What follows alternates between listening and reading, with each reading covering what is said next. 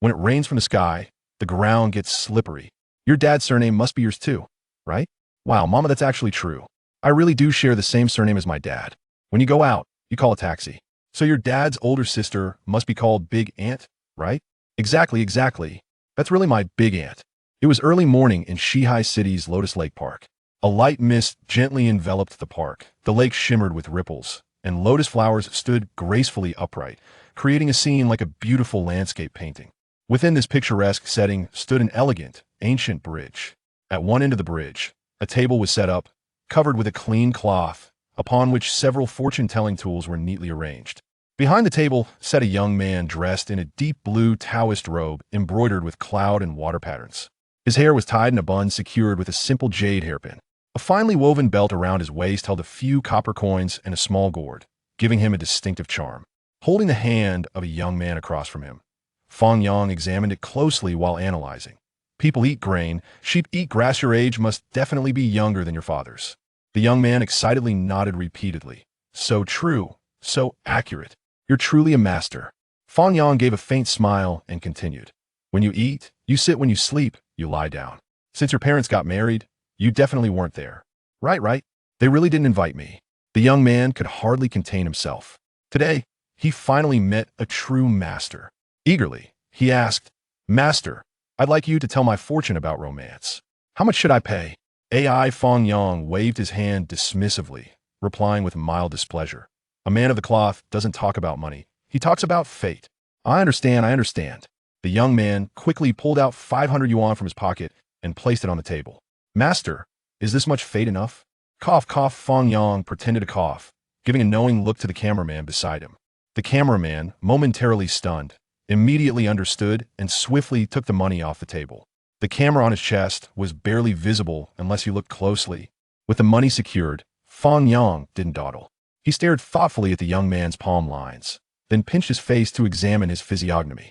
After about a minute, he nodded, looking supremely confident, and said with a calm smile, Based on your palm lines and facial features, you should start dating at 20, get married at 23, have a child at 24, enjoy continuous good luck, and live in family harmony. After hearing Fang Yang's analysis, the young man looked puzzled and replied doubtfully, Master, are you sure? Absolutely sure. Fang Yang affirmed confidently, pointing to a flag nearby that read 3 large characters Sai, Bansian better than Halfa Sage. But the young man's next sentence nearly made Fang Yang spit. But I'm already 33. I graduated with a PhD and haven't even had a single relationship yet. What? Fang Yang was stunned, staring at the youthful face before him, utterly bewildered. This guy is 33? You could tell me he's underage, and I'd believe it. With this face, is this even fair? Cough. Fang Yang quickly cleared his throat twice to ease the awkwardness. He quickly composed himself and countered. You've graduated with a PhD? The young man blankly nodded. Yes. Then that explains it. Fang Yang smiled confidently and calmly explained. Knowledge has changed your destiny. The cameraman beside him couldn't hold back and burst out laughing.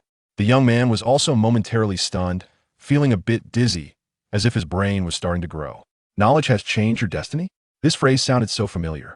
But is that really how you're supposed to understand changing fate? Realizing the trick, the young man immediately flew into a rage, jumped up, and roared. Fraudster! I just realized all you said earlier was meaningless drivel. Give me my money back. I'm going to report you. As he spoke, he even made a threatening move as if to hit someone. Popularity 1111. Popularity 1111. At that moment, numerous viewers in the full-time talent livestream were laughing uncontrollably. Hearing you speak is just as enlightening as hearing nothing at all. What a satisfying fortune-telling session. This is exactly how I got pushed out during my college entrance exam. When I was 20, a fortune teller said I'd have overwhelming romantic luck and a destined peach blossom disaster in my life. The master then performed a ritual to cut away the bad romance, and that very day, my girlfriend broke up with me. I'm still a single dog to this day. I once had my fortune told, and the fortune teller said my eyesight was bad. I scoffed, saying I had 5.0 vision, but then smartphones came along, and now I have 300 degrees of astigmatism. Indeed, technology changes fate. A fortune teller once said I'd live to 99. Yesterday, I jumped from the 8th floor after work. With my fate like this, who the hell uses the stairs anymore? Besides, modern technology is advanced. Prosthetics are quite convenient too. Fang Yang quickly waved his hands, trying to calm him. Don't get excited, don't get excited. How can this be called fraud? If you believe, it exists. If you don't, I can't help it. You just want a partner, right? No need for fortune-telling. I'll directly give you a romantic connection. Huh. This completely threw the young man off. He was about to launch into a tirade, but forced himself to hold back, asking suspiciously, "Give me a romantic connection? You still want to scam me?" Fang Yang straightened his expression, adopting the demeanor of a sage, and smiled faintly. "Blessings be upon you. A man of the cloth does not lie, especially since my ancestors are watching over me from above. If you believe me, go wait for me right now at a small pavilion about 200 meters ahead. Your destined partner will come to you shortly." "Really? Is this for real?" Not only the young man, but even the cameraman was stunned. "I've sworn by my ancestors that you believe me?" Fang Yang looked exasperated. "All right, I believe you. I'll go right now. Go, go." Watching the young man gradually disappear from sight, Fang Yang inwardly cursed. If it weren't for financial hardship, why would he endure such indignities? A few days ago, he mysteriously transmigrated to this parallel world and become a Taoist priest, inheriting a dilapidated temple. He'd initially thought he'd inherited a significant family estate, and even as a priest, he could live a carefree life. But he discovered the temple was so empty, not even a cockroach lived there, utterly impossible to make ends meet. With no choice, he had to come down the mountain to deceive. Tell fortunes to earn money. After finally earning a little cash and happily returning home, he found his home had been stolen. His temple had mysteriously become a tourist attraction. Even more absurdly, he now had to buy a ticket to enter his own temple. He had no proof to claim ownership. Now he was truly stuck. Furious, he stood at the entrance cursing all day, spewing every obscenity imaginable. He even cursed his ancestors. After all, they weren't around, so why not? Coincidentally, a passing tourist filmed him and uploaded it online. So he went viral. The production team noticed his popularity and immediately invited him to join their show that very night. After all, a priest with such a rogue attitude was a first for netizens, who found it extremely entertaining. Fang Yang seriously considered it overnight and gladly accepted. No choice. With no home to return to and no money, he had to earn money outside. Might as well join the show and make some extra cash. Full-Time Talent was one of the hottest variety shows this year. On the day it was announced, it attracted nationwide attention because the prize money was a staggering 100 million yuan. The production team invited 100 contestants to gather in Shihai City for a 6-month live streaming program. Its main purpose was to live stream the survival realities of various professions. Before the competition began, each contestant had a hand in their personal phone and start with zero money. They were given only one specially designed phone from the production team, capable of calls, payments, navigation, etc. But they were forbidden from checking other contestant stats, or it would count as cheating. Contestants earned money through their own efforts. After 6 months, the one with the highest average of popularity and assets would be crowned champion.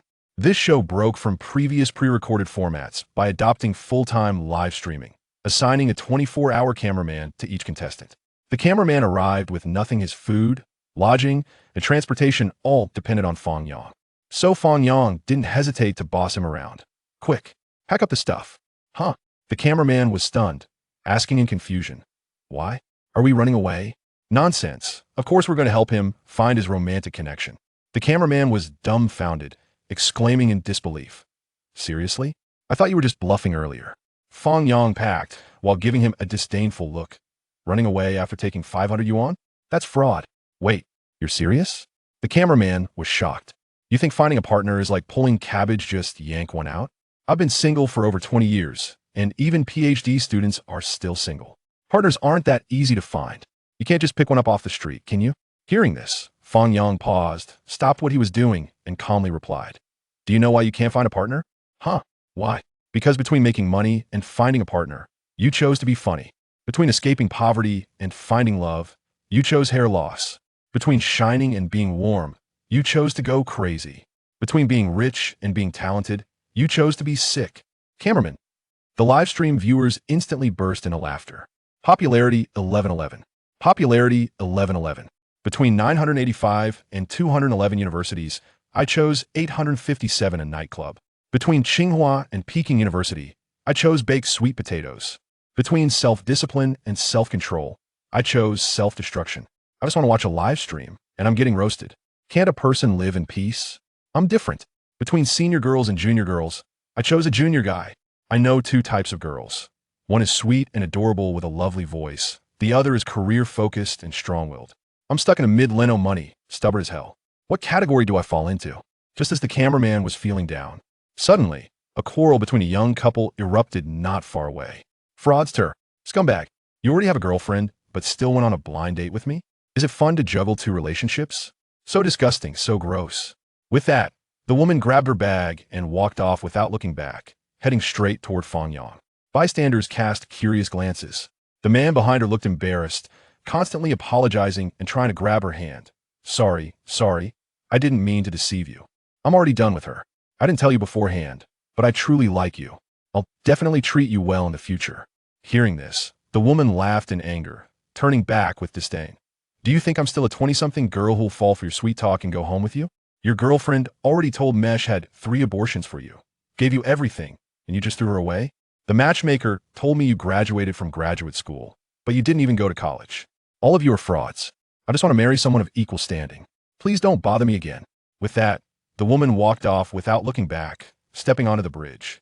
The man stood behind, his face shifting between emotions, extremely unpleasant, but ultimately could only watch her leave helplessly. He spat on the ground and walked off in the opposite direction. Fang Yang witnessed the entire farce. Seeing the woman approaching, a sudden flash of inspiration struck him, and he stopped packing. He straightened his clothes, strode confidently toward the woman, adopted a solemn and dignified demeanor, and sighed. Blessings be upon you, madam. Please wait a moment. I observe that you have peach blossom luck on your face. Recently, you may encounter a romantic connection. This sudden move left the cameraman stunned. The woman frowned, replying with disgust. Again, just got rid of one fraudster, and another shows up. Fang Yang didn't mind, smiling gently. I've calculated with my fingers your destined partner is about 200 meters southwest. Just walk in that direction, and you're certain to meet your ideal man. Later, you'll naturally come back to thank me. After saying this, Fang Yang didn't ask for money, not even a glance at her, and simply returned to his seat. This completely baffled the woman. Looking at Fang Yang's mystical and serious demeanor, she couldn't help but start wondering whether true or false. It's only 200 meters. A quick look will tell. Thinking this, the woman didn't hesitate and directly walked toward the pavilion. Chapter 2. While others entangle with red threads, you entangle with steel wires? The photographer gazed in astonishment at the composed Fang Yang. Is this truly possible? From the previous conversation between the woman and the scoundrel, it was evident that she was eager to marry and sought a highly educated man. The fortune teller perfectly matched her criteria, even exceeding them. He appeared youthful, leaving her with no reason not to be attracted to him. Observing the woman, though she was over 30, the fact that the scoundrel chose to abandon his long-term girlfriend for a blind date with her hinted that her appearance must be quite appealing. The pairing of such individuals might not be a match made in heaven, but surely they would complement each other well. Should this union come to fruition, Fang Yang would profit, the man would be satisfied, and the woman would find contentment as well. It seemed that everyone involved would feel they had gained something, which was quite absurd. While the fortune teller relied on deception, Fang Yang was playing for real. Wasn't that far superior to those who merely prattled empty words? At least he was genuinely engaged in the matter. As the photographer stood in a daze, Fang Yang's urging voice broke through. Hurry, let's follow and see how this unfolds. The two stealthily made their way southwest, resembling thieves in their cautious demeanor. Upon reaching a large tree near the pavilion, they caught sight of a man and a woman standing inside. Both bore expressions of astonishment, rendered speechless, their faces resembling that of a turtle encountering a green bean. They had assumed the fortune teller was a charlatan, yet fate had indeed brought two kindred spirits together. Fang Yang hid behind, watching as the two exchanged glances, speechless, his anxiety causing him to fidget. Just as he was about to create some noise to draw attention, the man spoke. Xiaowan. His voice quivered slightly, tinged with uncertainty and anticipation. Zhang Hao. Li Xiaowan's eyes widened, filled with surprise and confusion. She could scarcely believe her eyes. The person standing before her was a high school classmate she had not seen in years. Their gazes locked, the brilliance in their eyes illuminating one another's hearts. It really is you, Zhang Hao exclaimed, his face radiant with excitement. I can hardly believe it. It's been nearly 10 years. How did you end up here? Perhaps overwhelmed by the surprise, he fired off a series of questions. However, Li Xiaowan was momentarily stunned, recalling Fang Yang's earlier words. She couldn't possibly admit she was there in search of a fated connection, could she? That would be utterly humiliating. As she pondered, her cheeks flushed involuntarily. Indeed, it has been nearly 10 years. You haven't changed at all. Zhang Hao awkwardly scratched his head, grinning foolishly. You haven't changed either. The photographer, concealed in the background, was utterly astounded. His mouth agape, he looked at Fang Yang, swallowing hard. Brother, tell me the truth, are you a deity? While others use red threads to bind fates, you're using steel wires? If so, could you perhaps assist me in finding a match as well? Fang Yang shot him a glance, raising an eyebrow with a smile. You wish for a girlfriend? Yes, indeed. Come closer, I shall whisper a secret to you. Upon hearing this, the photographer promptly turned his head to listen intently. Soft whispers floated into his ear. Fortune-telling? If you seek a fortune, you must tie the red string. Goodness! The photographer was startled, abruptly awakening and chuckling wryly as he waved his hand. No, I would rather continue to rely on my own resources. The viewers in the live stream erupted with laughter. Indeed, pursuing a girl is not as arduous as it seems. All it requires is time, thoughtfulness, and a bit of spending, taking them to delightful meals and gifting them charming items. Gradually, you will uncover the essence of futility. Back in school, one day the goddess shyly informed me, you know, the classmates are privately saying we are a couple. Upon hearing that, I was enraged, shouting at the entire class, damn it. If you can't provide proof, I will make you pay. Strangers hesitate to speak, while acquaintances refrain from action. The jesters in the comment section and the solitary souls offline. One may evade the vibrant night, but cannot escape the desolate streets. I hope a wealthy woman sees through my bravado and messages me privately. Imagine, 10 years from now, if you are married, with bothersome children, and your husband is not someone you particularly fancy. Each day after work, facing this mundane man, devoid of any desire for communication, managing the children's needs, and teaching them discipline. Would you regret not having sent me a simple "Are you there, brother?" today? In high school, our teacher jokingly remarked during a class meeting that dating now means finding someone to provide for another's future wife. I found this quite insightful. Yet a nerd in the back suddenly exclaimed, just think about it, someone else's wife, how exhilarating. As the two recognized each other, it was as if Pandora's box had been opened, with topics flowing forth like a gushing spring, seemingly endless. Their expressions of surprise and uncontainable smiles added warmth and sweetness to this long-awaited reunion. Zhang Hao, being rather shy, mostly listened to Li Xiaowan, his gaze fixated on the woman before him, his eyes nearly shimmering. Fang Yang, having eavesdropped for a while, found it uninteresting and returned to his stall to continue earning from fortune-telling. It was not until lunchtime, as he prepared to close up, that he noticed a man and a woman approaching, engaged in cheerful conversation. Zhang Hao promptly retrieved a wad of cash from his wallet, hurriedly advancing to thrust the money into Fang Yang's hand. His face bore a mix of urgency and sincerity, his tone laced with contrition. Master, you are truly remarkable. Previously, I was blind to your talents. I apologize for my earlier disrespect. Once I return, I shall promote your skills. You are extraordinary. This money serves as compensation for my past folly. As soon as he finished speaking, Li Xiaowan took out her phone and scanned the QR code on the table. Shortly after, a notification chimed, announcing a deposit of 2,000 yuan. Master, this money is my offering. I hope you can forgive my previous transgressions. If we end up marrying, you must attend. I will prepare a generous red envelope for you. Upon hearing the word marriage, the photographer was taken aback, incredulously asking, what? Are you two really getting married so soon? Yes. Li Xiaowan smiled shyly and said, in fact, during our high school days, we mutually harbored affections for each other. We know one another well, and now that we are in our 30s, there is no need to squander time on dating. The photographer was taken aback, feeling as if he were in a dream. Fang Yang smiled faintly, adopting a nonchalant demeanor. Blessings be upon you. You two are already fated to be together. Encountering me merely facilitated your connection. Now that you have returned the favor, we are even. As for any gratitude you wish to express, should you find yourselves in trouble in the future, simply ensure that you do not involve me. Upon hearing this, both individuals seemed to suddenly comprehend, displaying a humble and receptive attitude. We shall remember, master. After exchanging polite pleasantries, the photographer gazed at their departing figures and asked in confusion, why did you say that? If they get married, wouldn't that mean a financial gain? Fang Yang cast a disdainful glance at him. All you think about is money. Are you blinded by it? Just because they seem inseparable now, what if their personalities clash post-marriage? If they end up in disputes, even to the point of violence, how would that reflect on me? As practitioners of the Tao, we must not entangle ourselves in excessive karma. It could hinder our ascension. The photographer looked at Fang Yang in bewilderment. Brother, tell me honestly, can you truly facilitate romantic connections? Fang Yang rolled his eyes in exasperation. What era are you living in? Stop clinging to feudal superstitions and believe in science. Yet, this was all rather absurd. What if the woman does not show up after your emphatic promise? Fang Yang shrugged indifferently, responding, with his circumstances. He could easily find not just a 30-year-old, but even a woman in her 20s. I recall there is a matchmaking corner near this park. Once I share his situation, he will have a queue of potential matches.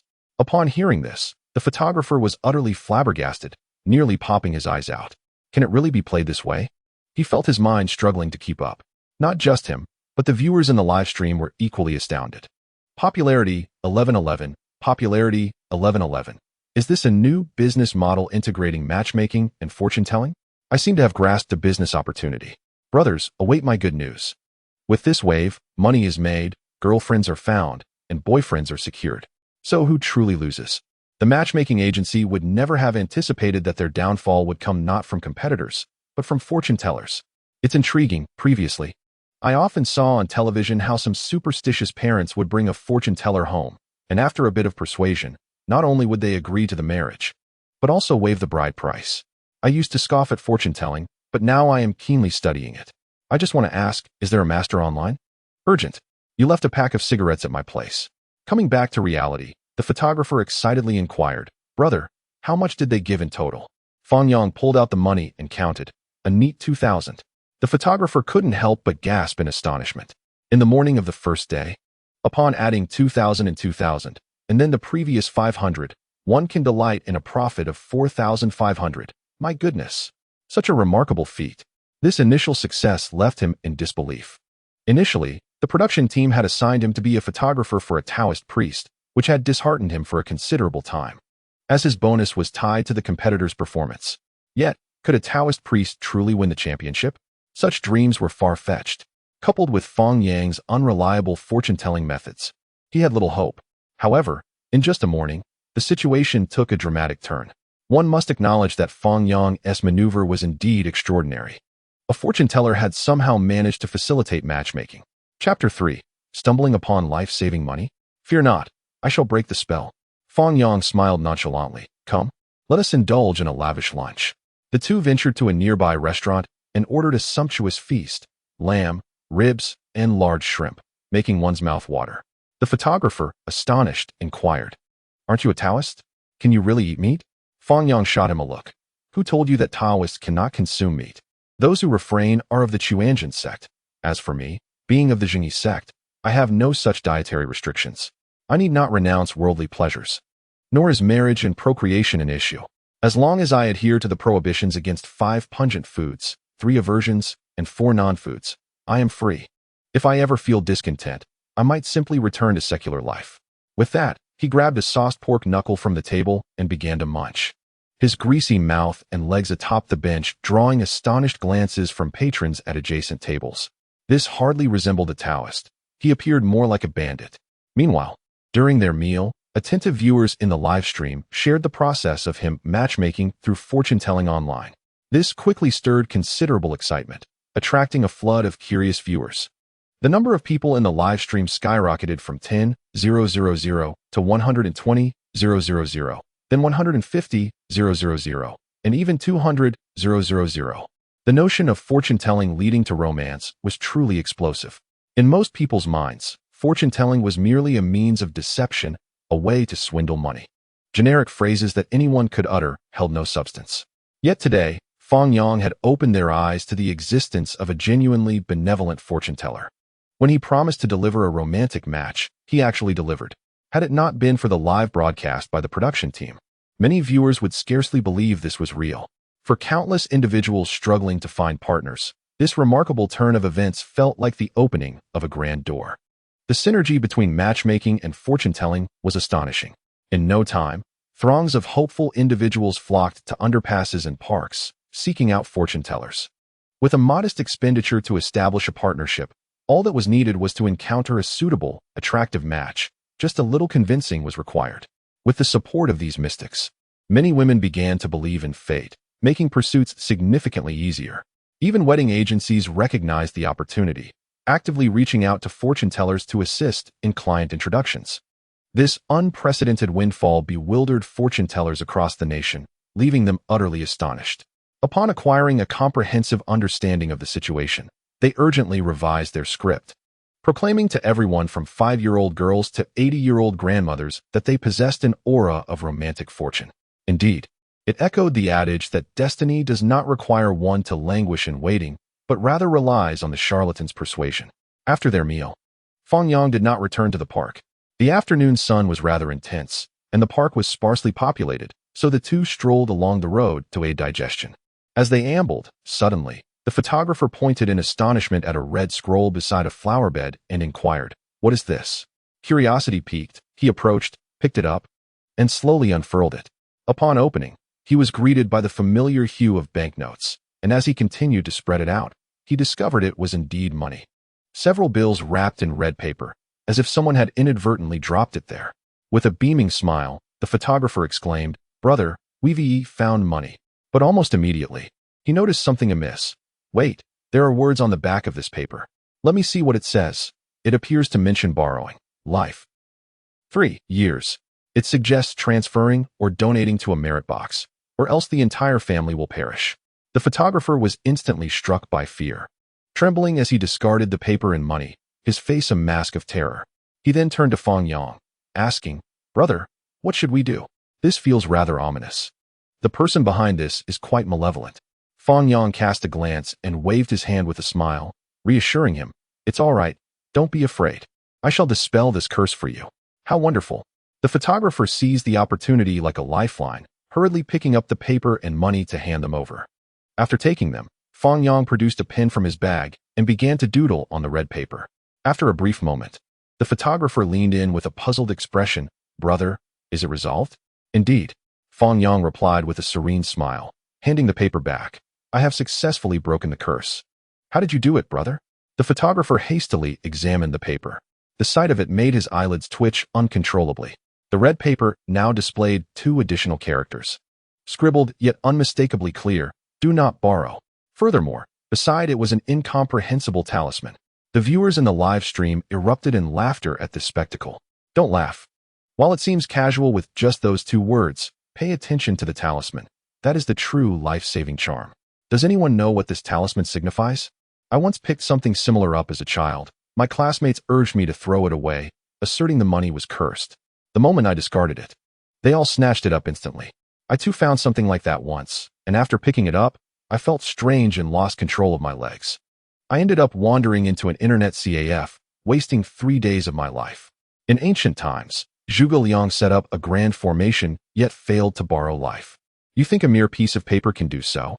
Dream on. To borrow 3 years of life for a few $100 is clearly disproportionate. Without at least several thousand, it's impossible. Even if you agreed, the heavens would not concur. The photographer stared blankly at the paper, glancing back at Fang Yang, uncertainly asking, "Is it really resolved now?" Fang Yang shrugged and exclaimed, "You do not believe me? Do you also doubt the words of our revered ancestor? His decree is evident. Cannot you see it? What shall we do with this note and the money then? I appreciate the sentiment. As for the note, let us discard it." "Very well." However, before they had traversed a considerable distance, an irate voice erupted from behind them. "Damn it. That was my life-saving money. You too, halt." Upon hearing this, both Fang Yang and his companion turned around, curiosity piqued. They beheld a middle-aged woman, her demeanor fierce as she approached, extending her right hand. "Return my money." "What money?" Fang Yang inquired, perplexed. "I witnessed you both pick it up. If it is not for borrowing life, then return it at once." This statement elicited a chuckle from Fang Yang, who calmly replied, "How can you demonstrate that this money belongs to you?" To this, the woman was at a loss for words. "I declare it is mine, therefore it is." Fang Yang scrutinized the woman from head to toe. "You do not appear to be ill. Is it your husband who is unwell?" "This cannot be, madam. From a professional standpoint, it seems you are a misfortune to your spouse. Perhaps you should purchase him several pairs of Nikes." The photographer, witnessing this exchange, stood frozen, astonished that this man truly was a Taoist with such a sharp tongue. The woman trembled with rage. her face turning a shade of green as she clenched her teeth and threatened, "Do you believe I will tear your mouth apart? You see, you are getting agitated." Fang Yang sighed in resignation. "If you desire it, perhaps with a better attitude, I might consider returning it to you." At this moment, the woman felt as though her head might explode, speechless with fury until she finally managed to utter, "I want it." "Very well.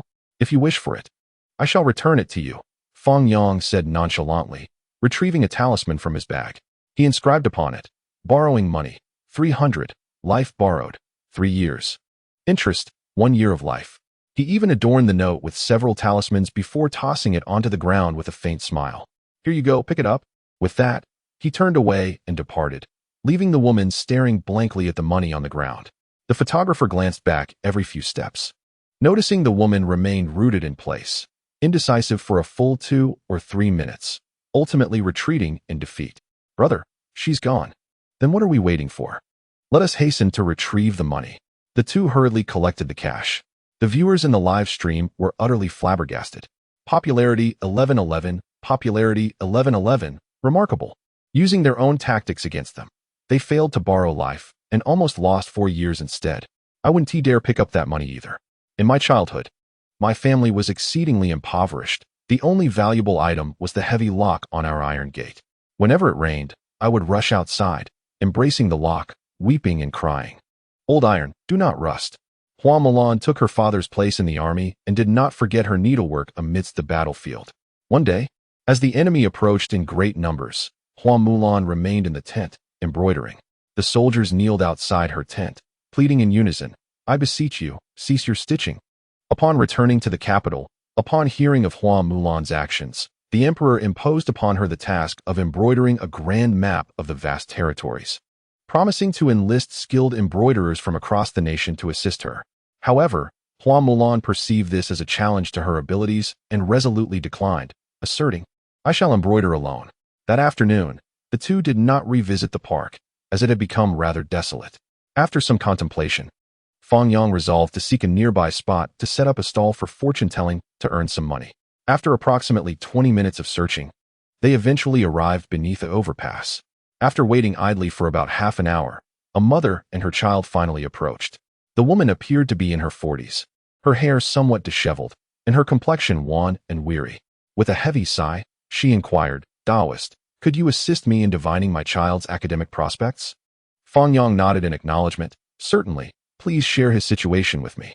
The woman, slumping her shoulders as she settled onto a small stool, lamented, "My husband passed away early, and it has been just my son and me relying on each other. He has always been diligent, consistently ranking among the top 10 in school until middle school. However, upon entering high school, I realized I could no longer focus solely on my job and neglect him, so I resigned to dedicate my time to accompany him. Regrettably, his grades have been deteriorating." Chapter 4. There are malevolent forces in your home. "Please, continue," Fang Yang urged, nodding encouragingly. "I have worked tirelessly to raise him, even quitting my job to devote myself entirely to his education, hoping he could achieve excellent results and gain admission to a prestigious university. Every morning, I rise at 5 to prepare his breakfast, varying the meals to keep him from growing weary of them. In the evenings, I wait for him to finish his night classes, preparing warm milk and snacks, fearing he might go hungry and miss out on proper nutrition. While he studies, I sit beside him, vigilant against any lapse in his diligence. Yet, despite my efforts, I watch his grades plummet. At times, I am consumed by frustration. When I admonish him, he merely finds me bothersome and retorts. It feels as though all my sacrifices have been in vain, leaving me utterly exhausted. Listening to the woman's incessant complaints, Fang Yang became a sounding board for her frustrations, while her son stood silently beside her, his head bowed. Frowning, Fang Yang interjected, "Wait. Pause for a moment. I believe I have discerned the reason behind your son's declining grades." "Really?" The woman's expression brightened, wiping away the tears at the corners of her eyes, while her son lifted his gaze in astonishment. Fang Yang, closing his eyes slightly and forming a hand gesture, spoke gravely, "There are malevolent forces in your home that are affecting his mind." "What? Malevolent forces? What should we do?" The woman's eyes widened in alarm. "Fear not," Fang Yang replied, smiling as he waved his hand reassuringly. "It can be resolved. You should visit a bookstore and purchase a copy of the Tao Te Ching. Every day, while your son studies at home, Read it earnestly. That will suffice. Is it really that simple? The woman asked, uncertain. Indeed, it is that simple, he confirmed. But remember to read it while your son is studying. I assure you, his academic performance will improve swiftly. Will this truly work? Absolutely. Do not believe it? Ask your son if he feels invigorated and eager to learn now. The boy paused for a moment, but upon reflection, his eyes widened in realization, and he nodded vigorously, exclaiming, "Yes, yes, Mom. I am brimming with motivation and yearning for knowledge. I want to learn." The woman was taken aback. What has transpired? How has this happened without any action? Fang Yang smiled softly, saying, "Did you hear that? Trust me. Act promptly and persistently. Within a month, your son's grades will undoubtedly soar. By the way, once you have mastered the Tao Te Ching, remember to purchase the Nan Hua Jing, Huang Ting Jing, and Wen Shi Jing to read at home. The negative energies lingering in your household are rather stubborn and require prolonged purification. Master, truly a remarkable person." As soon as he finished speaking, the boy, filled with excitement, tugged at his mother, urging her to return home. "Mom, let us hurry to buy the books as the master suggested." This left the woman bewildered, nodding in a daze. She said, "Oh, I understand now. I will definitely follow the master's guidance upon returning." With that, she pulled out 100 yuan and placed it on the table, taking her son to buy the Tao Te Ching. Watching the mother and son gradually fade into the distance, the photographer, perplexed, asked, "What exactly did you do? Why is that young man suddenly so invigorated?" Fang Yang shot him a sidelong glance and shook his head in contemplation. "Let me ask you, why has that boy, who has excelled academically throughout his life, suddenly faltered in high school?"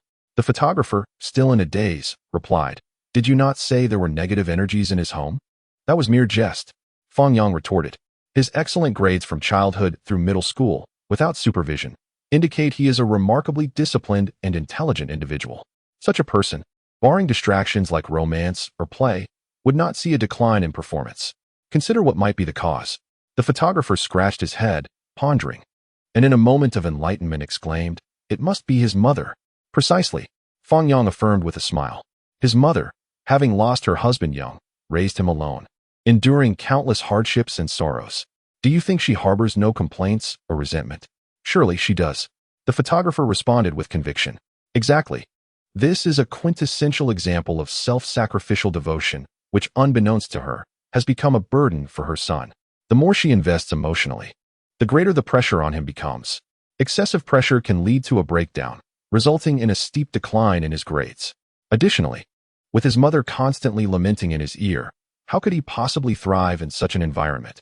Indeed, he would not fare well at all," the photographer replied, shaking his head vigorously. "So, according to you, the negative energies in that household are essentially linked to his mother? Oh, I see now. No wonder you advised her to read the Tao Te Ching. It is not truly about purification, but rather to prevent her from burdening her son with her grievances about his studies. My word, that is quite brilliant." Fang Yang smiled softly. "Learn from this, for the knowledge you gain is yours to keep." The viewers in the live stream were left in astonishment after hearing Fang Yang's analysis. After the earlier incident, the live stream suddenly became lively. Fang Yang appeared to be divining for others, yet in truth, he was resolving their issues. This was certainly more commendable than those charlatans. At least he genuinely provided solutions. After the mother and son departed, a young man soon arrived, plopping down on a small stool, his brow furrowed as he lamented, "Taoist, I feel rather unlucky lately. Could you assist me in discerning my fate?" Fang Yang noticed the bruises adorning the young man's face and inquired, "What happened to you? Did you get into a fight?" "Oh, don't even mention it. Just thinking about it makes me feel wronged," the young man retorted indignantly. "I've been dating my girlfriend for a year, and we're on the verge of marriage. I've met nearly all her relatives. A few days ago, she texted me, saying her period had just ended and asked me to come over that evening. I was saddened by the news. Although her aunt has been unwell, she is only in her 40s. I thought, as we are about to become family, I should show my support. So I specially ordered a wreath to deliver to her aunt's doorstep." To his surprise, when he visited that evening, instead of praise, he received a thorough beating. He gestured to his face, saying, "Look what she did to me." Fang Yang, observing the young man's injuries, couldn't help but wince, taking a deep breath before asking, "Please tell me that all these wounds were inflicted by your girlfriend?" "Not entirely," the young man explained with a bitter smile. "After that night, we fell into a cold war. I lay in bed pondering all night, trying to comprehend why she was angry and even resorted to scratching me. Eventually, I figured it out. Fang Yang, intrigued, asked, "You figured it out? What did you do next?" The young man reflected before replying. "I thought she might have found the wreath I bought too small, so I ordered an even larger one to deliver to her aunt's house." Upon hearing this, Fang Yang's mouth twitched, and he gasped in disbelief. "Let me guess, you sustained those injuries when you delivered it, correct?" The young man stared at him, wide-eyed with astonishment. "Taoist, how could you possibly know that?" "You are completely right. At that moment, my girlfriend, along with her uncle and cousin, happened to be home. Upon seeing me deliver the wreath, they wasted no time in giving me a thorough beating. Though I endured a bruised visage, my girlfriend now insists on ending our relationship. What kind of situation is this? I kindly sent a wreath, and now I find myself bereft of my girlfriend. I feel utterly wronged." Fang Yang, unable to contain his enlightenment, gently replied, "You should count your blessings. The mere fact that you are alive and present here indicates that your girlfriend's family is rather merciful." "Why is that?" the young man inquired, bewildered. "What have I done wrong? Is it because I didn't bring a gift?" The nearby photographer could no longer restrain himself and burst into laughter. "Goodness, you already had a second chance, and you still planned on bringing a gift? If they truly let you do that, it would have been a disaster." The viewers in the live stream were also in stitches. From another perspective, one could argue that this man truly cares for the girl. Is it possible that in reality, there are still people who don't know what ant flow means? That night, as I smoked on the balcony, I pondered the wind that took half my smoke. I didn't hold it against the wind. Perhaps it too had its troubles. But then, I thought, why should the wind indulge in my smoke? So, I began to smoke the wind instead. Fang Yang observed the young man's innocent, clear-eyed gaze, which seemed genuine, and smiled as he asked, "So, what do you wish to calculate now? Your misfortune, or the possibility of reconciling with your girlfriend?" "Of course, I wish to calculate my girlfriend," the young man exclaimed without hesitation. "In truth, winning back your girlfriend is not an insurmountable task. I just calculated that your girlfriend is currently under the influence of ant flow, which explains her irritable demeanor. However, I possess a special talisman designed to remedy her condition." "That is wonderful," the young man exclaimed with delight. "Taoist, please give me that talisman." Fang Yang appeared slightly troubled. Pinching his fingers, "The cost of this talisman is somewhat steep." I understand. The young man quickly pulled out his phone and opened WeChat. "Master, will 2,000 be sufficient?" Fang Yang smiled lightly. "That will suffice." 2,000 received. Fang Yang then produced a stack of cash from his pocket, counted out 19 bills, and recited an incomprehensible incantation before handing it over with a grin. "All right, these talismans have been prepared. When you see your girlfriend tonight, simply stick one on her face. If one doesn't work, try two. If that fails, go for 4. Once you've applied these, I assure you she will revert to her former self." "Is it truly that simple?" The young man gasped, inadvertently tugging at his facial injury, wincing in pain. Fang Yang nodded with a smile. "Indeed, it is that simple. Now go. Since your girlfriend's ant flow has just departed, perhaps you can still enjoy a delightful meal together." "Thank you, Taoist. I shall head there immediately." The photographer, watching the young man's retreating figure, could no longer contain his laughter and clutched his belly. In the ensuing moment, Fang Yang softly remarked, "No matter how much of a straight man he may be, at least he has a partner. What about you? Goodness, there's no need to strike such a blow." The photographer's expression stiffened, instantly resembling a wilting eggplant, deflated. After the young man departed, Fang Yang languidly leaned against the wall, remaining idle until approximately an hour later when a vehicle pulled up at the roadside. Chapter 5. Benefactor, you face a blood disaster. Shortly thereafter, a young man disembarked from the vehicle, curiously examining Fang Yang's stall. With a furrowed brow, he inquired, "Fortune teller, do you also interpret dreams here?" Fang Yang gently lifted his gaze to glance at him, smiling faintly as he replied, "What dream would you like to interpret?" The young man, appearing somewhat troubled, expressed, "I've been dreaming of all sorts of bizarre things, countless." "Please wait a moment, let me jot this down," Fang Yang said, retrieving a piece of paper and a pen from his bag, placing them on his lap, signaling for the young man to continue. After a moment's reflection, the young man began to recount their essay dustpan. "And what else?" Fang Yang paused, awaiting further details. "A broom," the young man added. "What more?" "A scoop." Fang Yang's expression turned incredulous as he interjected, "Can't you dream of something else?" The young man stiffened, panic evident in his demeanor as he asked, "No, master. Is there something wrong with dreaming of these items?" The key issue is not whether it's problematic, Fang Yang responded, exasperated, pointing to the paper on his lap, but the fact that I wouldn't know how to write about these things. The photographer erupted in laughter, while the viewers in the live stream were equally amused. In this day and age, it's tough to do anything. Even fortune-telling requires some level of education, or else it's rather embarrassing not to be able to write. Many people may not recognize these characters, right? Come, let us read together, Dustpan.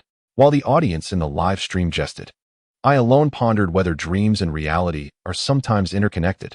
I have personally experienced this, not long ago. I dreamt every night of a man with a large beard kissing me, which was utterly revolting. I thought it was merely a dream until I awoke one morning to find some sticky substance on my mouth, with a foul odor, each time I brushed my teeth. It took me about 10 minutes, feeling unclean, and I have yet to muster the courage to tell my wife. The young man awkwardly scratched his head, saying, Master, what exactly is happening to me? Fang Yang softly replied, eyes half closed, as his right hand formed a gesture. Moments later, he opened his eyes and calmly stated, I've deduced that there are malevolent entities in your home, and you may face a calamity, particularly due to a woman's influence. At these words, the young man jumped up in fright, trembling as he responded, Master, please don't scare me. Consider this, Fang Yang continued, whether it be a dustpan, broom, or scoop. All are tools for cleaning. Dreaming of these signifies that your home is unclean and requires tidying. If you persist in ignoring this, a disaster is inevitable. Upon hearing Fang Yang's analysis, the young man's face turned ashen, nearly losing control, as he urgently pleaded, Master, save me. Do not panic. Since fate has brought us together, it is only natural for me to assist you in overcoming this calamity. However, I must visit your residence to assess the feng shui, as the malevolent force resides within your home. Before I could finish my sentence, the young man immediately grasped my intent and, with a grand gesture, asked, Master, I understand. How much shall I pay for your visit? Sighing, I expressed my discontent, stating, a monk does not speak of money, we speak of destiny. Ah, yes. He quickly responded, pulling out his phone to scan the QR code. Ding, 1,000 yuan received. Master, is this amount sufficient for our connection? I smiled faintly and replied, let us go. Lead the way to your home. After the arrangements were made, we boarded the young man's vehicle and set off towards his residence. As we traveled, I sat in the back seat, my gaze vacant as I stared into the void ahead. Before me appeared a blue virtual panel, visible only to me, displaying my pertinent information. Host, Fang Yang. Points, skills, feng shui, martial arts. Note. Points can be earned through live broadcasts. Every consumption of 10,000 points allows for one draw. The system had activated the day I traversed into this realm, presenting me with a beginner's gift pack that included 2 skills, quite well suited to my identity. Observing that my points had surpassed 10,000, a flicker of anticipation ignited within me. I mentally addressed the system. System, initiate the draw. Ding. Congratulations to the host for consuming 10,000 points. You have drawn the skill Swana. Ding. Congratulations to the host for consuming 10,000 points. You have drawn the skill Forensic Medicine. Looking at the newly acquired skills displayed on the system interface, a large question mark loomed over my head. What is the meaning of this? As a Taoist, what use do I have for a Swana? Will I be performing exorcisms with a Swana instead of a peachwood sword? Surprisingly, it could indeed be a valuable skill, perhaps allowing me to earn extra money. However, the Forensic Medicine skill left me utterly perplexed. The juxtaposition of a Taoist and a forensic pathologist felt entirely incongruous. My initial excitement now transformed into mild disappointment. After approximately 10 minutes of travel, the vehicle came to a halt in an underground parking garage. The young man exited the car, cursing vehemently as he pointed to a Mercedes parked in front of him, exclaiming, Damn it! This car again. Has it become addicted to occupying my parking space? Holding my compass, I slowly stepped out and inquired, What seems to be the problem? Oh, it's nothing. I'll just call someone to move the car. They should arrive shortly. Please wait a moment, master. Just then, I halted the young man who was about to dial. You mentioned that your parking space is frequently occupied by the same vehicle? Yes. It has taken my spot 78 times this past month, he replied, nodding in a daze, somewhat bewildered. And every time you call, they come down promptly? I continued my inquiry. Indeed, their attitude is quite amiable, so I haven't pressed the issue, but it is rather infuriating, he confessed. I pondered for a moment, then nodded thoughtfully and said, Do not make the call just yet. Why not? The young man asked, surprised and curious. Master, have you discovered something? I replied. Let us proceed directly to your home now. Understood. The photographer, perplexed, followed closely behind, curiously inquiring. Brother, you can't possibly have discovered something unsavory, can you? Please, do not frighten me. Fang Yang nodded. Initially, I merely speculated. However, the likelihood now appears quite substantial. Upon hearing this, the young man's complexion drained of color, and he anxiously implored, Master, you must assist me. Fang Yang chuckled softly, waving his hand dismissively, choosing silence instead. The three of them ascended to the 9th floor in an oppressive atmosphere. Ding! With the chime of an alert, the young man retrieved a key from his pocket. Standing at the door, he glanced at Fang Yang, swallowing hard, and whispered, Master, should we open the door now? Fang Yang cast a complex glance at the young man and sighed. Once we enter, I hope you are prepared mentally. Please, do not become overly agitated. At this statement, the young man's heart trembled, and a sense of foreboding washed over him, as if something ominous were about to unfold. Chapter 6. Caught in the Act. Everything is on fire. With a quiet click, the door creaked ajar. However, before they could fully step inside, a series of feminine giggles emanated from the direction of the bedroom, occasionally accompanied by a man's responses.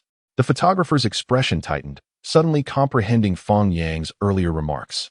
Fang Yang sighed, seemingly expecting this outcome, and patted the young man's shoulder before he could voice a word of persuasion.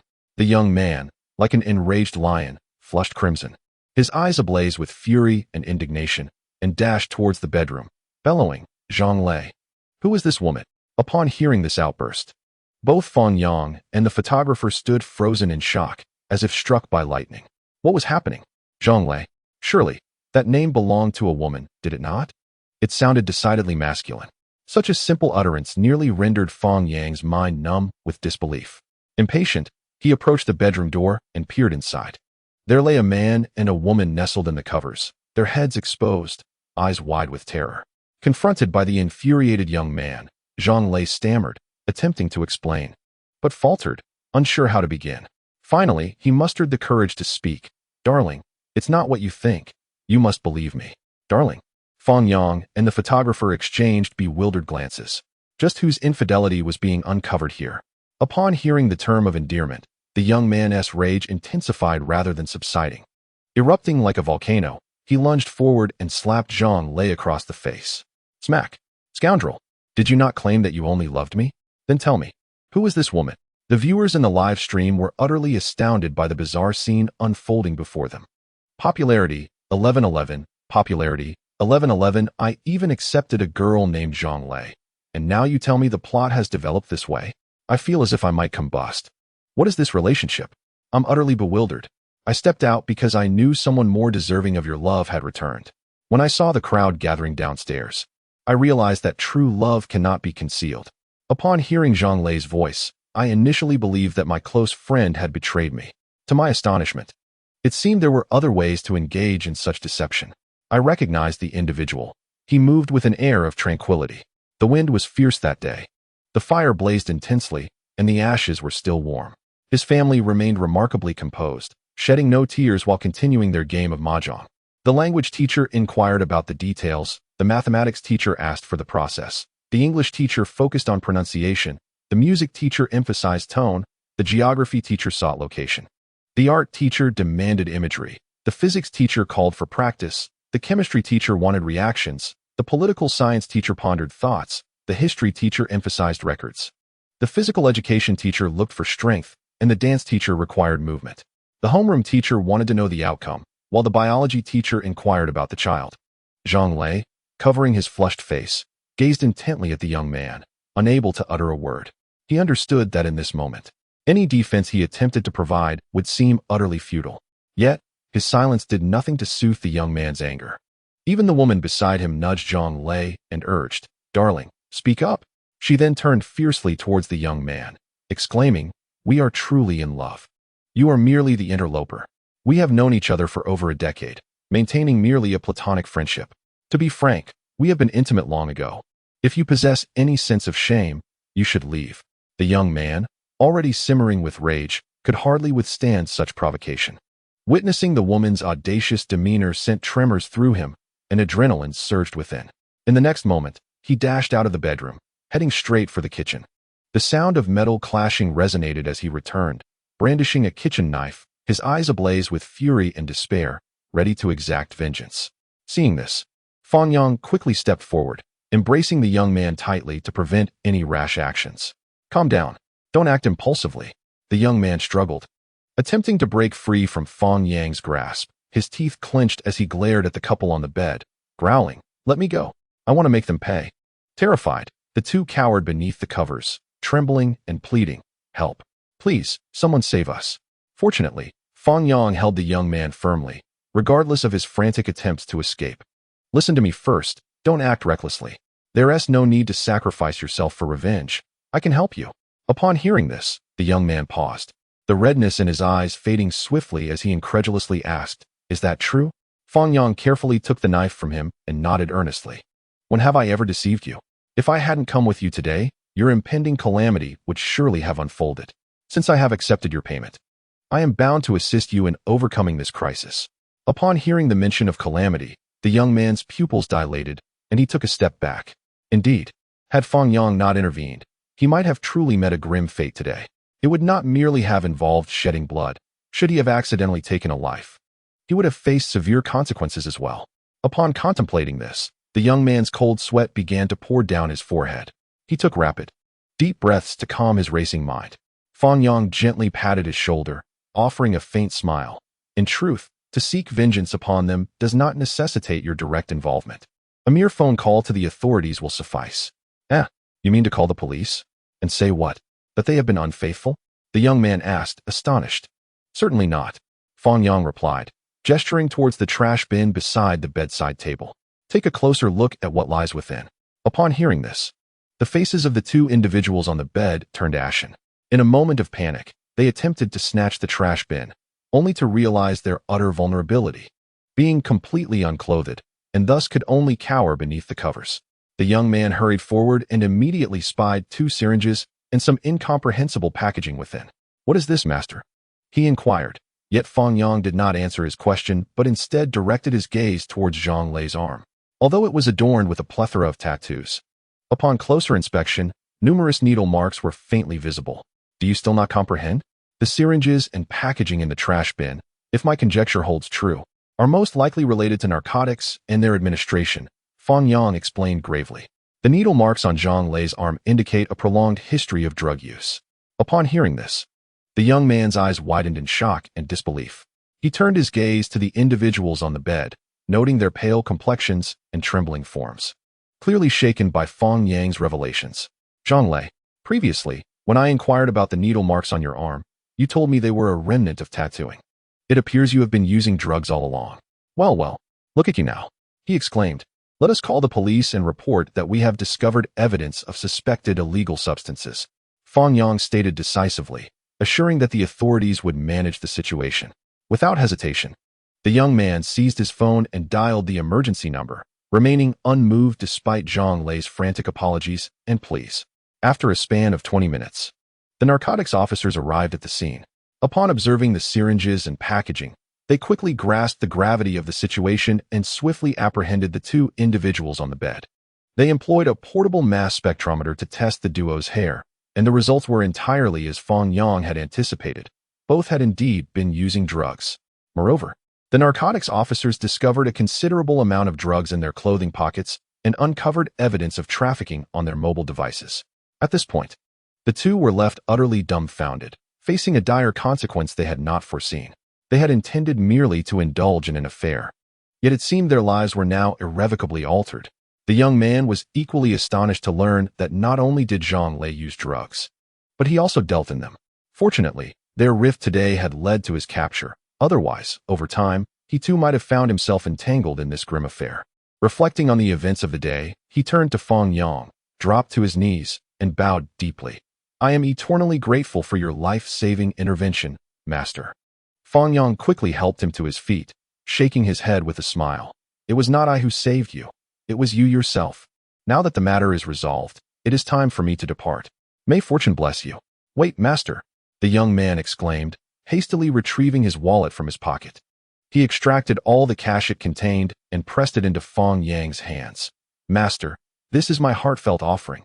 I hope you will accept it." Fang Yang reveled in the thick stack of money in his hands, his heart blooming with joy. Yet, he maintained a facade of nonchalance, reflecting, "It is well. Aiding you in your predicament is the cause, and receiving your payment is the effect. Now we are square." With that, he turned on his heel and departed without a backward glance. The young man clasped his hands together and bowed deeply to Fang Yang's retreating figure. The viewers in the live stream were in an uproar at that moment. Not only addicted but also dealing drugs, utterly unforgivable. Do you know which profession has the highest mortality rate in our country? It is the narcotics officer. I once watched a short film where a narcotics officer, on leave to pick up his daughter from school, found her completely ignoring him, no matter how he pleaded.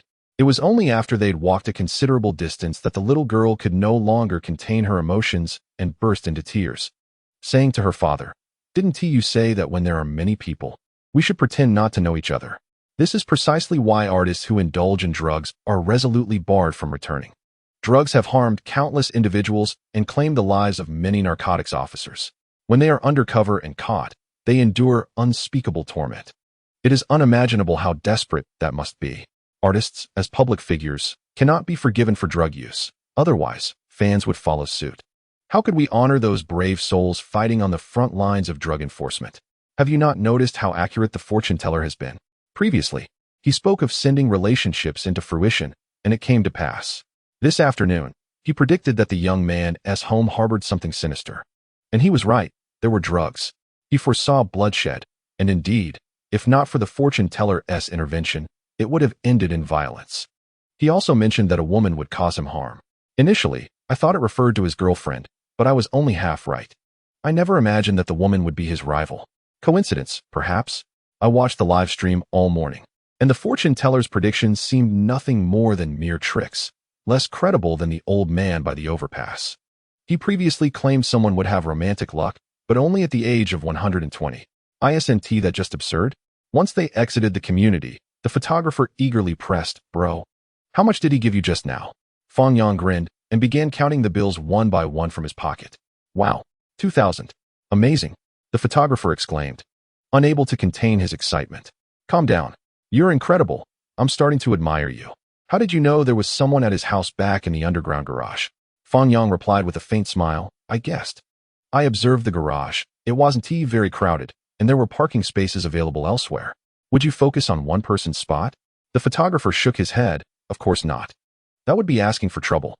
Suddenly enlightened, he realized, so, she parked there intentionally to prompt the young man to call her to move her car?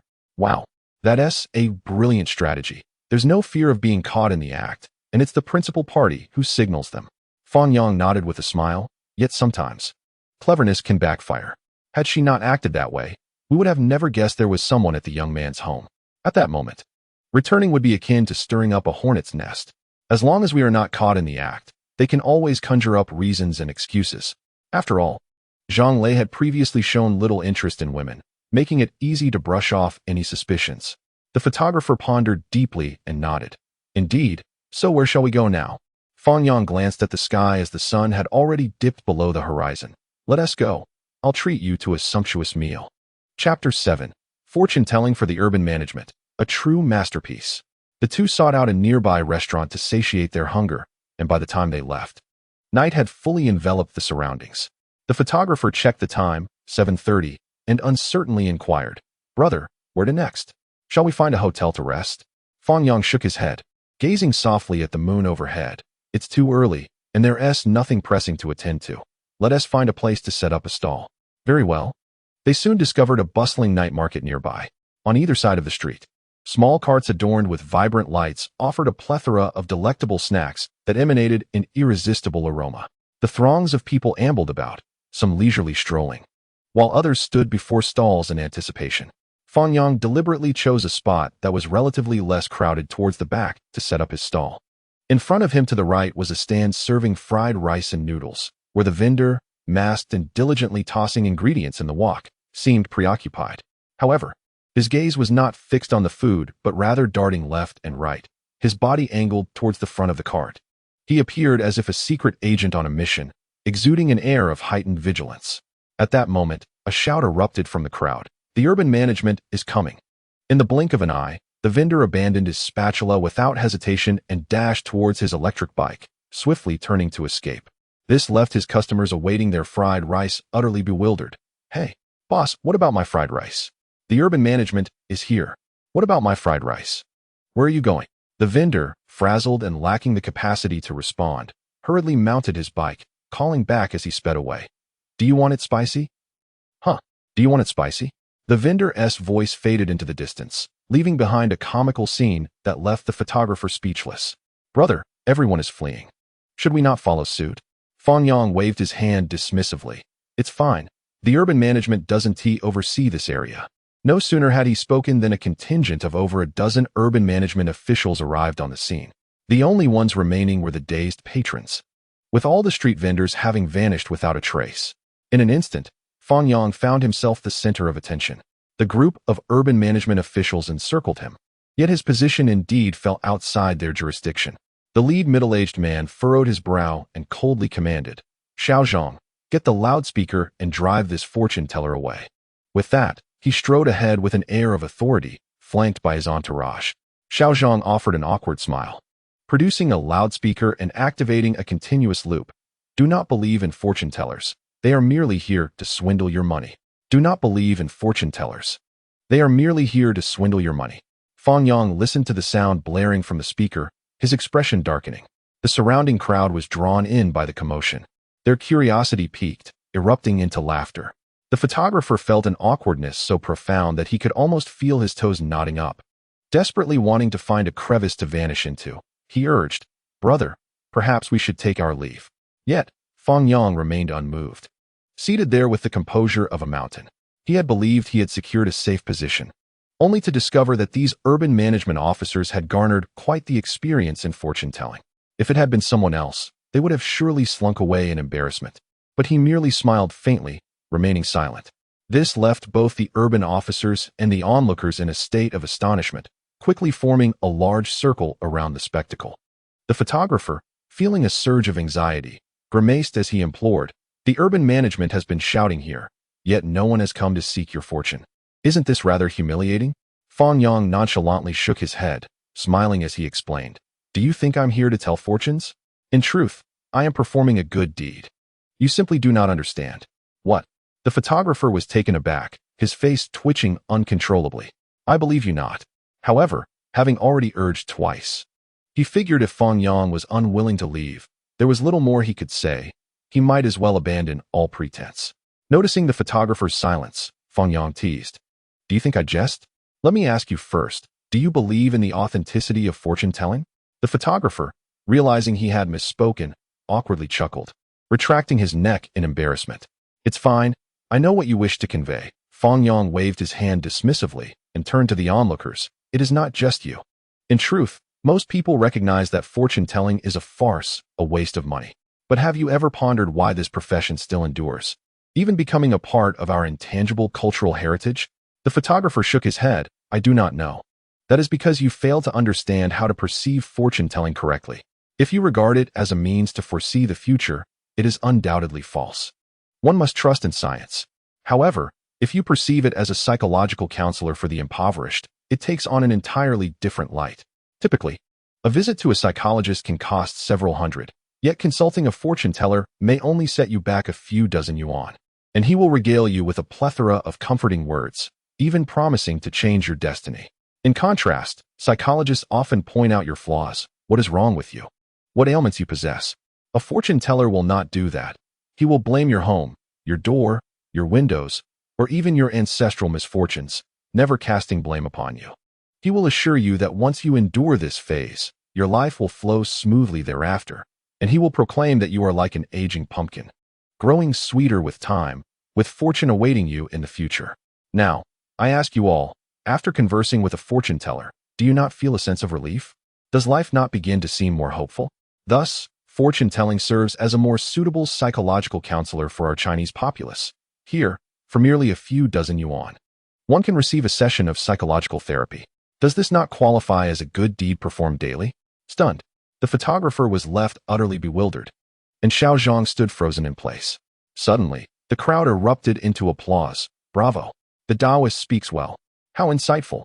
Why had I not realized this sooner? Upon hearing this lengthy discourse, the netizens in the live broadcast room were left utterly astonished. It was indeed true.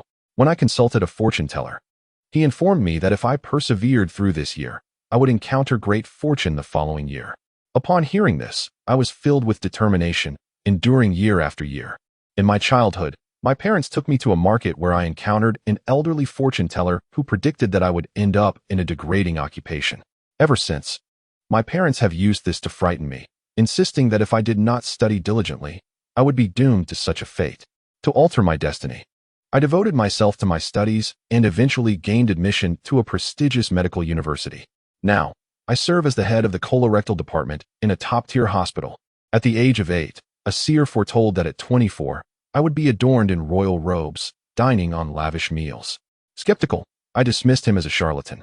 Yet his predictions turned out to be eerily accurate. The power of mental suggestion is truly significant. Recently, I visited a fortune teller who claimed I would live to be 99. This delighted me, and upon returning home from work yesterday, I leapt from the 8th floor, thinking, with my fate, who would bother using the stairs? However, I must admit, the hospital is indeed a formidable place. Fang Yang, observing Xiao Zhang, who stood dumbfounded with a megaphone, chuckled and inquired, "City Inspector, do you still believe I am a fraud?" Xiao Zhang scratched his head, awkwardly silencing the repeated sound. "Well then, do you have any recent troubles? I can offer you my assistance free of charge." "Really? Is that possible?" "Indeed." Xiao Zhang's face reflected his inner turmoil as he hesitantly spoke. "Master, here's the thing. I was previously in an online relationship with someone who treated me exceptionally well, calling me every morning, noon, and night, sending me takeout and breakfast, showering me with care, and she was stunningly beautiful with a gentle voice. However, after 3 months, she borrowed 8,000 from me a few days ago and then blocked me. I would like your help to inquire about this." "Very well." Fang Yang nodded. "You wish to discern whether you can retrieve your funds, correct?" Upon hearing this, Xiao Zhang's expression faltered. No, that is not it." He quickly waved his hands in explanation. "I want you to uncover why she abruptly blocked me and whether there is still a chance for us." "Understood." Fang Yang appeared contemplative for a moment before extending his right hand. "Unlock your phone and hand it to me." Taken aback, Xiao Zhang soon beamed with excitement as he unlocked his phone and eagerly passed it over, asking, "Master, are you going to help me reconnect with her?" Without answering, Fang Yang busied himself with the phone for several minutes before returning it, stating calmly, "All done. I have dispelled that enchantment. Download an anti-fraud app to safeguard yourself against deception. The police will assist you in locating her." "Huh." Xiao Zhang accepted his phone. Confusion etched on his face as he noticed the newly downloaded anti-fraud app. His expression twitched. "Master, what do you mean by this? Are you suggesting I have encountered a scammer? This is inconceivable. She is so gentle, so caring, so attentive to my needs." Interrupting him, Fang Yang said, "Would you care to reflect on what you were saying? Given the advantages you mentioned, it is unlikely that we could find a second instance in the entirety of Shihai City, would we? Have you not heard the adage that the only person who can completely satisfy you may very well be a charlatan? Do not let the sweetness of romance cloud your judgment. It is entirely possible that the individual on the other end of the phone is a nefarious character." Nevertheless, Xiao Zhang furrowed his brow and persisted in his last-ditch effort. "She has video called me and even spoken to me on the phone." Fang Yang chuckled in silence. The technology for face swapping has advanced to the point where it can easily deceive the eye, and as for voice, that is even simpler. If you remain skeptical, I encourage you to search online. I assure you it will shatter your preconceived notions. Xiao Zhang nodded, promptly opening Douyin to research face swapping. Upon seeing the results, he hastily withdrew 100 yuan from his pocket and placed it on the stall, grabbing a loudspeaker as he dashed away.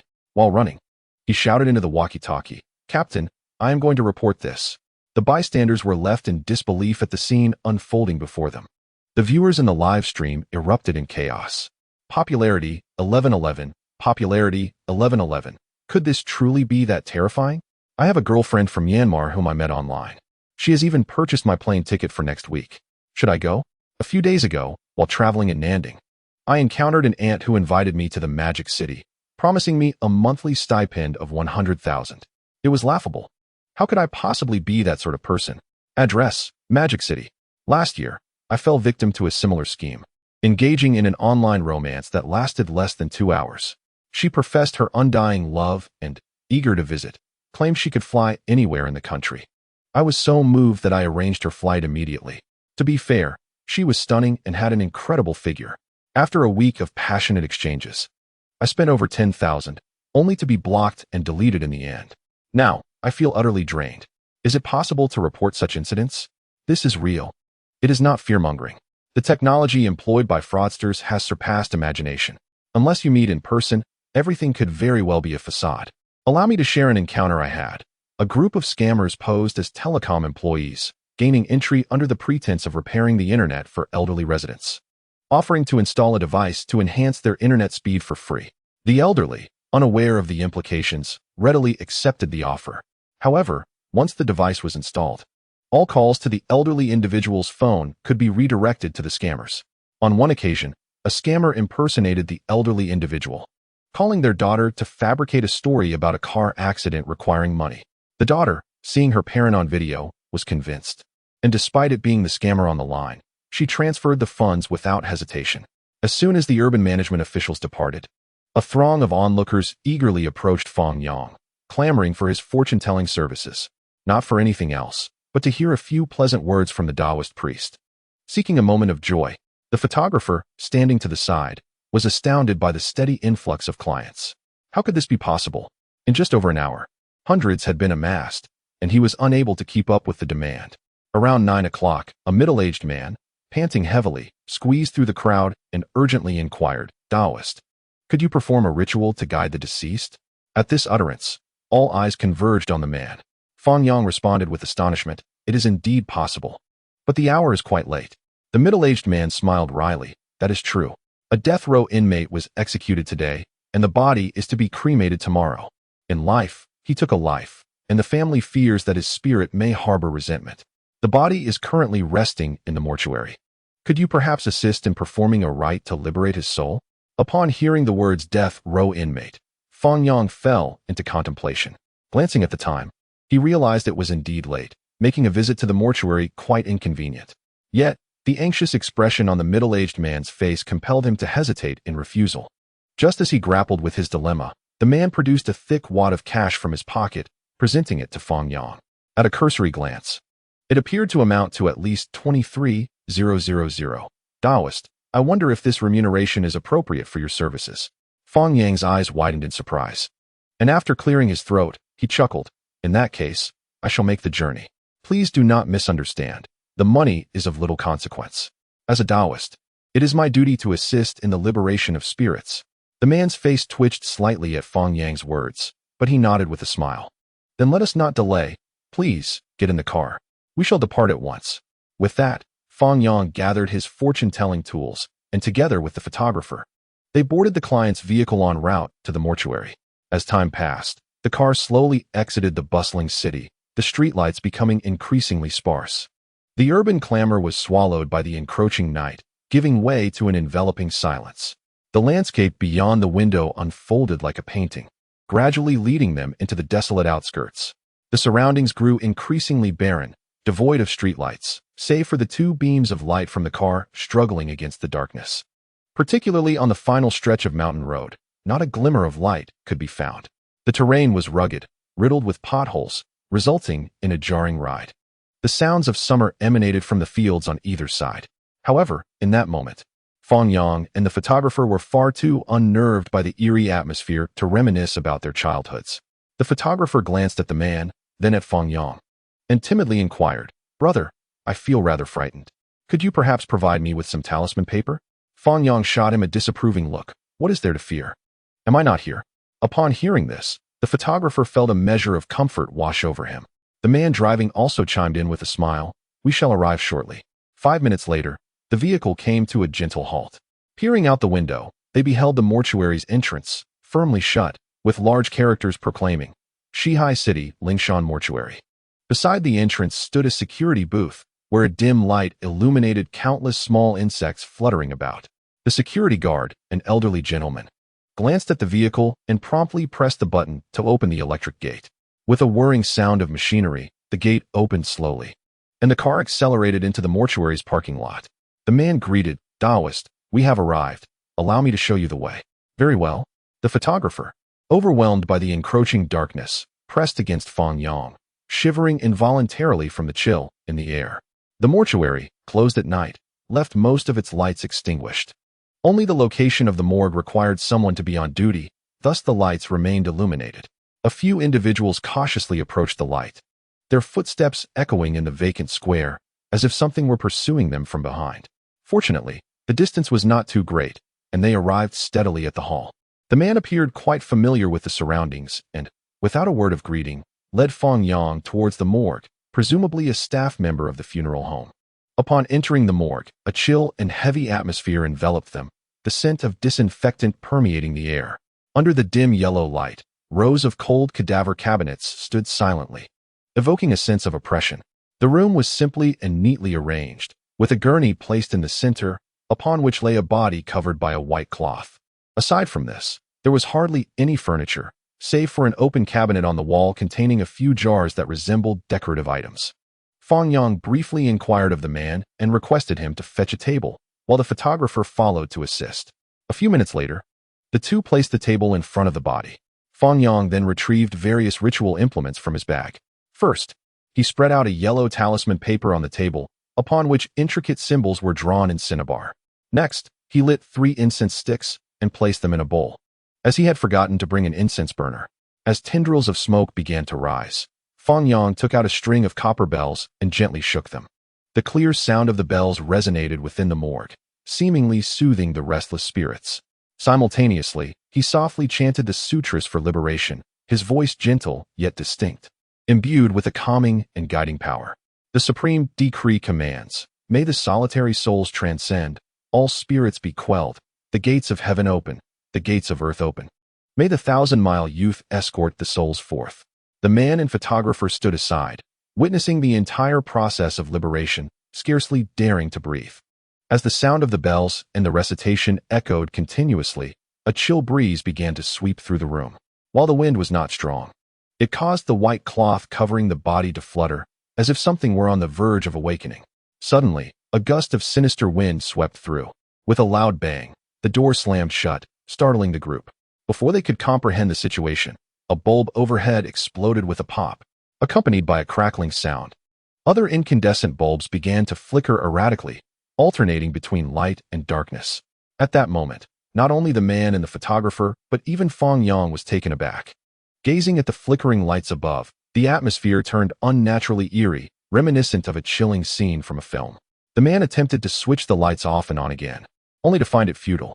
He then tried the doorknob, but discovered it was as if it had been welded shut, utterly unyielding. After several vigorous attempts, there was no response. At this point, panic set in. The photographer, with a face of terror, exclaimed, "Brother, stop chanting. If you continue, you might summon a ghost." The man's complexion turned ashen, and he trembled as he asked, "Taoist, what on earth is happening? Quickly, suppress your divine powers." Fang Yang, however, paid them no heed. Standing before the table with a furrowed brow, his gaze fixed intently on the corpse ahead. An eerie silence enveloped the scene, yet the atmosphere grew increasingly tense. The crackling sound of electricity filled the air, akin to being ensnared in the depths of hell.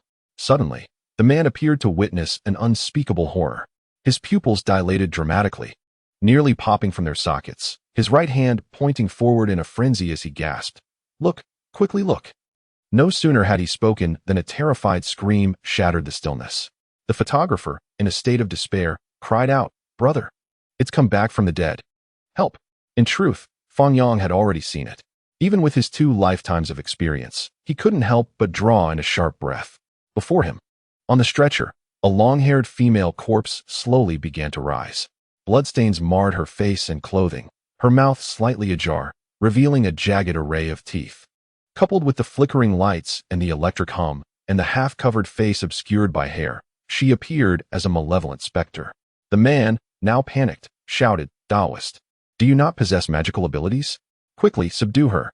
This creature has claimed several lives, harboring immense resentment. I do not wish to perish." The viewers in the live stream were left astounded at this unfolding scene. Fear not, advance. If you can defeat it, do so. If not, let it be on par with you. In dire straits, summon your ancestors. Who among us lacks kin? With courage, let the spirit of Sadako take a break. If you are audacious enough, the zombie shall bend to your will. If you have enough bravado, the pencil spirit will be at your command. If you are bold enough, the alien will yield to you. If you are imposing enough, the snake demon will be yours to toy with. Sister Ghost, I shall not flee. We agreed. You shan't escape either. Tonight, I shall see whose resentment prevails, yours or my wrath. I initially believed that the valiant Su Xian was invincible. Yet who are the spectral knights in this live stream? Upon hearing this, Fang Yang felt a shiver race down his spine. Magical powers? I possess but a few. Yet, faced with the current predicament, he could only resort to desperate measures. Grasping the divination plate from the table, he directed it toward the man and recited loudly. Heavenly Fire Thunder God, summon the thunder from all directions. Earthly Fire Thunder God, vanquish demons and dispel spirits. Evil spirits, depart swiftly. I command you in the name of the Emperor. Urgently, as the law commands. However, upon completing the incantation, nothing transpired. Not only that, but the female corpse seated on the bed began to rise, uttering incomprehensible sounds that were chilling to the bone. Essence of the sun, divine might concealed within the heart. Capture the shadowy spirits, conceal their form. By the path of the talisman, demons have no trace. Should there be any defiance, let the heavenly soldiers ascend. I decree. All those who engage in combat, gather in formation and advance. Taishang Laojun commands, as the law dictates, with an unobstructed mind and clarity. Fang Yang continued to chant several spells, even producing talismans. Yet the female corpse seemed oblivious, staggering closer with each step, resembling a zombie. As she advanced ever nearer, Fang Yang was engulfed in a tide of panic. Discarding the talisman in his hand, he took off running, cursing as he fled. Damn it. The internet is filled with deceit. Were we not supposed to be grateful for nature's gifts? The three of them relentlessly kicked at the door, creating a cacophony of sound. However, their efforts proved futile. The door was remarkably sturdy. With the female corpse now less than 2 meters away, Fang Yang's adrenaline surged. Instinctively, he grabbed a jar from the nearby cabinet and hurled it at the corpse, utilizing the basketball skills he had honed for 2.5 years. The jar traced a perfect parabolic arc through the air, striking the corpse on the head with a resounding thud. It shattered upon impact, scattering dust everywhere. Immediately following, there was another loud bang. The corpse stiffened, then collapsed to the ground, motionless. Fang Yang was left in a state of shock, his mind racing with 100 questions. What was happening? How could it have fallen so easily?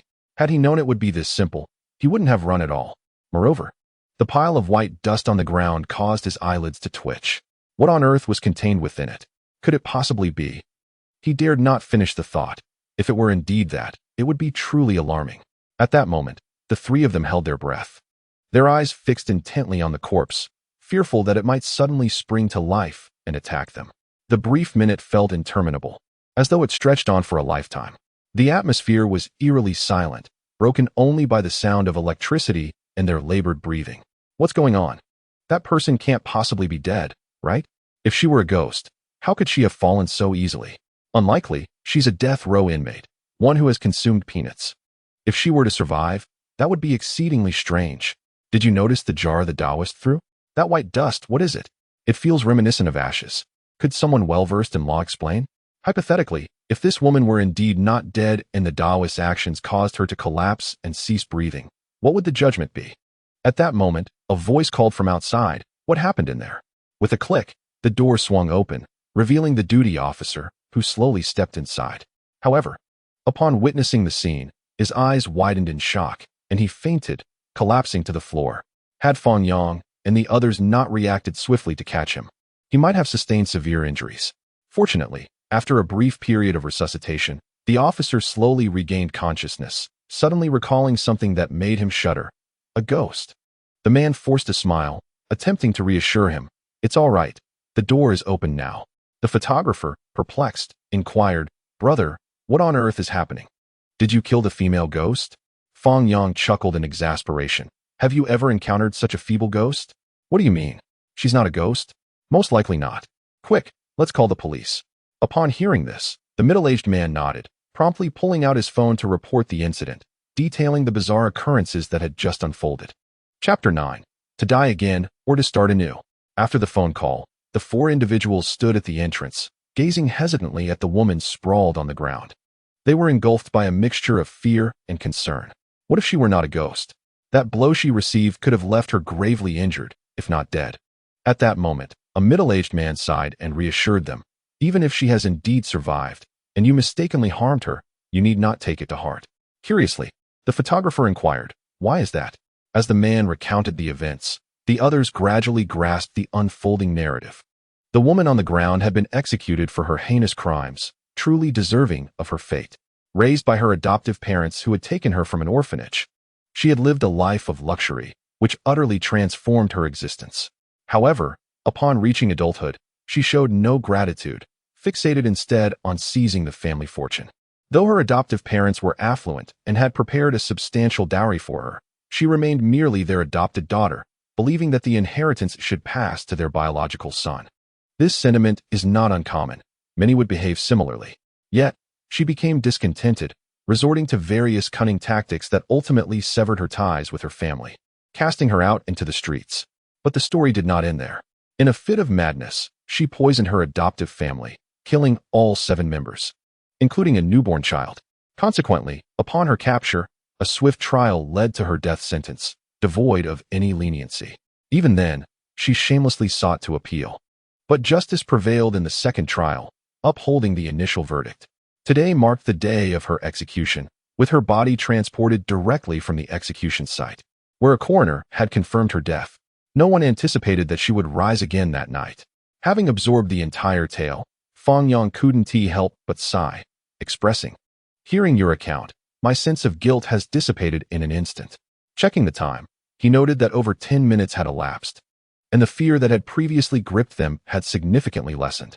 After much inner turmoil, Fang Yang summoned his courage and cautiously approached the corpse.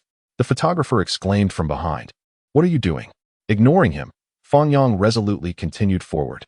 As he drew near and beheld the woman's bloodied face, smeared with white dust, he swallowed hard. Though terrifying, this only reinforced that the corpse before him was likely not a ghost. If she were truly deceased, her blood would have coagulated swiftly. How could it still flow so abundantly? Taking a deep breath, he slowly crouched down, placing his hand near the woman's nose, keenly attuned to any signs of life, ready to flee at a moment's notice. The 3 others at the entrance stared intently, not daring to breathe. As he felt faint warmth brushing against his fingers, Fang Yang's pupils dilated, and a rush of adrenaline surged through him. He leapt to his feet, shouting, "She's really not dead." His declaration left the other 3 in shock, their mouths agape, faces etched with disbelief. Surviving after such an ordeal was indeed surreal. Just then, the wailing of police sirens echoed from the entrance. To their astonishment, it was Captain Wang, the very officer they had encountered earlier that day. A dozen police officers and several forensic experts hurriedly approached from behind. Upon witnessing the scene within the mortuary, Captain Wang turned to Fang Yang and the others, inquiring, "Who called the police? Could you please elaborate on the events that transpired?" A man, identifying himself as a staff member of the funeral home, willingly took on the task of recounting. "Officer, that person is not dead." The revelation startled all the officers present. The forensic expert immediately grabbed a toolkit and proceeded to examine the individual. Moments later, a gasp echoed through the room. "Captain Wang, this person is indeed alive." Everyone was taken aback. Even with prior mental preparation, disbelief lingered. Captain Wang, his expression grave, asked, "What exactly is the cause?" 2 forensic experts, after a thorough examination, slowly articulated their findings. Preliminary assessment suggests that the bullet entered her occipital bone at an angle, exited through her mouth, and did not damage the cerebral arteries. At this, everyone inhaled sharply. Such an occurrence was nothing short of extraordinary. Surviving a bullet wound through the back of the head. What does that even mean? The situation on the scene became clear. It was merely a false alarm, not a ghostly incident. However, a pressing question arose. If she is indeed alive after having been executed once, what should be done next? Should there be a second execution? Captain Wang and the gathered officers fell into deep contemplation, seemingly unable to resolve this dilemma. Meanwhile, the viewers in the live stream chat erupted in fervent debate over this very issue. "Once I'm gone, ensure a Taoist priest is invited to perform rites for me. Perhaps I might still attain a second life. I personally believe she has already faced death once and should not be executed again," One person, one life, one bullet. Having endured one gunshot, I think a second shot would be excessive. It equates to double punishment, which is unreasonable, as the law prohibits double jeopardy. Nonsense. What does capital punishment mean, if not to terminate the lives of the most heinous offenders? It should not be a matter of count, but rather definitive. Many in this chat are truly ignorant of the law. Have you considered, if it were your loved one facing execution, would you still so grandly proclaim she shouldn't be shot again? In exasperation, Captain Wang resorted to making a phone call to Director Yang. The phone rang for over a minute before being answered. It was now past 11 at night, and Director Yang had long since retired for the evening. Groggily, he inquired, "Hello? Old Wang, what brings you to call so late?"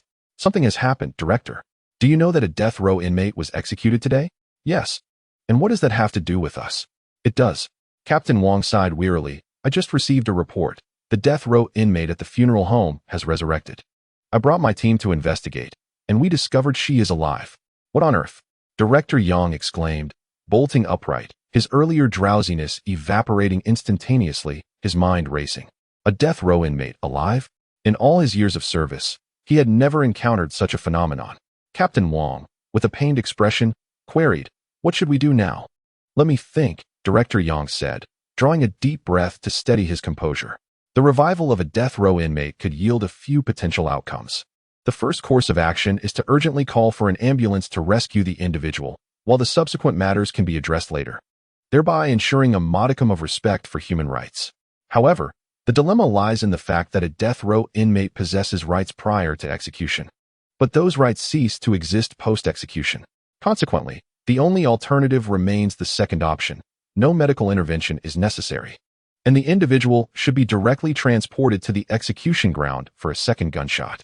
Regardless of which option is chosen, neither is within the purview of a mere director to decide. It transcends his official authority. In a moment of desperation, he shouted into the phone, "You must first secure the scene. I will immediately contact the court officials to expedite a ruling and present a solution."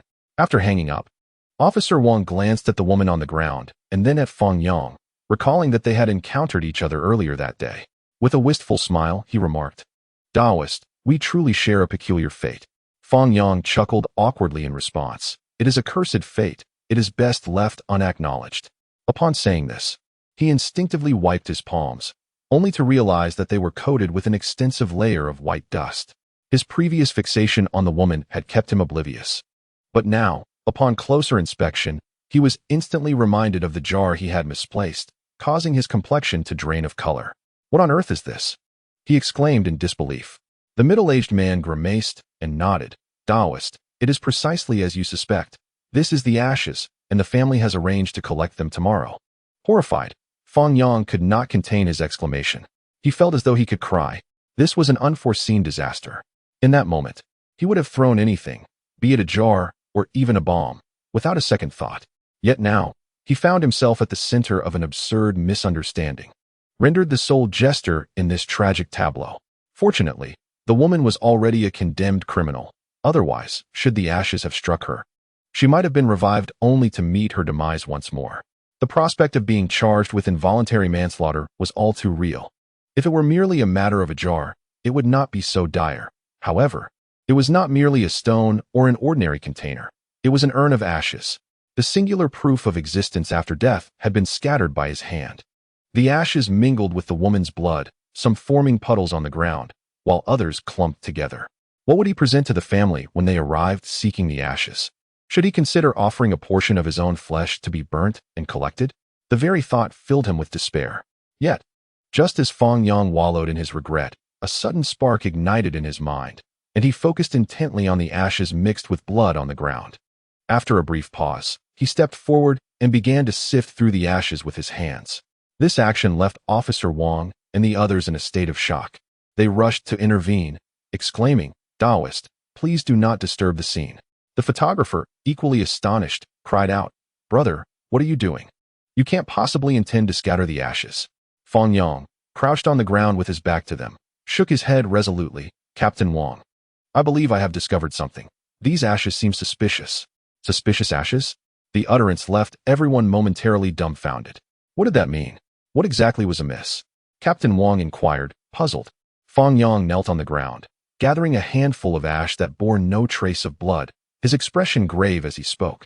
To my knowledge, ash is the residue left after a body is cremated at high temperatures, primarily composed of chemical elements such as calcium, phosphorus, oxygen, and carbon. Its chemical properties are relatively stable. Thus, when it encounters blood, it does not induce a chemical reaction, but merely facilitates the permeation and diffusion of the blood. Yet, observe the ash on the ground. The crowd followed Fang Yang's pointed finger. The ash sprawled in pools or clumped together, exhibiting a remarkable absorbent quality. What does this imply? Wang, sensing an air of oddity, inquired curiously. Fang Yang furrowed his brow and replied coolly, "This indicates that these are not ashes. If they were, they would not manifest in such a viscous form. Moreover, a crematorium typically does not incinerate to such a fine degree. Most ashes contain remnants of bone and would not possess such a pristine whiteness. Look at the handful I hold. It is exceedingly delicate." Gasp. Wang and the others leaned in, astonished. Even the forensic expert approached for a closer inspection and nodded in agreement. Indeed, something is amiss. The color and fineness of the ash are not as they should be. However, as soon as the words left his mouth, a middle-aged man at the doorway chuckled wryly. "Taoist, police officers, you have misunderstood. These are indeed ashes, but they were not produced through cremation." What? The revelation left everyone in a state of shock.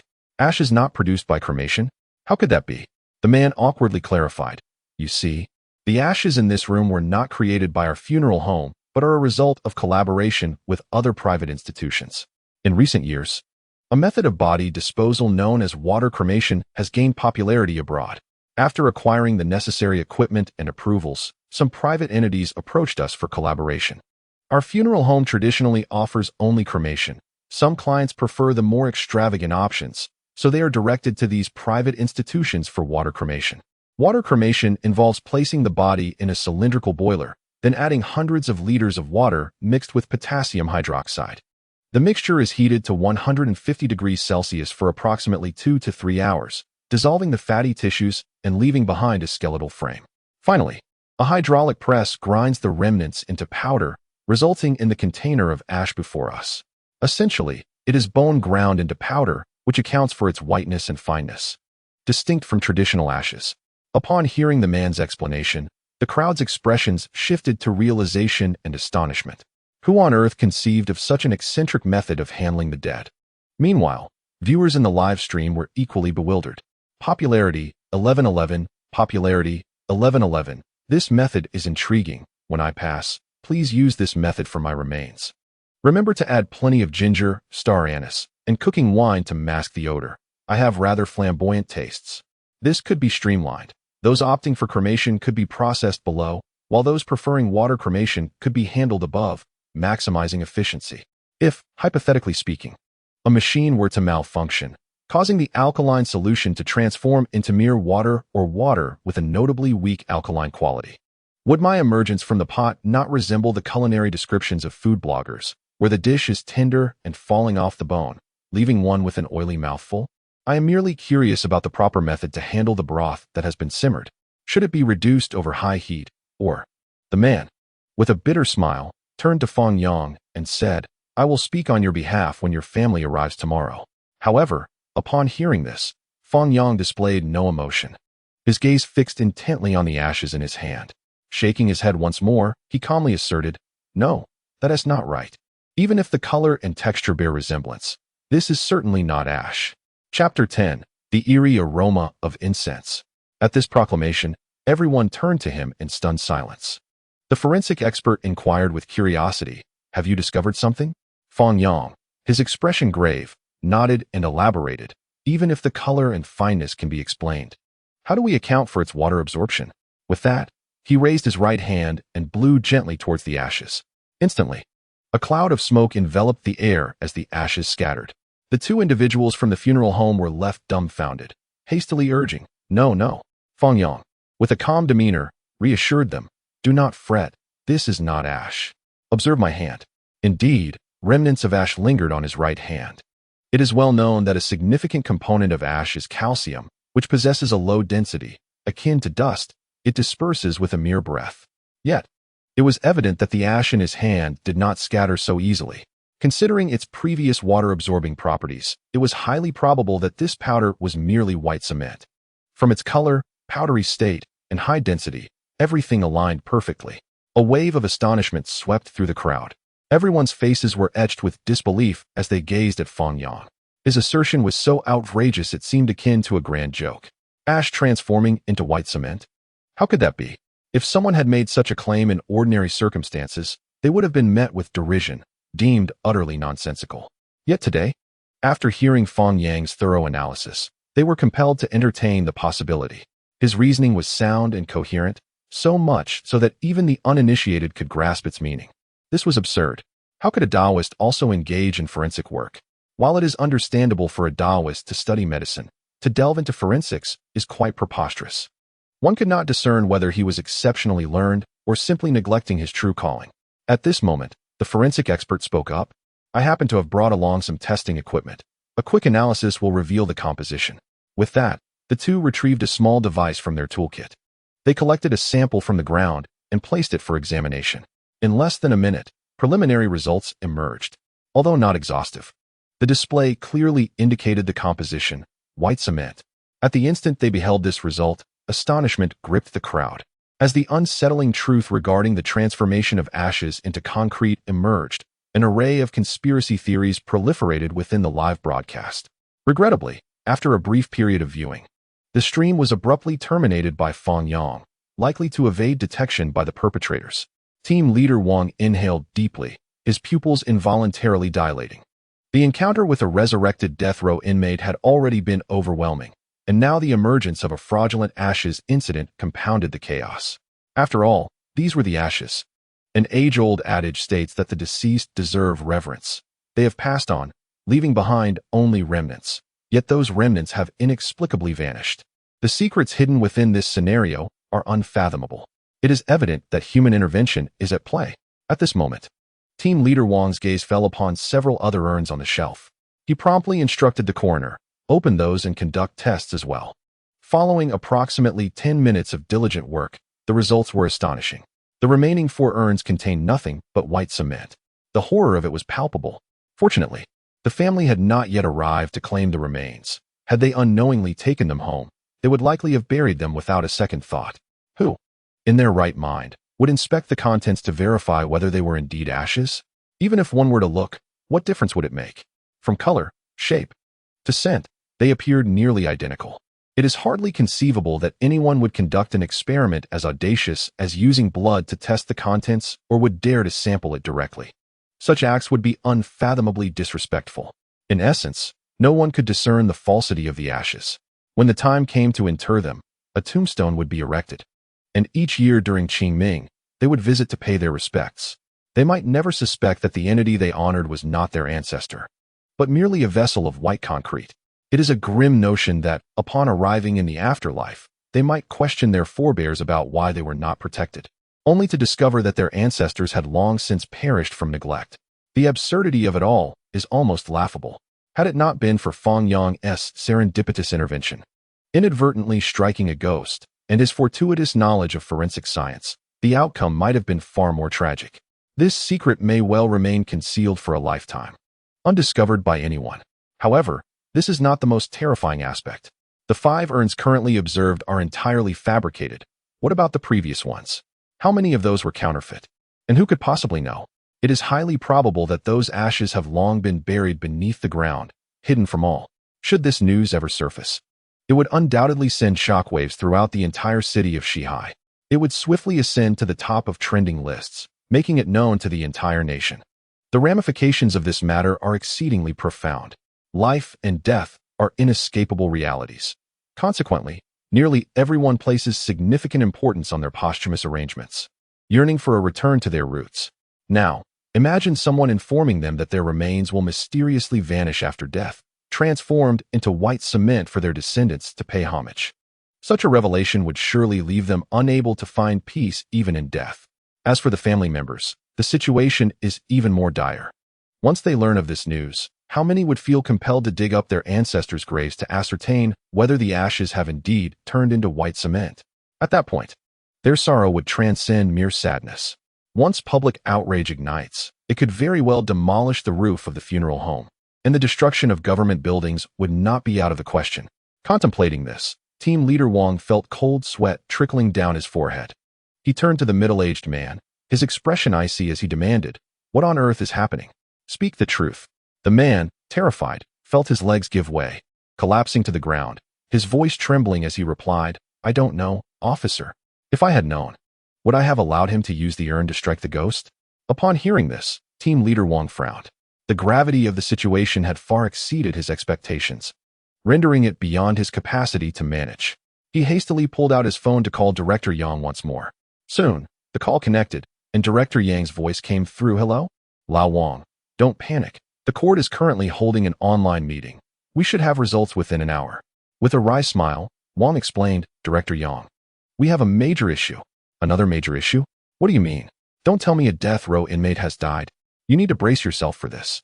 Wang steeled himself to explain, "We just discovered that the ashes in the funeral home's urns are fake, transformed into white cement." "What on earth? Are you saying the ashes are fake? Transformed into white cement? How is that possible?" Yet, as soon as he finished speaking, Yang finally grasped the severity of the situation. His pupils dilated in shock as he exclaimed, "The ashes have turned into white cement?"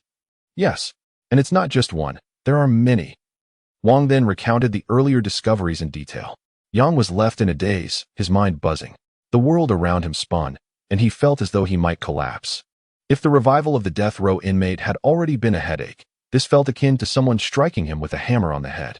It took him several seconds to regain his composure, his breathing becoming laborious. "Stay on site. I will bring people over immediately." "Understood." After hanging up, Yang slumped to the ground, his eyes vacant, ashes turning into cement. Absurd. And it was happening within his jurisdiction. What is currently known amounts to 5. Yet this does not signify that there are only 5. It could very well be 10, 20, or even more. Who knows how long this situation has persisted? As the chief of police, he remains utterly oblivious to it all. Should the higher-ups lay blame, he is likely to face severe repercussions. At that point, not only he but the entire police department will find themselves ensnared in consequences. He struggles to comprehend where the core issue lies. Is there a deliberate act of substituting the ashes, or was there never any cremation to begin with? There must be a profoundly dark industrial chain behind this. Yet, it remains unclear what they are relying on for profit. At present, he knows only that if he cannot swiftly elucidate this matter, he will undoubtedly be met with a tempest of pressure come dawn. The mere thought sends a shiver down Yang's spine. He dares not ponder further, springing into action, donning his police uniform with haste, and descending to drive to the precinct. Along the way, he does not forget to contact his colleagues, urging them to return to the station immediately for an urgent assignment. At the funeral home, Team Leader Wang ponders and analyzes the case. Given the current circumstances, it is highly probable that the issue lies with the private water cremation services. The man had summoned the manager and produced relevant contracts, receipts, and surveillance footage, confirming that the body had indeed been transported. However, upon return, only a jar of white cement was present. This raises the question, why would the water cremation service engage in such actions? The scene quickly fell into a stalemate as each individual voiced their thoughts. They exhausted nearly every conceivable purpose, yet after much discussion, the true objective eluded them. After contemplating for a moment, Team Leader Wang resolved to dispatch a team to investigate the water cremation facility that very night. Fang Yang, as a crucial informant in this case, was naturally included in the expedition. A group of around 10 individuals traveled in a police vehicle, guided by the manager to their destination, while the remaining 7 or 8 officers stayed behind at the scene. Approximately 10 minutes later, they arrived at the entrance of a factory. It was now midnight, and the entire facility was cloaked in darkness save for the glow of the security booth. Team Leader Wang approached, tapping on the glass. Inside, an elderly man was sound asleep. Upon noticing the police, he jolted awake, instantly shaken from his slumber. Learning of the investigation, he dared not obstruct them and readily opened the door. However, just as he prepared to call the owner to report, Fang Yang snatched the phone from his grasp, calmly stating, "Do you realize that making that call would alert the criminals? You could end up in prison." Hearing the word prison, the elderly man trembled, hastily explaining, "I didn't know. I merely intended to inform the owner." Team Leader Wang gestured dismissively, "That won't be necessary. We will notify him ourselves. Do you know where the water cremation facility is located?" Yes, yes, he replied eagerly. All right, lead us there. The group, armed with flashlights, followed the elderly man into the room. Through the glass window, they beheld a massive cylindrical apparatus, presumably the equipment for water cremation. Aside from that, there were no other peculiarities. It resembled a typical mortuary. Subsequently, the group inspected a few more rooms, and they too appeared unremarkable. It seemed to be an ordinary office space. This left Captain Wang perplexed. Where could the issue lie? Judging by the old man's expression, it was evident that he was oblivious to the circumstances, and relying on him would be futile. At that moment, Fang Yang seemed to catch a whiff of an aromatic scent. For an instant, he thought there might be an issue with his sense of smell. Logically, such a place should only emit the odor of flesh. After several inquisitive sniffs, he asked, "Do you all detect a fragrant aroma?" Upon hearing this, the others curiously sniffed the air. The next moment, they nodded in unison, confirming they had indeed noticed it upon entering. What could this imply? The others gazed at Fang Yang with intrigue. I just find it a bit strange. How could there be a fragrant aroma here? As he spoke, Fang Yang's gaze drifted towards the darkness in the southwest. It seemed the scent originated from that direction, and he could vaguely see a single-story building nestled there. Chapter 11. The Truth Revealed, a Final Shot. What is that place? Fang Yang inquired, pointing towards the shadowy structure. The old man paused, a look of confusion crossing his face. I don't know. The owner never allows anyone to go there. Just look at the weeds on the ground. It hasn't even been visited in a long time. Captain Wang shone a spotlight on the area and confirmed the presence of an abundance of overgrown vegetation, indicating years of neglect. Yet, what could explain the aromatic scent? It was clearly emanating from that direction. The old man shook his head in ignorance once more. After a moment of contemplation, Captain Wang decided to investigate further. The group traversed the overgrown grass, with the sounds of insects and small animals scurrying around them.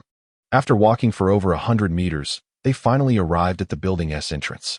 The structure was completely walled in, devoid of windows, with only an iron gate providing access, covering approximately 100 square meters. Indeed, this was the source. One of the officers exclaimed, "The fragrant aroma is definitely emanating from here." Captain Wang nodded and turned to the old man. "Do you have the key to this place?" The old man sighed and shook his head. "No. Should we force the door?" one officer suggested.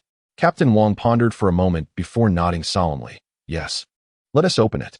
With the command given, 3 officers returned to their patrol car to retrieve tools, beginning to breach the iron gate.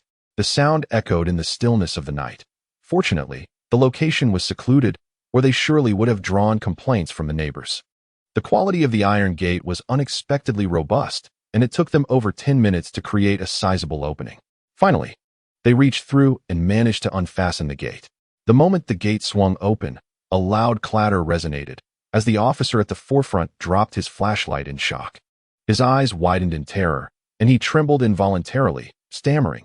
This Captain Wang quickly rushed inside, fumbled in the dark for the light switch, and flicked it on. Suddenly, the room was illuminated as brightly as day, revealing a horrifying spectacle before them. Almost everyone exhibited expressions of terror and gasped in shock. This was no mere dilapidated building. It was evidently a clandestine processing factory. However, the items being processed here were not ordinary at all. They were specimens. Each specimen, polished to a porcelain-like whiteness, emanated a fragrant aroma. Were it not for their horrifying forms, one could easily mistake them for exquisite works of art. The old security guard, upon encountering them, fainted on the spot, unable to fathom that he would witness such grotesqueries in the course of his employment. It is likely that after today, no amount of money could persuade him to return to this place. Just then, Team Leader Wang's phone rang. It was Director Yang calling. "Old Wang, I've assembled the team and will head over immediately to assist with the investigation." Wang's face darkened as he shook his head. "No need, Director Yang.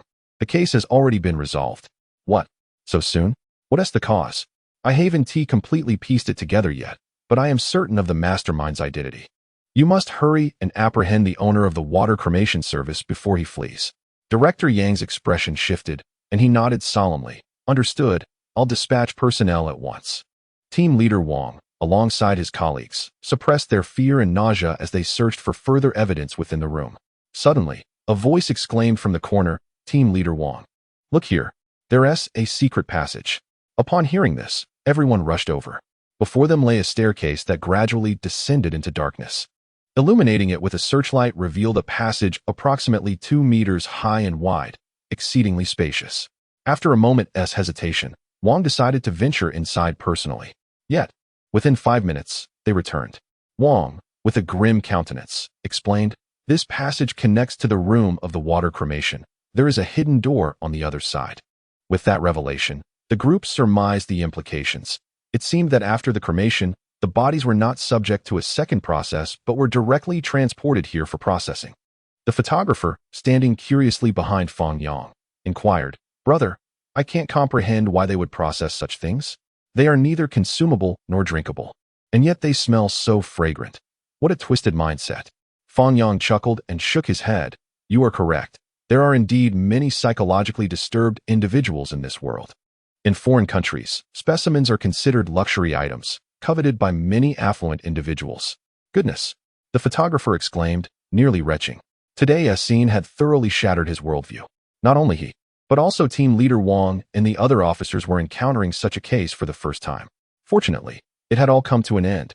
The mystery behind the missing ashes had been unraveled, providing closure for everyone involved. Half an hour later, Director Yang personally arrived at the scene with dozens of officers. Upon witnessing the grim spectacle within the room, his face turned ashen and his eyes brimmed with shock. Initially, he had suspected that some unscrupulous individuals had formed a black market industry. However, upon witnessing the specimens firsthand, his anger became uncontrollable. "How many are there? It's not merely 5. A glance revealed no fewer than 10. What did this imply? This implies that 5 families have already taken the white cement home to honor their ancestors. How could he then explain this to those families? If he were to tell them that what they brought back was not their forebears, but merely white cement, what would their sentiments be? Upon introspection, if one were to find themselves in such a predicament, would it not cause an uproar? The nature of this situation is indeed deplorable. He could scarcely fathom that individuals could stoop so low for monetary gain. Once the news spreads online, it is bound to incite a nationwide sensation. On the surface, it may raise awareness among the masses to avoid extravagant funeral practices, which would facilitate government regulation and the promotion of cremation. However, if one were to empathize as an ordinary citizen, the perspective shifts entirely. If even funeral homes are susceptible to such incidents, what place remains trustworthy after death? It is well known that the majority of Chinese people inherently believe that burial is the most honorable method. If funeral homes are deemed unsafe, then one might resort to self-administered burial. Currently, many rural areas face the forced relocation of ancestral graves due to land requisition, resulting in the construction of a house containing numerous cabinets to store the ashes of the entire village. During Qingming or the New Year, simply locating one's ancestors among them could take an eternity. Bowing before towering cabinets, many younger descendants are oblivious to whom they are paying their respects. The ritual of ancestor worship has devolved into mere formality, a perfunctory act devoid of significance. In contrast to the past, when one knew precisely where their ancestors lay, visiting the grave, burning paper money, and bowing were indispensable rituals. This is not feudal superstition, but a cultural inheritance, a unique emotional bond and spiritual solace for the Chinese people. Should this incident provoke a mass outcry for traditional burials, how much manpower and resources would the government need to expend to mitigate the repercussions? As the individual responsible for this incident, his failure to identify the issue could lead to disciplinary action, or worse. Fortunately, the police resolved the case within a couple of hours, averting a crisis. Reflecting on this, Director Yang patted team leader Wang on the shoulder and earnestly remarked, "Old Wang, I owe you a favor today. You have saved our entire precinct's livelihood."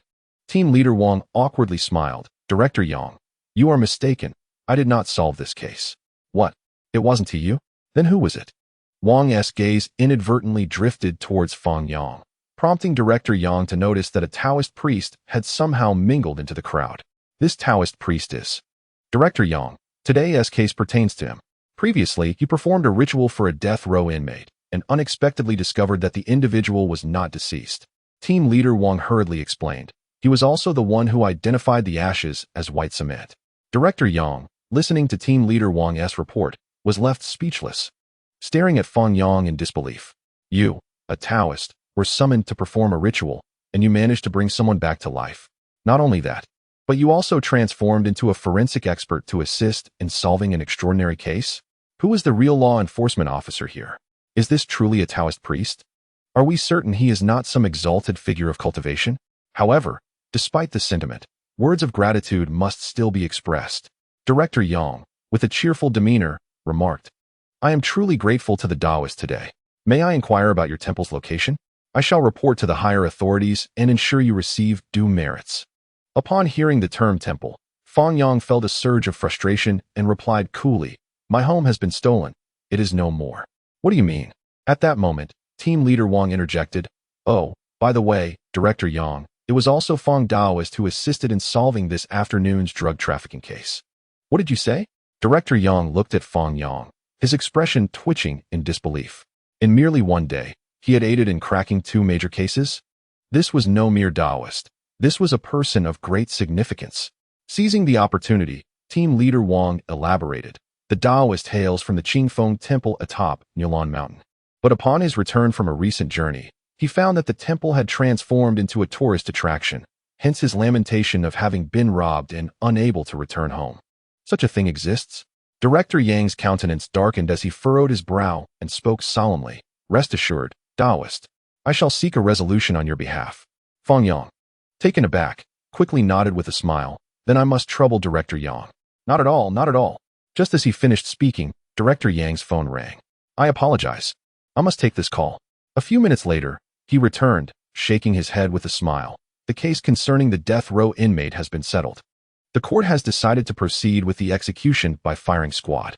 The relevant authorities are en route to the funeral home to take her to the execution ground for a final shot.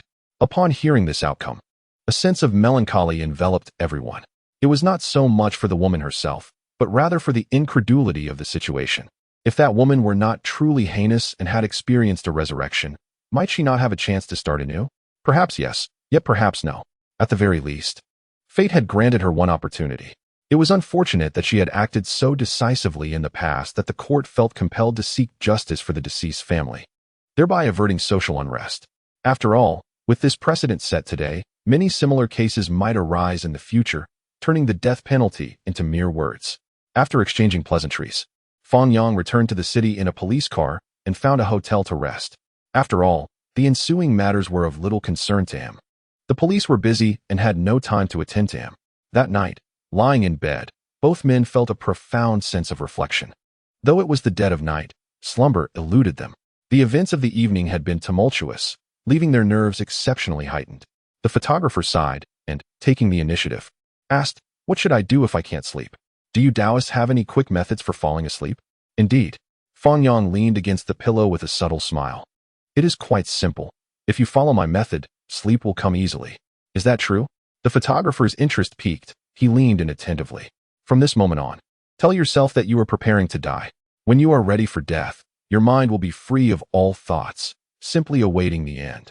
Thus, when you awaken the next day, you will find joy in having lived another day. The photographer found himself bewildered, his mind buzzing with thoughts that, while perplexing, seemed irrefutable. The viewers in the live streaming room erupted into laughter upon hearing his remarks. As evening settled in, one might ponder the pangs of solitude. A whimsical remedy was suggested: extinguish the lights and indulge in a horror film.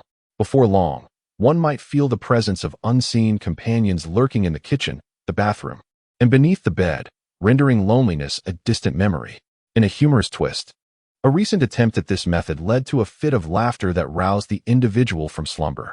A night spent consuming a pound of crayfish culminated in discomfort, tossing and turning in bed until the remaining 3 pounds were devoured, resulting in blissful sleep thereafter. In a moment of marital tension, a husband, wishing to atone with a necklace, resorted to measuring his wife's neck while she slept, only to be caught in the act when she unexpectedly awoke. However, the photographer, inspired by Fang Yang's technique, soon found himself drifting into a deep slumber. After a long day, both individuals slept soundly, their snores resonating throughout the room. Unbeknownst to them, Fang Yang had stirred considerable commotion across the internet that very night. The police in Shihai City hastily announced the revival and subsequent execution of a death row inmate, alongside a scandal involving a mortuary. Coupled with the earlier incident involving a fortune teller, netizens felt their worldviews had been dramatically upended. Short video platforms like Douyin and Stand, along with others, witnessed a frenzy of viral content that dominated trending searches. Even morning predictions for romantic endeavors and afternoon infidelity investigations surged into the top 20 trending topics. The revival and execution of a death row inmate, alongside the transformation of ashes into white cement, stirred fervent discourse among the public. The phrase "Zhang Lei, who was that woman?" became an amusing catchphrase online, as many speculated about a potential infidelity incident, only to be shocked by the revelation that the captured individual was male. The water cremation incident incited widespread outrage, with mortuary public accounts across the nation inundated with complaints. Relevant departments felt the pressure, hastily issuing statements and forming special task forces to rectify the situation and ensure such occurrences would never be repeated. In Shihai City, the situation was dire. All related personnel, groggy and dazed, were summoned back to duty. They meticulously examined all ashes brought from water cremations, prompting many citizens to unearth ancestral graves under the cover of night. Meanwhile, at the execution site, the echo of a gunshot marked the finality of the death row inmate's fate, igniting intense debates online. Opinions were polarized, with some asserting that since the individual had not perished, the execution should not proceed. One perspective posits that capital punishment is unequivocally final, with no possibility of a second chance. Personally, I find this notion to be unreasonable.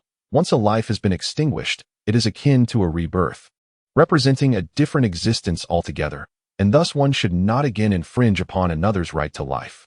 Historical legal codes dictated that even a mere lock of hair severed was considered an execution, with no opportunity for reprisal.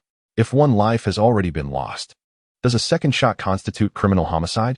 What heinous act has this woman committed to deserve such torment? Reading through the comments elevates my blood pressure. Indeed, in tumultuous times, it is not uncommon to condemn the innocent. Had individuals taken a moment to investigate the actions of this woman, they would refrain from such statements. The argument is fallacious. Capital punishment is capital punishment. What does it mean to say she has been reborn? She was not dead before. To suggest she is another person is simply ludicrous. Fortunately, a second shot was delivered. Such individuals are hardly worthy of lament, and whether she were to be resurrected once or 1,000 times, the same fate would await her. It is often claimed that she should not die. If she were truly to survive, many others might as well, and those who understand, understand. I ponder the possibility that if the events of a novel were to manifest, the protagonist, upon inhabiting the body of a death row inmate, awakens only to be struck unconscious by a Taoist wielding an urn of ashes. Upon regaining consciousness, she finds herself at the execution site, and before she can utter a word, a bullet claims her life. Does that not seem excessively abrupt? The following morning, Fang Yang and the cameraman remained in deep slumber. Meanwhile, the production team was in a frenzy, akin to ants on a hot stove. Manager, the Taoist's popularity has surpassed 50,000. Manager, it has reached 100,000. Manager, the internet is abuzz with trending topics related to the Taoist. Manager, the Taoist's trending topics have topped the charts. Manager, the Taoist is still asleep. The manager observed the skyrocketing viewership in the live broadcast alongside the two slumbering figures, unable to suppress a twitch at the corner of his mouth. Initially, he had stumbled upon a video of Fang Yang cursing at the entrance of a Taoist temple and whimsically extended an invitation for him to participate. It was merely intended as a gimmick, with no expectations of generating significant popularity. Yet, merely one day, just a single day, had birthed an array of trending topics and multiplied viewership tenfold. Could it be that this Taoist possesses some celestial abilities? How extraordinary! Previously, he had taken the time to view all the trending videos related to Fang Yang. After watching, he was left astounded, as were the netizens, lost in disbelief. Could this be the fabled natural-born live streaming prodigy? Whenever he appears, trending topics are inevitable. This is not merely a mascot. It is as if the production team has summoned a deity of fortune. With this thought, a smile crept upon the manager's face, his heart swelling with delight. Manager, should we awaken the Taoist? It's already past 9, the assistant cautiously suggested. The manager pondered for a moment, then shook his head with a wry smile. No. Let him wake naturally. We must not interfere with the contestants' actions. However, as he spoke, a mischievous smile emerged. We can certainly leverage the Taoist's popularity to bolster the program's appeal. You should promptly contact the network department to compile the Taoist videos into a highlight reel for publication on the program's official WeChat account. in hopes of garnering some traffic. Very well. I shall attend to it immediately. Around 10 o'clock in the morning, sunlight streamed through the gaps in the curtains, illuminating the hotel bed. The serene atmosphere was abruptly shattered by a loud exclamation. Goodness! It's 10 o'clock. It's 10 o'clock, brother. The photographer scrambled out of bed, his face awash with panic. Fang Yang slowly opened his eyes, stretching languidly with a half squint. What is wrong with you? Why the commotion? No, brother, it's only the second day. And we've already overslept this long. We're doomed. Stop your fussing. Just get up now. After they freshened up, they descended to grab a quick bite before heading to the park with their work tools. Upon arriving at yesterday's stall, they found it already bustling with other vendors. As soon as they spotted Fang Yang, each one greeted him warmly, calling out, "Hello, Taoist." Fang Yang smiled politely and nodded in return. Just as their stall was being set up, a young couple approached the table. The woman exuded an air of dominance as she ordered the man, "Sit down." The man obediently complied, sitting on the stool as if he were a quail, not daring to utter a word. The woman then turned to Fang Yang, her expression troubled, and asked, "Taoist, my husband has been listless every day, devoid of energy, lacking motivation for anything. We've visited the hospital numerous times, yet nothing has been diagnosed. He appears to be on the brink of collapse, and it's driving me to despair. I've heard he might be possessed. Could you take a look?" Fang Yang nodded earnestly, scrutinizing the man's features before gently inquiring, "What does your husband do for a living?" The man, with a blank expression, replied, "I am unemployed." "Oh." Fang Yang pondered, glancing at the assertive woman beside him. "Have you discerned the issue, Taoist? Is he possessed? Indeed, there is a hint of malevolence." "What?"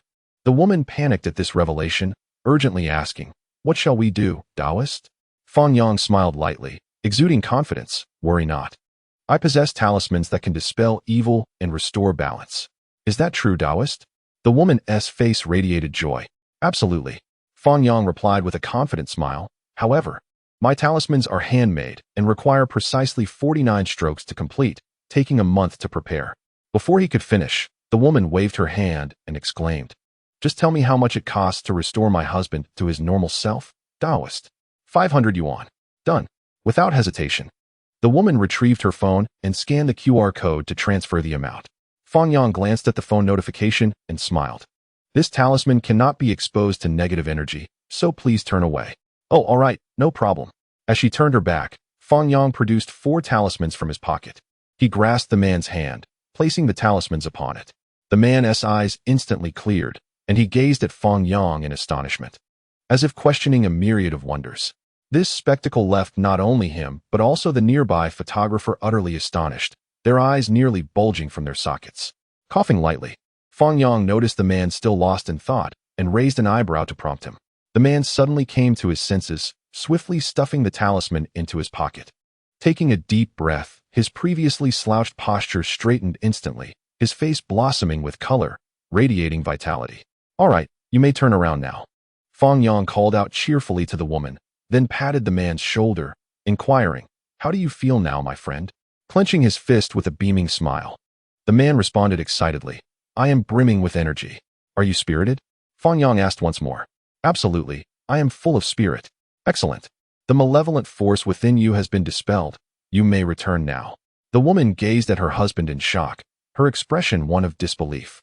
Had he truly regained his vitality in such a brief span of mere seconds? This was indeed extraordinary. She hurriedly expressed her gratitude. "Thank you, master.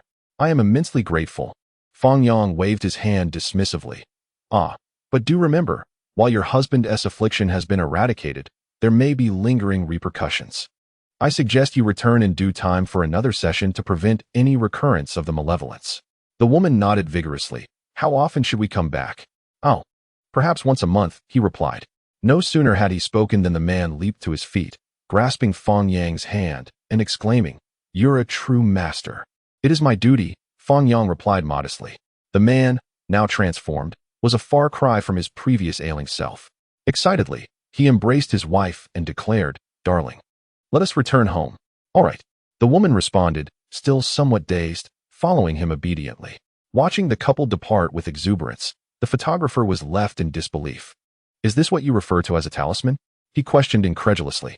Fang Yang shrugged. "You tell me, does this talisman work well?"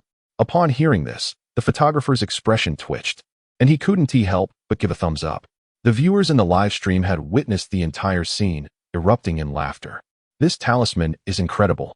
It not only wards off evil, but also invigorates one's spirit. This is a true master. One cannot help but be impressed.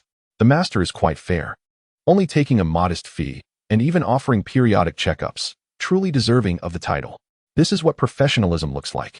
I never believed in malevolent spirits, but after watching the master's stream today, I am convinced.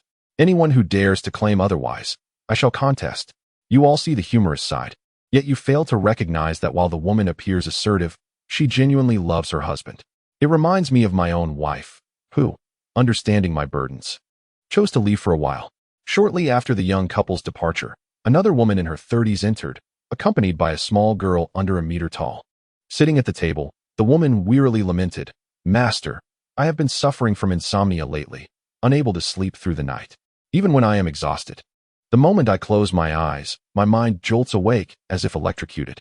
It is unbearable. What is wrong with me?"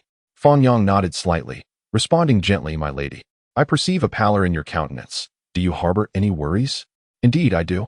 The woman sighed softly, wearily explaining, "My husband constantly abuses me. I have lost count of how many times he has struck me over the past 5 years of our marriage. Initially, it was manageable. He could restrain himself somewhat. However, as he succumbed to gambling and began to drink excessively, he would unleash his violence upon me every time he returned home after losing. Lately, he has been acting mysteriously, receiving strange phone calls, and I rarely see him during the day. When he comes home at night, it is either to berate me or to resort to violence. I feel as though I am losing my sanity." At that moment, the woman seemed less like someone seeking divination and more like a soul yearning for solace. Fang Yang furrowed his brow, perplexed, and asked, "If your husband has been abusing you for so many years, why not seek a divorce?" With a pained expression, the woman paused to glance at her young daughter before continuing, "I have contemplated divorce, but what would happen to my child if I did? How does this relate to the child? Can one truly thrive in such a tumultuous environment? Please, do not seek excuses if you are unwilling to speak. That is your choice." No, the woman hastily clarified. "To be honest, I have been plagued by an unsettling feeling these days, and I cannot discern the reason. Master, please guide me on what I should do." Fang Yang sighed in silence. The woman claimed to consider her child, yet it was evident she could not bear to part with her husband. Could it be that the abuse had inadvertently fostered a sense of dependence? A classic case of Stockholm Syndrome. He could not intervene in the affairs of others, especially when faced with such an obstinate woman. After a moment of contemplation, Fang Yang spoke calmly, "I do possess a remedy that can assist you, ensuring you a peaceful night's sleep. Is that true, master?" The woman's face lit up with excitement as she inquired eagerly. "Indeed. From this day forth, consume a cup of sharpening water daily. It will aid in dispelling negativity and breaking curses." "Sharpening water?" The woman was momentarily taken aback. "Where can I purchase it?" Fang Yang waved his hand dismissively. "There is no need to buy it. You can prepare it yourself. Simply grind a knife in the kitchen for about half an hour around midnight. Then boil the resulting water and consume a small amount." Chapter 13. If I do not confront him today, my principles shall be shattered. The woman listened, somewhat bewildered, but nodded in agreement. "I have noted it down, master." Noticing her hesitation, Fang Yang furrowed his brow and asked, "What troubles you?" "Master," she replied, "I cannot shake this feeling of unease, as if something ominous is about to transpire. Furthermore, with my husband's current behavior, I suspect there may be something malevolent in our home. Could I invite you to inspect my house?" "To your home?" Fang Yang pondered for a moment, checking the time before nodding. "Very well. Your residence is not far, I presume?" "Not far at all." The woman smiled eagerly. "It's just a few minutes away." "All right. I will gather my things. Please lead the way." "Certainly." It was around 11 a.m. when Fang Yang considered that a visit to assess the feng shui would conveniently coincide with lunchtime. Thus, he agreed to accompany her, under the woman's guidance. The four of them walked for less than 10 minutes before arriving at her abode. Upon entering, they were greeted by the sight of immaculate furniture and polished floors. Though somewhat rudimentary, the ambience exuded a sense of comfort. Fang Yang, however, did not linger to admire the surroundings. With his right hand clutching a compass and his left hand gently pinching his fingers, he silently recited the incantations of feng shui. He began with the living room, observing as the compass in his hand spun gracefully, the needle steadily pointing in a specific direction. After a meticulous examination of the layout, He shook his head slightly and remarked, "The arrangement of the living room is commendable, with ample natural light and unobstructed airflow. Yet the placement of the wealth corner is misguided, posing a risk of financial loss." Upon hearing this, the woman anxiously inquired, "What must be done to rectify it?" "Quite simple," Fang Yang replied nonchalantly. "I have calculated that the wealth corner lies in the southeast of the living room. Look, that area is cluttered with debris. How can wealth possibly accumulate there? First, ensure the space is immaculate, then place a symbol of prosperity, such as a golden ingot or a jade ruby, to enhance the gathering of wealth. Additionally, I recommend hanging a landscape painting that symbolizes affluence, which will beautify the environment and further elevate your financial fortunes. Moreover, consider introducing some greenery to bolster the household's wealth." "Oh, I shall remember this. Thank you, master," the woman responded earnestly, as if she were determined to commit Fang Yang's words to memory.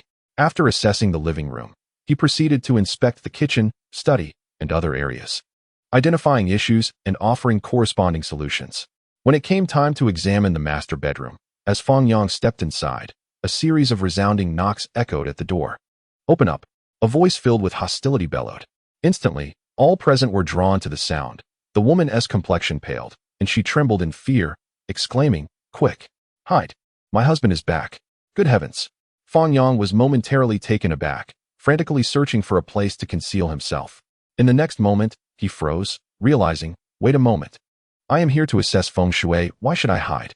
However, the woman, with a distressed expression, explained, "Master, my husband has previously been deceived by fortune tellers, and he harbors a deep resentment towards your kind. If he sees that I have brought you home, he will surely harm me. I implore you, please hide." Fang Yang, caught in a predicament, felt a mix of frustration and helplessness. Hearing the relentless pounding on the door, he ultimately relented, squeezing himself and the photographer beneath the bed. Once they were concealed, the woman urgently called out, "He is coming. He is coming." Moments later, there was a loud thud. When the door swung open, a heavy impact reverberated through the air, followed by the unmistakable sound of a slap. "What the hell? Are you hiding someone in broad daylight? Only now do you choose to open the door?" The fierce-looking man glared at the woman, who, holding her face with a look of grievance, replied, "And no, I was just sleeping." "Sleeping? It seems to me you were sleeping with some wild man." Without waiting for a response, he charged into the bedroom, rummaging through drawers and cabinets.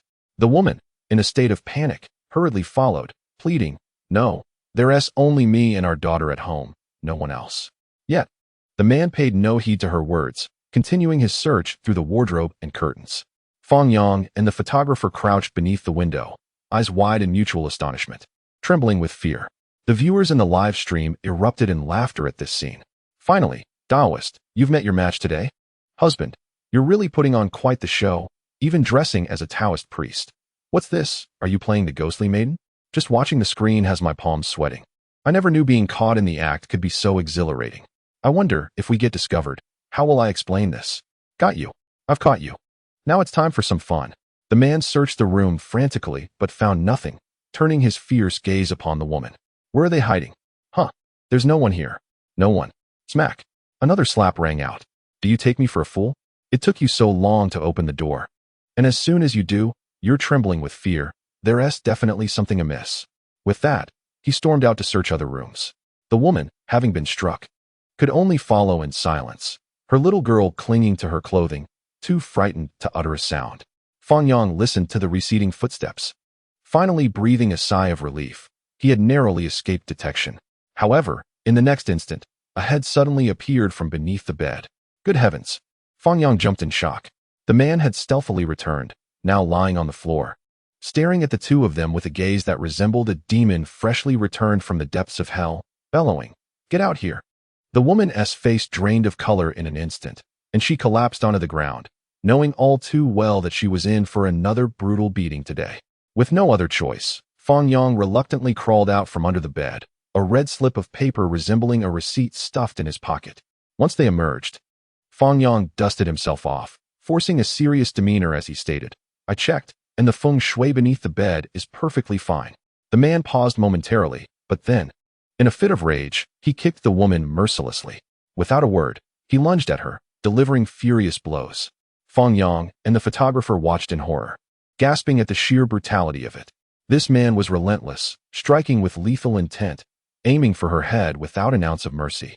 Even as she fell to the ground, he continued to kick her.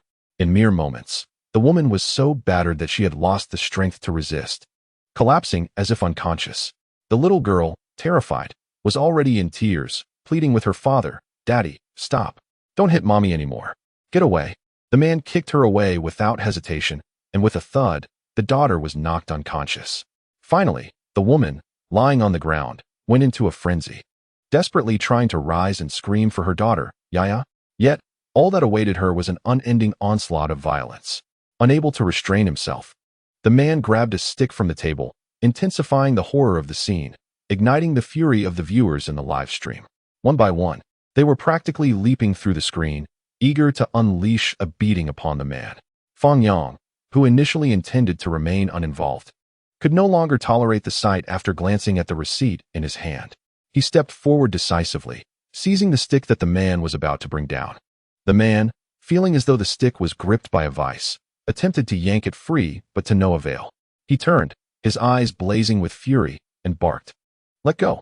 Fang Yang furrowed his brow, his voice deep and resonant. "Enough, you wretched creature." The man, wide-eyed and seething, retorted mockingly, "How dare you insult me? I haven't even settled the score with you yet. Who do you think you are? Just wait and see if I don't teach you a lesson." Taking advantage of the moment, the woman on the ground scrambled to her daughter's side, calling her name repeatedly in a desperate effort to rouse her. In the next heartbeat, she gazed at the man in despair and shouted, "You can hit me, but why strike my daughter? She is your daughter too." The man sneered indifferently, "I'll hit whoever I please. As her father, I have every right." Hearing these words, Fang Yang's gaze sharpened, a cold smile curling at the corners of his lips.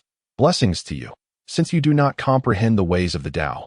Allow me to demonstrate a modicum of martial skill." The man's expression shifted to one of alarm, caught off guard. The force in Fang Yang's grip was unmistakably real, and he recalled that many Taoists practiced martial arts. Should it come to blows, the outcome was uncertain. Realizing this, he adopted a cowardly demeanor, saying, "This is my family matter. What does it have to do with you? Just leave." At this, Fang Yang chuckled with incredulity. "Leave? I had no intention of engaging with you, but your incessant prattling has forced my hand. Since I cannot let it go, I shall take action."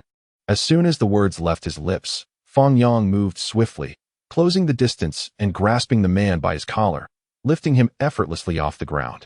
The man's pupils dilated in sheer terror as his feet left the floor. Fang Yang's gaze was unyielding and merciless, with a slight bend of his knee. He propelled the abusive man forcefully to the ground, the motion decisive and efficient. A piercing scream echoed throughout the room as the man crumpled, writhing in agony on the floor, his legs bent in pain as he pleaded for mercy. "Master, I was wrong. I won't hit them anymore. Please spare me." "You are a monk. There's no need to stoop to my level," he cried. "Who says so?" Fang Yang replied, crouching down with a faint smile. "As practitioners of the Tao, we adhere to the principle of going with the flow. Since you have provoked me, it is clear you deserve a beating. By striking you now, I am merely aligning with your desires. Thus, we both achieve mutual understanding. Blessings to you." The photographer nearby was utterly astounded. What had he just heard? The rationale for the beating was refreshingly unconventional. How remarkable. The man had brought this upon himself, making him not only incapable of blaming Fang Yang, but also indebted to him. They were achieving mutual understanding? What sort of twisted logic was this? Was this truly the essence of Taoist thought? Nevertheless, one could not deny it was exhilarating, truly exhilarating. Having just witnessed the brutal scene of a man mercilessly assaulting his wife and child, he could no longer suppress his urge to intervene. However, given that Fang Yang remained motionless, he dared not take matters into his own hands, and now it seemed even less necessary to act. Listening to the man's pleas for mercy, Fang Yang exhibited not a shred of compassion. His gaze was as icy as if he had been slaughtering fish at a market for a decade. Grasping the man's collar, he unleashed a flurry of precise and powerful punches, each strike seemingly a retribution for the previous blows the man had dealt to women. Both the woman and the photographer were momentarily taken aback, their minds struggling to process the rapid unfolding of events. In mere seconds, the man had been reduced to a state far worse than that of the woman. Was he truly a practitioner of the Tao? Surely, he was not a sorcerer? Even the underworld would think twice before delivering such a beating. The anguished cries of the man echoed throughout the room, evoking a sense of reluctant sympathy in the onlookers. Had they not witnessed his earlier acts of domestic violence, they might have deemed Fang Yang a villain. Meanwhile, the viewers in the live stream were left utterly astounded, their comments flooding in with expressions of exhilaration. Is this really a Taoist? He resorts to violence at the slightest provocation, cloaking himself in a facade of righteousness. I half expect him to pull out a soul sail and proclaim, "Fellow Taoist, please enter my human emperor sail. Do not envy the Taoist. With enough practice, one can become skilled at anything. For instance, I have been a bachelor for 30 years, and I can discern the lingering sense in the air to determine how many women have passed by moments ago, distinguishing between the single, married, divorced, or widowed. Given more time, I could even detect gynecological ailments. His style is merely flashy. It may appear fierce, but lacks efficacy. For example, if we were to duel, he could strike me once, and though I might perish, I would not concede. I believe Taekwondo is far more practical. A friend of mine practices Taekwondo, and during a brawl, he executed a 360-degree spinning kick, only to fracture 2 ribs and extort over 60,000 from his opponent. After a torrent of punches and kicks, the man lay on the ground, motionless, gasping for breath. In contrast, Fang Yang appeared unfazed, his complexion unaltered, leaving one to believe he was the victim instead. The photographer cautiously inquired, "Brother, that was quite a harsh blow. You might end up liable for damages." Fang Yang shrugged nonchalantly. "If I have to pay, so be it. What matters is that I feel satisfied. If I don't teach him a lesson today, my principles will be tarnished." The photographer could only manage a wry smile in response. The woman on the floor, her expression heavy with sorrow, spoke, "Taoist, thank you for your assistance. I will explain this to the police to ensure you don't suffer repercussions. Encountering such a man has ruined my life. After today, I have come to realize that for both my sake and my daughter's, I must divorce him." Fang Yang nodded in approval. "At last, you see the light." Yet, the woman sighed in resignation. "He knows where my family lives, and I fear he might retaliate against my parents. This has been the reason I have long feared divorce. My parents' deteriorating health and the trauma from the last time he struck me, which lingers even now, instilling a deep sense of fear. Call the police." Fang Yang spoke calmly. "It's futile." The woman shook her head with a bitter smile. "The police have come numerous times, only to lecture him and leave. Even when he was detained for a week last time, it made no difference. No, it is effective." Fang Yang's expression turned resolute as he gazed at the woman. "Because he intends to kill you." Upon hearing this, the woman's face drained of color, her eyes reflecting a flicker of terror and disbelief. The photographer's mouth hung open, his eyes nearly bulging out. Only the man on the ground trembled slightly, barely perceptible. He wants to kill me?" The woman's voice quivered as she incredulously repeated, "Do not frighten me, Taoist." Fang Yang retrieved a receipt he had discovered beneath the bed. Glancing at the writing before speaking indifferently, "Wang Yuan, is this your name?" The woman paused, her brow furrowing in confusion as she nodded. "Yes, Taoist. How do you know my name? Look at this. Did you purchase this?" Fang Yang extended the receipt towards her. Wang Yuan took the receipt, scrutinizing it closely, her complexion growing even more ashen. She appeared dazed, murmuring to herself, "How could he have bought this? I don't understand." Fang Yang inhaled deeply, his tone heavy as he explained, "Isn't it evident? Who else could it be? Do you believe he loves you? Could he, out of the blue, purchase a substantial life insurance policy for you?" Wang Yuan shook her head in a daze. "No, he wouldn't. Exactly. I recall you mentioning that he has taken up gambling. Throughout history, how many have sold their children and wives for gambling? Once ensnared, they become unrecognizable to their own kin. Given his recent secretive phone calls, I suspect he has accumulated a mountain of gambling debts. This insurance policy is not a token of his affection, but rather a death warrant for you."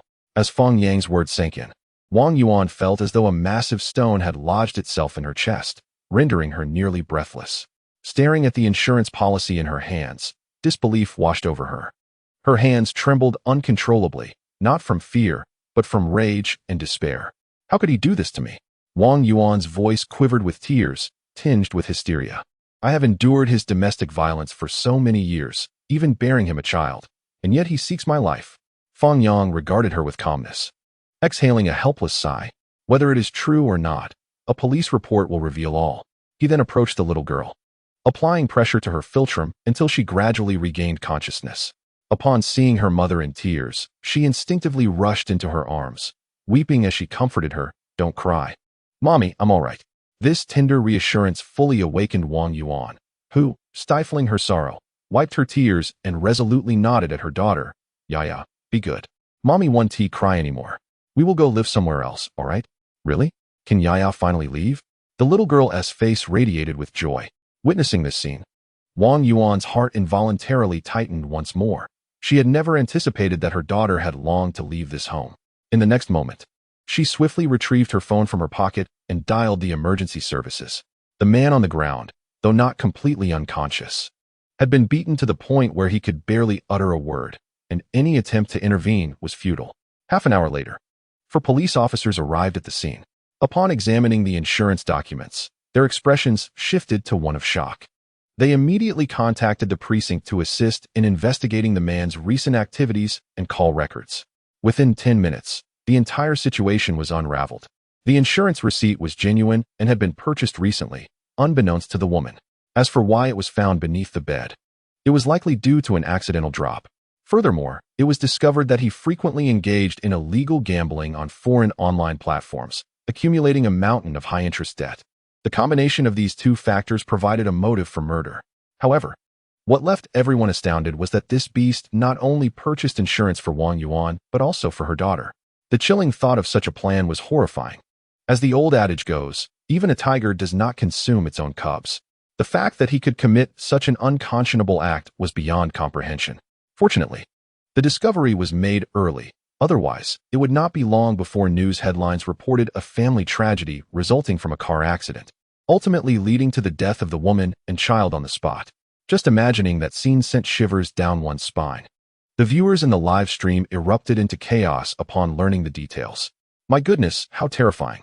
Ladies, keep your eyes wide open. Never marry an abuser. If there are signs of violence, escape immediately. Having endured years of abuse is one thing. Attempting to take a life is another. I must keep scissors by my bedside tonight. I need to guard against my husband. I find it perplexing. Isn't insurance supposed to be known to the insured? How did he manage to quietly purchase insurance for his wife? I suggest the relevant authorities conduct a thorough investigation. This is highly suspicious. What if one day I find out I've been insured without my knowledge? That would be an unjust death. Is there anyone knowledgeable in law in the live stream? I want to know whether, in this situation, Fang Yang should be liable for damages. Is this considered legitimate self-defense or an overreaction? To be honest, Fang Yang not only prevented an instance of domestic violence, but also saved 2 lives. If he is penalized for this, that would be utterly frustrating.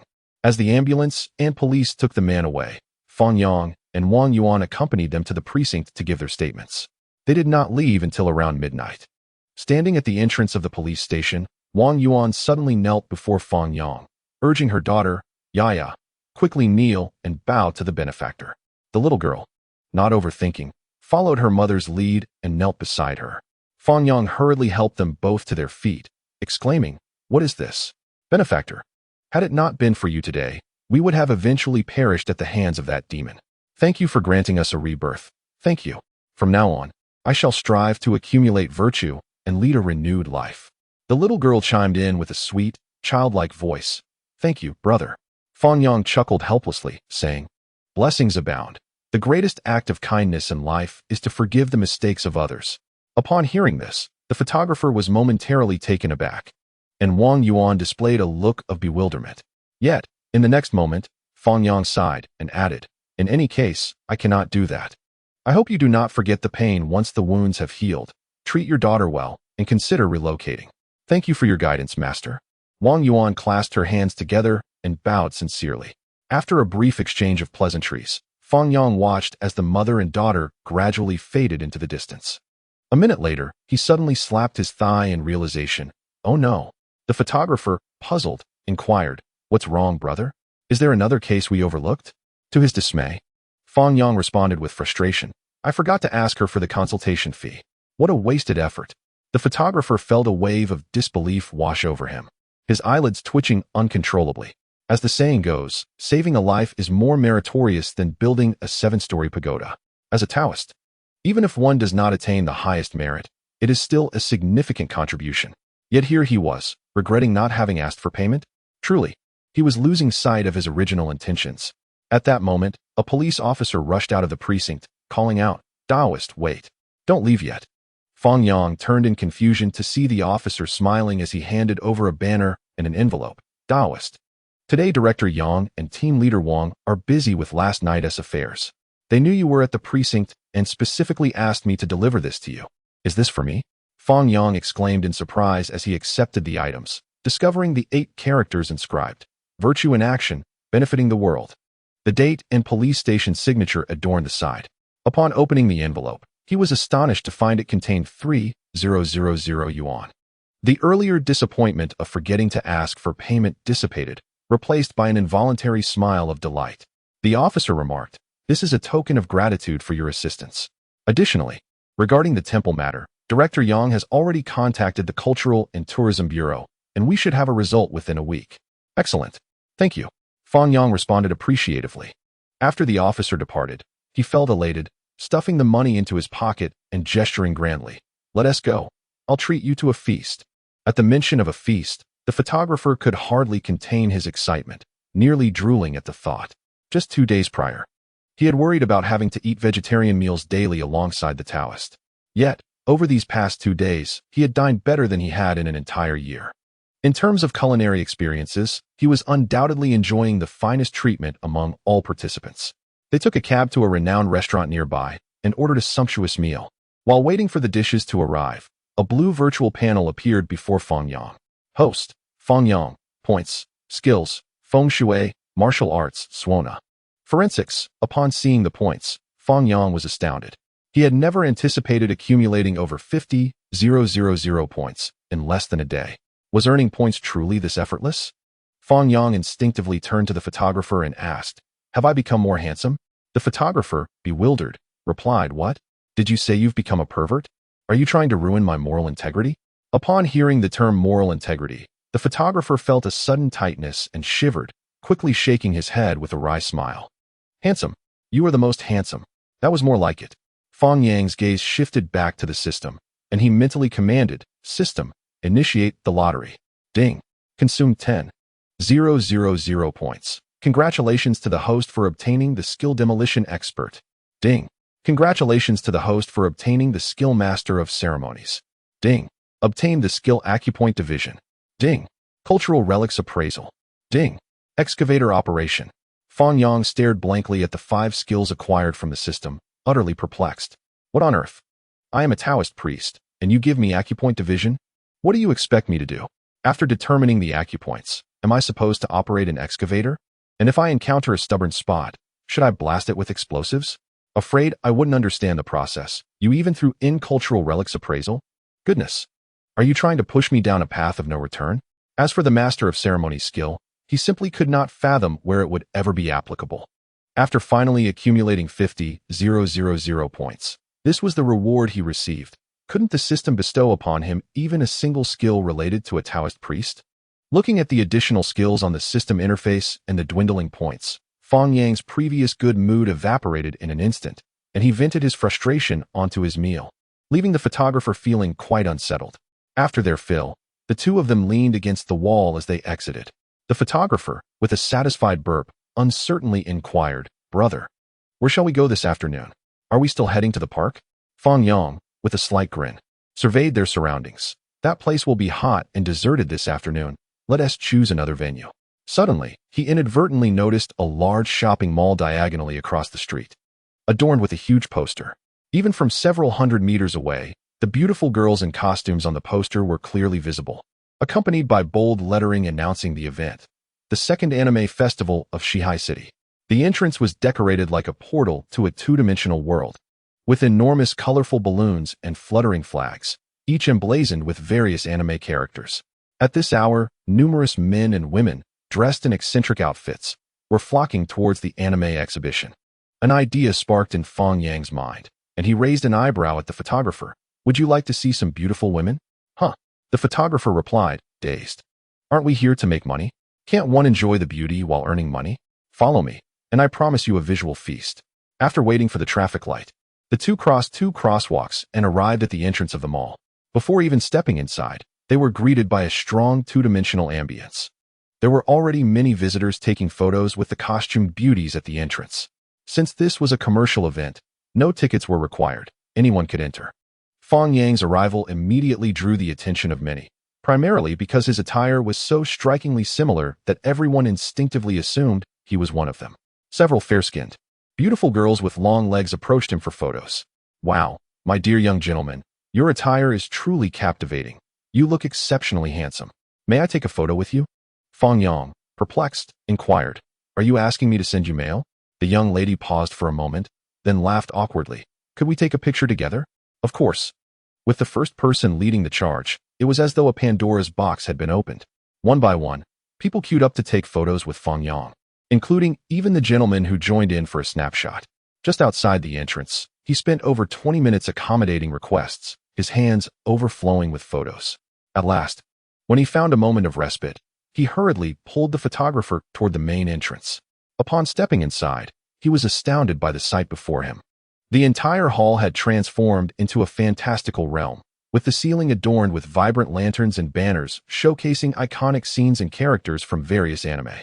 A vast screen displayed highlights from past anime festivals and previews of upcoming events, eliciting cheers from the crowd. On the central stage, a group of girls dressed as Yao danced gracefully to lively music. Surrounding them were a myriad of stalls, offering everything from figurines and anime merchandise to the latest manga and limited edition posters, overwhelming the senses. The air was filled with the sweet aroma of popcorn, and the hall was bustling with visitors in extravagant outfits. Were it not for the knowledge that an anime convention was underway, one might think they had stepped into another world altogether. Yet, this was not the main attraction. The focal point was the plethora of stunning cosplayers. Fang Yang was utterly mesmerized by the long legs and the allure of the ladies in their delightful costumes, whether it was the wild, cute, or mature styles. This was no mere convention. It was a veritable paradise. Participating in an anime convention for the first time, Fang Yang had previously struggled to comprehend why so many enthusiasts were drawn to such events. Now he finally grasped the joy they experienced. If possible, he wished he could indulge in this delight every day to maintain a cheerful disposition. The viewers in the live stream were equally animated. Popularity 1111, popularity 1111. Hello. Please refrain from jumping into conclusions based on a few covers. After all, we are all young, and the road ahead is long. It is essential to cultivate self-restraint, maintain a clear mind, and nurture one's character. Do not lose your way during an age meant for striving. Do not inquire why I entered. I am here to advise you all. Is this truly something I can watch? This is exactly what I adore. Not only will I watch, but I shall do so with a magnifying glass, seated, reclining, and with one hand. Apologies, I was unable to respond earlier. But I must pose a question now. We humans, I regret to say, have become rather preoccupied. My apologies. I once thought I didn't like flamboyance. But now I realize how pretentious I was. Throughout my life, I have done good deeds, helping widows fetch water, assisting young mothers with laundry, and aiding young girls in purchasing personal items. Stumbling upon this live stream is simply my fate. Out of curiosity, the lovely lady in the leather outfit and twin tails. You are so adorable. Surely, you do not have any embarrassing moments, right? Nearby, a crowd had gathered around a booth. Upon closer inspection, they noticed a blanket spread out on the ground. The young lady donned an outfit reminiscent of a fox, adorned with white thigh-high stockings and a long, flowing fox tail, striking various alluring poses that captivated the onlookers.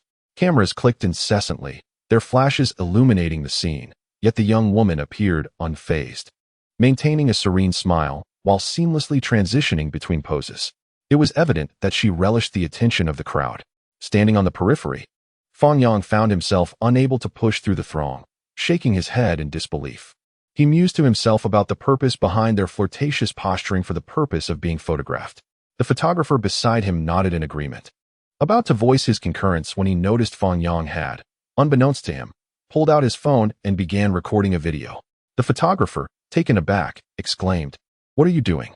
Fang Yang, on his tiptoes and craning his neck, elevated his phone high and replied nonchalantly, "I have decided to capture this moment for later reflection."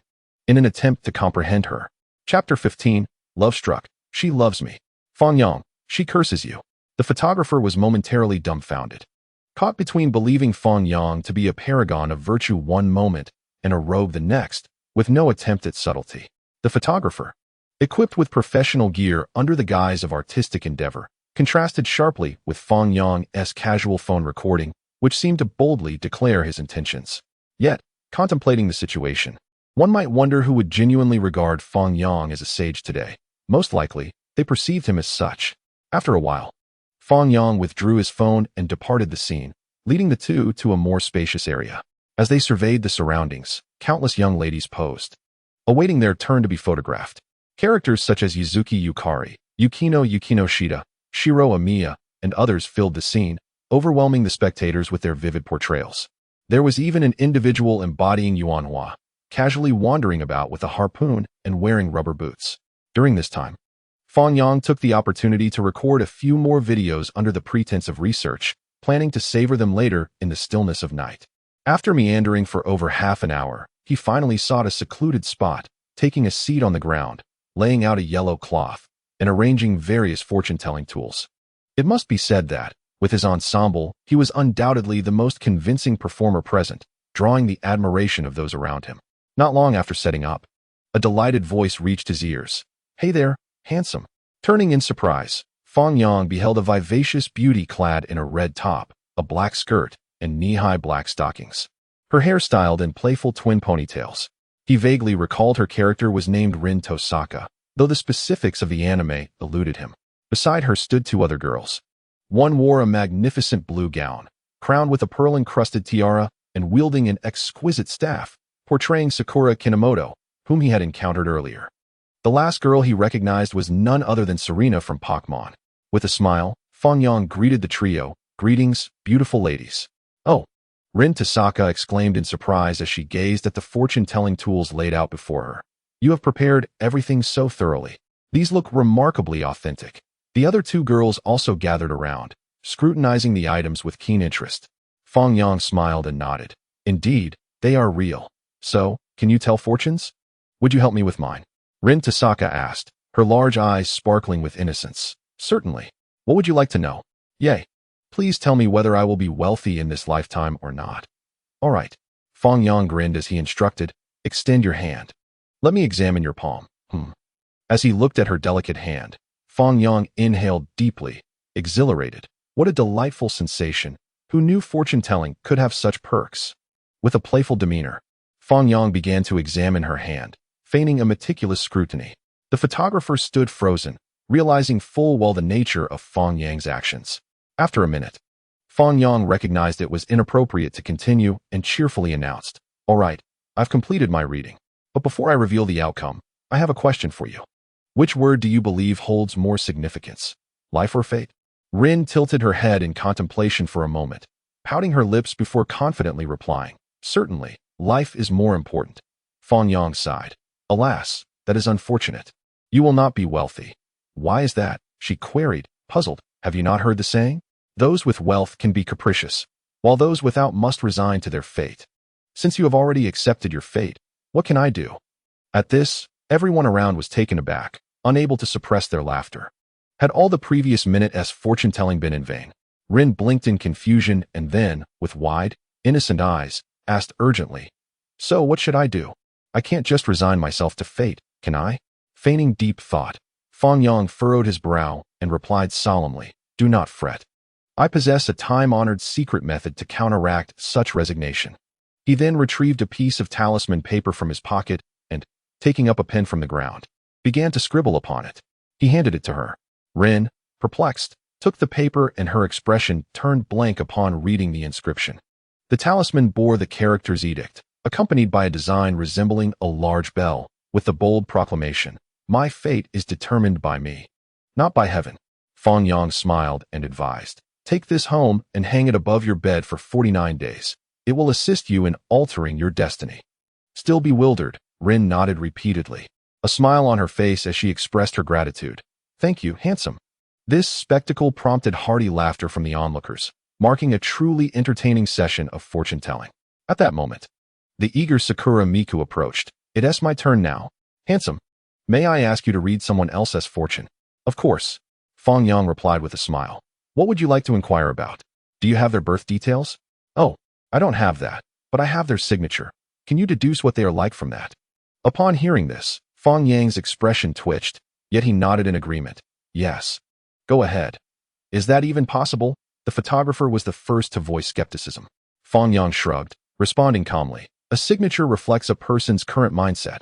For instance, if one's personal signature reads virtue brings prosperity, it is likely that the individual lacks integrity. Conversely, if the phrase is to give and to receive, one might assume that the person is rather miserly. Indeed, as soon as the thought was expressed, several individuals nodded in agreement. Sakura, the girl with the cherry blossom name, eagerly inquired, what if someone describes themselves as a sunny, athletic boy who loves life? Surely, that must be commendable, right? However, Fang Yang shook his head disapprovingly. Such individuals tend to be financially challenged in reality, leaving only their self-adoration. The girl was momentarily taken aback. What if someone is simply an uncomplicated person?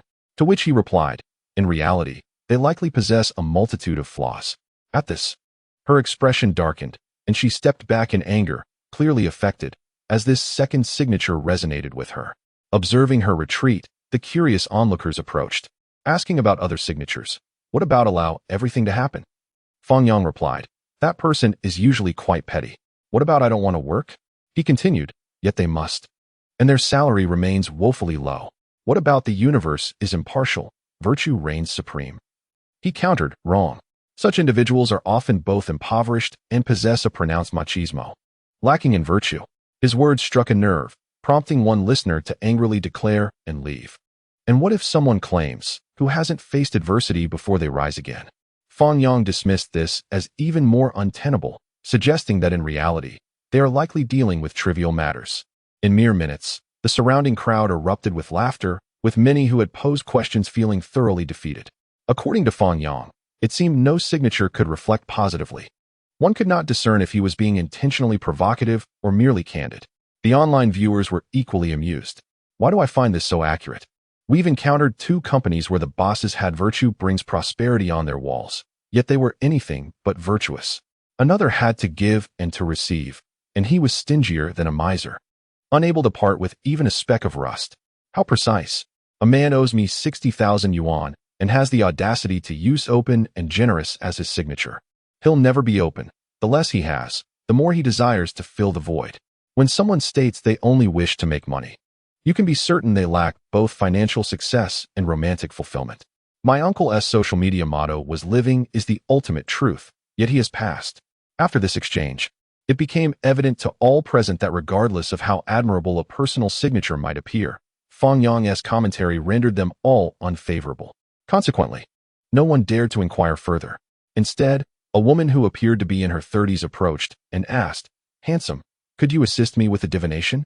Fang Yang shrugged noncommittally. A reading incurs a fee. What? A fee? She asked, momentarily stunned. He then produced a Taoist certificate from his pocket and displayed it, stating, joking aside, while fortune-telling is serious business, it should not be conflated with jest. The onlookers were left speechless upon seeing the certificate. Goodness, is he a genuine Taoist priest? I presumed he was just playing the part. Why is a legitimate Taoist attending a comic convention? The woman nodded earnestly and said, Taoist priest, please divine for me. I suspect my husband has someone else outside. Fang Yang inquired nonchalantly, what makes you feel this way? She responded, he usually returns by 7, but last night, he came back at 7:03. Upon hearing this, Fang Yang rolled his eyes in disbelief and replied, just 3 minutes. What could he possibly have done? Surprisingly, the woman confidently asserted, I know him too well. At this declaration, everyone present wore peculiar expressions, stifling their laughter. Fang Yang, exasperated, covered his face, took a deep breath, and began to perform hand gestures while murmuring incantations. After a brief pause, he smiled gently and said, you need not worry. In your husband's case, even if he does have an affair, there won't be a second time. A burst of laughter erupted in the room. The woman, seemingly not comprehending Fang Yang's words, asked in confusion, why do you say that? He replied, well, those who understand will understand. This divination is complimentary, so rest assured. Hearing this, the woman appeared even more bewildered. Amidst the laughter surrounding her, she left the scene, looking dazed. After her departure, a young man approached, placing 200 yuan on the ground with flair, and asked, Taoist priest, could you tell me if my partner and I will end up together? Certainly. Fang Yang smiled and replied, Please share your situation with me. The young man explained, I have known her for 3 years. We only started dating a year ago, and I pursued her. She greets me with good morning and good night every day, reminding me to eat. I believe she is the best woman in the world. However, I wonder if she has grown weary of me over time.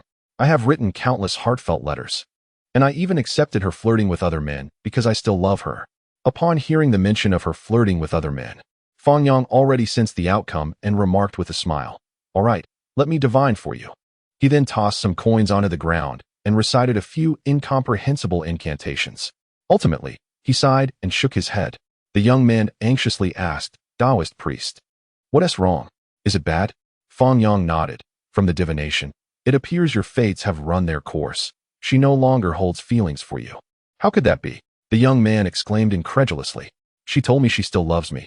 She just finds me a bit bothersome. If she didn't love me, why would she continue to be with me? I've consulted divination before, which indicated she would marry me. And even the oracle at the temple affirmed she would be my lifelong partner. I refuse to believe it. I have done so much for her.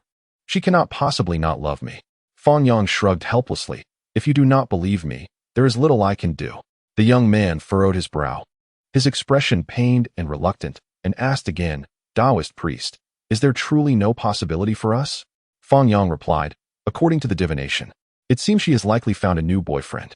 The young man insisted, Taoist priest, are you sure your divination is accurate? Isn't she just seeking a partner to provoke me? Is there something I am not doing well enough? Fang Yang was taken aback, casting a silent glare at him. I advise you to hurry and purchase 2 bags of cement to seal that gaping hole in your heart. The man, in a daze, shook his head and earnestly attempted to explain, she must still love me.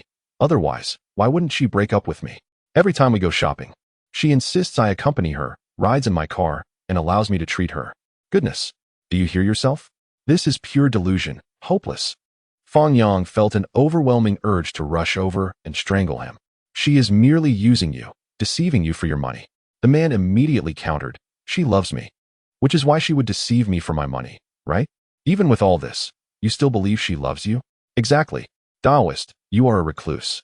You cannot comprehend what love truly is. Love is about giving, not taking.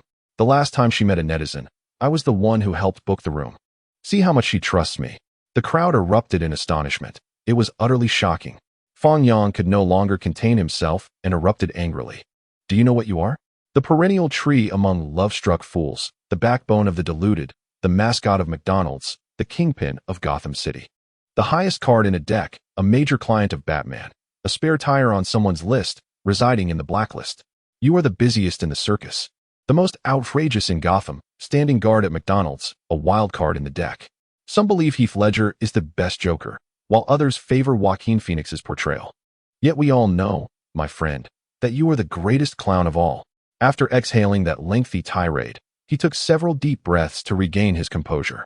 However, the surroundings fell into a profound silence. Everyone stared at Fang Yang, their eyes nearly popping out in disbelief. Are you preparing for an exam?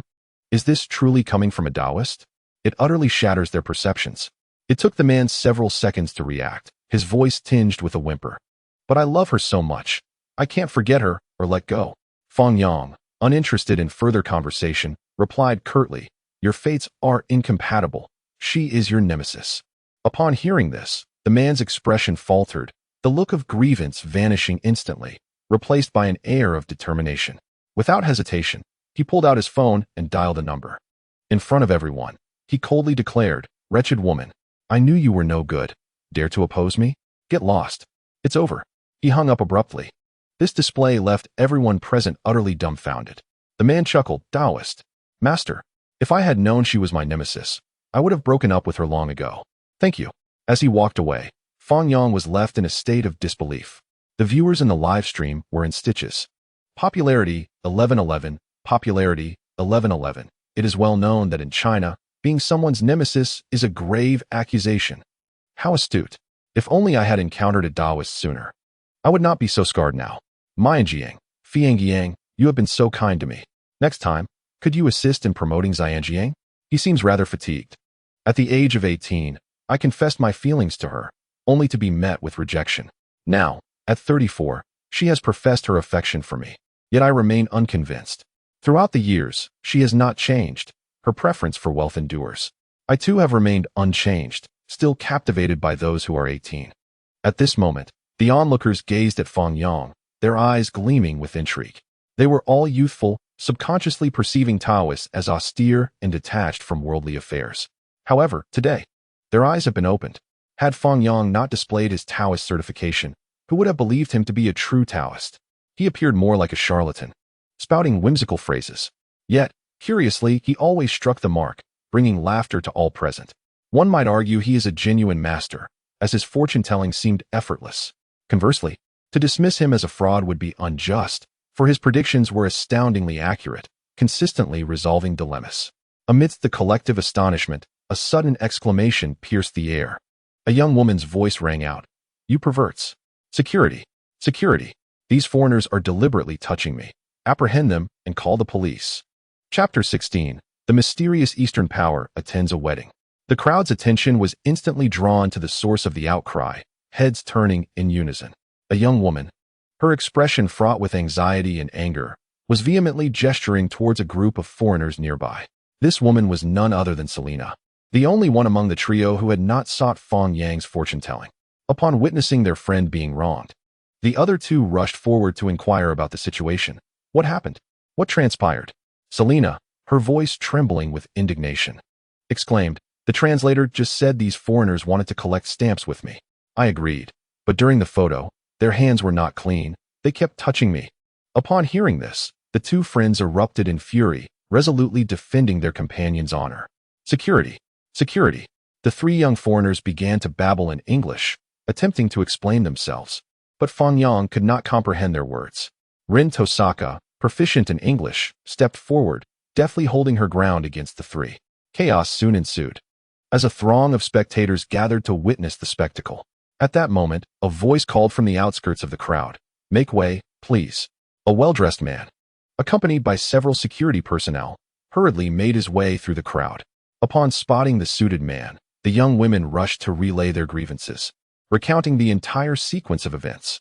Unbeknownst to them, the man furrowed his brow and approached the foreigners, inquiring, "Is this truly what transpired?" The foreigners began to fervently explain, with the translator aiding their narrative. No, they were merely taking photographs. There were no inappropriate actions. Absurd. Selina's temper flared, and she retorted with a string of expletives. Yet, no matter how vehemently they argued, the foreigners staunchly denied any wrongdoing. Many bystanders could no longer tolerate the injustice and chimed in angrily. "Check the surveillance footage. Indeed, let the cameras reveal the truth of the matter, for they would undoubtedly clarify whether inappropriate behavior had occurred." Upon hearing the intent to review the surveillance footage, the man in the suit displayed a troubled expression. "Reviewing the footage is quite cumbersome. It is not as straightforward as you might think. It could take an hour or two. Are you certain you wish to wait?" He proposed. "Since this matter seems trivial, why not disperse? Let us all continue our enjoyment. Ladies, if you turn around, I shall present you with a small token of appreciation. Would that be agreeable?" "Absolutely not." The three young women replied in unison. "We demand to see the footage. This is imperative. An apology must be extended to my friends." The man in the suit realized the futility of his previous assertions about the time required to retrieve the footage. He had merely been attempting to placate them. His hesitation stemmed from the fact that these foreigners were classmates of his employer's son, who had been specially invited to partake in the festivities. Offending them could lead to dire consequences for him later. However, given the current circumstances, he found himself unable to easily quell the situation. Mismanagement could incite significant outrage. "Very well, since everyone insists on reviewing the footage, we shall proceed," he conceded, reluctantly reaching for the walkie-talkie to contact the surveillance room and request an immediate retrieval of the relevant recordings. As they awaited the footage, the foreign guests appeared increasingly anxious, whispering amongst themselves and frequently checking their phones, seemingly sending messages to someone. The three young women stood resolutely together, their eyes reflecting an unwavering determination. Moments later, the man's phone rang. It was not a call from the surveillance room, but rather the son of his employer. After a brief discussion, he hung up. Shortly thereafter, a message arrived on his phone. Upon opening it, he found a video sent from the surveillance room, displaying the live feed from the area. The three young women hurriedly gathered to watch. They had anticipated that the truth would soon be revealed, yet they were met with utter disappointment. The footage did show the foreigners taking pictures with the women, but whether their actions constituted harassment remained ambiguous, difficult to ascertain. This footage is rather unclear. Someone in the crowd began to murmur. "Miss, are you certain about this?" "Impossible," shouted Selina, agitated. "It seems like the footage has been edited. Something is missing." The man in the suit replied with a wry smile. "I empathize with your feelings. Now that you have seen the footage, it would be unreasonable to cause a scene." As the onlookers viewed the footage, many redirected their ire, believing the women were merely stirring trouble. The foreigners wore expressions of smug satisfaction, hurling unflattering remarks like "refuse." Faced with this unexpected turn of events, the young women's faces paled, their eyes glimmering with disbelief and fury. As close friends, the other two women, despite the circumstances, still believed Selina was the victim. Selina bit her lip, fists clenched tightly, trembling with rage. "You are all in cahoots," she nearly roared, her voice filled with despair and indignation. "I am clearly the victim. Why is everyone now accusing us?" Among the crowd, while some expressed confusion, a larger number opted for silence, murmuring to themselves that it would be better to avoid further conflict. "No, I shall call the police." Upon hearing these words, the patience of the man in the suit was utterly exhausted. He coldly remarked, "Miss, I have already shown you considerable courtesy. If you continue to act so unreasonably, I shall have to summon security to escort you out." Nearby, Sakura Kinomoto hurriedly interjected, "Please, don't act impulsively. What difference would it make if the police were called?" Indeed, Rin Tosaka let out a resigned sigh. At that moment, Fang Yang, who had been observing the commotion from the periphery, could no longer remain a bystander. Although he had not witnessed the inappropriate behavior of the three foreign men, he had seen the man in the suit receive a call with the note boss's son. Connecting the dots with the sight of the men fiddling with their phones, it was painfully clear what was transpiring. A group of men bullying three girls, twisting the truth, and even siding with the foreigners. To remain idle would surely tarnish his moral standing. Thus, he returned to his previous stall, seized a peachwood sword and several talismans, and rejoined the crowd. The photographer, astonished, asked, "Brother, what do you intend to do?" Fang Yang merely smirked, offering no reply, but instead shouted to the crowd, "Please, make way." Upon seeing him, the onlookers were taken aback, especially those who had witnessed him reading fortunes, who readily parted to create a path. The man in the suit furrowed his brow in confusion and inquired, "Who are you? What do you intend?" Fang Yang smiled faintly and responded, "Since the surveillance footage is unclear, allow me to assist you in uncovering the truth." With that, Fang Yang took a deep breath, grounded himself, and raised the peachwood sword, reciting incantations in a low yet powerful voice. "Boundless as heaven and earth, the universe lends its laws, the true words manifest," revealing the truth. Simultaneously, he retrieved a lighter from his pocket and ignited the talisman affixed to the sword. This spectacle left the onlookers dumbfounded. It was their first encounter with a Taoist using a lighter. However, to the foreign men, this comedic scene appeared eerily bizarre. Instinctively, they recoiled, glancing at the translator with expressions of uncertainty, asking, "What is he doing?" The translator rolled his eyes and explained, "He is performing sorcery." The trio, now thoroughly terrified, gasped in horror, their eyes wide with fear. In that moment, Fang Yang ceased to be a refined Taoist in their eyes. He transformed into a menacing sorcerer. The inscrutable incantation and his enigmatic gestures resembled an ancient spell from legend, instilling within them a palpable sense of dread. Fang Yang, wielding the peachwood sword, traced a circle in the air with its tip, and the talisman morphed into a stream of light, dissipating into the atmosphere. He then pointed the sword at the three men and bellowed, "Evil shall not prevail over righteousness. Let the truth manifest." No sooner had he spoken than thud. The three foreigners immediately dropped to their knees, their faces pale, eyes bulging wide as saucers, mouths agape, as if they could swallow an entire egg. "I was wrong. I was wrong. Please stop the sorcery." One of the foreigners exclaimed in broken Chinese, clasping his hands together and repeatedly bowing in supplication. Another foreigner suddenly burst into tears, his face a messy blend of snot and tears. "Oh, mother! It seems that there are indeed those in Huaxia who practice sorcery. I confess, I touched her. I apologize. I am truly sorry." The last foreigner also joined the ranks of apologies, his expression one of sheer terror. The onlookers were left in a state of utter bewilderment, completely flabbergasted by the scene before them. What was happening? Could it be that the Taoist truly possessed magical powers? Just moments ago, they had vehemently denied any wrongdoing. Yet now they were kneeling and begging for forgiveness, their frantic demeanor bordering on the absurd. The man in a suit, observing the unfolding drama, wore a grim expression as he forced himself to step forward and mediate. It appears I have misjudged you all. I apologize, since these three have already expressed remorse. The three young women remained in a state of shock, utterly unable to process the situation. Was this truly the same Taoist who had been so jovial and carefree moments before? Indeed, the greatest talents often conceal themselves in plain sight, exuding an air of nonchalance. At that moment, Fang Yang's figure seemed to grow larger than life, as if he were surrounded by a halo of light, captivating and blinding all at once. In truth, Fang Yang was just as perplexed, gazing at the three foreigners on the ground, a question forming in his mind. Had I truly mastered my craft? He was aware of the foreigners' superstitions, but he never anticipated such a level of fear. Witnessing their swift admission of guilt, he gradually retracted his peachwood sword, adopting an air of a sage, and calmly declared, "Since you acknowledge your mistakes, why do you not proceed to apologize?" The translator hastily relayed his words. In the next moment, the three foreigners scrambled to Sally, profusely apologizing and pleading for her forgiveness. Having never encountered such a spectacle, she was momentarily speechless, her previous anger dissipating entirely. With a resigned sigh, she replied, "All right, I accept your apologies." Upon hearing this, the three rushed back to Fang Yang, imploring, "Please, release us from this curse." Clearing his throat, Fang Yang lifted the peachwood sword and delivered a firm strike on each of their backs, causing them to grimace in pain, yet none dared to voice their complaints. "All right, the curse is lifted, you may leave." The individuals remained skeptical and questioned him multiple times before scurrying away in haste. The viewers in the live stream erupted in laughter at the sight of their retreating figures. Popularity 1111, popularity 1111, foreigner. So, the curse is lifted and everything is fine now? Taoist, no. Foreigner.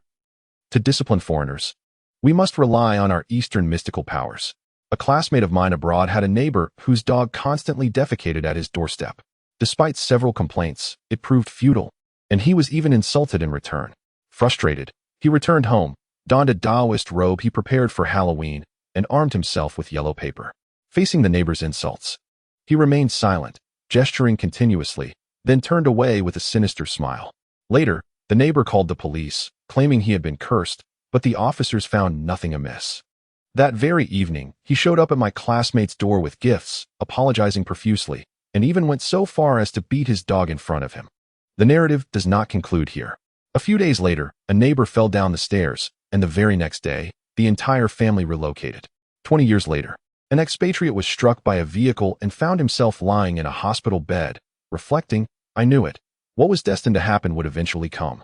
50 years later, while hospitalized due to illness, he lamented, "I knew he never truly let me go that day." As the expatriates departed, this farcical episode seemed to draw to a close. However, Rin Tosaka was not inclined to conclude her involvement. She pulled out her phone, intending to have Fang Yang skin a code, and pointed at the man in the suit, exclaiming, "Taoist, he is the one. Help me curse him." Upon hearing this, before Fang Yang could respond, the man in the suit nearly lost control of himself in fear. He hurriedly approached, bowing and apologizing profusely. "Oh, esteemed lady, I was mistaken." Slapping himself in a moment of desperation, he pleaded, "I apologize. Will this suffice?" The onlookers exchanged bewildered glances, and ultimately, with the nods of three young women, the crowd began to disperse. Yet, a larger group gravitated towards Fang Yang, bombarding him with incessant questions. "Taoist, do you truly possess magical abilities? Taoist, can you fly? Taoist, are you a cultivator?" Fang Yang felt overwhelmed by their inquiries. Fortunately, the three young women arrived to extricate him from the throng, guiding him towards an alternate exit from the convention. Gazing at the sky outside, he experienced an overwhelming sense of disorientation. Remaining inside any longer would surely lead to a mental breakdown. Just then, Rin Tosaka broke the silence. "Taoist, you really can perform magic, can't you?" Fang Yang's face twitched, and he replied, exasperated, "You must believe in science." But before he could continue, she whimsically interjected, "Taoist, I actually have another favor to ask of you." "Really?" Fang Yang inquired, surprised. "What is it?" "My cousin is getting married tonight," she explained. "She just called, urging me to come over for makeup. Both she and her husband practice Taoism, and I thought of you, so I mentioned you to them. And then, Fang Yang prompted, intrigued. Well, they hope that the Taoist can officiate their wedding, a Taoist ceremony. Upon hearing this, Fang Yang was taken aback. Could it be a mere coincidence that they were aware of his ability to serve as an officiant? Noticing his hesitation, the young woman quickly reassured him, "Don't worry. The script is all prepared, you just need to read it aloud. Plus, my sister mentioned there would be a generous red envelope for you." Chapter 17. A Traditional Wedding. Stunning the entire internet. "Why didn't you mention this sooner?" Fang Yang replied with a faint smile, patting his chest with confidence. "You've come to the right person. However, a Taoist wedding must be held in a temple. Where is your cousin hosting the ceremony?" "Oh, it's at a hotel," she clarified hurriedly. "To be precise, it's a traditional wedding with some Taoist elements incorporated." Fang Yang nodded thoughtfully. "All right, when shall we go?" "Right now. I'll drive." A few minutes later, a BMW pulled up to the curb, and they squeezed in together, ready to embark on their journey. As Fang Yang gradually learned that the three young ladies were named Xiaoya, Li, and Ting Ting, he discovered that the remaining two were also acquainted with Xiaoya's cousin. Thus they all decided to attend the wedding together. Observing Fang Yang clad in a Taoist robe, the young women were filled with curiosity. Ting Ting was the first to speak up, asking, "Taoist, could you teach me the ways of immortality?" Fang Yang shot her a glance, replying, "You wish to cultivate immortality? With all the trivial thoughts that occupy your mind, you ought to have faith in science instead. I find you quite ethereal already." At this remark, the other two young ladies erupted into laughter. Li, equally intrigued, inquired, "Taoist, do you consume me?" Fang Yang shrugged, retorting, "I can even bear children. Would you like to give it a try?" The photographer burst into laughter, exclaiming, "This is truly remarkable." Hearing such words from a Taoist was indeed a rarity. Conversely, the other young ladies were not the least bit embarrassed. Instead, they found the conversation even more amusing. Xiaoya, who was driving, could not resist asking, "Taoist, may I inquire if there are any other women who have cared for you besides your mother?" "Wow." The other two ladies smirked. "Are you perhaps interested in the Taoist?" "Nonsense. I'm merely curious," Xiaoya replied. Fang Yang chuckled nonchalantly. "Indeed, there are many." This revelation only intensified the playful banter within the vehicle. The notion of a Taoist uttering such words inevitably sparked vivid imaginations. "Taoist, do tell us more," they urged. After a moment's contemplation, Fang Yang replied casually, "I recall a woman who was quite concerned about my health, frequently inquiring if I was unwell. Another one expressed sympathy for my lack of a vehicle, insisting that I should not walk." Before he could finish, Xiaoya curiously asked, "Did she buy a car for you?" "No." Fang Yang shook his head. "She told me to roll, not walk." The group erupted into laughter. "And there was another who loved me dearly. She was willing to wait for me until the next life if she wished to marry me. Is that true?" The young ladies perked up, eager to hear more of this touching tale. "What did she say?" they asked. "She said that if she wanted to be my girlfriend, it would have to be in the next life." Ah, these women are so devoted. The expressions on the faces of the young women in the car turned to bewilderment as they absorbed Fang Yang's poignant reflections. "Taoist, truly, you are a kindred spirit. I once had a girl who cared immensely for me, forbidding me from basking in the sun and frequently urging me to seek cooler places. What of that? I had a woman who fought for me, declaring that if I persisted in bothering her, she would die in front of me. I dare not comment, fearing I might utter a wrong word and encounter a contrarian. Just yesterday, I found myself entangled in a debate over a video comment, losing half the night to it. Too afraid to take a shower lest I reply too slowly, making them think I conceded. Reflecting on it now, I realized there was indeed a woman who loved me. Now that I think of it, she probably found me quite handsome. Just before leaving, she specifically asked me to return home and gaze into the mirror. I wonder if it would be too late to win her back now?" Suddenly, he felt a sense of satisfaction with his life. Born in '98, possessing 2 homes, a Range Rover, and savings of 500. My wife is gentle. The only source of my discontent is that my son is 10 years my senior. After our earlier conversation, the atmosphere in the car was completely enlivened as the young ladies began to chatter incessantly, as if a floodgate had been opened. "Taoist, could you teach me the 5 Ghosts Wealth method? Once I am prosperous, I will donate to help you repair your temple." Fang Yang replied with a hint of exasperation. "If such a thing truly existed, I would have already prospered. Why would I need your donations? Then can you predict the lottery winning numbers? Do you know why I refer to myself as a humble practitioner?" "Taoist, Why are monks typically stout while Taoists are often lean? Fang Yang smiled lightly. Because monks have broad hearts, thus they are robust, while Taoists settle grievances on the spot. Can Taoists use vulgar language? Of course. Fang Yang replied earnestly. Cursing clears the mind. If one wishes to curse but holds it in, the heart becomes tainted. I tell you, some people are destined to be scolded, and my rebukes are a form of great merit. The group was momentarily taken aback by this response. It was their first encounter with such reasoning, and they felt their minds expand. Is this truly a Taoist? Surely he is not a counterfeit? Ting Ting incredulously queried. Why does it seem that Taoists and monks are entirely different? This one seems a bit cheeky, doesn't he? Fang Yang shrugged noncommittally. Have you read Journey to the West? Of course we have. The others nodded in curiosity. Fang Yang chuckled. You know of Jinyuan Daxian, don't you? He is also of the Taoist lineage. Yes. When Sun Wukong toppled the ginseng fruit tree, he exclaimed, even if I meet the Tathagata, you must still return my ginseng fruit tree. So, there is no need for astonishment. This is a tradition of our Taoist sect. Upon hearing that line, the group was momentarily dumbfounded. Upon reflection, they realized there indeed was such a phrase. How had they not noticed it before? Even a figure as formidable as Jinyuan Daxian could utter such cheeky words, entirely different from their prior understanding of Taoists. Half an hour later, the car slowly approached the hotel's exterior, the time now past 5 in the afternoon. Before them lay a vast plaza, where an advertisement board stood at the corner declaring, Shihai Grand Hotel. At the entrance of the hotel, a fountain danced to the rhythm of music, while a red carpet stretched from the roadside to the hotel lobby. On either side, flower columns were neatly arranged, with a semicircular arch bridge woven from flowers in the center, each blossom vibrant and exuding a delicate fragrance. Adjacent was a 2-meter-tall poster of the newlyweds, with a massive illuminated sign above continuously scrolling. The words read, Congratulations to the groom Chen Fei and bride Wang Shui. May your marriage be blissful.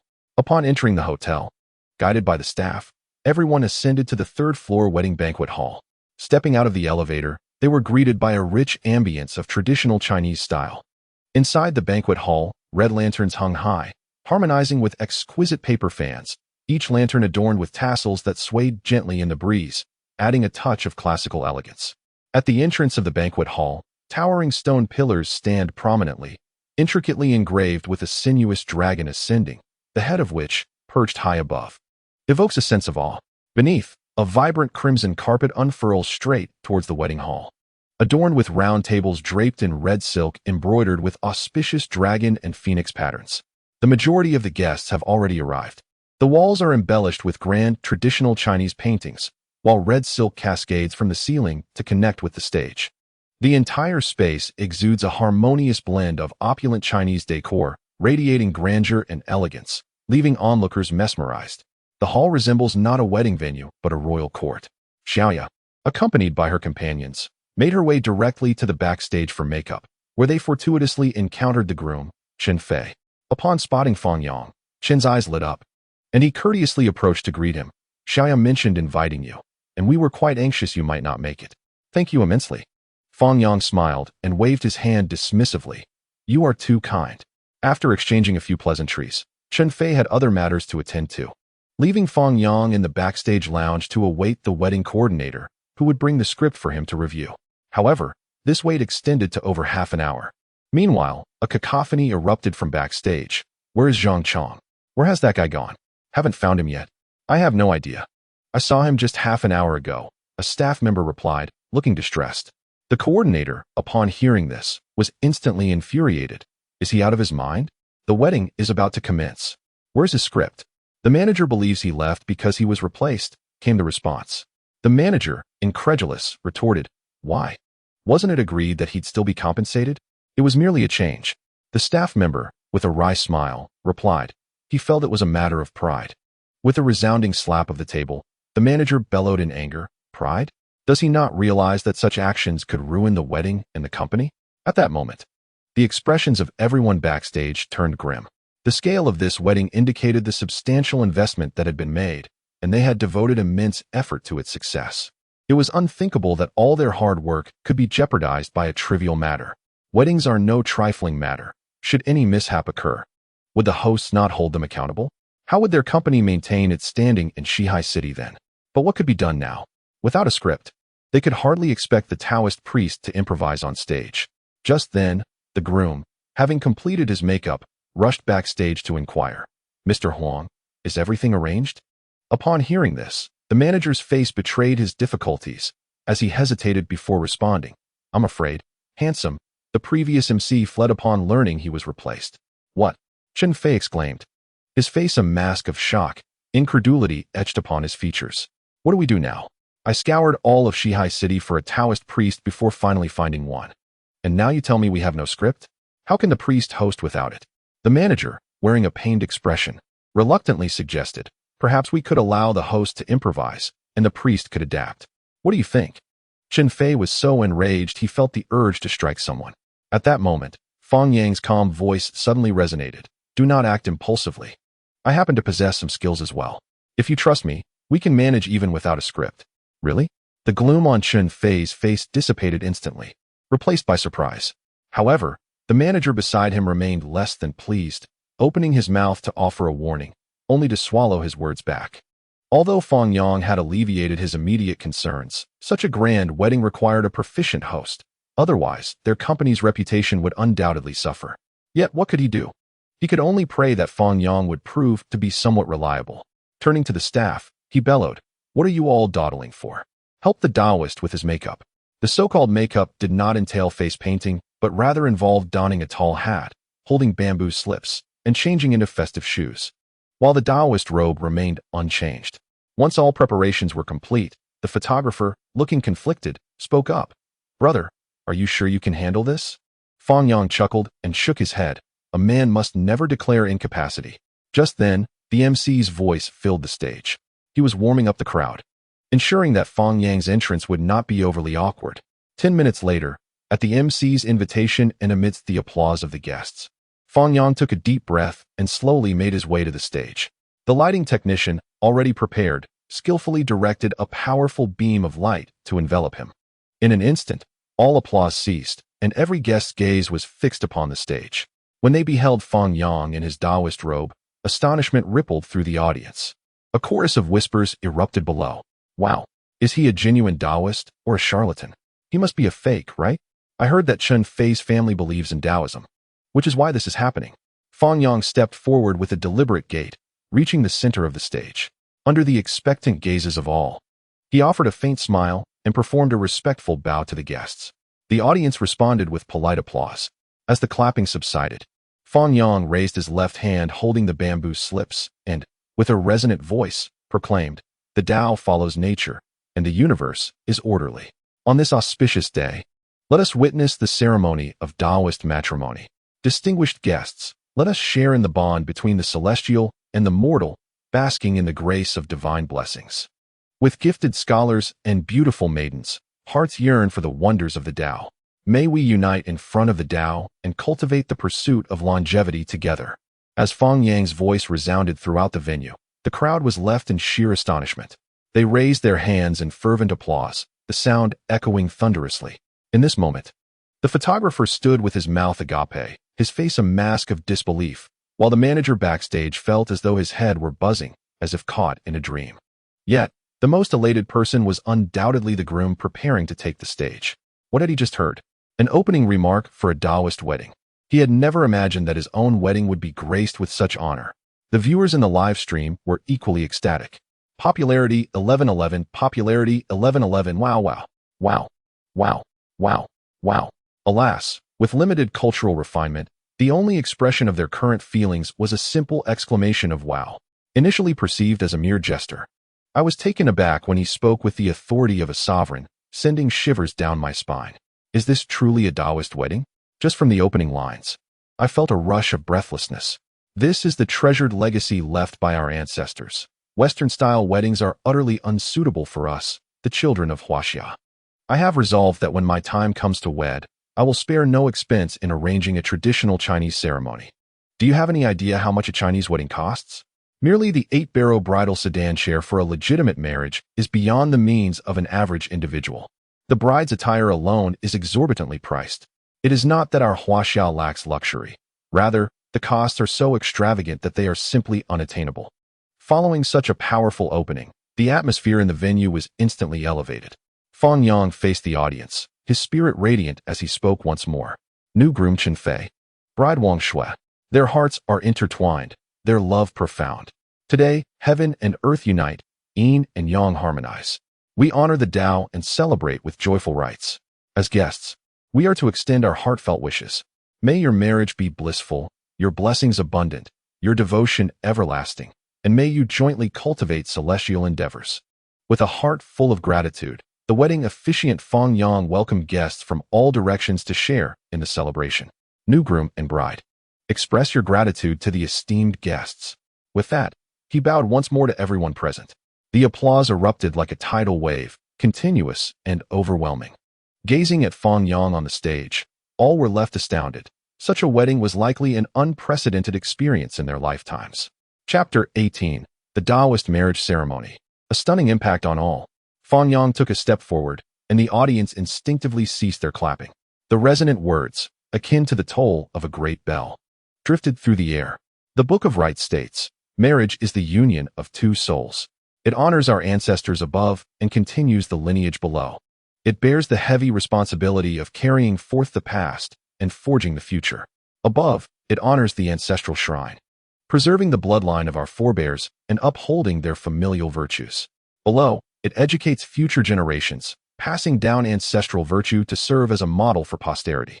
In Huaxia, we possess the beauty of garments, hence we are called Hua. We embody grand ceremonies, thus we are named Xia. Rites are the order of heaven and earth, and music represents their harmony. Heaven and earth create the space, nurturing all beings within. Heaven enriches its essence, and earth nourishes its bounty. The profound meanings of heaven and earth reside within this. As lofty as the mountains, so too is the emotion that spans generations. As vast as the skies, so too is the love that endures. The auspicious hour has arrived. I invite the new groom to honor our ancestors. The audience erupted in applause once more. Guests were left in awe. The eloquence and intonation stirred goosebumps upon their skin. It was truly a spectacle. The grandeur and majesty of the occasion resonated deeply, even with those of lesser education who could feel the overwhelming righteous energy. Meanwhile, in the background, the manager, who had previously seemed on the verge of collapse, was now trembling with excitement. He could not have anticipated that Fang Yang's hosting skills would far surpass those of his predecessor, who had fled. This wave of unforeseen crisis had been effortlessly resolved and perhaps transformed into an opportunity. With this thought, he hastily urged the staff nearby, "Why are you still standing there? Quickly, play the music." Oh, understood. In truth, Fang Yang had already moderated his approach. According to the traditional Taoist wedding protocols, they should not be honoring their ancestors at this moment, but rather the founding masters. It is evident that the arrangements for the ceremony have been meticulously designed in accordance with the traditions of a Chinese wedding, allowing for only slight modifications to adapt to the customary proceedings. As the music swells, the groom, adorned in a resplendent red traditional attire, gracefully approaches the stage accompanied by his groomsmen. Upon the stage, the ancestral relics, meticulously prepared by the staff, are prominently displayed on a table. Following the groom's homage to these relics, the ritual of the offering of the wild goose commences, a significant component of a traditional Chinese wedding. In ancient times, it was customary for the groom to present a wild goose when fetching his bride, symbolizing unwavering love due to the bird's migratory nature and lifelong monogamous pairing. However, in contemporary practice, a carved wooden representation serves as a substitute, given that wild geese are now a protected species. Once the offering concludes, the next phase is the summoning of the bride, a term that implies urging the bride to make her appearance. Historically, on the day of the wedding, the groom would compose poetry and send a messenger to the bride's family to hasten her preparation. Nowadays, this is performed symbolically. As the formalities draw to a close, Fang Yang resumes his speech. Two families unite in matrimony, a bond forged in this moment. May this auspicious occasion blossom into a lasting union, a match made in heaven. On this day, may the peach blossoms flourish, bringing joy and harmony to the household. May future generations abound like the seeds of melons. May your lives be filled with prosperity. With this vow of eternal companionship, I inscribe it on this fine parchment. Let the pledge of crimson leaves be recorded in the annals of love. As he recites, the reeds stand tall, white dew glistens like frost. The beloved resides on the other side of the water. In a sudden glance back, the enchanting figure is illuminated by the soft glow of lanterns. The anticipation reaches its peak. Please welcome the bride. The moment the words leave his lips, all eyes turn toward the entrance as the grand doors slowly part, accompanied by solemn background music. The bride, resplendent in her phoenix crown and intricate attire, gracefully approaches the stage, holding a round fan with poise. Surrounding her, for bridesmaids dressed in delicate pink traditional garments, carry lanterns as they accompany her down the aisle. Under the moonlight, the captivating beauty, with eyebrows as slender as willows and a nose resembling a crescent moon, radiates elegance and charm. Her eyes sparkle with the clarity of a flowing stream, as if a celestial being has descended to scatter blossoms across the sky. Eager to meet her beloved, adorned in her vibrant attire, revealing a gentle smile. Guided by Fang Yang, the bride approaches the groom, and they exchange respectful bows. Subsequently, the staff presents a large red flower, and the couple, holding onto the red flower and two ribbons, gradually walks down the aisle toward the stage. At this moment, a sea of mobile phones rises to capture the grandeur of this momentous wedding. All attendees are captivated by the breathtaking ceremony, while online viewers are equally mesmerized by Fang Yang's eloquent narration. In ancient times, to host such a wedding, one had to be of noble lineage, possessing a flawless reputation, with formal agreements and legitimate matchmaking to be worthy of such a grand celebration. Nowadays, it appears that affluence suffices. Sighing, one reflects. Witnessing this wedding brings to mind my wife. She is like a taskmaster, issuing assignments the moment one approaches her. When I remarry, I wish to have a similar affair. Chinese weddings are indeed the pinnacle of global ceremonies. It is unfortunate that such extravagance is beyond reach. Those who deem Western weddings as superior can only elicit a smile from me. Such a wedding, I believe, can significantly reduce the divorce rate by at least 23%. For it encompasses not only the act of marriage itself, but also the notions of heritage, responsibility, ritual, and spiritual purification. The auspicious moment has arrived. Let us invite the bride and groom to the joyous hall. With a resounding call from Fang Yang, the bride and groom graciously approach. The dragon rises across the land, exuding auspicious energy, while the phoenix dances amidst the clouds, embodying celestial elegance. The path leads to a land of fortune, adorned with vibrant flowers, bestowing a beautiful union and sweet dreams. May I shine like the stars while you glow like the moon, our hearts reflecting each other's brilliance. The depth of our affection is akin to the vast ocean, as we cultivate and refine our bond in unity. Together, we partake of the longevity wine, and as partners, we weave the threads of eternal connection. Today, our celestial fate is sealed, and hand in hand, we shall grow old together. Just as the last echoes of the voice fade, the bride and groom arrive at the center of the hall. The prepared matchmaker presents the bride with a basin and water for the hand-washing ceremony, known as the Wu Guanli. Following this, each consumes a piece of meat, symbolizing the commencement of their shared life, referred to as Tong Lao. Next, one holds a gourd, adorned with a red string and filled with wine, and they drink from it, a ritual known as the. Afterward, the matchmaker binds it with the red string once more. Finally, the staff collect a strand of hair from each of the couple and tie it into a knot, placing it into a red pouch, thus completing the hair binding ceremony. At this point, the essential rituals are concluded, and the most crucial moment approaches. Fang Yang takes a deep breath and passionately declares, "Today, all rites are complete, and the bond of marriage is forged." However, amidst the expanse of life between heaven and earth, trust is paramount. Today, esteemed friends and family, you are witnesses.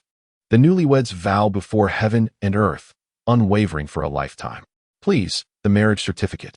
The staff, prepared in advance, hastily present a tray and slowly unveil the scroll upon it, offering each a brush. Yet, as they are about to inscribe their names, Fang Yang, with fervor, proclaims, "This marriage certificate, sanctioned by the heavenly court, echoes through the underworld. As it ascends to the heavens, it informs the saints, resonating across the three realms. With the celestial ancestors as witnesses, let heaven and earth bear witness, with the sun and moon united in purpose. Should one betray the beloved, it is an affront to heaven, an offense that warrants death and dissolution of the soul. Should the beloved betray you, it defies heavenly will, resulting in expulsion from the three realms, forever devoid of reincarnation." A wave of astonishment ripples through the crowd. What have they just heard? An offense to heaven leading to death? Expulsion from the three realms, devoid of reincarnation?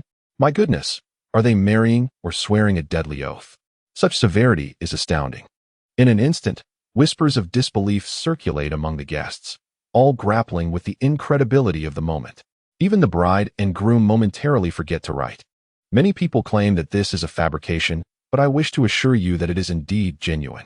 My brother is a Taoist priest, and he utilized this marriage certificate during his wedding. Not only him, but many others have also availed themselves of it.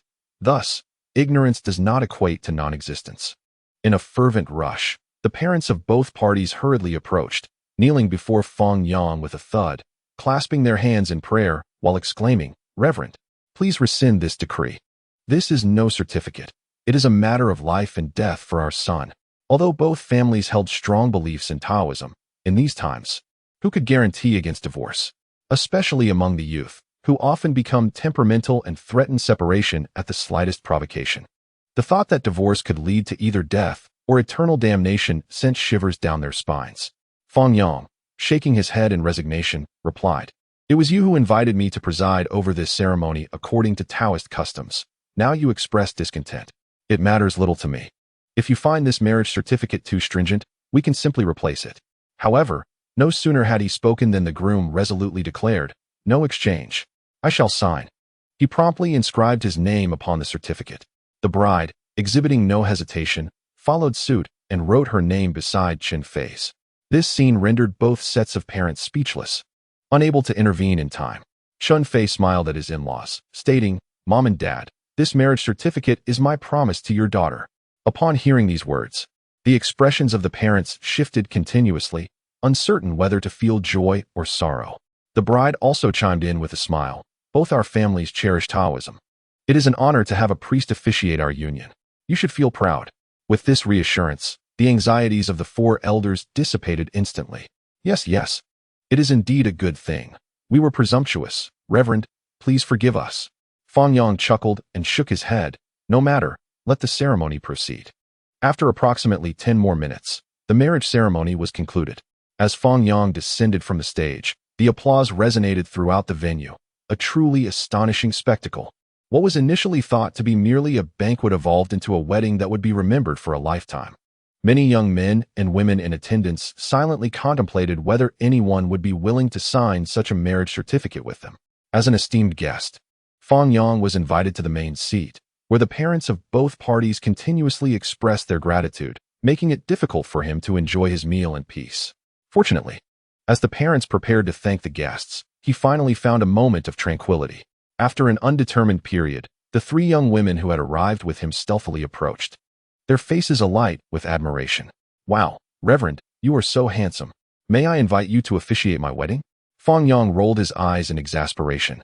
"I am a Taoist priest, not a master of ceremonies.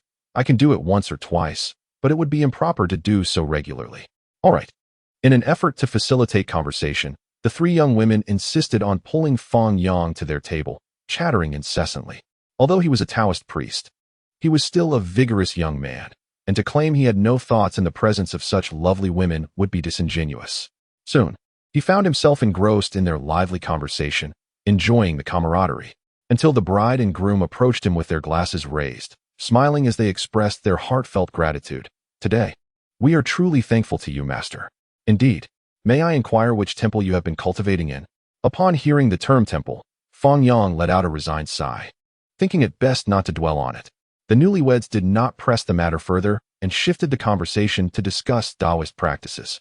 Just as their discussion was becoming lively, the exuberant Xiao Yi suddenly proposed, "Cousin, it's such a rare occasion for the master to attend a wedding.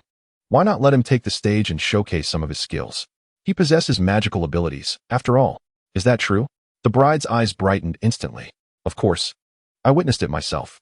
You can ask Lily and the others." Seeing the other girls nod in agreement, Chen Fei hurriedly retrieved a large red envelope from his pocket and pressed it into Fang Yang's hands, saying, "Master, I've been meaning to give this to you." Fang Yang, holding the thick envelope, felt an overwhelming joy. It was indeed a generous gift. However, he knew that accepting such a token carried an obligation. Since he had received the money, it would be only proper to offer a gesture in return. "How about I perform a little something on stage?" "Hooray!" Xiao Yi was the first to leap up in excitement. The bride and groom nodded in delight, brimming with surprise. Yet, what should he perform? Fang Yang found himself in a quandary. Should he offer a fortune-telling? Or perhaps perform a spell? That seemed rather inappropriate. It was a wedding after all. And if a Taoist priest were to cast spells, onlookers might mistakenly think he was exorcising spirits. Suddenly, a flash of inspiration struck him. He turned and smiled, asking, "Could someone check with the hotel to see if they have a swana?" Chapter 19. The Wedding with the Swana. Upon hearing the word swana, the group fell momentarily silent. "What's swana?" Chen Fei asked, bewildered. "Yes." Fang Yang nodded with a smile. "Don't they have one?" They do. Chen Fei exclaimed, "Just a moment." Without delay, he set down his drink and swiftly sought out a server to inquire about the instrument. In less than 2 minutes, Chen Fei returned, holding a small black cloth bag. Excitement radiating from him. "Master, the hotel has one. It just hasn't been played yet. What do you think?" "Perfect." Fang Yang wasted no time and snatched the bag from him. He then emptied its contents onto the table, revealing the scattered components of the swana. Under the curious gazes of everyone present, Fang Yang picked up the swana's body with his left hand and the bell with his right, skillfully assembling them. Next, he took the reed and inserted it into the back of the swana, followed by placing a small red disc onto the reed, aligning the concave side towards his lips. Finally, the last piece remained, the swana's mouthpiece, the most critical component, akin to the human tongue, where its quality determines the sensitivity and stability of the sound produced. Common types of mouthpieces include those made of reed, bamboo, metal, and synthetic materials. A brand new mouthpiece is sealed, and to produce sound from the swana, one must first open it. Every type of whistle has its own method of opening. Relatively speaking, the reed whistle is the most convenient and straightforward. One simply needs to hold it in their mouth, allowing the warmth of the oral cavity to assist in opening it, while also better controlling the degree of opening. Just then, the whistle before him was indeed a reed one. Fang Yang picked it up, placed it in his mouth, and remained still. After approximately 30 seconds, he gently removed it and inserted it into the swana. At this point, a complete swana was assembled. The onlookers held their breath in awe. They were all too familiar with the swana, yet had rarely witnessed anyone assemble one. Today, they were certainly gaining new insights. However, what puzzled them most was Fang Yang's intention for the swana. Could it be that he intended to perform on stage? A Taoist, playing the swana at a wedding? The mere thought of such a scene was explosive. Fang Yang, holding the swana, smiled and said, "I'm going on stage now." He then slowly walked toward the stage amidst the bewildered gazes of the crowd. Upon realizing Fang Yang's intention to perform, the host immediately announced, "Let us welcome Taoist Fang to the stage to perform a piece, 100 Birds Facing the Phoenix." The guests, who had been chatting and enjoying the spectacle, were instantly drawn in by this announcement, turning their attention to the stage, eyes wide in astonishment. What was happening? A Taoist was about to play the swana? Shouldn't this instrument be reserved for funerals? Who would play the swana at a wedding? Furthermore, the piece announced, 100 Birds Facing the Phoenix, was, in the memory of most, associated with mourning music, particularly for grand funerals.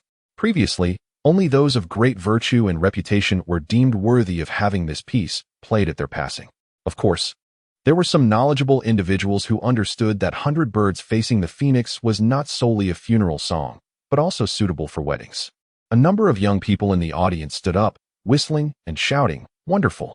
Fang Yang smiled and gave a slight bow, and the cacophony of the venue instantly quieted, leaving only the breathless anticipation of the guests. Under the gaze of the crowd, Fang Yang took a deep breath, grounding his energy, gently lifted the swana, positioning it near his lips, and closed his eyes slightly. In an instant, a clear and melodious tune resonated through the air. It was passionate, cheerful, and exuded a festive spirit, compelling one to sway along with the music. This melody was a stark contrast to the somber tunes they had expected.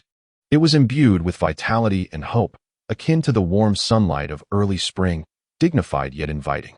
On stage, with Fang Yang at the center, there seemed to be an invisible breeze that wafted throughout the banquet hall, even drawing the attention of passers-by outside who couldn't resist peeking in upon hearing the music. Within the sound of the swana, it felt as though 100 birds were singing in unison and phoenixes were taking flight. At times, it chimed like a babbling brook, refreshing and pleasant. At other moments, it roared like thunder, resonating deeply, and sometimes it flowed like gentle silk, tender and lingering. Each note was perfectly placed, each sound imbued with a distinct emotion and hue, weaving together vibrant scenes that transported every individual present into a dreamlike realm. But just then, someone suddenly shouted, "Look over there." On the windowsill above, a multitude of birds gathered. As this proclamation echoed, the atmosphere erupted in astonishment. All eyes followed the direction of the pointed finger. Along the edge of the banquet hall's windowsill, a flock of small birds appeared to be drawn to the musical feast, aligning themselves in a row outside the glass. They danced in the air or gracefully perched upon the window frame, chirping softly as if whispering secrets, seemingly harmonizing with the rhythm of the music. This unexpected harmony compelled all the guests in the banquet hall to hastily retrieve their phones, capturing the moment on video, especially the bride and groom, whose hearts swelled with indescribable emotions, excitement, joy, exhilaration, but above all, an overwhelming urge to weep. How astonishing it was! It was nighttime. Yet merely due to a tune played on the Swona, such a gathering of birds had come to grace the occasion. This was no ordinary performance. It felt akin to a mystical art of soundwave manipulation one might encounter in a television drama. As more and more birds flocked outside, they eventually flew into the hotel through other windows, drawn by the alluring sound of the Swona, and gracefully circled above Fang Yang's head. At that moment, gasps of astonishment erupted from the audience. An elderly man, overwhelmed with emotion, cried out through tears, "It is an omen of good fortune, truly a blessing for this family." Meanwhile, children bounced with excitement, exclaiming, "Wow, so many birds!" Unbeknownst to Fang Yang, he was completely absorbed in the realm of his performance. Standing on stage in a flowing Taoist robe, adorned with a jade crown and holding an ancient Swona, he appeared as if he had emerged from a classic painting, exuding an ethereal aura. As the final note resonated, the birds above seemed to respond in unison, soaring towards the exit. A brief silence enveloped the venue, which was soon shattered by thunderous applause and cheers.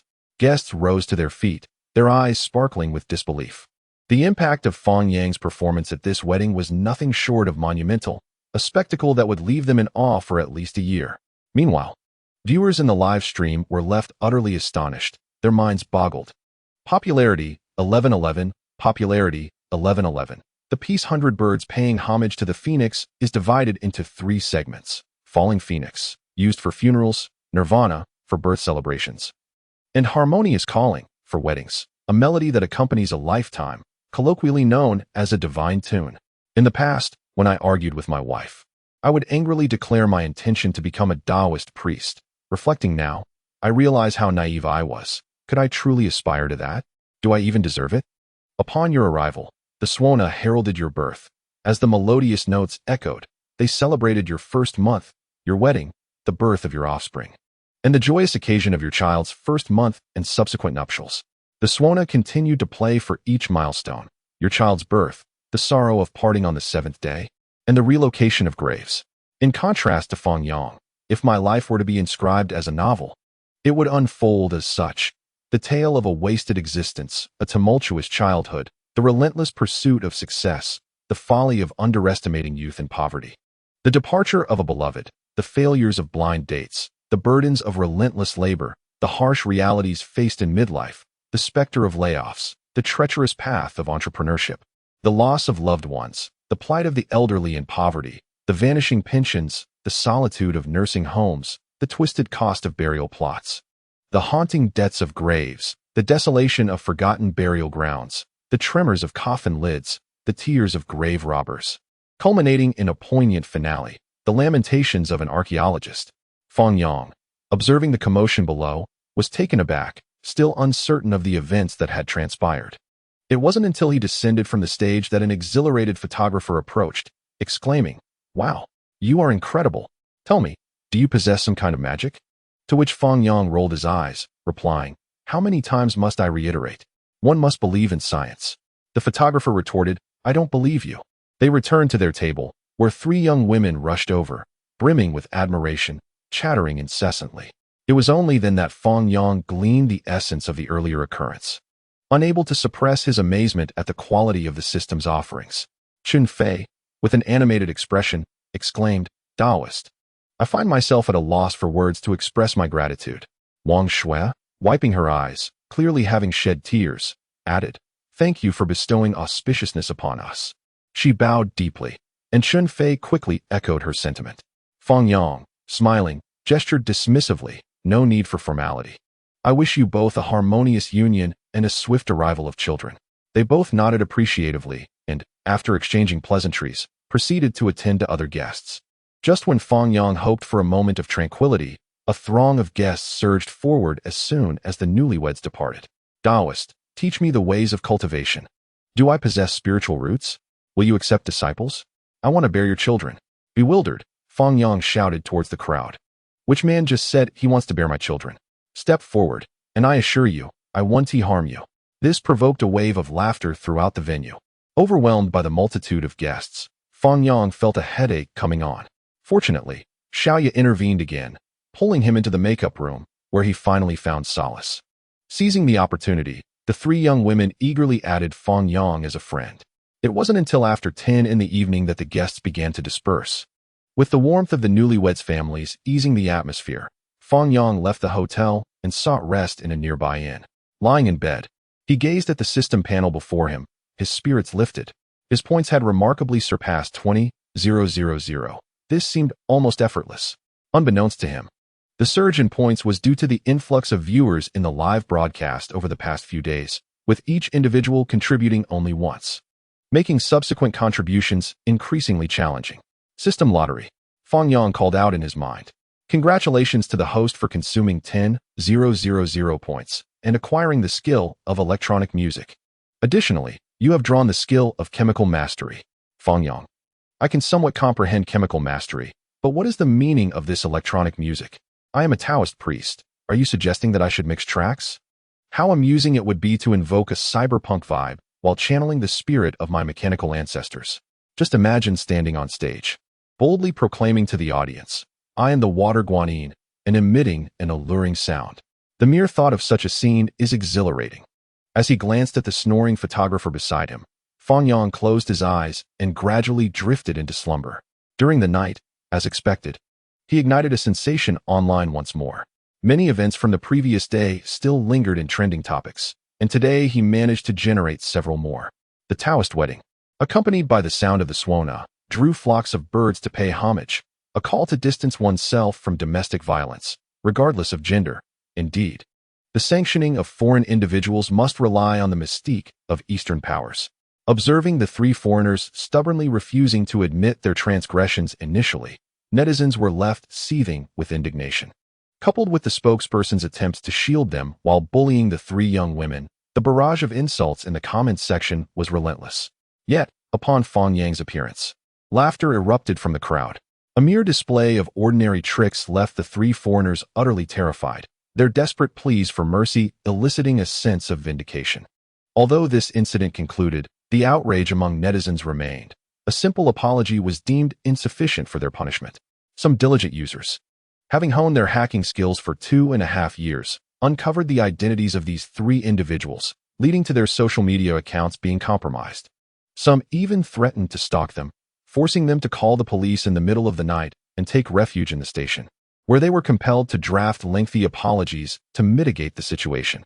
This was not the end. The spokesperson who defended them, along with the son of the fraudulent company owner, was also unmasked. Unsurprisingly, their company's official website was hacked as well, tarnishing their reputation. Many partners, realizing the gravity of the situation, swiftly contacted the company to suspend their collaborations. This left the owner in a state of alarm, prompting a midnight video apology. His son had been reprimanded and promptly sent abroad for studies, and he promised the dismissal of all involved personnel. At last, the netizens were somewhat appeased with this outcome. In contrast to this affair, the wedding that evening truly epitomized what it meant to astonish the entire internet. Within mere hours, the view count surpassed 100 million, firmly securing the top spot on trending lists. A Taoist priest stood upon the stage, his words grand and resonant, transporting the audience through time, as though they were witnessing an ancient wedding ceremony. Particularly remarkable was the Taoist wedding ceremony itself. This was not merely a marriage. It was akin to signing a life and death contract. Many young couples are now opting for this ceremony when planning their weddings. It must be said that contemporary youth are remarkably brave. Some couples, overwhelmed by the commitment, opted to part ways that very night. Thus, it inexplicably transformed into a document of separation. However, Nothing was as breathtaking as the moment Fang Yang stood on stage, playing the suona.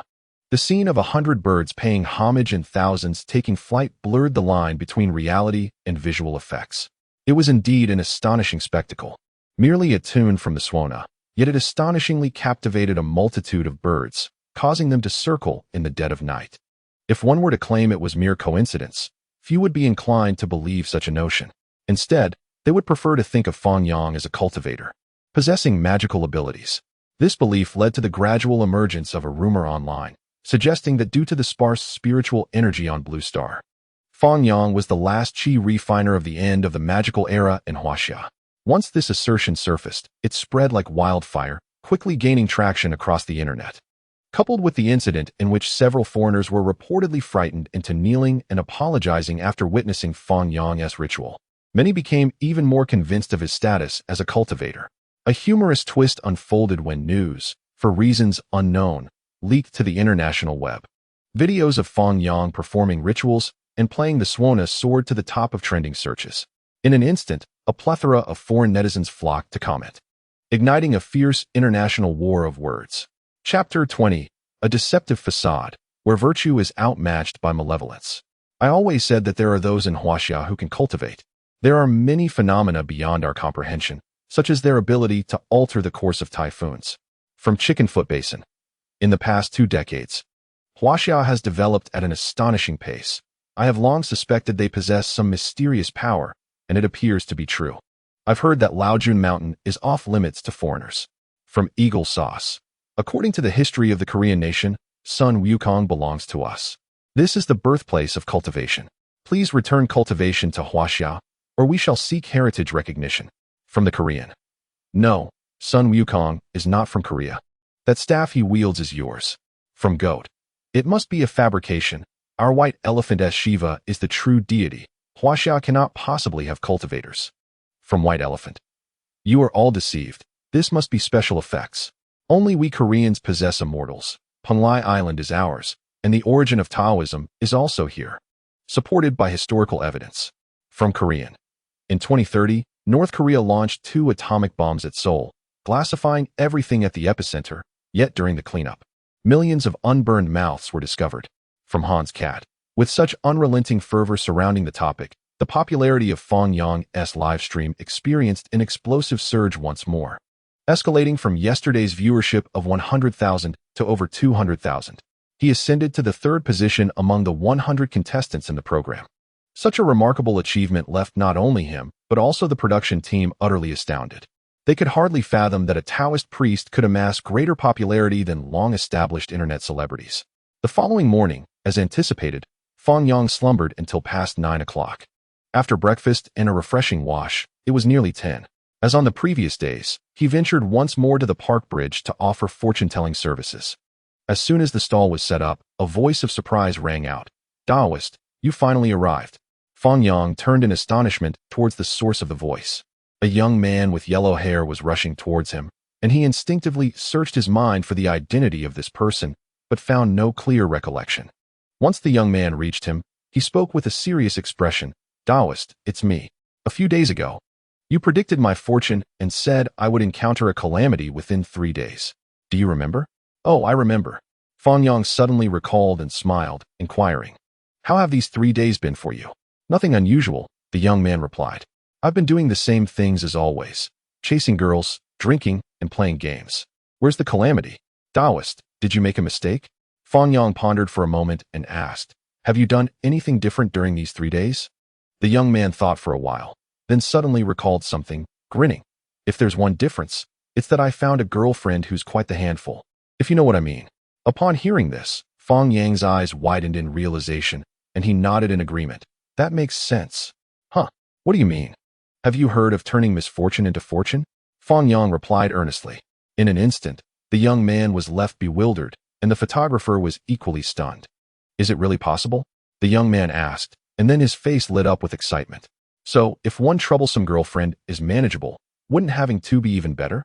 What? Fang Yang exclaimed in shock. You found 2? Yeah, the young man replied, somewhat confused. That is not good. Fang Yang shook his head and sighed. Have you heard of the saying, the more the merrier, the greater the risk? Ah, is that really a thing? The young man's mouth gaped open in astonishment. The photographer struggled to suppress laughter, barely holding back. Fang Yang sighed helplessly. You cannot hide the gaze of love for one, but if you love many, you must conceal it. Upon hearing this, the young man suddenly understood, nodding vigorously. Taoist, I see. You mean to say that straddling two boats will eventually lead to capsizing, right? I'll go break up with them now. With that, he dashed off, leaving the photographer and Fang Yang exchanging glances. The viewers in the live stream were in stitches over the young man's antics. Popularity, 1111, popularity, 1111. You might call him foolish. But he managed to find 2 women in 3 days. You might think he is clever, yet there is something about him that seems off. I can't fathom how he finds it so easy while I struggle to find a girlfriend. If you like someone, pursue them. If you can't win their heart, then sleep with them. If that's not possible, resort to underhanded tactics. Worst case, you end up in jail, but if you don't dare face that consequence, what right do you have to claim you love her? Suppose, just suppose, my ID were lost and picked up by a female college student. We agree to meet at a hotel for its return, and out of gratitude, I transfer her 200 yuan. Is that illegal? Let me share a secret about pursuing women. Many carry shadows from their upbringing. Addressing those shadows with sensitivity can yield remarkable results. If she lacks paternal affection, become a father figure. If she feels insecure, be her biggest fan. If her home life is strict, take her out to have fun. Adapt accordingly. After the departure of the young man with yellow hair, approximately half an hour later, a middle-aged woman arrived, appearing to be under 40. Despite her somewhat luxurious attire, the worry etched on her face lent her an air of premature aging. Sitting before the table, she sighed softly and inquired, Taoist priest, could you assist me in divining a fortune? Fang Yang offered a faint smile and replied, certainly. What would you like to inquire about? I wish to discern my financial fortune, but not my own. I wish to know about my husband's. Very well. Do you have his birth date and time? No. She shook her head. I am unaware of his birth details, but I can describe his situation. Would you be able to assist me in divining? That is acceptable. Fang Yang nodded. Recently, my husband withdrew over 1 million yuan from our home to partner with someone in opening a clothing store. He claimed to have found a highly capable manager with over a decade of experience, and that he merely needed to invest, sharing the ownership equally. At the time, I did not give it much thought. Although substantial money was involved, I do not understand business and felt it unwise to voice my concerns. However, months have passed, and the store has incurred losses each month, over 100,000 yuan, slowly depleting our savings to cover the deficits. Observing this, I urged him to withdraw his investment and halt the losses, but he refused to listen and even argued with me, as if he were bewitched. Later, I secretly visited the store he had invested in, only to discover it was located in a very remote area, devoid of any foot traffic, despite its lavish decor. I also encountered the store's owner, a woman of my age, who appeared exceptionally well-maintained, exuding an air of competence and vitality. I cannot fathom why they would choose to open a store in such an unviable location. Even someone like me, who lacks business acumen, understands that profitability there is improbable. Yet, my husband dismisses my advice, and any mention of the store leads to arguments. He has since stopped coming home, and we have been in a cold war for over half a month. Taoist priest, could you help me divine his financial prospects for this year? Will our family be able to sustain itself? Upon hearing the woman's narrative, Fang Yang inhaled deeply, his expression one of resignation. It is often said that those embroiled in their own troubles lack clarity, while outsiders perceive the truth. Any reasonable person could see that her husband was in the wrong. Yet, she remained oblivious, believing the rift in their marriage stemmed solely from his business failures. After a moment of contemplation, Fang Yang picked up a coin and, reciting a mantra, cast it upon the table. He then took a pen and scribbled a simple note before handing it to her. The woman received the note, momentarily puzzled, as it bore a string of numbers. Taoist priest? What does this mean? Is it a form of guidance? With a shrug and a smile, Fang Yang replied, This is the Legal Aid Center's consultation hotline. The woman appeared utterly bewildered. I understand now. Taoist priest, are you suggesting that my husband has been deceived, and I should quickly call a lawyer to pursue a lawsuit? At her remark, Fang Yang found himself speechless, shaking his head with a wry smile. What I mean is, you should promptly contact a lawyer to inquire about the process for divorce, and also to ask whether it is possible to recover the lost funds. What? The woman, startled, rose abruptly from her chair, her face a canvas of astonishment, her mouth agape as she incredulously inquired, "Master, how did we come to discuss divorce and litigation? What on earth is happening? Can you elucidate this for me?" Sighing in resignation, Fang Yang replied, "Are you not curious why your husband chose to open a store in such a remote location with his partner? Even you are aware that there is no possibility of profit there. Could they truly be so foolish? Indeed, why is that?" The woman nodded, her brow furrowed in confusion. Such shops in obscure corners typically have two possibilities. One is that the owner is genuinely clueless about business, naively pursuing a dream of wealth. The other is far more sinister. These establishments are often fronts operated by third parties who intrude upon others' marriages. Upon hearing the term third party, the woman's complexion drained of color. She had entertained the thought of her husband's infidelity, but had resisted believing it. Yet, now, the mere mention sent tremors through her heart. "Master, are you suggesting that my husband is unfaithful?" Fang Yang refrained from answering directly, instead opting to explain, "There are many reports these days of mistresses demanding money from men, only for the wives to reclaim everything through the courts. Thus, these mistresses have discovered a legal loophole, encouraging the unfaithful to invest in clothing stores. On the surface, it appears as a business partnership, seemingly innocuous. The problem lies in the fact that business entails both profit and loss. Should the male partner incur losses, the mistress bears no responsibility. In truth, what could a clothing store possibly lose? The most it could incur is rental costs. If your husband loses 100,000 in a month, it is evident that his money is flowing into someone else's pockets under the guise of losses." As Fang Yang's analysis sank in, the woman's body trembled involuntarily, rendering her as lifeless as a puddle of mud, devoid of spirit. Chapter 21. The Eerie Mountain Village. Is there truly a malevolent force? Observing the deflated woman, Fang Yang sighed and continued, "From your description of the store manager, her capabilities are evidently formidable, albeit not in the realm of retail. The fact that she devised such a scheme to generate income indicates her intelligence. You might wish to observe closely. The store does not lack customers entirely.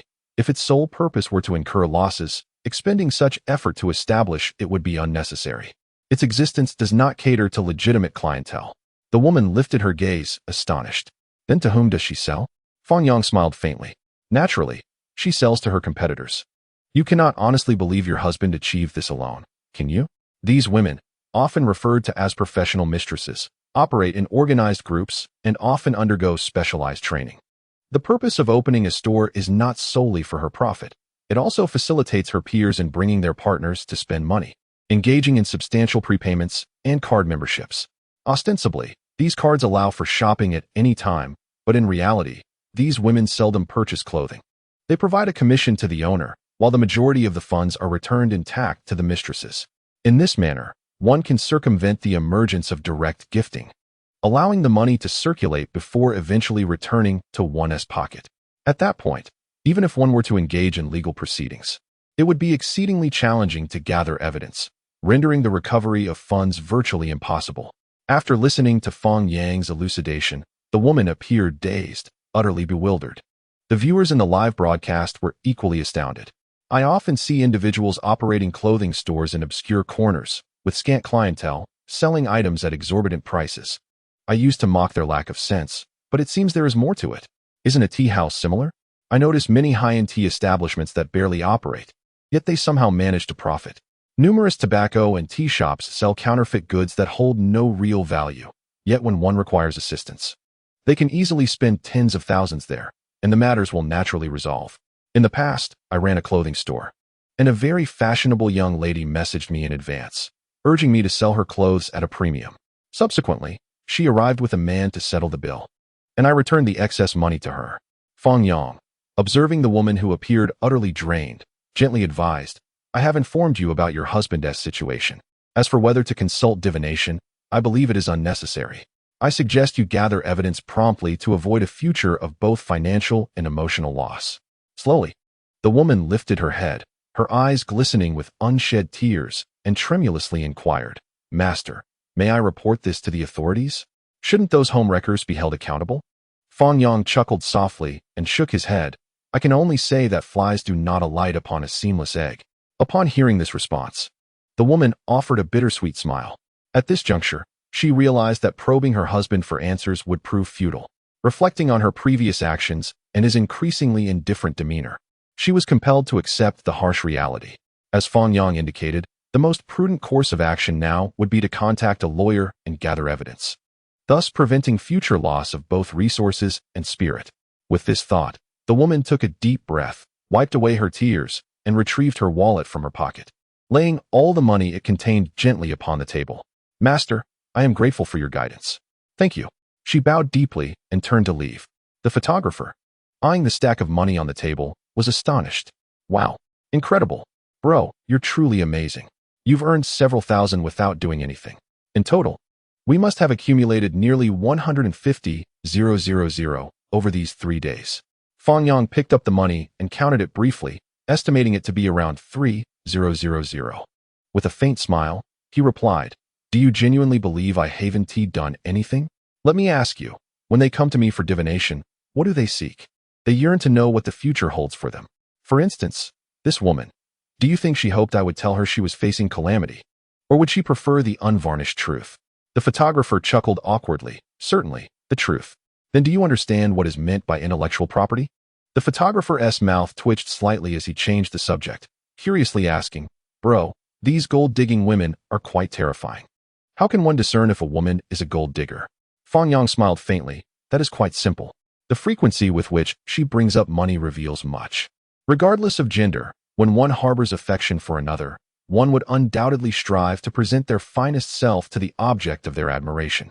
The photographer nodded earnestly, affirming this notion. Indeed, if genuine feelings are involved, incessantly mentioning finances not only appears crass, but also creates an unfavorable impression. If one is perpetually lamenting unpaid utility bills, rent dues, or financial struggles, the mere mention of hardships, regardless of whether they solicit funds, signals ulterior motives. When one truly cherishes another, even borrowing money becomes a pretext for shared moments, such as enjoying a delightful meal together. The photographer, somewhat puzzled, inquired about wealthy women. He recalled tales of women online who portray themselves as affluent to attract others, citing a recent incident involving a woman from an exotic locale who, under the illusion of wealth, was deceived. Fang Yang waved his hand dismissively, chuckling. Such FAAs are merely that, facades. Unlike typical gold diggers, they do not immediately discuss finances, but rather build anticipation.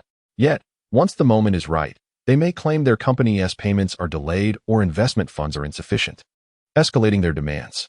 Remember this. Someone who genuinely loves you often fears that you might perceive their affection as a mere pursuit of your wealth. After listening to Fang Yang's elucidation, the photographer nodded thoughtfully, appearing somewhat bewildered. Meanwhile, the viewers in the live stream expressed their astonishment. One viewer reminisced, sharing a poignant memory of his first love during college, when his family's financial circumstances were dire. On their first date, she transferred him 654 yuan, stating she wanted him to treat them both. The viewer recalled the moment he noticed the 4 dimes remaining, realizing he had indeed found the right person, though he lamented having lost her. Another viewer resonated with Fang Yang's perspective, recounting how he met his wife at a matchmaking event. To pursue her, he endured long-distance travel, often staying in hotels for a month at a time, sacrificing his job for her. He recognized her worth when, at the peak of her career, she chose to support him, living in modest conditions and helping him settle debts. To gain her parents' approval for marriage, she even resorted to fasting at home. Now, she is the mother of their 2 children, and he feels fortunate.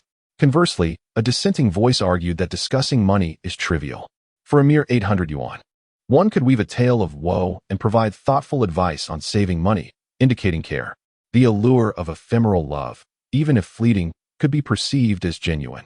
Why should the depth of love be quantified solely by time spent? As time gradually passed, the morning session drew to a close.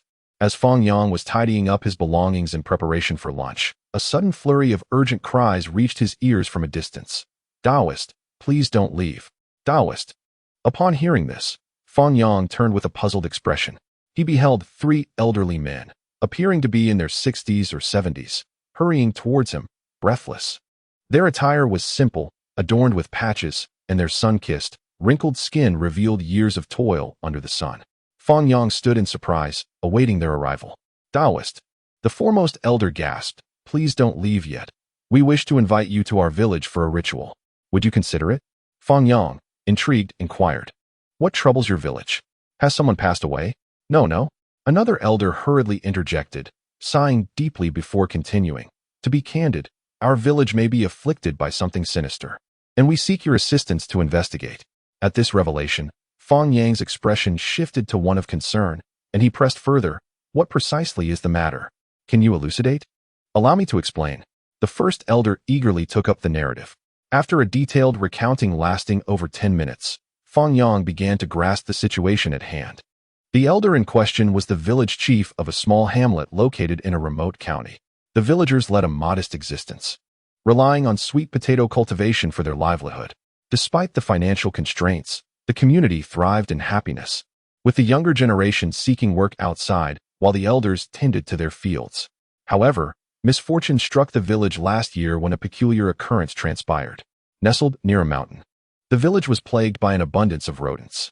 Around August of the previous year, the mice seemed to have gone mad, inexplicably emerging from their burrows to bite any creature in sight, even daring to attack humans. Initially, this phenomenon was sporadic, easily managed by the village's many cats, which swiftly dealt with the intruders, and thus the villagers paid little mind to the unusual behavior of the rodents.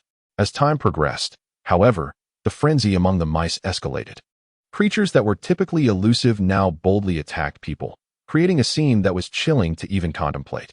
Consequently, the villagers initiated a comprehensive rodent capture operation, scouring a 3-mile radius for the mice. Surprisingly, rather than fear, the villagers felt elated. These mice were a bountiful source of nourishment from the fields, perfect for crafting delectable dishes that would entice the neighboring children. Yet, just as the villagers reveled in what they perceived as a blessing from the heavens, a strange turn of events unfolded. The village's cats began displaying identical symptoms to those of the mice, biting at anything that moved, their eyes ablaze with a frenzied glow. Given the agility of the cats and their ownership by the villagers, they were difficult to capture, allowing them to evade harm time and again. However, a far more terrifying occurrence unfolded. Initially, it was believed that the cats had been spared. However, to their astonishment, the cats did not spare themselves. A villager witnessed a cat relentlessly colliding with a wall in a frenzied act of suicide, continuing until its brain oozed forth, finally lying still as if liberated.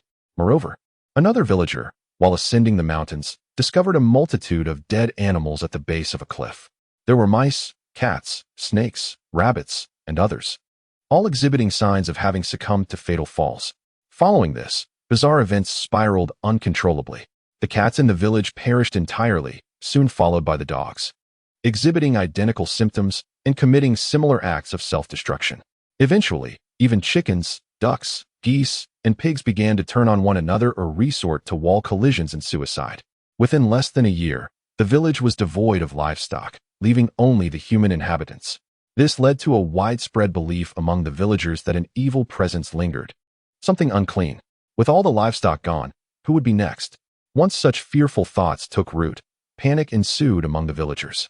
Eventually, someone could no longer bear the anxiety and suggested seeking a Taoist priest to perform rituals to cleanse the malevolent spirits, which led them to find Fang Yang after much inquiry. Upon hearing the village chief's account, Fang Yang found it hard to believe. If what was described were true, it was indeed rather uncanny. Yet he understood that no such supernatural entities truly existed. Such beliefs arose merely from ignorance of the underlying truths.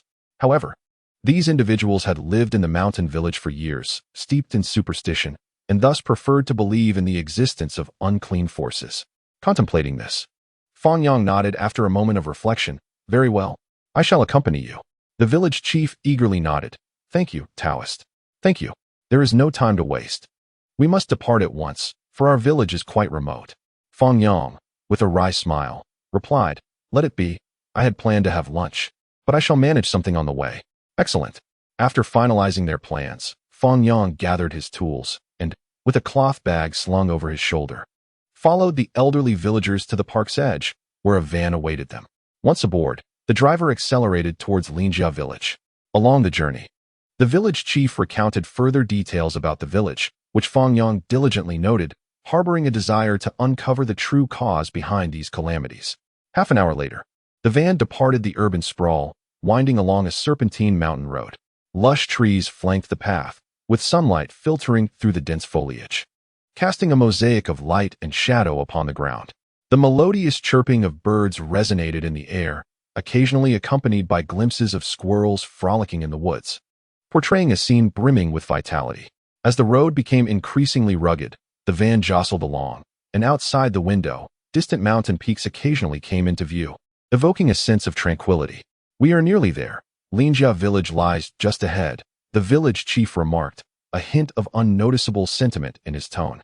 At that moment, Fang Yang inadvertently spotted several large chimneys in the distance, billowing thick white smoke into the sky. Curiously, he pointed in that direction and inquired, "Village chief, what factory is that?" As the topic arose, the village chief could not help but smile. "That is a private power plant. The owner is a genuinely good person. Every year, he distributes red envelopes, rice, oil, and gifts to our village. Many young people work there." Chapter 22. Neurotoxin, Terrifying Speculations. Fang Yang pondered, nodding thoughtfully, his gaze inadvertently lingering on the enormous chimney, which appeared somewhat out of place in this natural setting. After a bumpy ride along the mountain road for over 10 minutes, the village chief cheerfully remarked, "We shall arrive shortly."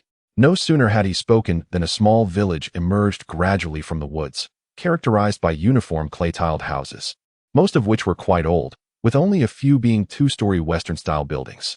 The narrow paths between the houses were lined with slabs of blue stone, surrounded by lush moss, clearly bearing the marks of time. One side of the village was embraced tightly by towering mountains, with layers of undulating hills extending like the fingerprints of the earth. The fields were entirely covered with sweet potato vines, stretching endlessly as far as the eye could see. Irrigation ditches snaked through the fields like slender silver ribbons, rendering the entire mountain village a veritable paradise. Not only Fang Yang, but also the photographer and the online viewers were left awestruck by this picturesque scenery. A few minutes later, the vehicle gradually arrived at the village entrance. The villagers, having received news in advance, stood beneath the large locust tree, awaiting their arrival. Upon seeing Fang Yang alight from the vehicle, they approached him with curious expressions, whispering among themselves. The village chief led the way, and everyone instinctively parted to create a path. "Taoist, would you like me to show you around the vicinity first?" the village chief inquired. Fang Yang nodded. "Let us first visit the cliff you mentioned." The village chief's expression stiffened, seemingly apprehensive, yet he nodded. "Very well, I shall take you there." Thus, the village chief led Fang Yang through the village, along a narrow dirt path that wound its way up the mountain. Observing the path beneath them, Fang Yang was suddenly reminded of a saying. In the world, there were originally no roads. It is through the footsteps of many that paths are forged. The mountain path, flanked by lush greenery, was starkly bare, yet the walk was not particularly strenuous. Had they come for leisure rather than business, it would have offered a unique charm. After approximately 10 minutes, the village chief halted, gasping as he pointed to an open area ahead. "Taoist, we have arrived, right here." In truth, Fang Yang was already aware of their arrival, for the overwhelming stench reached him from several meters away, the air thick with a metallic scent of blood. However, when Fang Yang climbed the rise and beheld the horrific scene before him, his pupils involuntarily constricted. An abundance of flies and decaying animal corpses adorned the stones and grass, stained with blood, creating a sight that was truly unbearable. Just as the village chief had described, all manner of animals lay scattered. This was not merely a rocky slope, but a veritable graveyard. At that moment, a villager cried out, "Look up there." Fang Yang, puzzled, raised his gaze to see a rabbit leap boldly, crashing without hesitation against the stones below. The sound of impact resounded, blood splattered, and the rabbit lay lifeless, quivering on the ground. From the gaze of the recently deceased rabbit, Fang Yang inexplicably perceived a thread of liberation. This bizarre scene left the viewers in the live stream utterly astonished. Initially, I regarded the village chief's beliefs as mere superstition, thinking, "What era is this?" However, upon witnessing it firsthand, my perspective shifted instantaneously. This was undoubtedly a supernatural occurrence. Ever since I witnessed the Taoist priest encounter a ghost at the funeral home, my conviction that ghosts do not exist, merely coincidences, has only strengthened. Such occurrences in the village must certainly have their reasons. The more remote the location, the more susceptible it is to eerie happenings. It is not hard to comprehend. Without surveillance and surrounded by dense forests, One might mistake a drone for something sinister in the dead of night.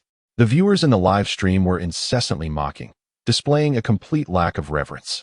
It is essential to recognize that numerous phenomena in this world defy explanation.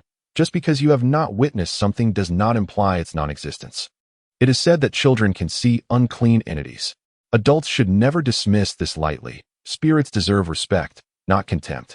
I have personally experienced this. When my family acquired a second-hand refrigerator, my 3-year-old brother would become strange at night, claiming there were 2 children on top of the fridge. This terrified my parents.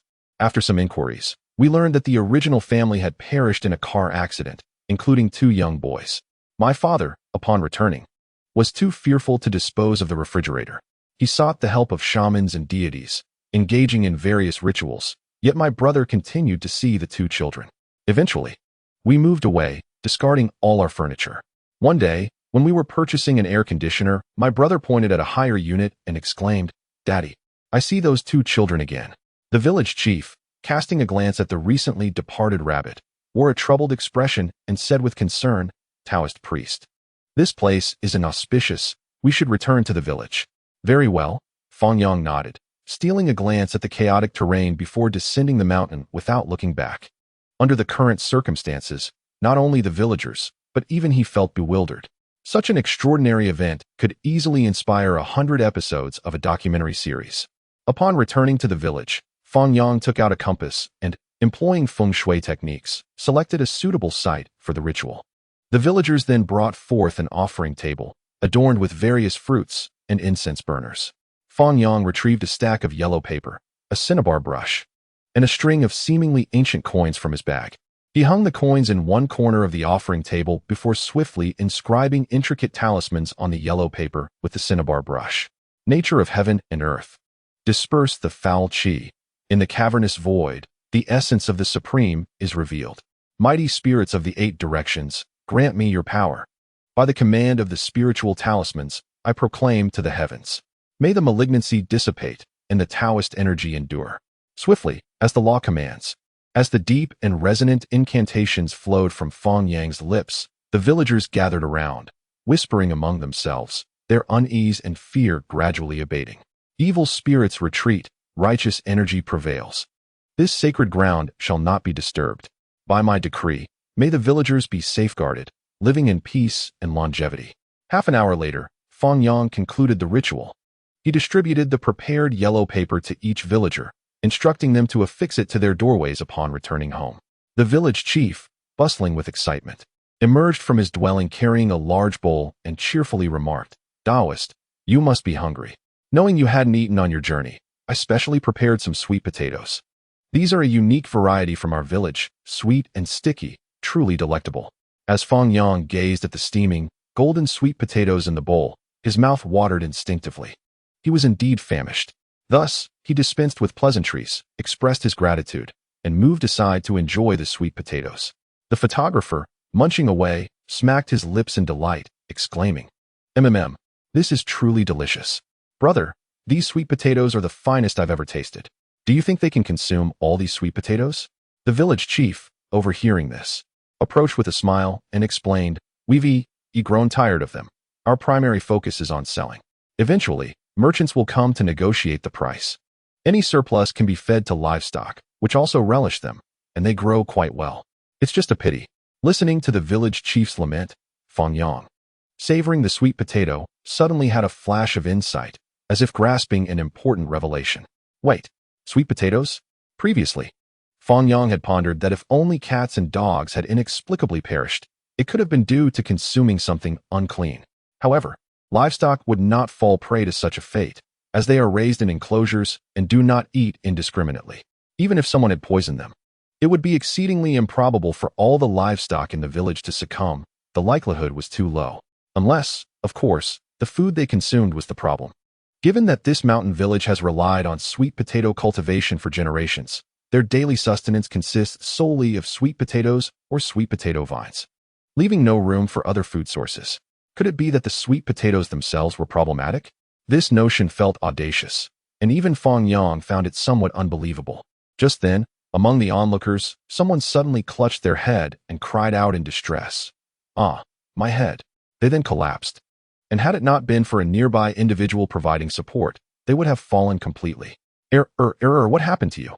Aroy's breath came in gasps as he sat on the ground, weakly responding, I'm fine, just felt a sudden palpitation and a bit dizzy. But I'm starting to feel better now. Could it be that you've been possessed? Have you heard that your wife has been experiencing frequent dizziness lately? As the crowd chattered incessantly, Fang Yang, puzzled, turned to the village chief and inquired, Chief, what is going on? The chief shook his head with a sigh, replying, I don't know. And his wife are particularly fond of sweet potatoes, consuming them for breakfast, lunch, and dinner without issue in the past. However, recently, they have been plagued by headaches and fainting spells. Indeed, it's the sweet potatoes. Fang Yang hastily set down the sweet potato he was holding and warned the voracious photographer, Stop eating. Huh? The photographer replied, bewildered. I'm not full yet. The sweet potatoes might be toxic.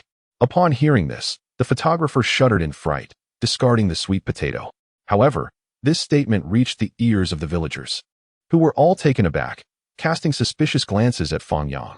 The village chief quickly stepped forward to mediate, stating, Taoist, such words should not be spoken lightly. Our village's sweet potatoes are renowned far and wide. How could they possibly be toxic? Fang Yang shook his head solemnly and said, Village chief, have you ever considered that whether it be mice, cats, dogs, poultry, or even humans, they all share a commonality? They have consumed sweet potatoes. Mice, which dwell in the sweet potato fields year-round, were the first to encounter trouble, followed by the cats that ingested the toxic mice. Then came the dogs and other poultry, all of which had eaten the sweet potatoes. Even that villager earlier suffered from headaches due to his fondness for sweet potatoes. Do you not find it all rather suspicious? Upon hearing Fang Yang's analysis, everyone fell into silence. However, someone quickly stood up to refute him. This reasoning is flawed. We have cultivated sweet potatoes for many years without incident. Why would they suddenly be toxic now? Moreover, how do we explain the small animals in the mountains? They certainly have not eaten sweet potatoes. Do snakes eat sweet potatoes as well? Snakes do not eat them, Fang Yang replied, shaking his head. But what if they have consumed small animals that have eaten sweet potatoes? This is merely my conjecture. Whether you choose to believe it or not is your prerogative. However, if my analysis is correct, it won't be long before. Fang Yang did not continue, but his meaning was clear. Everyone's complexion darkened, and they gasped in horror. The notion of sweet potatoes being toxic was utterly preposterous to them. It had never crossed their minds. Yet the reality of the situation loomed large. Could they afford to gamble? If the sweet potatoes were indeed poisonous, they would be the next to suffer. Recalling the tragic demise of their livestock and animals, a chill ran down their spines, leaving them in a state of trepidation. The village chief hesitated for a moment, then took a deep breath and addressed the villagers. Listen to me. The Taoist priest is a recluse and not from our village. He has no reason to harm us. Although I too find it hard to believe that sweet potatoes could be toxic, we all understand the gravity of our situation. As your village chief, I must prioritize everyone's safety. Therefore, I trust the Taoist priest and suggest we call the authorities to test the sweet potatoes for toxicity. What do you all think? As soon as he finished speaking, whispers erupted among the crowd. Moments later, the second villager stepped forward and exclaimed, I agree. I've been feeling terribly unwell lately, and I haven't committed any wrongs. It could very well be the sweet potatoes causing the problem. With his lead, others began to voice their agreement. I concur. Let us conduct the tests. Very well. After receiving the villagers' consent, the village chief promptly retrieved his brick-like mobile phone and called the police, informing them of the potential toxicity of the sweet potatoes, hoping they would send professionals to conduct the tests. After a lengthy hour of waiting, several police cars and a health department van appeared at the village entrance. Soon after, a dozen officers and 4 testing personnel arrived. Upon seeing Fang Yang in his Taoist robes, their eyes widened in astonishment, and one exclaimed, Taoist priest, what are you doing here? Fang Yang smiled back at Officer Wang and replied, what a coincidence. After exchanging pleasantries, Officer Wang inquired about the situation in detail, while the health department personnel commenced testing the sweet potatoes for any issues. Not long after, a gasp echoed through the air. My heavens! The mercury levels in the sweet potatoes are alarmingly high. This was no mere sweet potato. It was a veritable poison tuber. At this proclamation, the crowd erupted into chaos. Everyone stood frozen, their faces drained of color. The village chief, in disbelief, approached and inquired, how is this possible? Are you certain there was no error in the testing? The testing personnel shook their heads, pointing at the data on the instrument and explaining, I specifically selected multiple samples for examination, and the results consistently indicated excessive mercury levels. I truly do not understand how you cultivated these. With this confirmation, the villagers' faces turned ashen. They were utterly stunned. Team leader Wang, astonished, asked, mercury levels are elevated? What would happen if we consumed it? Just as the testing personnel pondered how to respond, Fang Yang interjected, food contaminated with elevated mercury levels, once ingested, poses severe health risks. Mercury is a heavy metal that is not easily expelled from the human body. It accumulates over time, leading to various toxic symptoms. Mild cases may present with headaches, nausea, vomiting, and diarrhea, while severe cases can inflict damage upon the nervous, digestive, and immune systems, potentially resulting in death. This elucidation made everything clear. The animals must have consumed the toxic sweet potatoes, resulting in neurological poisoning. Initially subtle, the symptoms worsened over time, ultimately leading them to a torturous demise. Upon hearing Fang Yang's explanation, everyone gasped in horror, their pupils dilating in shock, recalling the unfortunate demise of the small animals. It seemed to mirror the symptoms of mercury poisoning. At that moment, Air, with a face full of terror, stepped forward and asked, so, are you saying that if we humans eat the sweet potatoes, we too will be poisoned, just that the symptoms have not yet manifested? Before he could finish, he fainted. Whether from the shock or a pre-existing condition was unclear. The village chief trembled and stuttered. But why would sweet potatoes be toxic? Chapter 23. The Unbelievable Truth. The mayor's fury. This question plunged everyone into deep contemplation. It was an utterly perplexing inquiry, with no one possessing an answer. Fang Yang furrowed his brow and suggested, since the mercury levels in the sweet potatoes are elevated, it implies a connection to the growing environment.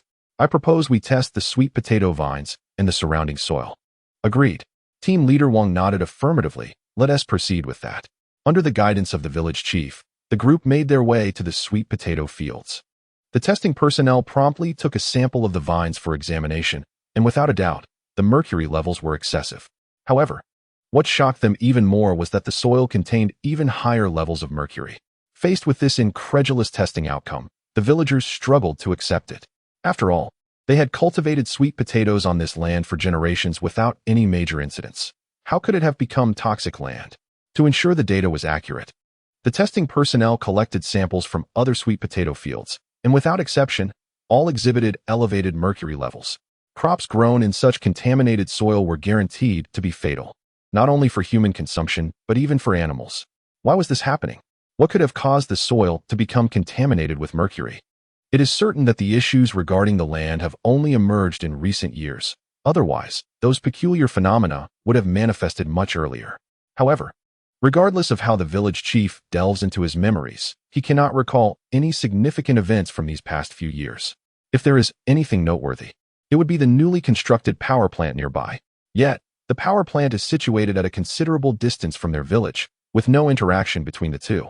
Even if the plant were problematic, how could it possibly affect the land? This conundrum perplexes them. The situation appears to have reached an impasse. At this juncture, team leader Wang suggested, why not conduct further tests in other areas to ascertain whether they are also exceeding safe levels? The testing personnel nodded in agreement and returned to the roadside to examine the leaves, soil, and various wild plants. When the results were revealed, everyone was taken aback. The wild thickets showed no issues, and apart from the sweet potato fields, the soil in other areas posed no problems. Even the fruit trees in the villagers' homes were found to be normal. In other words, only the soil in the sweet potato fields exhibited excessive mercury levels. This revelation left the testing personnel bewildered. The village chief, wearing a troubled expression, inquired, officers, Taoist, what could possibly be the cause? Is there something unclean at play? Fang Yang shook his head, his gaze drifting towards the layers of sweet potato fields.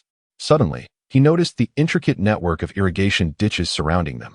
An idea sparked in his mind, and he quickly spoke up. Could it be possible that the source of water for the irrigation ditches is contaminated?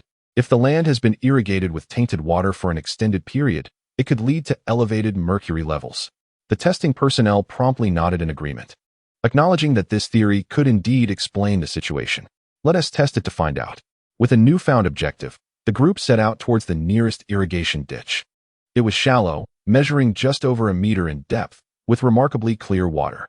Strangely, there were no fish or other aquatic life present. The testing personnel collected samples of the water for analysis. Shortly thereafter, a gasp echoed through the air. Indeed, the water is problematic. Its mercury levels are significantly higher than those in other locations. Fang Yang internally sighed in relief. The village chief, astonished, exclaimed, "How can this be? The water appears so clean, and it's merely runoff from the mountains. How could it possibly be toxic?" The testing personnel responded with a wry smile, shaking their heads. "I cannot say for certain, but I suspect it may be due to the nearby power plant discharging waste, causing the groundwater to seep into this area. That's implausible." Fang Yang interjected calmly. "This location is over 1,000 meters from the power plant, and the water source is primarily situated at a higher elevation. It cannot possibly seep over here." He then scrutinized the bottom of the ditch, furrowing his brows. If it were merely contaminated water containing mercury, it would not result in such widespread exceedance. There must be something unique at play. Please test the soil at the bottom of the ditch. I wish to ascertain whether the mercury concentration is alarmingly high. Understood. The testing personnel wasted no time and promptly began sampling the soil for analysis. The results were alarming. Upon testing, several individuals recoiled in shock, their faces turning ashen as they exclaimed, "This soil is toxic. It must not be touched." The gravity of this revelation left everyone in a state of disbelief. Captain Wang hurriedly inquired, "What is going on?" The testing personnel, still shaken, responded, "The mercury content in the soil exceeds that of water by countless times, and it carries a highly toxic substance, methylmercury." Methylmercury? Upon hearing this scientific term, Fang Yang could not help but exclaim, "Taoist, do you know what this is?" Captain Wang asked curiously. "Indeed." Fang Yang nodded, explaining, "Typically, both rivers and oceans harbor specific microorganisms at their bottoms. These microorganisms possess enzymes capable of catalyzing methylation reactions. When these microorganisms encounter inorganic mercury, catalyzed by biological enzymes, they transfer their own methyl groups to combine with inorganic mercury, forming methylmercury. Methylmercury is an extremely toxic substance, exhibiting a strong affinity for the central nervous system, allowing it to linger for extended periods and accumulate in the brain, causing severe mental torment." After listening to Fang Yang's analysis, the expressions of those present turned grave. No wonder all the animals died by suicide. It was due to this mental toxin. It is also no surprise that the villagers' soil and sweet potatoes are toxic. The water source must be the issue. Viewers in the live stream were astonished as they watched Fang Yang and the others piece together the truth. "I understand now. The water must have been contaminated, leading to the toxicity in the land and sweet potatoes. The animals consumed the sweet potatoes, and even the mountain creatures, which had not eaten the sweet potatoes, still fell victim to poisoning because they drank the toxic water. That's not even the most terrifying part. Let us not forget, they not only consume it themselves, but also sell it. If the buyers discover that the sweet potatoes they are eating contain neurotoxins, they will surely go mad. Have you not noticed how knowledgeable the Taoist is in chemistry? He understands even these obscure concepts. No wonder the threshold for becoming a Taoist is so high. Uneducated individuals cannot even aspire to it. Now the pressing question arises, why is the water contaminated? Could it be a case of deliberate poisoning? The Taoist mentioned that this toxin forms only when it combines with the microorganisms at the bottom of the water. I wonder where the mercury in this isolated place comes from. At this moment, the village chief appeared as if he had lost his soul, his face pale. Muttering to himself, "What kind of calamity has this brought upon us?" Captain Wang, furrowing his brow, asked with curiosity, "Taoist, based on your explanation, is this situation a result of human actions or a natural occurrence?" Fang Yang pondered thoughtfully, nodding as he gazed towards the 3 large smokestacks in the distance, saying, "It is highly likely to be man-made. Heavy metal pollution is a form of industrial pollution, which is unlikely to occur naturally. The only factory near the village is that power plant. I suspect the problem lies there." Upon hearing this, the village chief was bewildered, incredulously exclaiming, "The power plant? Is this related to them?" "We cannot say for certain yet," Fang Yang replied calmly.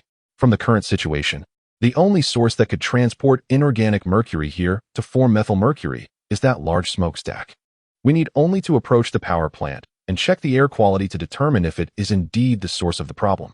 The testing personnel nodded in agreement, saying, "That's a good suggestion. Let us go test it right away." After deliberating on a strategy, the group set off in their vehicle, monitoring the air quality along the way. As anticipated, The atmosphere was distinctly tainted with exhaust pollutants. Moreover, as they approached the power plant, the level of contamination intensified.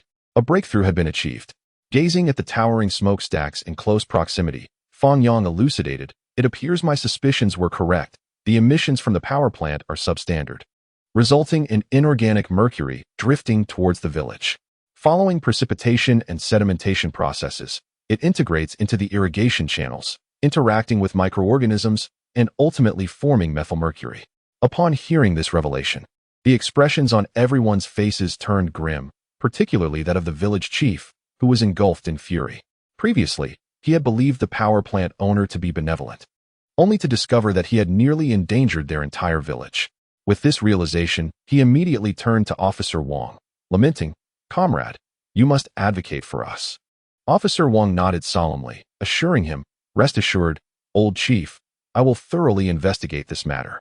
He then stroked his chin, pondering aloud, "Currently, the evidence we possess is insufficient for an arrest at the power plant.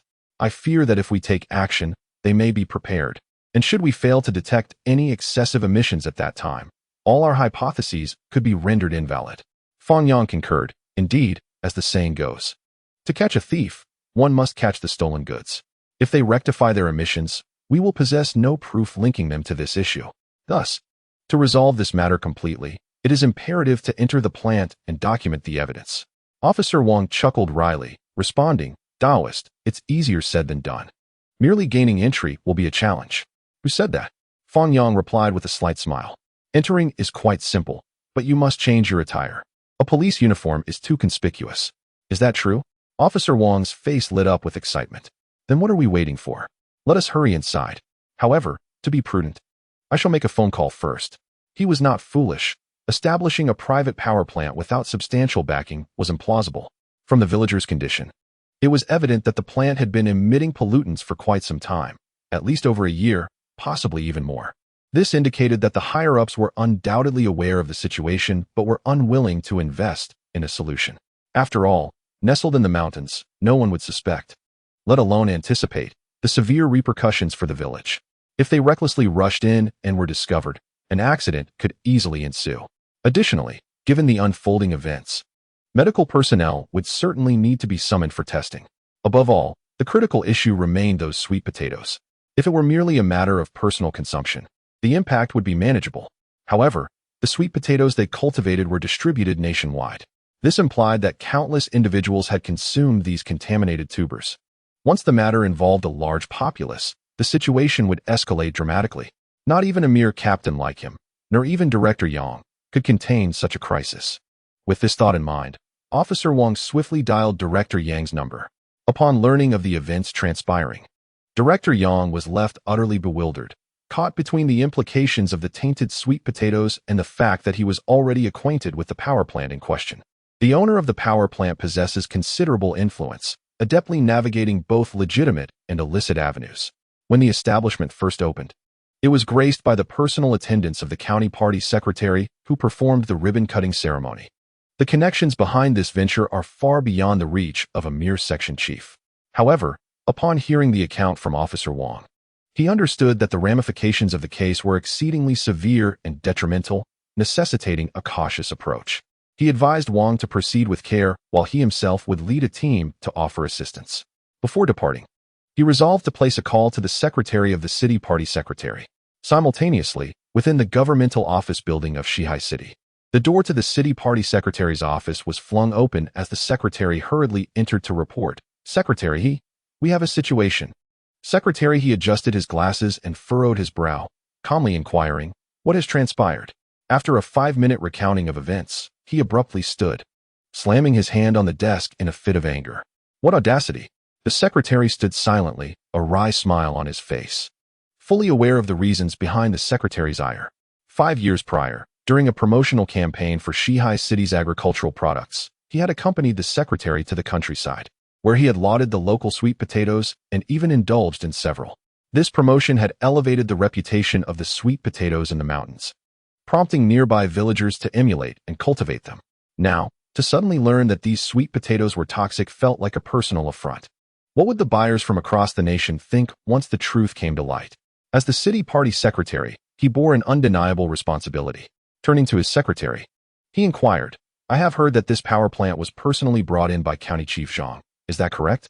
The secretary nodded in affirmation. Indeed. They are said to have a close relationship. Very well, I understand.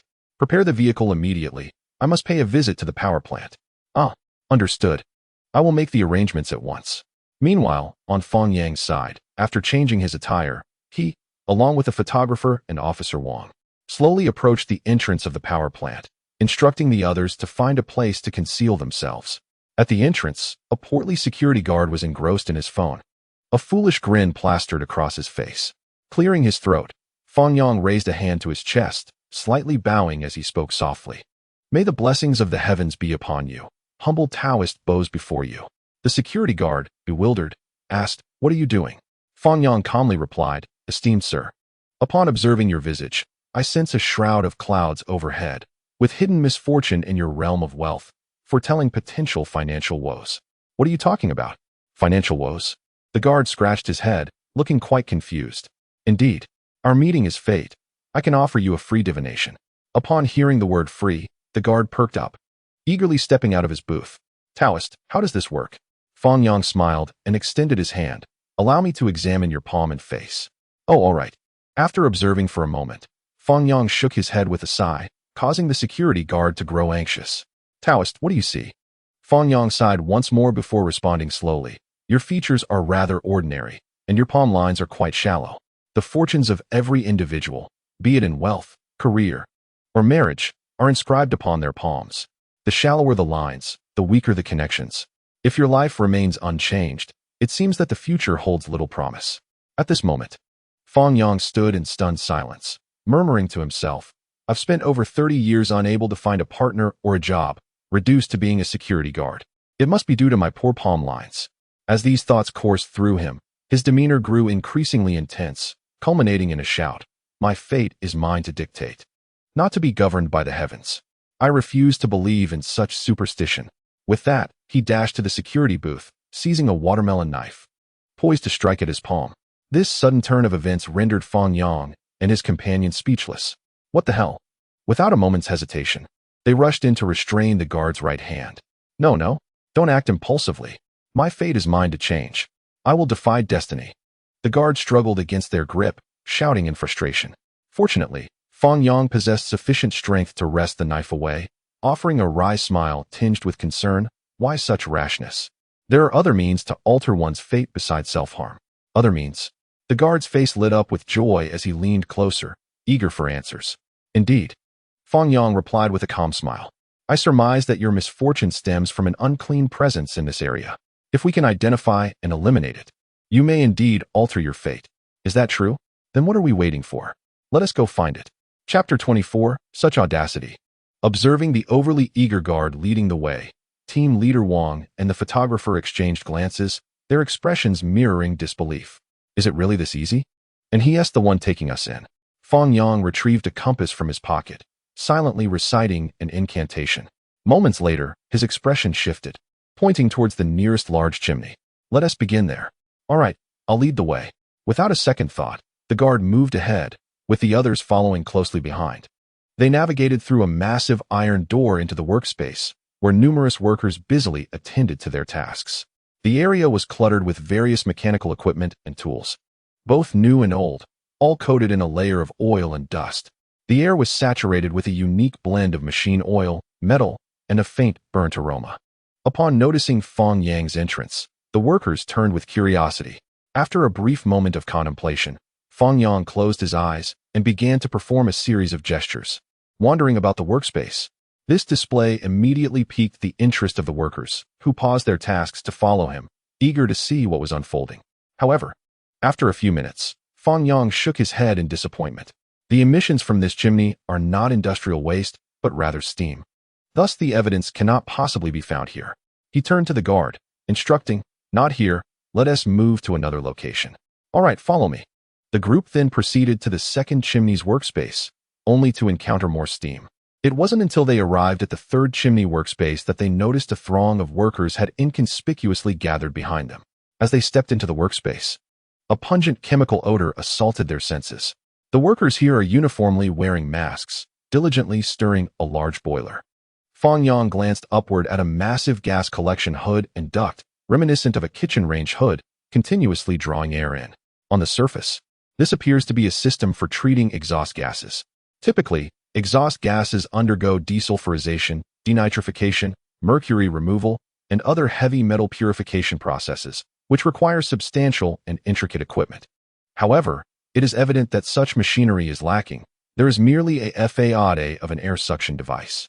A closer observation from outside reveals that it does not process the gases at all. Instead, it draws them in and expels them through another outlet into the chimney.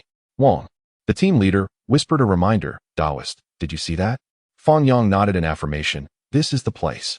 Just then, a harsh voice resonated from the entrance. What are you all doing instead of working?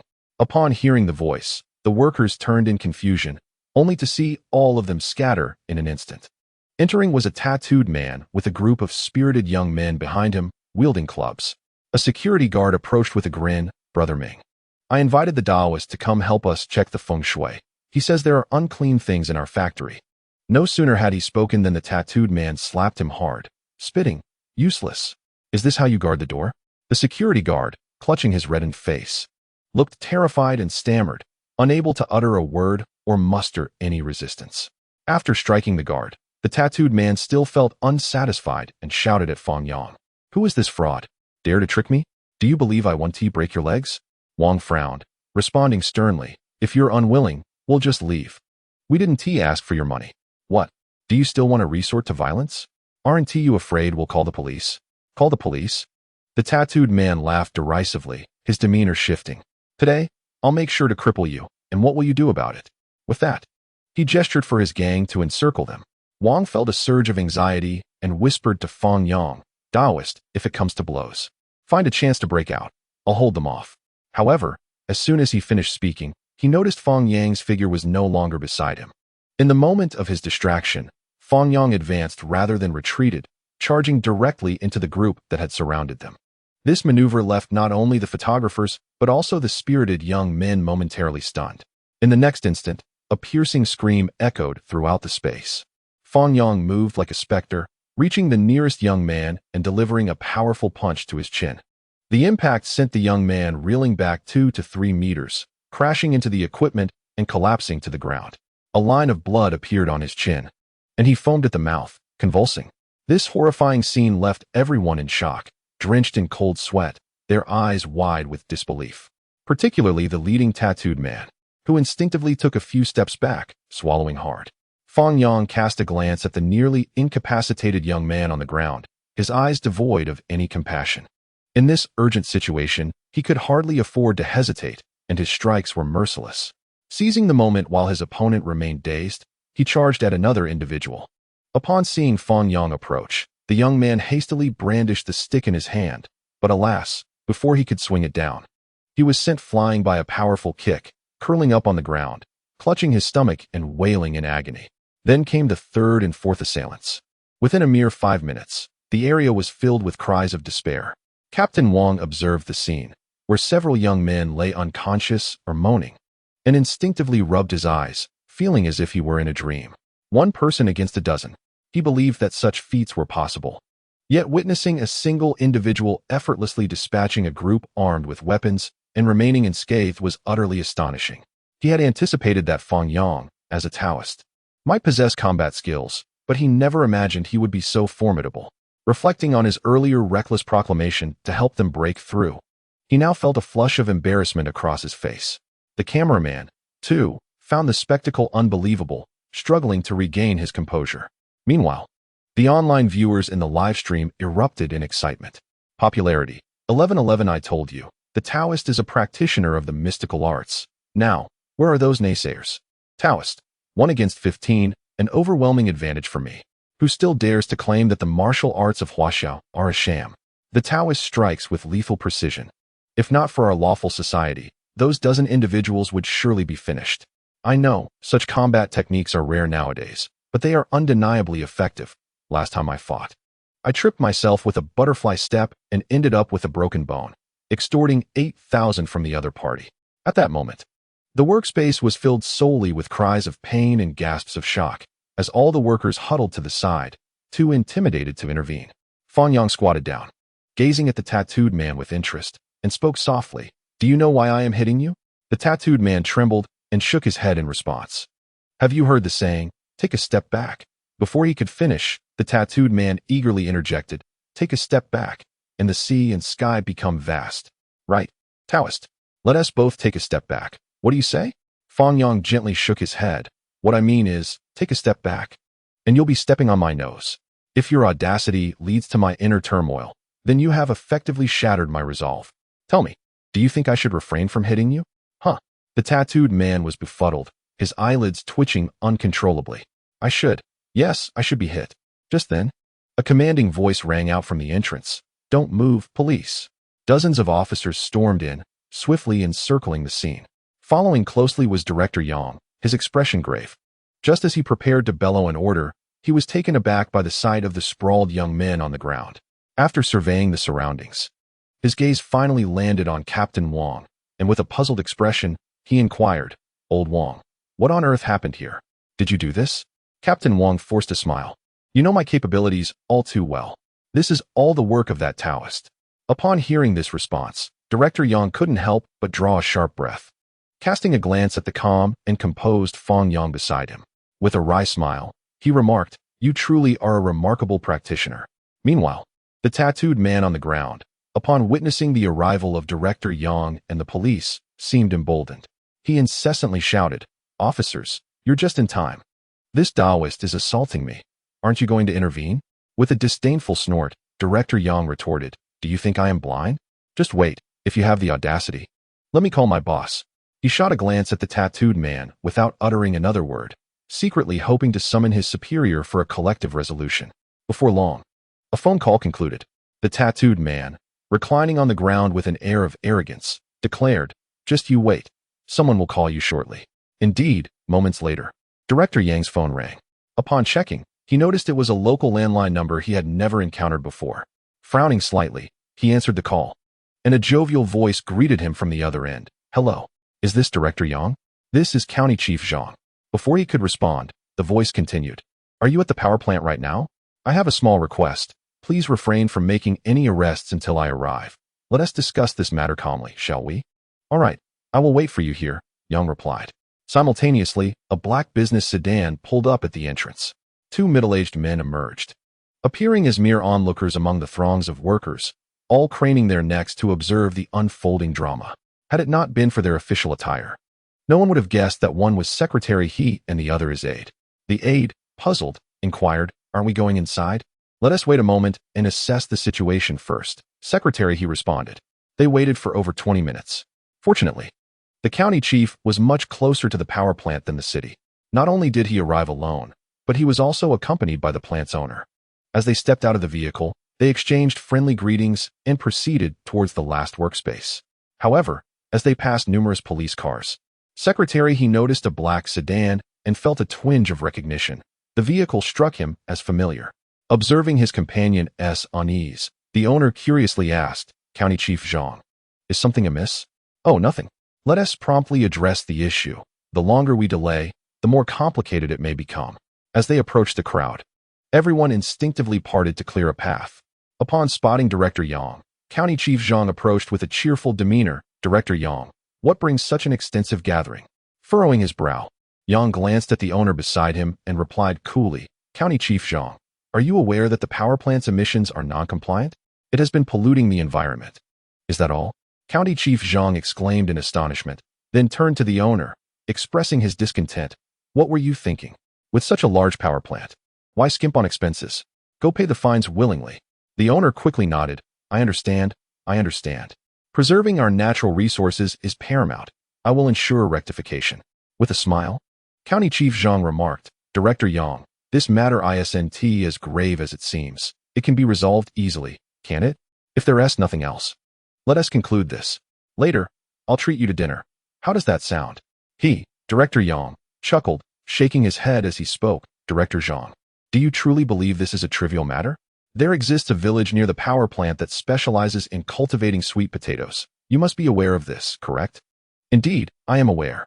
Director Zhang nodded with a smile. I remember that the owner used to send them gifts during festive seasons. With an impassive expression, Director Yang continued. But do you know that the emissions from the power plant have rendered their water source highly toxic? The entire village, with the sole exception of its inhabitants, is devoid of life. Everything else has perished. Medical personnel have already conducted tests, confirming that the entire village suffers from metal poisoning, without exception. Furthermore, the sweet potato fields nearby, alongside the sweet potatoes themselves, have alarmingly high levels of mercury. Let us not forget, these sweet potatoes are distributed nationwide. Boom. Director Yang's words struck like a clap of thunder, leaving Director Zhang stunned, retreating a few steps, his eyes filled with terror. The owner beside him was no better off, his face turning pale, trembling uncontrollably. Initially, they had perceived the situation merely as a case of substandard emissions leading to environmental pollution, an issue they thought could be resolved with a bit of expenditure. Hence they had not taken it seriously. But what had they just heard? A village afflicted with toxicity, devoid of life except for its people? Coupled with the thought of those sweet potatoes being sold across the nation, Director Zhang's heart plummeted. Disbelief etched across his face as he murmured, "How is this possible?" Director Yang shook his head in resignation. "Director Zhang, you instructed me to withdraw the team. You tell me, can I do that?" Director Zhang glanced at the owner, remaining silent. After a brief pause, he managed a bitter smile. "You see, there have been no casualties yet. If this matter were to be exposed, the consequences would be unimaginable. In my opinion, we should strive to minimize this incident. As for the power plant, I will certainly ensure they cease operations for rectification. And we shall do our utmost to appease the villagers and provide compensation. What do you think?" "You are quite bold." Before Director Yang could respond, an angry voice erupted from the periphery of the crowd. All eyes turned to the back, parting to create a path. It was Secretary He, his face ashen, striding purposefully towards the center, followed by a secretary who bore a similar grim expression. Director Zhang's pupils constricted sharply upon seeing the approaching figure. His mouth agape as he involuntarily inhaled sharply. At last, he finally recalled why that black sedan had seemed so familiar. So that was it. Gazing upon Secretary He's stoic visage, a wave of dread washed over him, causing his body to tremble involuntarily, beads of sweat cascading from his forehead like a torrential downpour. The owner beside him, recognizing Secretary He, felt his legs give way, collapsing to the ground. The two men resembled mice caught by a cat, their faces pale, lips parched, unable to quell the incessant swallowing in their throats. Director Zhang had intended to offer an explanation, but he found his throat constricted, unable to utter a single sound. Indeed, it was not only him. Director Yang and others were equally astonished. He had not anticipated that Secretary He would personally arrive at the scene, and it appeared he had been there for quite some time, merely lurking in the shadows. Fortunately, he had refrained from capitulating earlier. Otherwise, had he been seen, his career would have been irrevocably jeopardized. "Secretary He, what brings you here?" County Mayor Zhang forced a smile and greeted him. "Humph." Secretary He coldly shot him a glance. "If I hadn't come, I wouldn't have even realized when my official hat would have been lost. You certainly have some audacity. Such a significant issue. And you thought you could suppress it? All for the sake of this power plant. I am curious to know, what benefits has that power plant bestowed upon you?" County Mayor Zhang hastily attempted to explain, but Secretary He interrupted him outright. "You needn't offer me explanations. Direct any comments to the prosecutor's office." He then turned to Director Yang and commanded, "Arrest all those involved and take them back for strict interrogation. Report every step to me." "Understood." As soon as the command was issued, Director Yang waved his hand decisively. Instantly, all police officers sprang into action, each handcuffing the suspects and escorting them to the police vehicles. County Mayor Zhang wished to defend himself, but a mere glance from Secretary He rendered him speechless. Watching their boss being taken away, the workers exchanged fearful glances, realizing the dire conditions under which they had been laboring in such a heavily polluted environment. While the detrimental effects might not have been immediately apparent, over time, the earnings would scarcely cover medical expenses. With this thought in mind, someone stepped forward to flatter Secretary He. "Thank you, Secretary. If it weren't for you, we would have been in dire straits." Others quickly joined in. "Yes, thank you, Secretary." Secretary He smiled and waved his hand dismissively. "This is all my oversight. A grave disaster was nearly averted. If gratitude is to be expressed, it should be directed towards Director Yang, for it is they who cracked this case." Just as he finished speaking, Director Yang hurriedly gestured to decline. "No, no, no. The credit is far too great for me to claim. If thanks are in order, it should be for Taoist Master Fang, for he discovered the poisoning in the village and traced it back here. He is the true savior of everyone. A wave of astonishment swept through the crowd. Secretary, he gazed at Fang Yang with admiration. Indeed, this Taoist master possesses a compassionate heart. On behalf of the citizens of Shihai City, I extend my gratitude to you. He then bowed deeply. Fang Yang smiled and waved his hand. It is all a matter of fate. Suddenly, Director Yang recalled something and seized the opportunity to speak. By the way, Secretary, I forgot to mention, the case at the funeral home was also solved by the Taoist master. What? Secretary, he was taken aback, staring at Fang Yang in shock. There is another matter I must bring to your attention.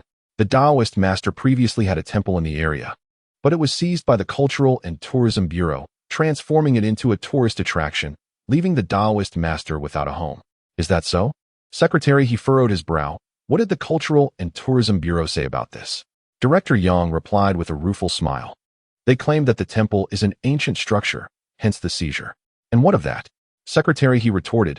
How do their actions differ from those of bandits? Secretary, he spoke in a low tone, unmistakably tinged with anger, instructing his secretary beside him, Shaoli. Today you must call the Cultural and Tourism Bureau and inform them to promptly return the temple to the Taoist priest. Yes. Upon hearing this, Fang Yang could not help but click his tongue, thinking how wonderful it was to wield such power. Secretary, he smiled at Fang Yang, Taoist. This matter is a misstep on the part of the government. I will have the urban construction team assist in restoring and maintaining the temple later. You may voice any of your requests to them. Then I must thank you, Secretary. The viewers in the live stream, observing the exchange between the two, were filled with emotion. It has been proven that as long as one possesses sufficient strength, everyone must show you respect. The Taoist priest's earlier complaints at the foot of the mountain yielded no results. Yet now a mere word from the secretary has them scurrying back and even offering an apology. Let us not forget, the Taoist priest initially participated in the program because he couldn't return. If he goes back now, where will we watch the live stream? I even turned down my girlfriend's request to play poker just to catch the broadcast. This is the allure of the Taoist priest. You might say he is a serious practitioner, yet he indulges without restraint, and when it comes to wooing, he does so with utmost sincerity. Conversely, you could argue he is an unreliable Taoist, but he genuinely helps others. In just these 3 brief days, how many lives has he touched? If I were the village chief of Linjiao village, I would surely commission a bronze statue of the Taoist and erect a temple in his honor. To put it bluntly, he has saved the lives of an entire village. After exchanging pleasantries, he departed with his secretary. Director Yang specifically arranged for a police car to escort Fang Yang back to Shihai City. Before leaving, he learned from team leader Wang that although the villagers had suffered from some degree of poisoning, the issue was manageable as it had been discovered early. As for the sweet potatoes that had been sold, the relevant departments would soon have their hands full. Resolving the matter would not be a swift endeavor. Naturally, these concerns were of little relevance to Fang Yang. By the time he returned to Shihai City, night had nearly fallen. Both men, their stomachs growling with hunger, sought a place to dine.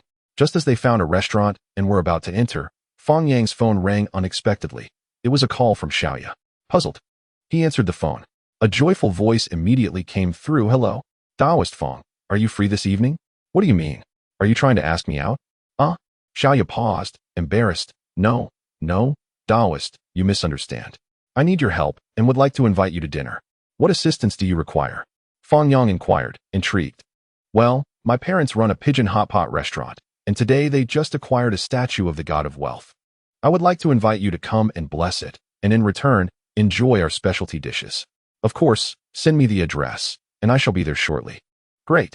After hanging up, a faint smile graced Fang Yang's lips. Would you care for a complimentary feast? The photographer nodded eagerly. Absolutely. Let us go. They hailed a taxi by the roadside and made their way to the hot pot restaurant as per Xiaoya's directions.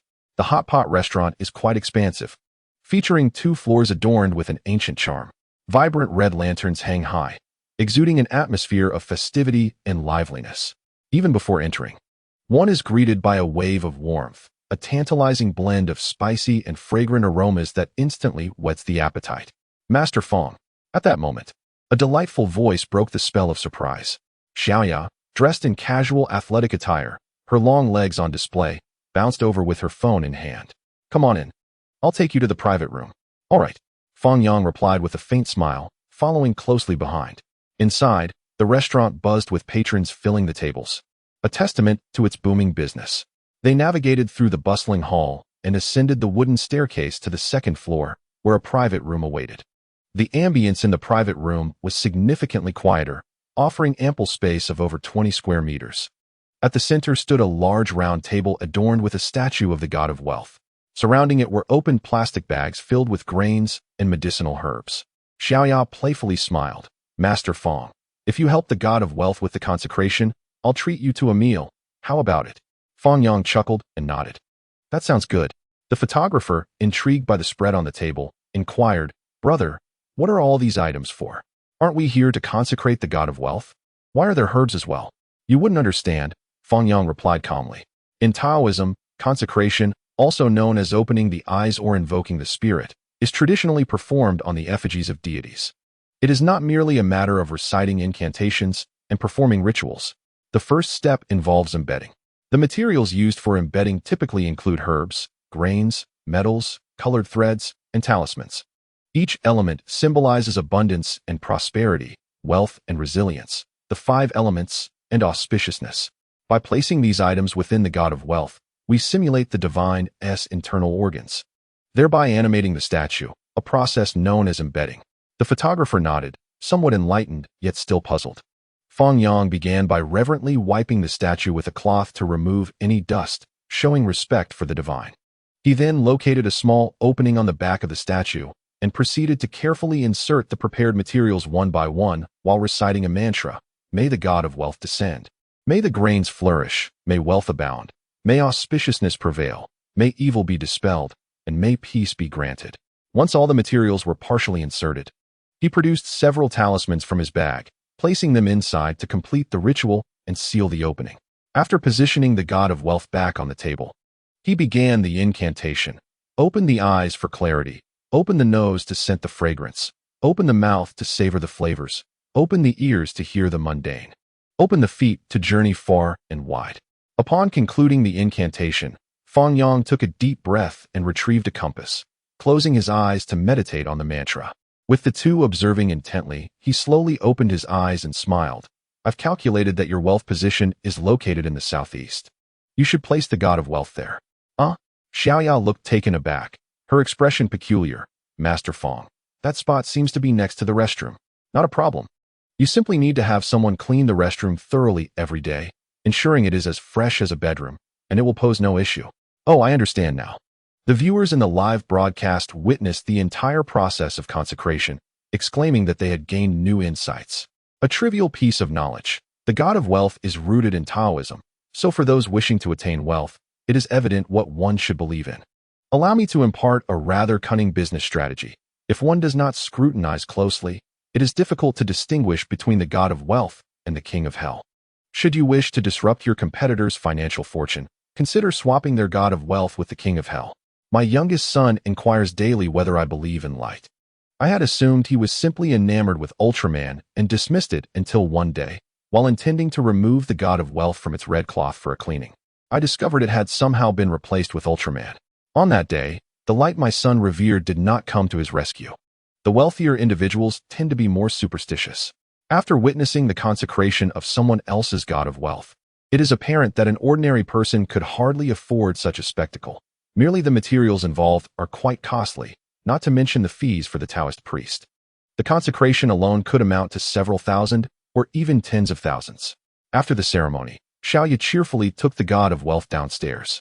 Upon her return to the private room, she bore a massive hot pot, the rich aroma of fragrant broth wafting through the air. Master Fang, come and taste our signature pigeon hot pot. The two, already famished, eagerly picked up their chopsticks and relished the meal, its flavors truly remarkable when paired with other ingredients. As time passed, by around 7 p.m., all three were satiated and reclining in their chairs. At that moment, a commotion erupted outside. Xiaoya, curious, opened the door to their room and peered downstairs. In the hall, a flamboyantly dressed woman was vociferously calling out, Boss, boss, where are you? After several shouts, she immediately captured the attention of all the diners. Here she comes. Xiaoya's father hurriedly emerged, smiling as he inquired, Beautiful lady, what can I do for you? The woman, clad in a tight-fitting short skirt adorned with dazzling sequins, paired with a fitted short-sleeved shirt that accentuated her curves, exuded a striking presence with her long purple hair, heavy makeup, and a butterfly tattoo on her chest, resembling a spirited young woman. At that moment, holding a selfie stick, she aimed her phone at the boss and, with an air of dissatisfaction, asked, "How much is your pigeon hot pot?" The boss glanced at the phone, realizing it was a live broadcast, and cautiously replied, "Miss, the portion you ordered is the large size, priced at $298. Is it really that expensive?" The female streamer exclaimed in surprise. "Is that considered expensive?" The boss explained with a wry smile, "Miss, the large pigeon portion consists of 6 birds.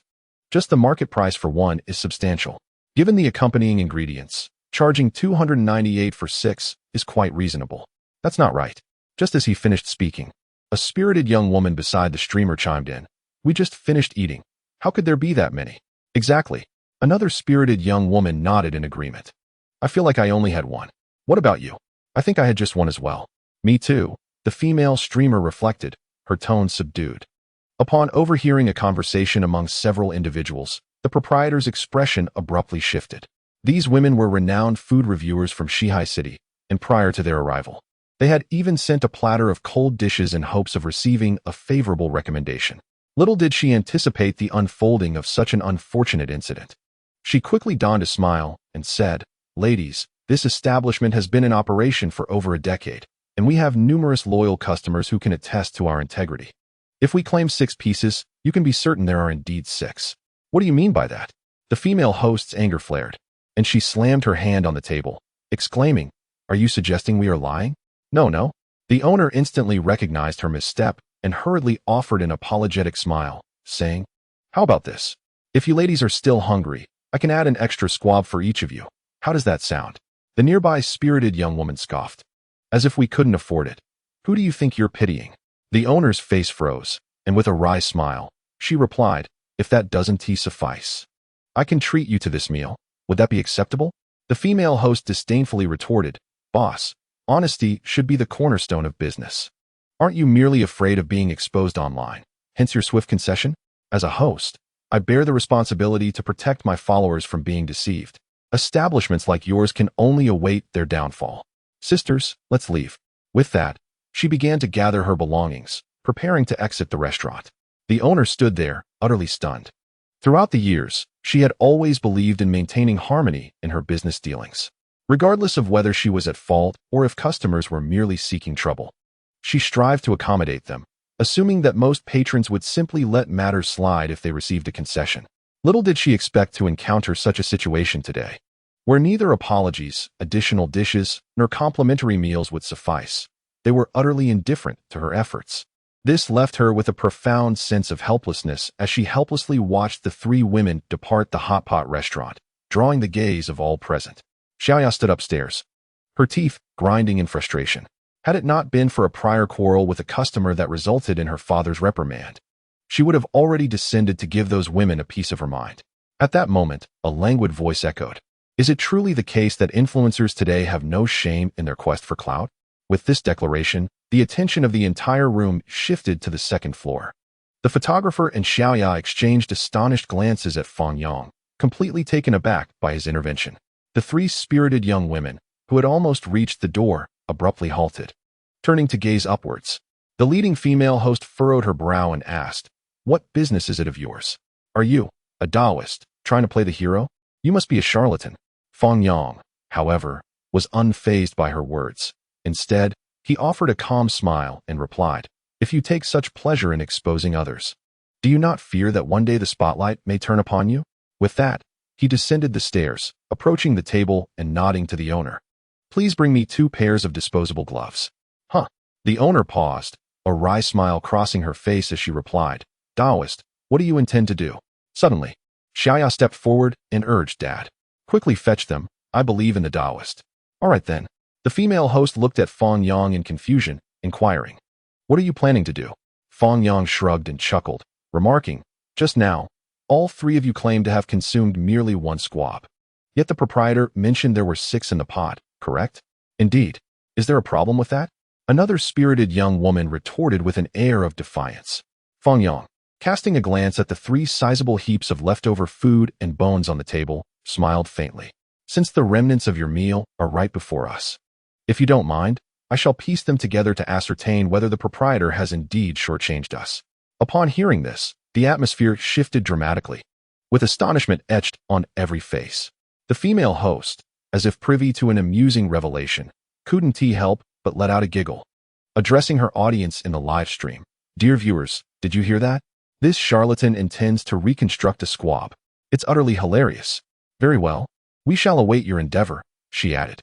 At that moment, the proprietor approached, wearing disposable gloves and wearing a troubled expression. Perhaps it would be best to abandon this idea. Taoist. It is wiser to avoid unnecessary complications.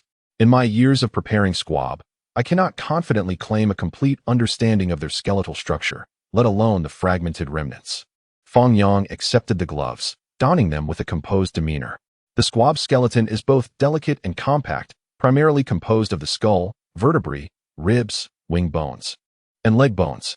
The skull is intricate, yet one can roughly piece it together through the eye sockets and nostrils.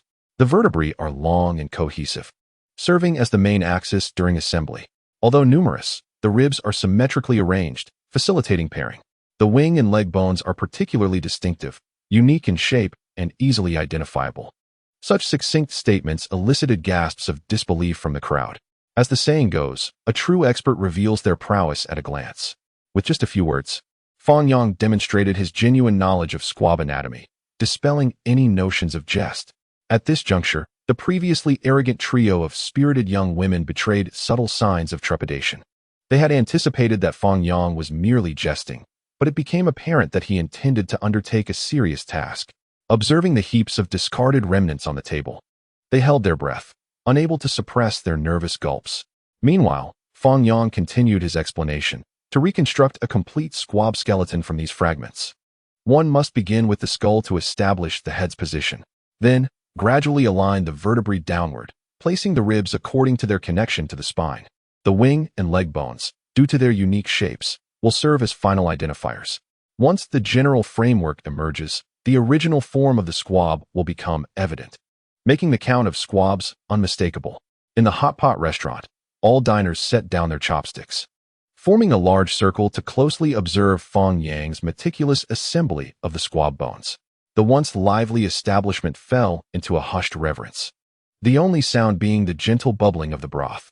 Under their watchful eyes, Fang Yang first reconstructed the squab's head, followed by the vertebrae, and then the leg bones. In no time, a rough model of the squab began to take shape. The onlookers were transfixed, eagerly pulling out their phones to capture this extraordinary spectacle. After a while, Fang Yang pointed at the pigeon bones on the table and smiled faintly. "All right, the first one is complete. Let us move on to the next." At this moment, the viewers in the live stream were in an uproar. I remember now, the Taoist is knowledgeable in forensic science. It is quite normal for someone studying forensic science to be familiar with animal skeletons. Could this perhaps be a path for forensic experts seeking new employment? I have long found the 3 female online influencers displeasing, always vying for attention and flaunting themselves.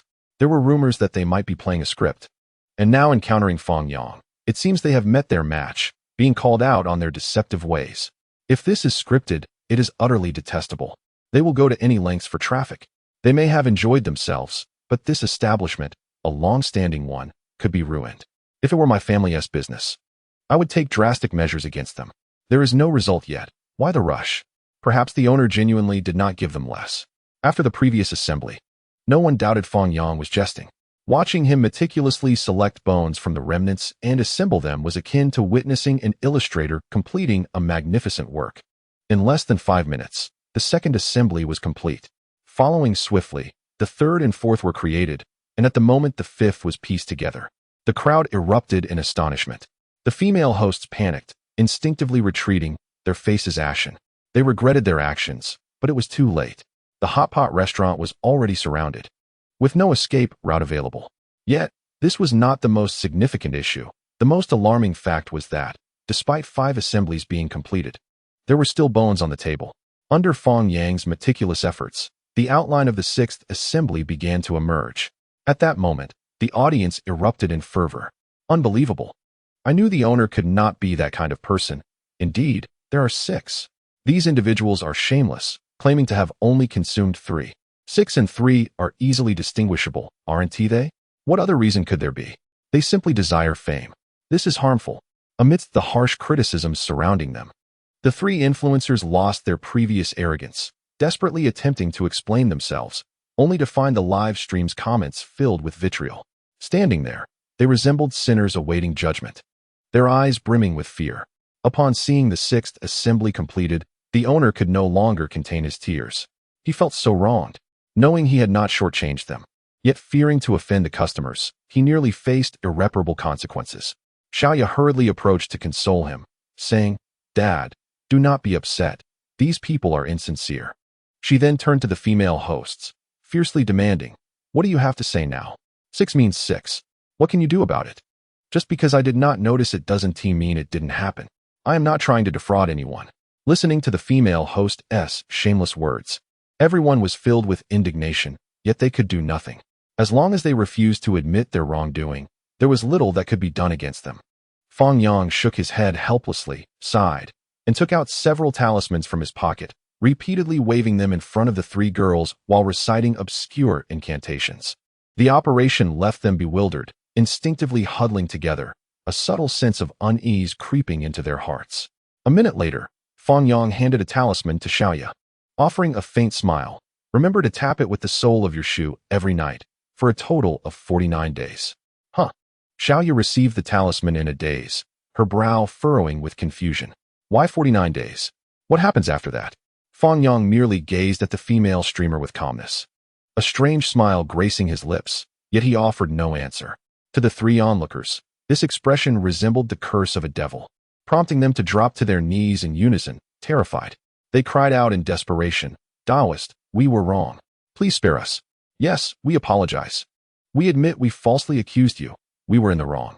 Call the police, please, Taoist, have mercy on us." The sight of the 3 prostrating on the ground left everyone astonished, their eyes wide with disbelief. The rapid shift in their demeanor was astonishing.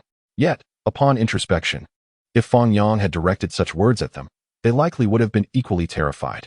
Xiaoya and her father stared at the talisman in their hands, looking utterly stunned, especially her father, who had only heard tales of the Taoist's mighty prowess from his daughter.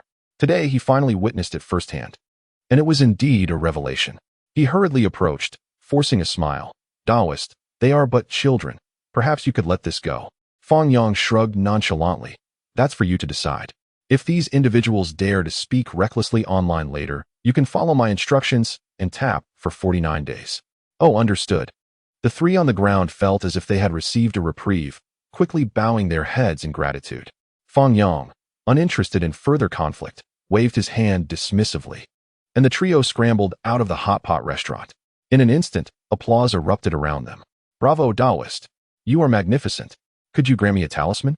I'd like to place it under my husband's pillow tonight." "Taoist, is your temple recruiting more nuns?" Fang Yang surveyed the crowd of diners bombarding him with questions, feeling overwhelmed. Fortunately, Xiaoya recognized his discomfort in such situations, and after exchanging a few words with her father, she swiftly led Fang Yang out through the back door of the restaurant. On the street, Xiaoya smiled and spoke. "Taoist, I truly appreciate your help today. Without you, my father might have been overwhelmed with anger." Fang Yang offered a gentle smile in return. "It is merely fate." Xiaoya playfully raised an eyebrow, grinning. "Fate, you say? Then allow me to take you to a delightful place. Will you come?" "Where to?" "You'll find out when we arrive. I can tell you in advance that there are many individuals there just like you." "Just like me?" Fang Yang's interest was piqued. In his recollection, there should only be his temple in the entire West Sea city. Surely, there couldn't be others? Could it be some sort of gathering? With anticipation swelling within him, he entered Xiaoya's car, heading toward the destination. The night breeze caressed his cheeks, the scent outside shifting from the aroma of street food to the fragrance of greenery. The vehicle gradually departed from the originally illuminated urban area, making its way towards the suburbs. After a considerable half-hour drive, it finally came to a halt. "We have arrived. Let us disembark," Xiaoya exclaimed with a smile as she turned off the engine and stepped out first. Fang Yang and the photographer followed closely behind. As he surveyed the surroundings, a large question mark loomed in his mind. The sight before him was indeed unexpected. Behind them stood a grand mountain, At its base lay what appeared to be an artificial park, filled with numerous individuals strolling and jogging under the night sky. Yet, this was not the focal point. The highlight was at the mountain's midsection, where a vast square seemed to radiate with vibrant beams of colored lights, twinkling against the tranquil evening backdrop, adding a touch of dreamlike charm to the serene night. Faintly, a pulsating rhythm could be heard, contrasting sharply with the peaceful and picturesque environment. Fang Yang, perplexed, inquired, "What are we doing here? Is this still Shihai City?" Xiaoya chuckled playfully, returning with an air of mystery. "You'll find out soon enough. Now, hurry and follow me up the stairs."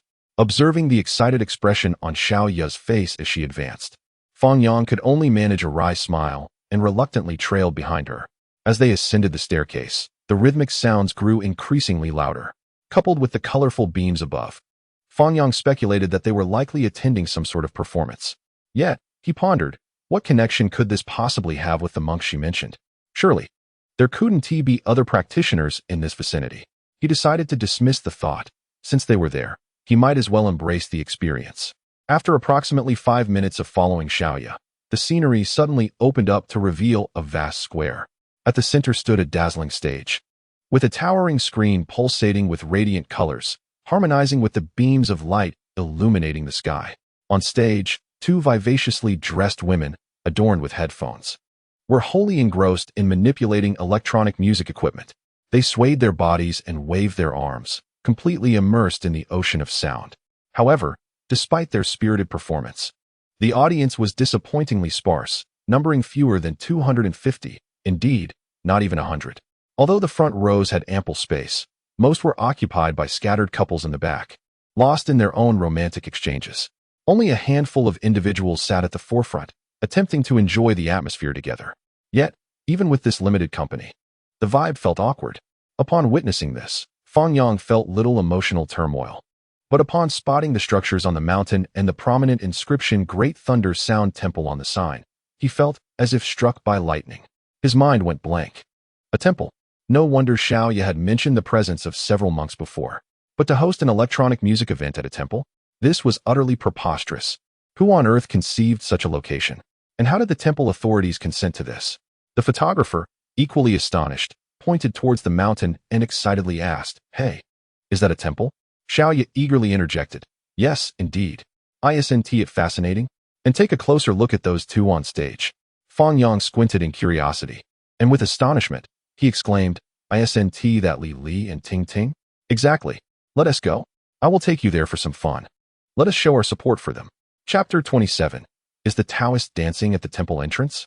The trio traversed the square, making their way to the very front of the stage. Upon catching sight of Xiaoya and Fang Yang, Li and Ting Ting erupted into joyous laughter, dancing with even greater enthusiasm.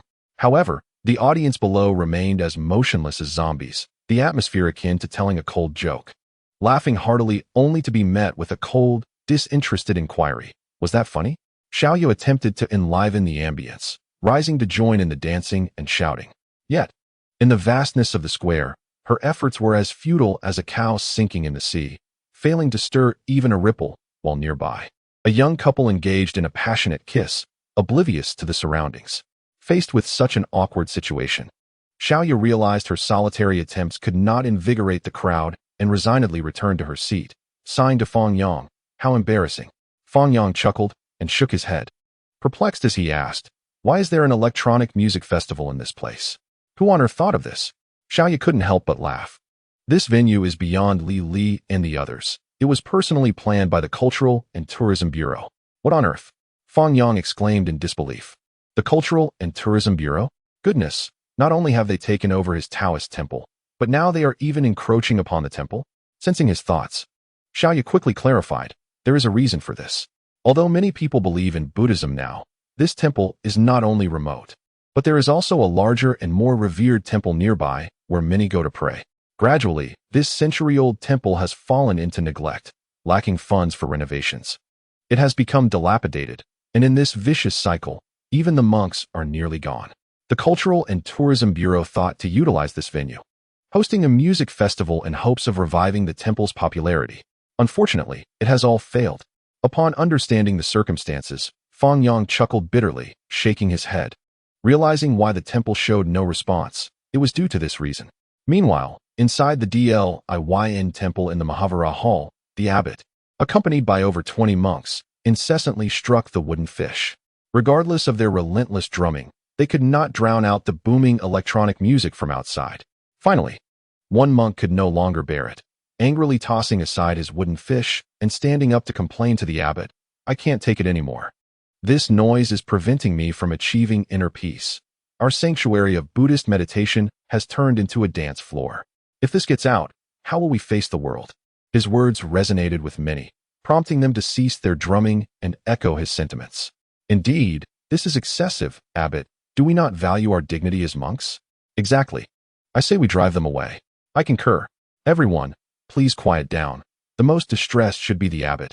Let us maintain some decorum." Listening to the incessant complaints from the monks, the abbot sighed helplessly. "Purity, purity. What has been the result of our decades of purification? This century-old temple has come to this under my stewardship. I cannot escape responsibility. If we do not seek change soon, we shall inevitably close our doors to visitors." The sound of the wooden fish, though subtle, possesses the power to purify the heart, reminding us of the essence of our practice. The electronic noise, though loud, is but a fleeting disturbance that will eventually fade away. As the conversation continued, he resumed his rhythmic tapping on the wooden fish. The other monks fell silent, dutifully taking their seats once more to continue the ritual. The grand hall of the Buddha returned to tranquility, the persistent sound of the wooden fish echoing, as if the earlier discord had never transpired. On this side of the stage, Xiaoya began to feel a hint of boredom after a while, suddenly laughing as she proposed, "Why don't we join in the fun? There aren't many people around anyway." Fang Yang chuckled and waved his hand. "Let us not. My appearance might not be quite suitable for that. What are you worried about? The monks don't mind. Why should you? Come on." Xiaoya stood up, tugging at Fang Yang's robe, pulling him toward the stage. Fang Yang, caught off guard by her insistence, felt helpless, despite his strength allowing him to remain steadfast. How could he refuse the invitation of such a captivating beauty? He reluctantly allowed himself to be led to the edge of the stage. Wait. Fang Yang hurriedly called out, forcing a smile as he said, "Could you let me change into something else first? This outfit feels a bit inappropriate." The photographer gasped in disbelief, as if he had heard something utterly astonishing. "Are you serious? You think it's inappropriate too?" Fang Yang shot him an exasperated glance, then caught sight of his jacket, grinning. "Take off your jacket." "What for?" the photographer exclaimed, covering himself. "I just want to borrow it for a moment." Reluctantly, the photographer complied, shedding his jacket for Fang Yang. Once clad in the jacket, Fang Yang shed his reservations and confidently followed Xiaoya onto the stage. Lily and Tingting, upon seeing them, greeted them with smiles. "You two finally made it up here. We were about to die of embarrassment." Xiaoya chuckled, "Don't worry. I'm here to bring you a savior." Hearing this, their eyes lit up with hope. Suddenly, Lily seemed to recall something, swiftly removing her headphones and saying, "Wait for me, I'll grab something." A mere 10 seconds later, she reappeared holding a swana. "Hee. After hearing the Taoist play the swana yesterday, I went and bought one to learn, but I discovered I don't even know how to assemble it." She laughed, looking at Fang Yang with mischievous eyes. Fang Yang, exasperated, covered his head and began to assemble the swana. Just as he finished, Tingting leaned in excitedly, asking, "Taoist, would you like us to provide accompaniment?" "What on earth? Why do I feel like I've boarded a pirate ship?" Fang Yang thought, glancing at the eager expressions of the three girls, feeling a twinge of regret. Instead of earning money late into the night, he had come to join this frivolous merriment. Noticing Fang Yang's silence, Xiaoya seized his arm, shaking it persistently while pleading, "Taoist, please do them this favor. Just look at how hard they've worked for this performance opportunity. Can you bear to let them down?" Overwhelmed by her persistence, Fang Yang sighed in resignation. "I've truly had enough. I want to join you next time." At his words, the three girls instantly seemed revitalized, as if they had been injected with a burst of energy. "The Taoist priest, what tune shall you play?" "We shall provide the accompaniment. Indeed, if all else fails, we can serve as backup dancers." However, Fang Yang did not respond to them. Instead, he meandered towards a device that appeared intricate yet exuded a modern flair. It was adorned with a myriad of buttons, knobs, and sliders, designed specifically for the performance of electronic music. The reason he acquiesced to the three young women was that he recalled having drawn the skill of electronic music previously. Gazing at the apparatus before him, the The functions and operational methods surfaced unbidden in his mind. To the left stood a mixing console equipped with several sliders and buttons, enabling real-time modulation of sound pitch, rhythm, and intensity, thereby enriching the music with layers and dynamic variations. To the right was an electronic synthesizer, capable of generating a diverse array of electronic music for combination. The rear of the device was linked to various audio input and output interfaces, alongside connections for computers or external controllers. Fang Yang stood nearby, a burgeoning desire to experiment welling up within him. With the suona in his left hand, he gingerly touched a pad with his right, comprised of numerous small squares, each capable of being pressed to trigger different sounds or musical snippets. A peculiar sound, reminiscent of an instrument, echoed forth. Chapter 28. After bouncing at the disco, shall we burn incense? Following several attempts, each interaction yielded distinct sounds, thoroughly piquing Fang Yang's curiosity. Just as Lily and the others looked on in perplexity, the musical style shifted dramatically. A cascade of orchestral sounds resounded across the square, interspersed with the sounds of other electronic instruments. As Fang Yang's right hand danced rapidly across the pad, the tempo escalated. Everyone was astounded. On one hand, they realized that Fang Yang was not merely pressing buttons at random. He truly possessed the skill. On the other hand, the music was profoundly familiar, being the prelude to Cloud Palace Swift sound from the Journey to the West. The evocative orchestration and recognizable bass stirred memories of Sun Wukong springing forth from the stone. Thump, thump, thump, familiar sounds ignited. The onlookers felt goosebumps rising all over their bodies. The vivid rhythm and dynamic electronic melody summoned memories of summer vacations, prompting many in the square to rise and gaze toward the source. The more Fang Yang played, the more fluidly he performed, his right hand a blur, unable to cease its movement. The tempo quickened, compelling those present to involuntarily sway along, as the gouging sound ascended, reaching higher pitches in harmony with the drumbeat. An innate sense of anticipation brewed, as if a longing was on the verge of release. Everyone knew that the climax was imminent, each ear perked in eager anticipation. Yet, just as all were prepared to hear the simultaneous eruption of the trombone and orchestra, Fang Yang's left hand moved unexpectedly. Taking a deep breath, he assumed the posture at lightning speed, and with a single, forceful blow, he unleashed the familiar melody. At that moment, when the well-known tune erupted from the speakers, everyone felt their souls resonate in unison. High-pitched and resounding, the sound reverberated through the skies, striking the hearts of all who heard it. In that moment, the visitors in the square could no longer remain seated. Whether it was the young couple in the back, those engrossed in their phones, or the leisurely strollers, everyone moved forward as if drawn by a pilgrimage. After 2 consecutive renditions of the suona, just as Fang Yang was about to continue playing the next piece with his right hand, 2 ethereal female voices graced his ears. At that moment, the sound evoked an image of celestial maidens dancing in the jade pool, seemingly infusing the melody with a soul of its own. Fang Yang gazed in astonishment at Lily and Tingting beside him, surprised by their harmonious collaboration. Meanwhile, the viewers in the live stream were overwhelmed, their scalp tingling with excitement. The moment I heard this, I recalled my days teasing Chang'e in the heavens. With the suona's emergence, the monkey will traverse 5,000 more miles. Listening to this tune, I suddenly remembered my days welding at the southern heavenly gate in the celestial realm. Images flooded my mind. The fairies were twirling, and the drunken monkey king circled around Lao Jun's alchemical furnace. Am I watching a fake journey to the West? How could the 1986 television series be rendered with electronic music? Are they avant-garde, or am I simply out of touch? Great sage, how shall we proceed? Treading the azure sky, shattering the mist. If one departs without return, let it be so. As the female voices faded, Fang Yang launched into another crescendo on the suona. The sound pierced the heavens, reaching the celestial expanse. It is said that among all musical instruments, the suona reigns supreme. What climax could rival the fervor of its notes? Not only the people in the square, but even those strolling and jogging below the mountain could hear it clearly. Instantly, they all looked up towards the mountainside. They knew there was an electronic music festival taking place, but they never expected to hear a suona playing the opening theme of Journey to the West.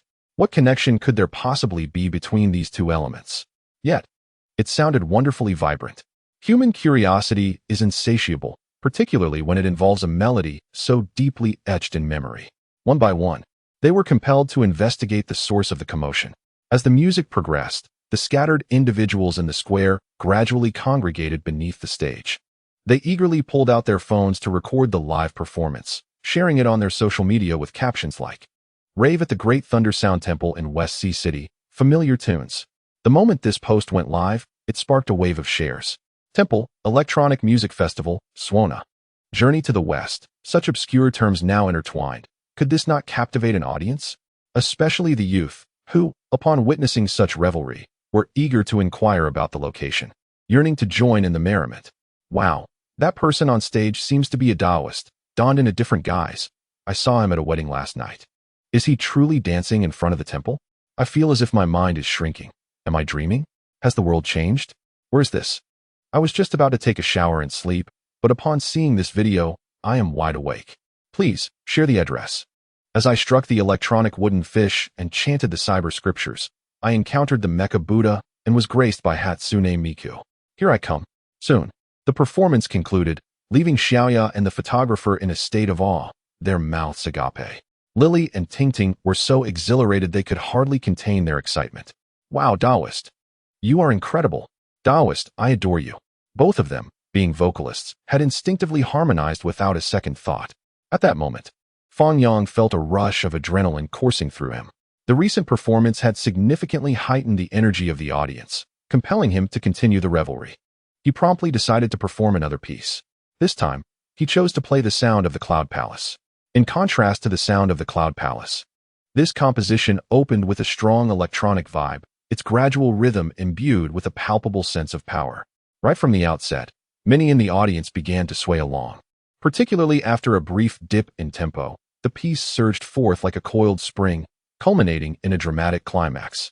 The sound of the Swana resonated through the air, perfectly synchronized with the beats of electronic instruments, igniting the crowd into a frenzy. Everyone leaped from their seats, joining in the euphoria.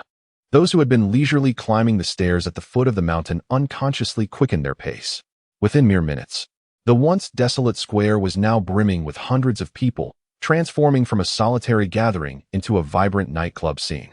Several young women, witnessing this spectacle, danced with even greater fervor. Fang Yang stood as the sovereign of the stage, reveling in the joy brought forth by the electronic music. However, after half an hour, the monks from the Great Thunder Sound Temple found it increasingly difficult to suppress their rising agitation. Previously, they had deemed the music merely loud and rhythmically engaging, yet lacking in melody. In stark contrast, Fang Yang's performance captivated them, as they unwittingly synchronized their wooden fish strikes with the rhythm. Finally, one monk could no longer contain himself and spoke up. "Abbot, my heart cannot find peace. May I request to step out for a breath of fresh air?" As soon as he finished speaking, others quickly chimed in. "Abbot, I too cannot find tranquility." "Me as well. I want to go." The abbot sighed in resignation. "Well, go on, go on. If you wish to see, then see. Remember to take the incense from the storeroom. Perhaps they will come up to offer incense after their revelry." Chapter 29. This is the will of the Buddha.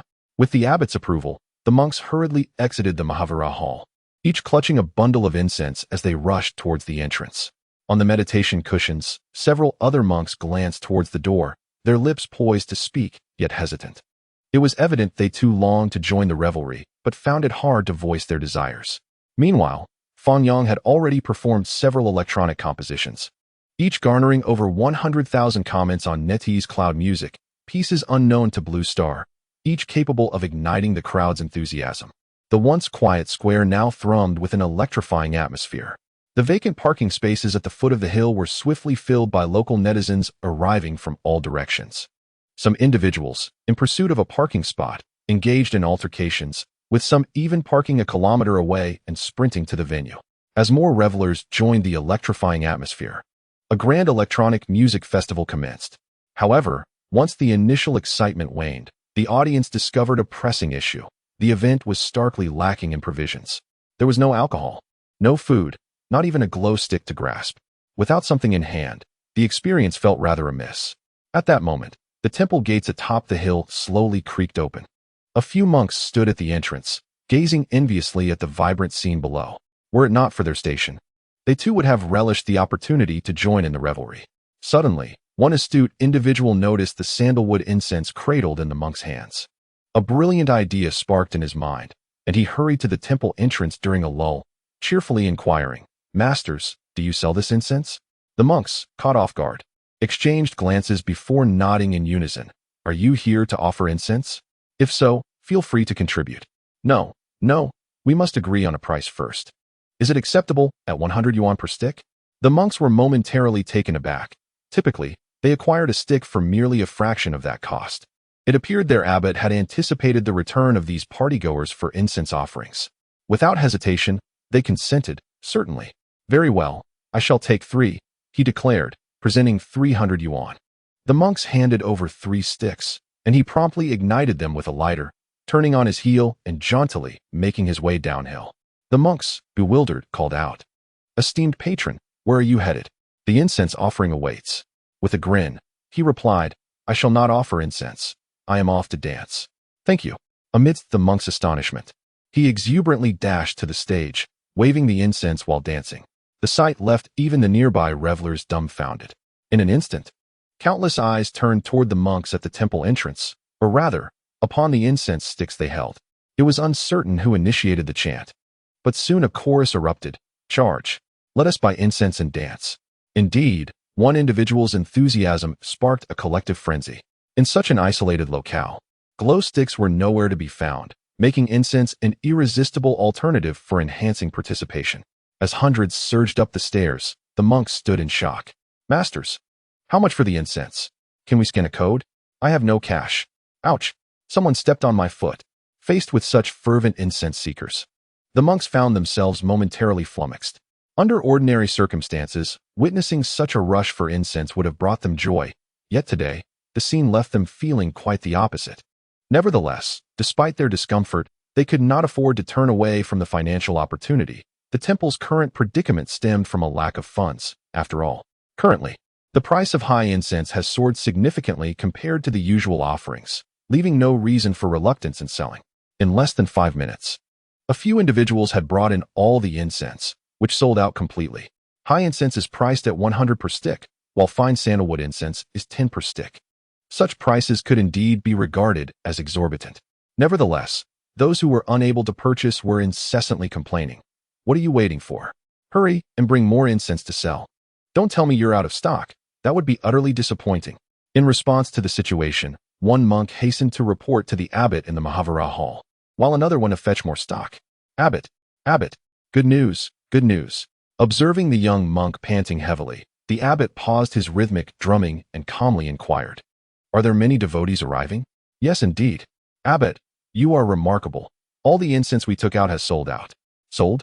The abbot's mind momentarily faltered upon hearing this word, and he questioned in bewilderment, "But where are the devotees? I have not seen a single one." "Ah, well, The young monk braced himself and relayed the events that had transpired at the entrance. "Just now, we brought out 50 sticks of high incense, which sold for 5,000. We also had over 1,000 sticks of sandalwood incense, bringing in another 10,000. "Wait, what did you say?" The abbot's eyes widened in astonishment. 50 sticks of high incense sold for 5,000? 1,000 sticks of sandalwood incense for 10,000? Yes, indeed. They were incredibly enthusiastic. "Abbot, there are still many people crowding at the entrance, urging us to hurry and bring more incense to sell." Stunned, everyone in the hall felt their minds buzzing. Utterly perplexed, how could such a small amount of incense yield 150,000? What an outrageous joke. Those unaware might think they had engaged in extortion. After a hushed murmur among the monks, the abbot inquired, "Why are they purchasing the incense at such inflated prices?" "Oh, well, they are actually using it as glow sticks for their dance parties." The moment these words were uttered, a profound silence enveloped the hall. Everyone stood in disbelief. The next instant, the abbot slammed the table in fury. "Expel them all. Close the doors. We shall not sell any more." Others echoed his sentiments. "These people are infuriating. This is sacrilege." "Indeed, drive them away. We shall not allow them to hold their electronic music festival here." Just as those words left his lips, another monk rushed in, breathless and shouting, "Abbot, this is not good. What is it?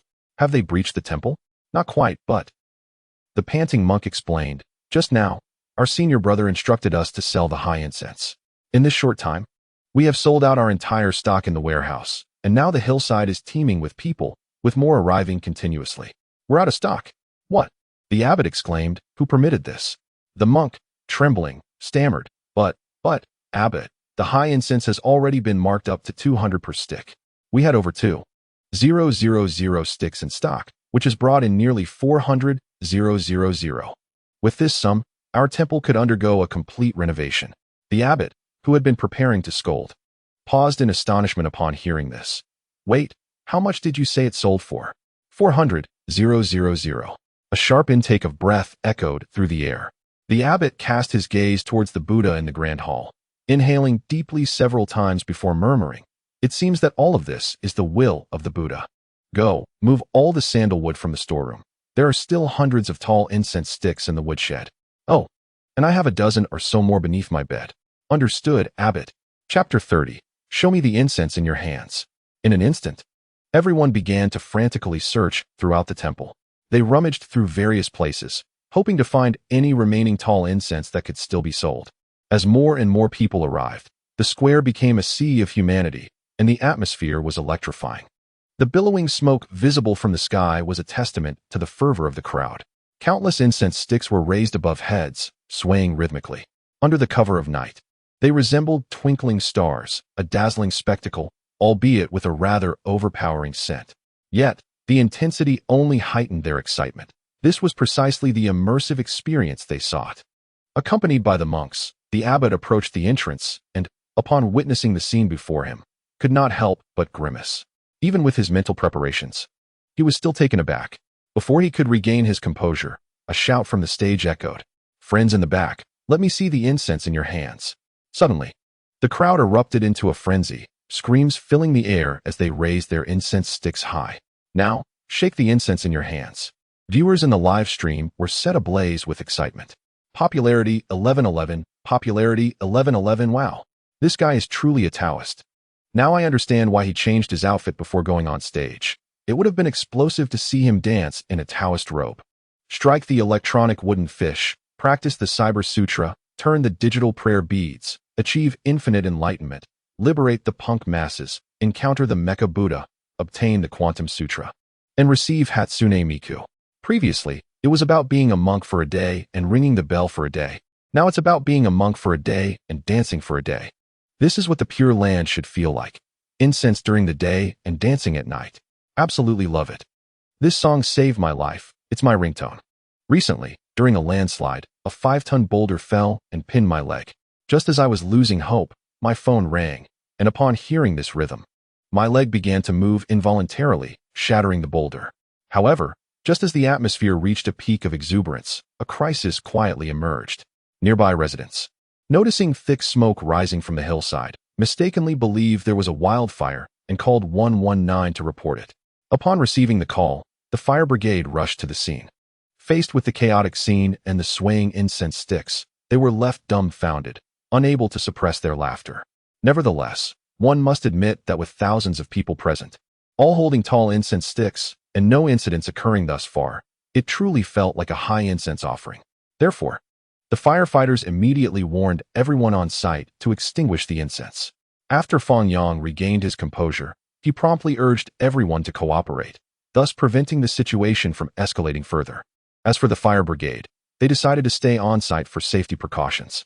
However, when the rhythm of the music reverberated across the stage, even the firefighters could no longer contain their excitement and joined in the revelry. Meanwhile, in the office of the director of the Cultural and Tourism Bureau, a middle-aged man gazed at the documents in his hand, his expression etched with worry. His assistant gently reminded him, "Director Lin, Secretary He of Qingfeng Temple has already made his statement. You should return the matter to the Taoist priest as soon as possible." Director Lin shook his head with a bitter smile. "It's not that I'm concerned about the expenses for the restoration of Qingfeng Temple. I was unaware that the temple had an owner. Otherwise, I wouldn't have transformed it into a tourist attraction." He sighed. "What troubles me now is the issue with the Great Sound Temple. I've heard that the electronic music festival held there last night attracted hardly any attendees. It seems this strategy has failed." The assistant sighed in consolation. "This isn't your fault." "Well, I'll call the host and explain. He might still be upset with me." After speaking, he took out his phone and dialed the host. The call was quickly answered. "Hello, is this the host?" "Aye," before he could finish his sentence. An excited voice erupted from the other end. Director Lin, thank you so much. The Buddha will bless you. What? Host, are you sure you're not cursing me? Lin questioned. Why would I curse you? The host replied, momentarily taken aback, before cheerfully continuing, I was too stubborn. I should have listened to your advice long ago. In just one night, the financial issues of our temple have been resolved. Really? Director Lin felt as bewildered as a goose, a large question mark hovering above his head. Resolved? How so? Yes. The electronic music festival you organized was extraordinarily successful. It has been years since our mountain has been this lively. Just from incense sales today, we made over 1 million. The host exclaimed, honestly, I don't know how to express my gratitude to you. Astonished, Lin's mind buzzed with confusion. Over 1 million? What did I do? Can someone explain this to me? Wasn't the electronic music festival a flop? How did it turn around? He was at a complete loss. Just as he was about to inquire further, the host said something that completely shattered his understanding. Director Lin, regarding your previous suggestion to develop our temple into a tourist site, I have come to agree with it. I was ignorant before, failing to see the essence of the matter. I mistakenly thought that allowing people to listen to music at the temple gate was disrespectful to the Buddha. However, upon reflection, if they listen while also remembering to hear the Buddhist scriptures, then the Buddha will indeed bless them. Moreover, I have a modest suggestion. We could give our temple an additional name as a scenic spot. Let us call it the Great Electronic Music Temple. This way, we could regularly host electronic music festivals in the future, and if anyone dares to speak ill of it, I'll say it's the will of the Buddha. Director Lin's eyes widened in disbelief as he swallowed hard, utterly speechless. Inside, he felt like a stampede of wild horses was racing through his mind. He simply could not comprehend what had transpired. Are you certain, host, that you've thought this through? Of course, the host replied with unwavering confidence. However, practices like selling incense as we did tonight cannot continue. They pose a fire hazard and jeopardize safety. I intend to procure a batch of electronic wooden fish and electronic incense, so that they may be in the presence of the Buddha while reveling. Oh, by the way, once our temple is renovated, please install that grand light on our roof, one that can illuminate the cosmos, dazzling to behold. Director Lin, throughout the entire phone call, he remained in a state of bewilderment, and even at the moment of disconnection, he yearned to inquire about the situation. Electronic wooden fish and electronic incense have been produced, and the Buddha is with you? Am I too rigid in my thinking? I find myself struggling to comprehend this world. Gazing at the interface of his phone, which had already ended the call, Director Lin took a deep breath and slowly proclaimed, let us depart. I shall drive to the Great Thunder Sound Temple to ascertain what has transpired. Wait a moment, Director Lin. I believe I may have uncovered the reason. The assistant pulled out his phone, opened his social media, clicked on a video, and a voice resonated. Friends in the back, let me see your offerings. Chapter 31. Can Taoists inspect haunted houses? The video presented an aerial perspective. From the heavens, one could observe the square teeming with crowds, wildly swaying incense, and a fog reminiscent of a fire disaster. This was no music festival. It was clearly a grand revelry combined with a bonfire gathering. In stark contrast to the earlier videos sent by the staff, it was like night and day. As the drone ascended higher, the view below expanded, revealing throngs of people hastening from the foot of the mountain towards the site. The parking lot, usually tranquil, was now jam-packed, resembling a steel dragon extending over 2 kilometers. Dozens of traffic police were diligently maintaining order, overwhelmed by the chaos. Initially, they attempted to issue tickets individually, but as the crowd swelled, they could barely keep up. Some individuals even exited their vehicles, requesting tickets to be affixed to their cars. Moreover, the sidewalks were lined with rows of electric bicycles. Numerous young men and women arrived in clusters, forming a serpentine line of humanity.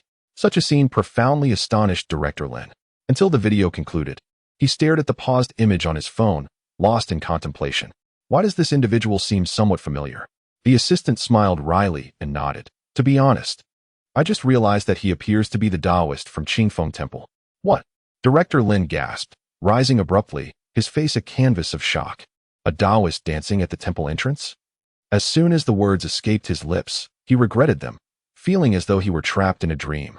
Utterly incredulous. In just this one day, he had encountered 3 astonishing events.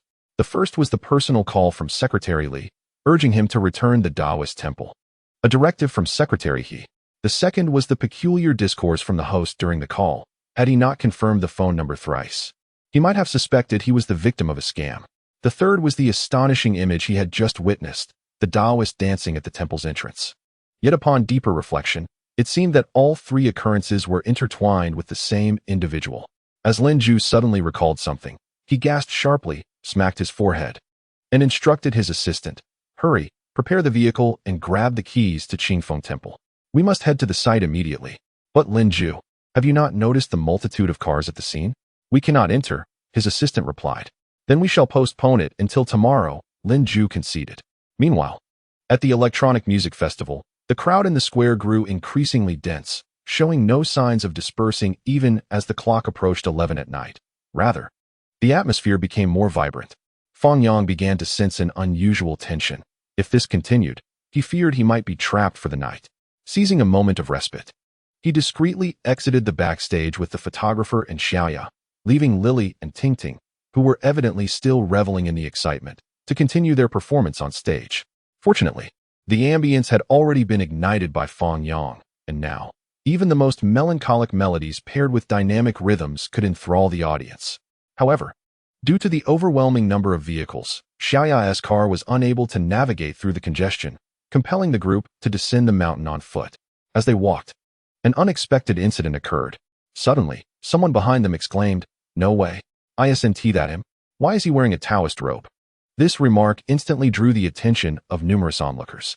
"Goodness, it really appears to be him. Look quickly. Are you joking? Is he a Taoist priest?" The comment sent ripples through the crowd, and dozens of spectators who were also descending the mountain turned their curious gazes toward the source of the commotion. Realizing the gravity of the situation, Fang Yang's scalp prickled with unease, and he shouted, "Run." The photographer and Xiaoya wasted no time, bolting away, leaving the bewildered bystanders in a state of confusion.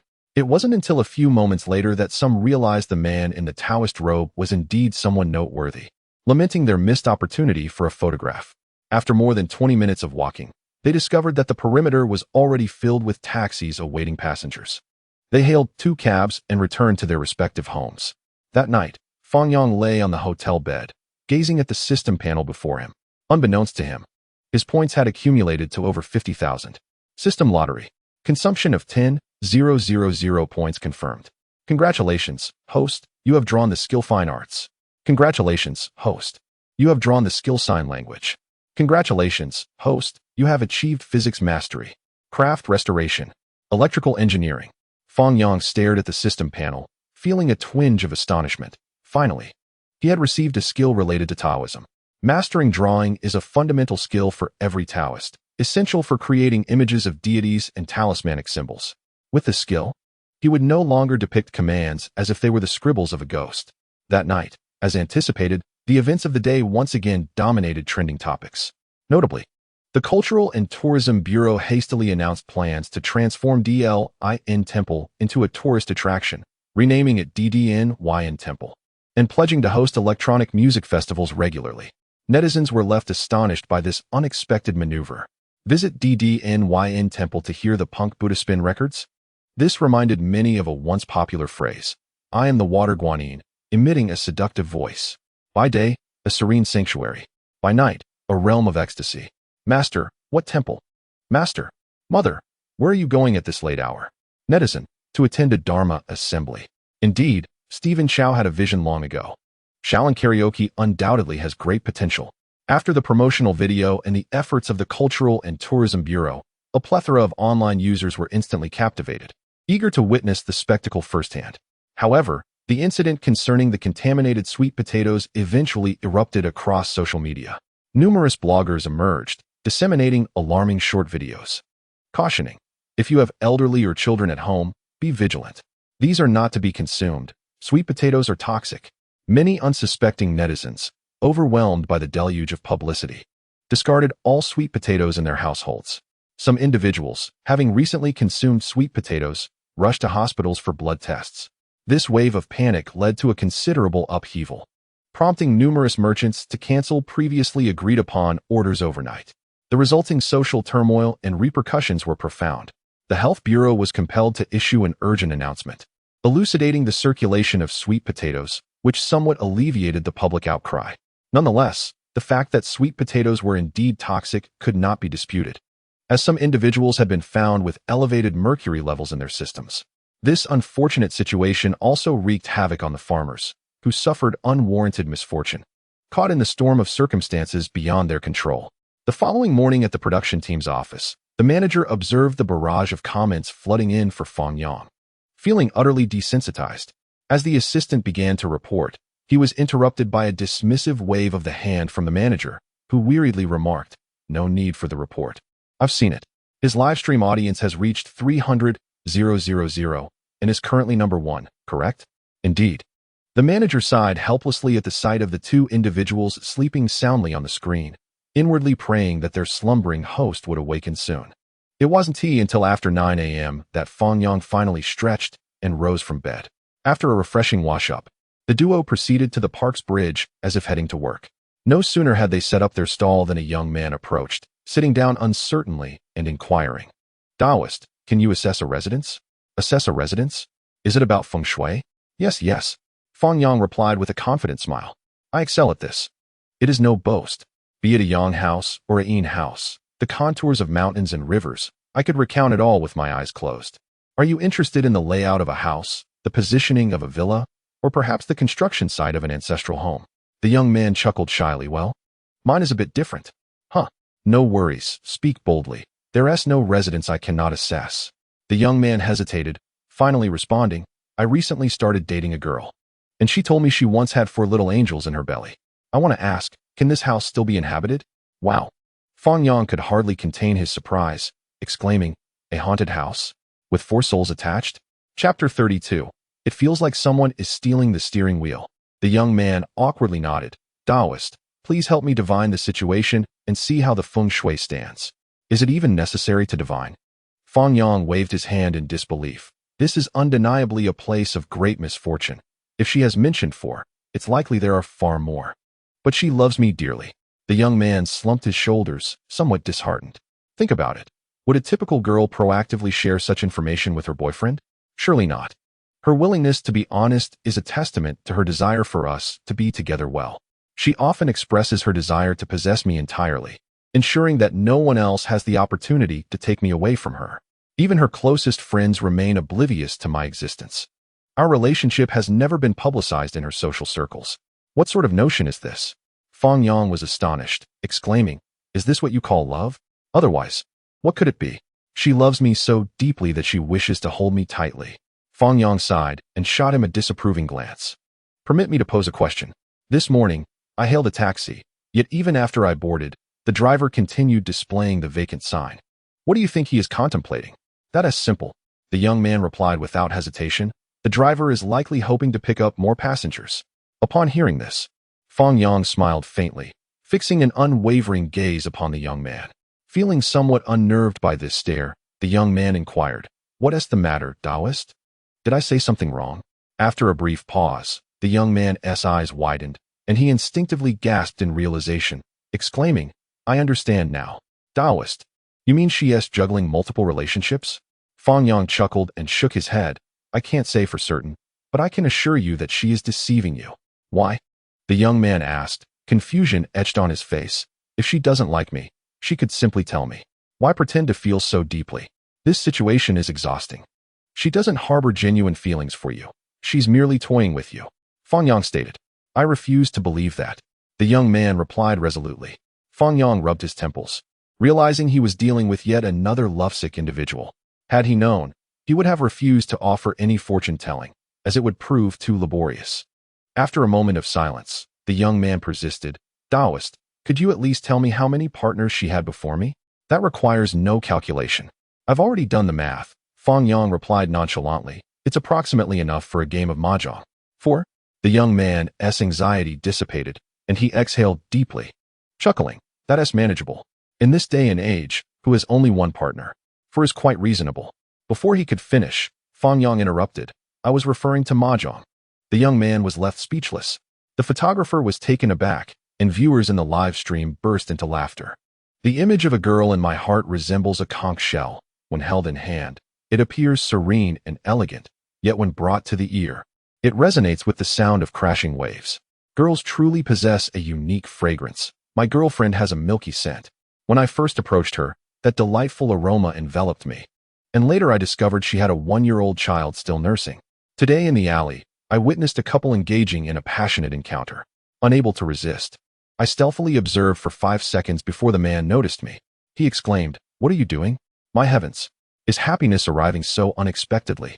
As I unfastened my trousers and approached, I wondered if this was truly permissible. It seems society is improving. Boys are becoming more considerate, eager to care for several girls once they attain wealth.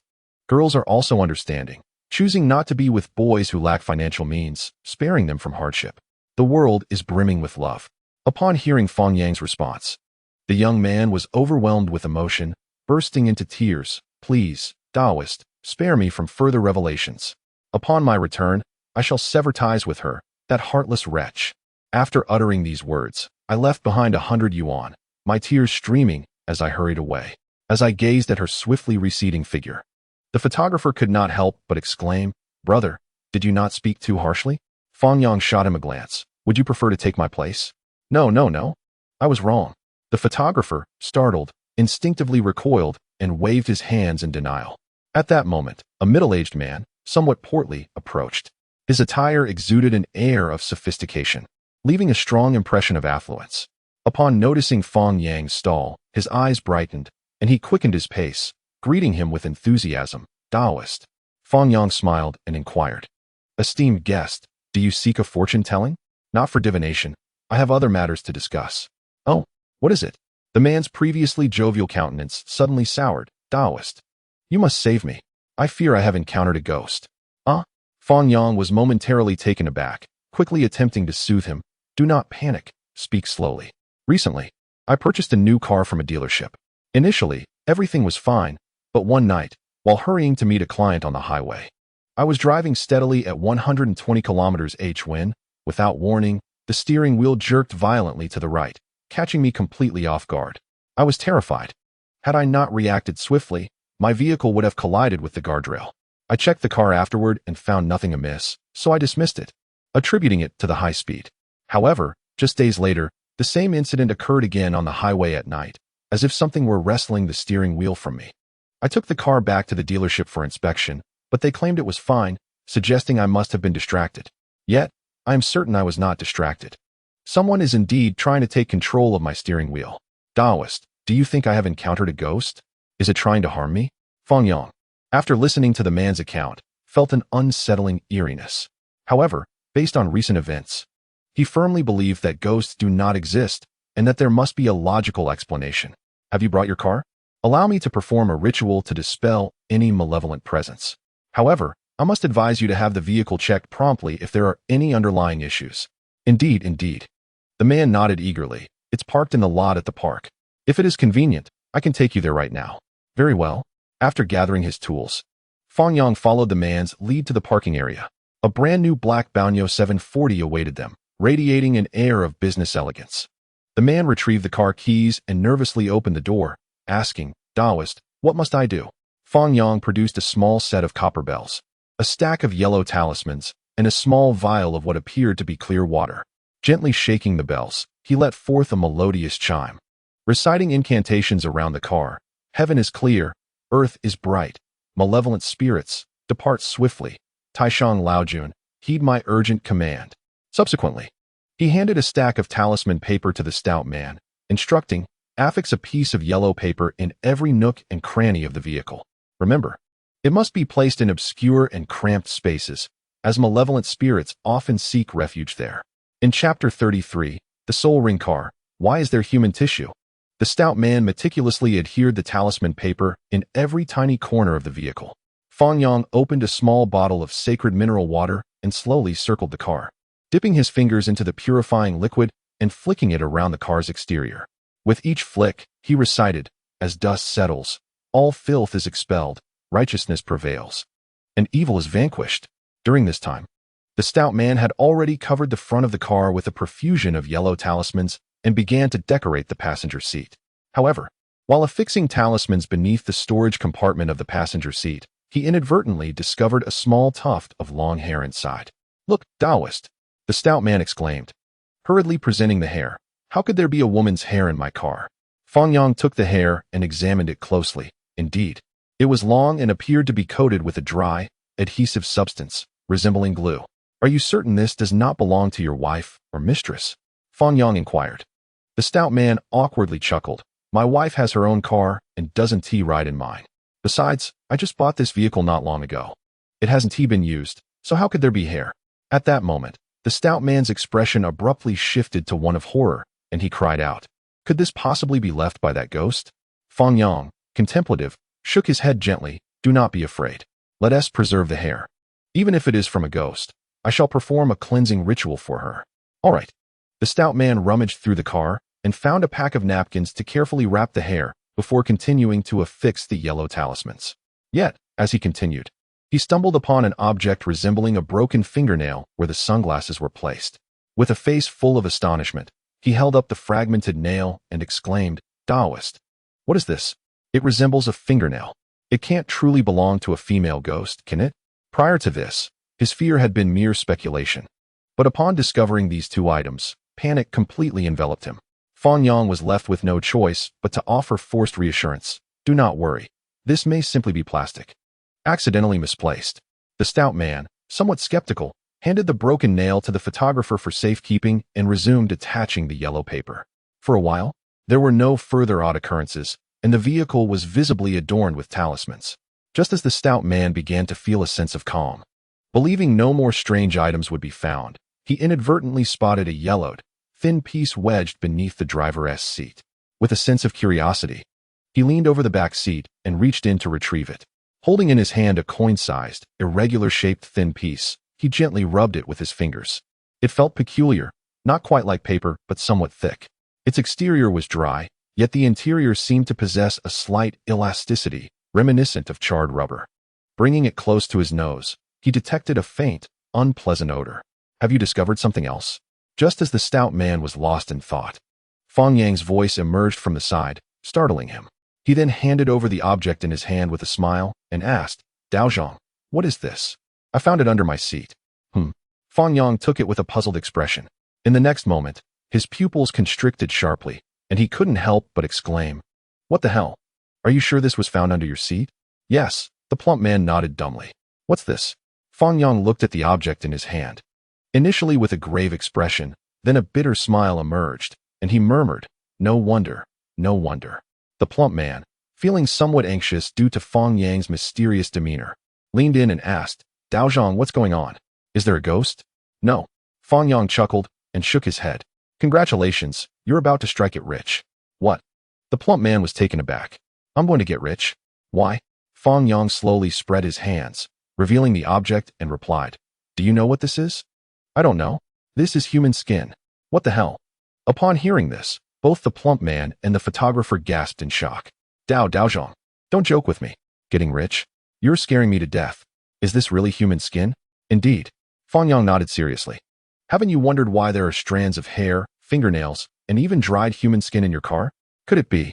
The plump man's pupils dilated in disbelief as he muttered, Have I encountered a female ghost? There are no ghosts. Fang Yang chuckled helplessly. How could a brand new car have these human remains? Can't you figure out the reason? The plump man seemed to grasp something, pausing in thought. Before he could fully understand, the photographer exclaimed, I know. This car must have been in a major accident before. A new car shouldn't have these things. So it's not that someone grabbed the steering wheel. It's that it was driven too fast to malfunction. That can't be. The plump man frowned in rebuttal. I went to the dealership and had it checked thoroughly. They said there were no issues. As soon as he finished speaking, the plump man's face froze. And he suddenly realized something. In disbelief, he asked, Daozhong, are you implying that the dealership sold me a haunted car? Fang Yang smiled faintly. You finally caught on. How is this possible? The plump man's face was filled with shock, which quickly transformed into furious indignation. Those bastards. They dare to sell me a haunted car as if it were new. I'm going to confront them. At that moment, he was consumed by rage, his eyes blazing as he prepared to storm into the dealership for an explanation. However, Fang Yang grabbed him and said, You can't go. Why not? The plump man, standing beside the driver's seat, asked in confusion. Even if you rush over now, what good will it do? Will they readily admit to selling you a haunted car? They won't. The plump man shook his head. Exactly. Fang Yang shrugged. Even if you go, it will only serve to vent your anger and won't resolve anything. Rather, it will alert them. Then what should I do? I can't just swallow this anger. Being reckless won't solve the problem. If I were you, instead of immediately confronting the dealership, I would take your car and your purchase contract to a third-party inspection agency for examination. Then, armed with the inspection report and your original vehicle purchase contract, you can file a lawsuit against him in court. Bring along hair, nails, and even human skin for testing, which will clearly reveal the details of the prior accident. With this evidence in hand, you can petition the court to freeze the dealer's assets, which is crucial. The dealer's cash flow is substantial. Once their funds are frozen, it will be they who panic, not you. At that point, you can approach the dealership and demand the cancellation of your purchase contract along with a refund, and then insist on a compensation of 3 times the amount. Thus, in my view, this is not merely an encounter with misfortune, it is a stroke of luck. Chapter 34. A chance encounter with other competitors, heart shattered. Upon hearing Fang Yang's analysis, the chubby man's face lit up with joy, and he nodded with excitement. Thank you, Taoist, for your enlightening guidance. Once this matter is resolved, I will certainly treat you to a generous reward. The viewers in the live stream were equally stirred. Popularity 1111, popularity 1111. Goodness. I thought only second-hand car dealers would sell haunted vehicles, but now it seems even the dealership dares to sell them. Such audacity. The last time I bought a BMW, it was so cold in summer that I didn't even need to turn on the air conditioning, and when I did, it spewed out blood like froth. Those without a strong fate should never purchase a haunted vehicle. One fears that if they drive it, they might encounter the original owner. If they cannot outmatch him, they may become the next original owner themselves. What worries me is getting into the car at night only to receive a warning of overload. Nowadays, many wedding cars are simply refurbished accident vehicles, and no one is the wiser. Right now, I just want to inquire about which dealership sells accident cars. I'm desperately seeking resources. I'm going mad. After the chubby man departed, Fang Yang glanced at the time. It was nearing lunchtime. He decided not to return to his stall and instead led the photographer to find a place to eat. As they entered the restaurant, the owner eagerly approached them. Smiling broadly, "What would you 2 handsome gentlemen like to eat? Our dishes are truly distinctive." Fang Yang looked up at the menu on the wall, and upon reading it, he was momentarily stunned. Crouching melon 12 yuan, dithering head 12 yuan, fish maw 14 yuan, potatoes stir-fried, with potatoes 10 yuan, prison carp 14 yuan. There were more bewildering names like bizarre fish and gourmet delights. Staggered, he thought, this is indeed unique. Apart from potatoes stir-fried with potatoes, I don't recognize a single dish. Nonetheless, Fang Yang did not mind and promptly instructed the owner, "Prepare 3 dishes and a soup for me. If the pairing is unsatisfactory, I want pay." The owner scurried off to the kitchen. The 2 found a random spot to sit, and just as they poured themselves a glass of water, they heard an arrogant voice from the table behind them. "How about that? Following me is a wise choice, right? It's only the 4th day of the competition, and here I am treating you to a meal. Other competitors might not even have food to eat right now." "Absolutely," replied the man sitting across from him, nodding while using chopsticks to pick at the food. The table was filled with 3 large plates of potatoes stir-fried with potatoes, and the faint glimmer of a camera on his chest blinked red. Contestant number 55 is currently in high spirits. In just 3 days, he has earned over 3,000 yuan. While he cannot confidently claim to be the frontrunner, he is certainly not far behind. Today, he generously invited a photographer to dine at a restaurant. However, due to his modest education and reluctance to spend, he could only muster the courage to order 3 servings of potatoes stir-fried with potatoes. Surprisingly, both enjoyed their meal immensely, making it hard to fathom what they had experienced over the past 3 days. Listening to their conversation, Fang Yang exchanged knowing glances with the photographer, as if they had both come to a realization. He approached them and inquired with curiosity, "Are you contestants from Full-Time Experts?" Upon hearing this, number 55 appeared astonished, then smiled and nodded. "Yes, Taoist, you are familiar with our show? I am also a contestant." "What?" Number 55's eyes widened in disbelief. After sizing up Fang Yang, he cheerfully suggested, "You haven't had lunch yet, right? I ordered an extra dish. Why not join us?" He emphasized the word extra deliberately. Fang Yang chuckled and shook his head, dismissing the notion. "I ordered my own dishes. How about you come over to my side for a bite?" "You ordered too?" "No." 55 looked at their empty table in surprise. Just then, the owner emerged with a large platter of fish, smiling broadly. "Taoist, your dishes will be served shortly." Amidst no. 55's astonished gaze, 3 dishes and a soup were brought to the table one by one. The photographer across from him could hardly contain his saliva, eyes wide in anticipation. Fang Yang asked, "Would you like to join us?" Upon hearing this, number 55's expression soured, resembling a wilted eggplant as he bitterly shook his head. "No. We're full and about to leave." "Oh, as you wish," Fang Yang replied, and the two began to feast heartily, the loud sounds of their enjoyment driving No. 55 to the brink of frustration. Glancing at the potatoes stir-fried with potatoes on their table, any remaining appetite vanished. Yet, having already spent money, he forced himself to finish. Just as they prepared to settle the bill and depart, a police car abruptly halted at the entrance. Officer Wang hurriedly exited the vehicle and entered the restaurant. Seeing the commotion, the owner assumed something was amiss and approached anxiously. "Officer, are you here to eat, or?" "No, I'm looking for someone."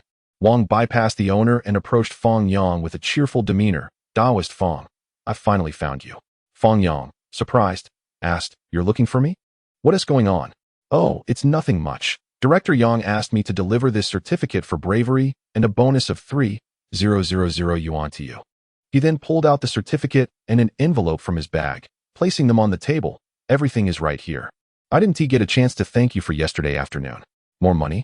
Fang Yang exclaimed joyfully, picking up the cash, a broad smile spreading across his face. No.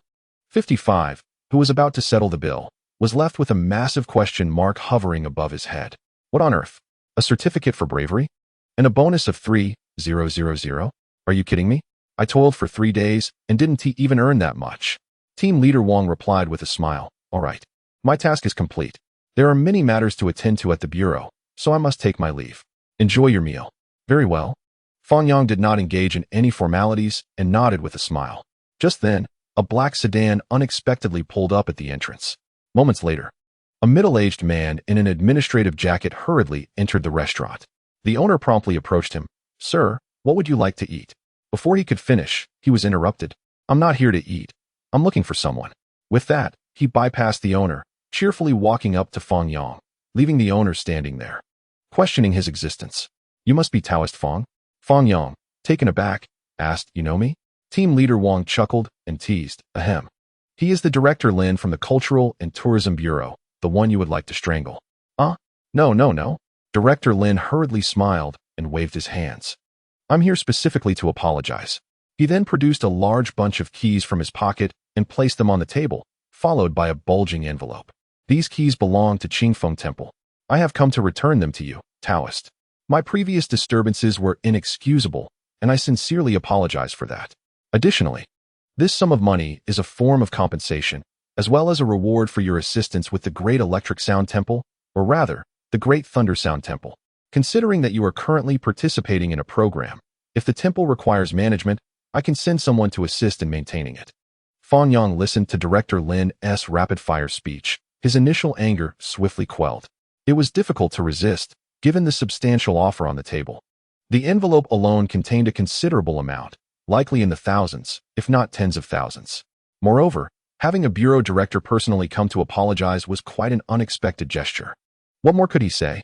Furthermore, Director Lin had touched upon a point that resonated with him: assistance in managing the temple. He genuinely wished to continue participating in the program, especially with a grand prize of 100 million at stake. Winning would allow him to live comfortably for the rest of his life.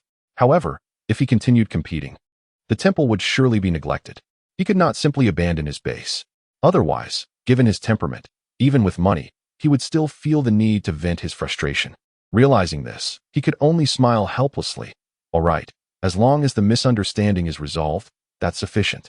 Here is my business card. Feel free to contact me directly if any issues arise." "Understood." Fang Yang accepted the card without insisting that he stay for dinner. After a brief exchange of pleasantries, Director Lin and team leader Wang departed the restaurant. The onlooker, still in a state of shock, gazed at the departing figures, utterly bewildered. Staring at the thick stack of cash on the table, he felt a deep sense of despair. The police had merely given him a bonus of 3,000. Yet the director of the Cultural and Tourism Bureau had personally come to apologize and deliver money? Truly, one could only compare and despair. The disparity was staggering. Reflecting on his own previous arrogance, he wished he could find a hole to hide in, leaving the restaurant in silence, dragging the photographer along. Meanwhile, Fang Yang was engrossed in counting the money, completely unaware of the man's departure. In total, it amounts to 11,000. The photographer's eyes nearly bulged out in excitement as he exclaimed, "Brother, at this rate, we might really win the championship." Fang Yang's lips curled into a subtle smile, and without uttering a word, he suddenly brimmed with enthusiasm. "After a hearty meal, allow me to show you around my Taoist temple." "Very well." However, as the two exited the establishment after settling the bill, a group of middle-aged men rushed toward them and, with a thud, knelt before Fang Yang. "Taoist, at last, we have found you." Fang Yang gazed at the kneeling figures, perplexed. "What do you seek from me?" No sooner had he spoken than he noticed that each of them wore white towels on their heads and draped themselves in white robes, resembling mourning attire. The leading man, bowing his head fervently, replied with palpable excitement, "Taoist, we wish to request your services to preside over my grandfather's funeral." Chapter 35, Village Heritage, Call of the Ancestors. "Preside over a funeral?" Fang Yang inquired, astonished. "Why would you seek my assistance?" The man forced a smile, replying, "My grandfather instructed us before his passing to find a Taoist priest to oversee his funeral rites for his spiritual elevation. I searched all day in Shihai City without success, until someone recommended you. We watched your wedding officiation video and sincerely hope you can assist in conducting my grandfather's funeral." Fang Yang furrowed his brow, lost in contemplation. "Rest assured, your efforts will not be in vain." The man quickly retrieved an envelope from his pocket, extending it toward Fang Yang. "This is a token of appreciation for your services." "Ah, this seems acceptable," Fang Yang remarked, assessing the thickness of the envelope before cheerfully tucking it away in his cloth pouch. "Given your earnestness, how could I possibly deny fulfilling the late gentleman's final wish?" "Thank you, Taoist." Under the man's guidance, the group boarded a van. Through casual conversation along the way, Fang Yang learned the man's name was Zhao Mingtian, who had been primarily responsible for organizing the funeral. The deceased was not only his grandfather but also the village chief, who had always enjoyed robust health. Regrettably, just a few days prior, while hiking with the village director, he was bitten by a silver-ringed snake. The village director hurriedly carried him down the mountain, but alas, it was too late. The poison had spread too deeply. Despite receiving several doses of antivenom, his age ultimately proved insurmountable, and he passed away. Now, having lain in the coffin for over a day, they were fortunate to have found Fang Yang in time. Otherwise, the body would have begun to emit an unpleasant odor. Throughout the journey, Fang Yang asked numerous questions, and Zhao Mingtian provided answers, the hours slipping by unnoticed. After approximately an hour, the vehicle came to a halt at the village entrance. Fang Yang peered out the window, surveying the surroundings, which bore some resemblance to Linjia village from the previous day. However, this village appeared significantly more prosperous, with three-story villas dotting the landscape and an abundance of greenery, exuding an air of vitality. At the village's rear loomed a range of mountains, stark and barren, save for a few plants at the base. The higher elevations were strewn with rocks. "Taoist, we are almost there." Zhao Mingtian's voice snapped Fang Yang back to reality, and he nodded in acknowledgement. The van meandered through the village before finally arriving at the entrance of a large courtyard. By then, a throng of villagers had gathered at the gate, parting to clear a path as they saw the vehicle approach. Upon arriving at his destination, Fang Yang was immediately captivated by the sight of the rustic farmhouse courtyard. Its robust cement exterior was not only enveloped in a dense growth of ivy, but also adorned with jagged shards of glass, while the cracks in the walls seemed to whisper tales of its storied past.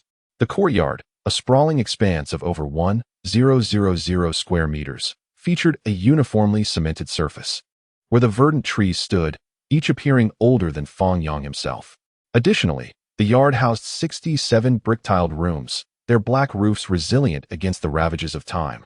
Yet the weathered walls indicated that these structures had nearly become dilapidated. In Fang Yang's recollection, contemporary rural landscapes were predominantly characterized by uniform 2- or 3-story houses, making such expansive courtyards with tiled rooms a rarity, clearly relics of decades past. Back then, possessing such a family estate would have marked one as a local landlord, and to have preserved it until now was indeed a remarkable feat. Unfortunately, as Zhao Mingtian explained, the family had fallen into decline, failing to build modern bungalows like many other villagers. The younger generation had long sought work in the city, ultimately settling there and seldom returning. Fang Yang's grandfather, being the only villager to have attended junior high school in his youth, naturally assumed the role of village chief for many years, earning immense respect within the community. The occasion of the funeral had drawn nearly the entire village, yet the absence of a Taoist priest to officiate had caused a delay. After disembarking, Fang Yang followed Zhao Mingtian into the mourning hall, which was already brimming with relatives and family members, all adorned in mourning attire. Upon seeing Fang Yang clad in his Taoist robe, their faces brightened with joy, particularly the older individuals who clustered around Zhao Mingtian, eagerly inquiring about something. Seizing the moment, Fang Yang surveyed the hall's arrangement. At its center lay a grand wooden coffin, surrounded by wreaths and fresh flowers, within which rested an elderly man with a full head of white hair, impeccably presented. Before the coffin, the late gentleman's portrait lay quietly, depicting a benevolent visage that radiated wisdom and tranquility. In front of the portrait, clusters of fresh flowers adorned the space, accompanied by a mat on the ground and an incense burner for the younger generation to pay their respects. Observing the deceased and then glancing at the crowd of villagers gathered outside the courtyard, Fang Yang furrowed his brow in confusion and inquired, "Why aren't they coming in? Who will carry the coffin later?" Zhao Mingtian quickly offered a wry smile and explained, "According to our hometown customs, when an elder passes away, we must call everyone to assist through a practice known as calling out. However, our family has been away for many years, and we wouldn't know how to call. I had intended to find a Taoist priest to preside over the ceremony, but I realize now that I was remiss in my planning. I will seek the current village chief to explain the situation and request his assistance." "No need," Fang Yang interjected, raising his hand to halt Zhao Mingtian's words. "Since I have taken on this responsibility, I shall see it through to completion. All the younger members of your family should come with me. We will kneel at the courtyard entrance, and I will handle the rest." Though the onlookers were somewhat perplexed, they obediently ushered forth the children and young adults in their midst. At the behest of their elders, the younger generation followed Fang Yang, making their way to the entrance of the courtyard. "Kneel!" Fang Yang bellowed with fervor. Instantly, all the younger members knelt before the villagers. This sudden scene captured the attention of every villager present. Suddenly, Fang Yang stepped forward and, raising his voice, shouted, "Ah!" The villagers were momentarily taken aback, but soon they collectively responded in unison, "Ah?" The photographer, bewildered, remained uncertain of Fang Yang's intentions, having never heard of such a call before. However, in the next moment, as Fang Yang's voice resonated, the photographer was utterly astonished. Fang Yang took a step to the right, his right hand forcefully gesturing forward. "Oh, villagers of all ages." The crowd responded, "Ah, am I the only one calling? Ah, join in, everyone. Ah, the filial son has come to pay respects. Ah, the filial son is kneeling. Ah, is there a matter in the family? Ah, is the neighborhood restless? Ah, come and lend a hand. Ah, come and take a look. Ah, help us out well. Ah, neighbors are important." Raising both hands in salute. "Ah, neighbors, lend your strength. Ah, come over here." The crowd exclaimed, "Excellent." Roar, roar, roar, roar. Chapter 36. The coffin cannot be lifted. In an instant, the atmosphere in the venue erupted. Those who had merely gathered at the entrance, regardless of age or gender, surged into the courtyard like a tidal wave. Women rushed to the kitchen to wash vegetables and prepare meals, while the elderly organized the wake, and the youth eagerly sought out laborious tasks. For a moment, the courtyard resembled a festive gathering rather than a funeral, bustling with life and energy. The photographer, rendered speechless by the scene before him, noticed that Zhao Mingtian and the younger generation remained kneeling, lost in contemplation. At that moment, they finally comprehended Fang Yang's earlier actions and deeply understood the significance of the custom of calling out in mourning. It was not merely a vocal resonance, but a profound emotional release.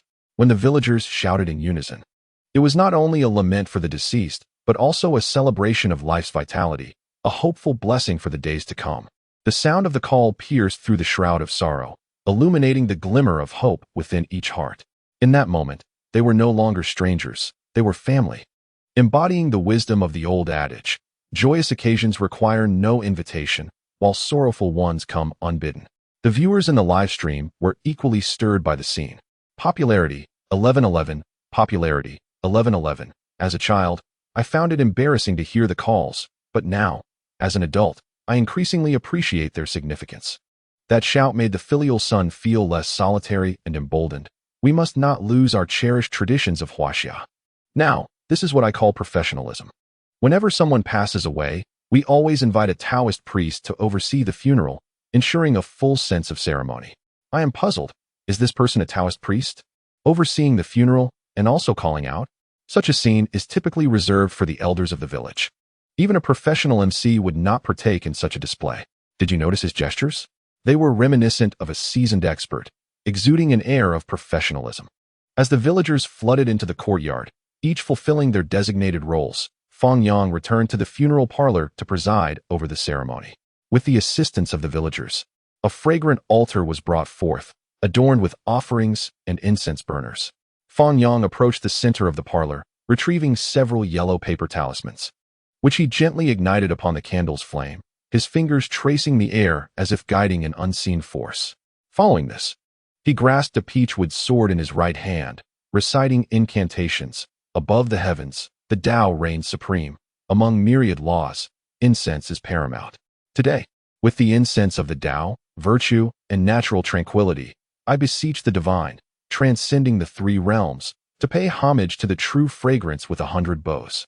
Swiftly, as the law commands. Upon completing this segment of the purification incantation, he delicately set down the peachwood sword and picked up a bell from the table, ringing it while circling the coffin of the deceased, reciting mantras. In this world, as the sage departs, let the fragrant essence rise to the heavens.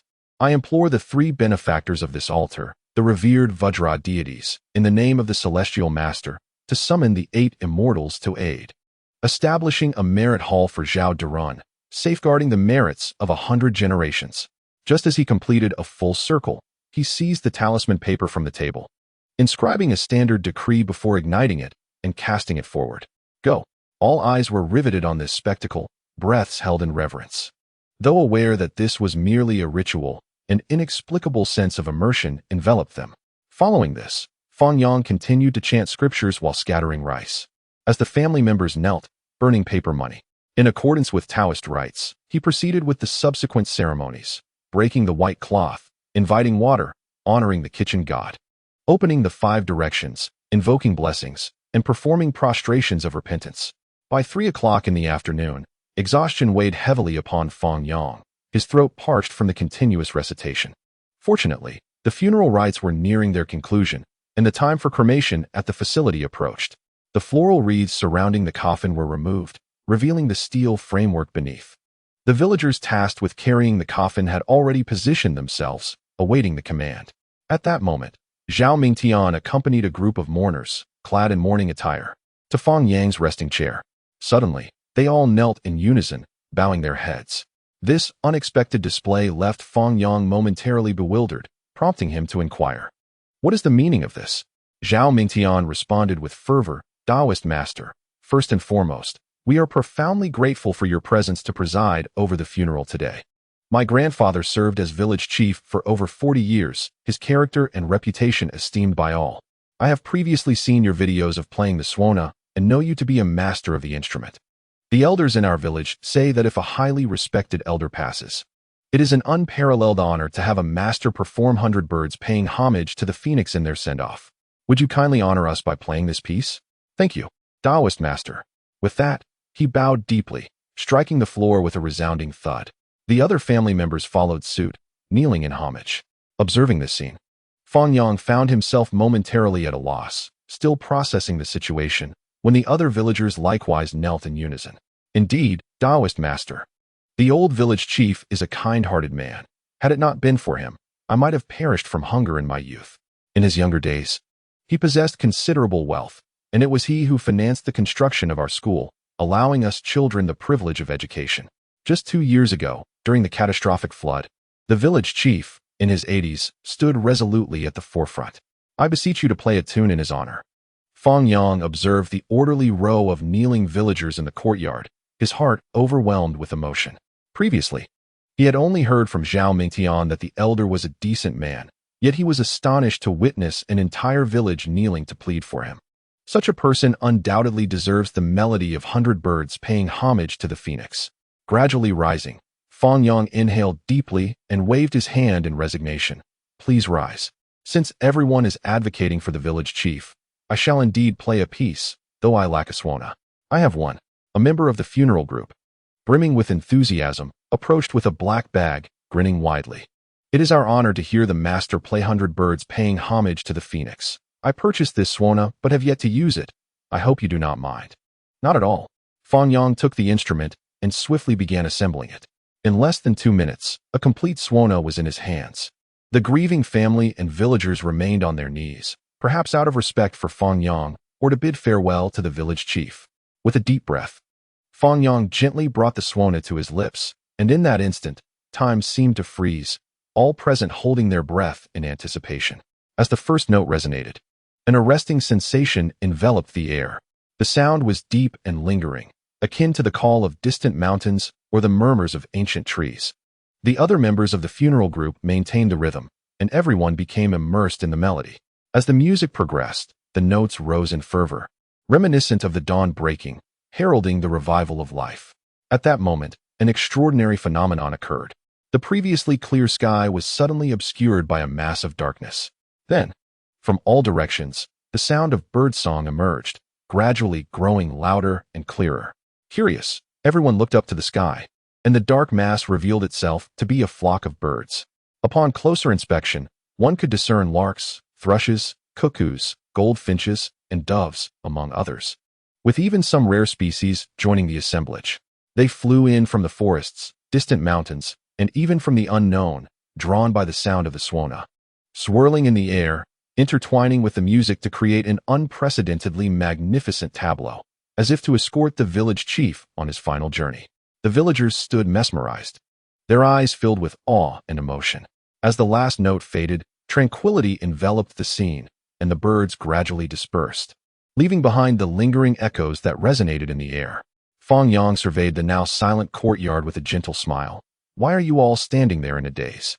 Do you not intend to see the village chief off? Oh, right. Zhao Mingtian hastily scrambled to his feet. The villagers who were bearing the coffin resumed their positions, ready to follow orders. Before the portrait, Fang Yang grasped the bell, swaying it as he chanted an incantation. By this decree, on an auspicious day and at a favorable hour, with the heavens unveiled, I beseech the Jade Emperor to summon me from mourning. I transform into the true martial deity of the north, adorned in golden armor, wielding the Vajra at the heavenly gate. Let the celestial bodies guide my path, with Generals Guan and Zhao accompanying me. Should mountains arise, we shall traverse them. Should waters flow, we shall navigate them. If any obstacles obstruct our way, let the commands of Yin and Yang prevail. As he spoke, Fang Yang's presence intensified, his voice resonating with increasing fervor. I humbly request the ancestors to descend. My flying sword shows no mercy. As the sun rises in the east, casting its crimson light upon the realm of mortals, this dwelling was once inhabited by the fortunate. No ordinary soul shall linger in mourning. With the strength of 9 bulls charging forth, and fierce tigers bounding over the hills, the 4 divine beasts shall protect us. Surrounded by 8 celestial beings, I now invoke the sacred incantation of the ancestors. May evil be severed and transformed into auspiciousness. I earnestly invite the departed, free from all constraints of heaven and earth, year and month, day and hour, and the duality of yin and yang. Let there be no prohibitions. With the golden blade striking the ground, may fortune abound and prosperity rise. As his words echoed, 8 robust men, each bearing a mourning staff upon their shoulders, exerted themselves to lift. However, a peculiar scene unfolded. The 8 laborers, accustomed to heavy toil, collectively stumbled and fell to the ground at the first attempt to raise the coffin. The coffin remained firmly in place upon its iron stand, as their sudden force caused them to lose balance. As they rose, confusion spread among them. What just happened? Did you not exert enough strength? How could this be? We used every ounce of our might. Why is the coffin so heavy? In a chorus of voices, they discerned an unsettling truth. The coffin could not be moved. Chapter 37. The strange behavior of the old village head before his death. Initially, the group speculated that something was lodged beneath it, so they examined it closely. Finding no obstruction, they attempted to lift it once more. Yet, this attempt mirrored the last, yielding no movement, even with all 8 men straining together. This bizarre spectacle sent a chill through the onlookers, who began murmuring among themselves, questioning whether they were witnessing a supernatural occurrence. At that moment, an elderly man with graying hair stepped forward. Everyone, perhaps it is best not to exert yourselves any further. It seems the old village head has some unfinished business. Reluctant to depart, others nodded in agreement, expressing their bewilderment. Indeed, Director Yang. No, I mean village head Yang. What is truly happening here? The village head, with a wry smile, turned to Fang Yang. Taoist, do you think we should perform a rite of passage? With a grave expression, Fang Yang approached the coffin, and the crowd instinctively parted, their focus unwavering. Having encountered many strange occurrences, they had grown somewhat accustomed to the uncanny. He first rapped his knuckles against the coffin, then crouched to inspect its base. Most of the coffin's weight rested on the iron plate beneath, showing no signs of obstruction. This was indeed perplexing. How could a coffin, seemingly positioned normally, be immovable? Could it be excessively heavy? Unlikely. How could it be that 8 men could not lift it? With this thought, Fang Yang stood upright, perplexed, and inquired, how was the coffin transported here initially? As soon as the words fell, a family member standing not far away raised his hand to indicate. It was us 4 who carried it. Although it felt somewhat heavy at the time, it was not beyond our capability. Another man nodded in agreement. Indeed, however what? Fang Yang inquired, puzzled. However, when we were about to set it down, it suddenly felt as if the coffin had become much heavier, and it dropped onto the iron frame unexpectedly. Yes, I felt that too. It was quite strange, a sudden shock. After listening to their accounts, Fang Yang furrowed his brow and sank into contemplation. He then bent down again to inspect the bottom of the coffin and glanced at the iron frame beneath. It was then he discovered that the 4 pillars of the frame were affixed to the concrete floor with screws. Fang Yang instantly sensed something was amiss. Even if there were supports beneath the coffin, there would be no need to secure it to the ground, would there? Moreover, he inadvertently noticed that Zhao Ming Tian's gaze seemed somewhat erratic, displaying an unmistakable unease. This only served to deepen Fang Yang's conviction that something was indeed wrong, profoundly wrong. The area beneath the iron frame was completely empty, with only a metal plate above, incapable of hiding anything. Thus, Fang Yang shifted all his focus to the coffin, meticulously examining every corner, tapping and probing, striving to discern any unusual sounds from within.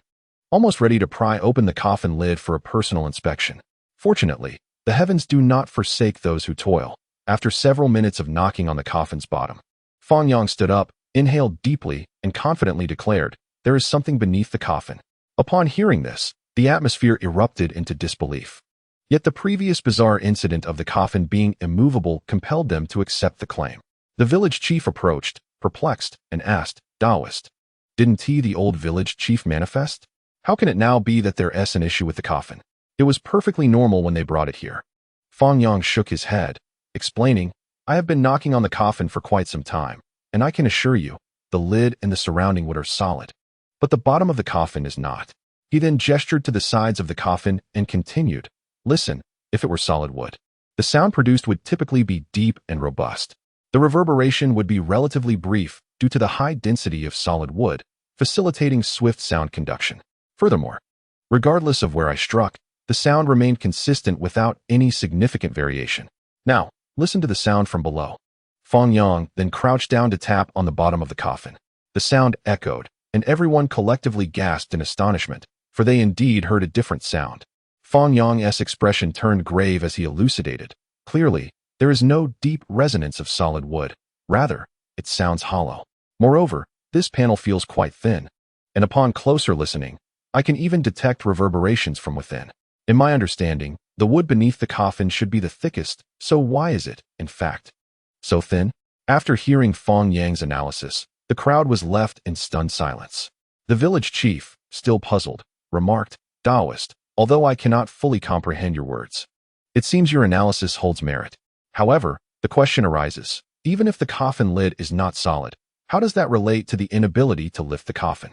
If one were to argue that the contents within are heavy, then why were 4 individuals able to carry it with such ease upon arrival?" Fang Yang chuckled and shook his head, stating, "There is indeed a connection, and a significant one at that. I, too, was perplexed as to why the previous few could lift it, while now 8 cannot. That was until I noticed the screws beneath the iron frame." As his words fell, everyone followed Fang Yang's gesture towards the screws. It was not that no one had noticed them before, but they had not given it much thought, considering that the coffin was not affixed to the iron frame. The village chief, with a wry smile, inquired, "Taoist, please speak plainly. I cannot comprehend." Fang Yang nodded slightly and elaborated. Firstly, we can ascertain that the coffin was originally liftable. The current inability to do so is not due to the old village chief manifesting, but rather because something has drawn them together. When the coffin was placed down, it suddenly became heavy. This was not due to the coffin gaining weight, but rather a force pulling it down.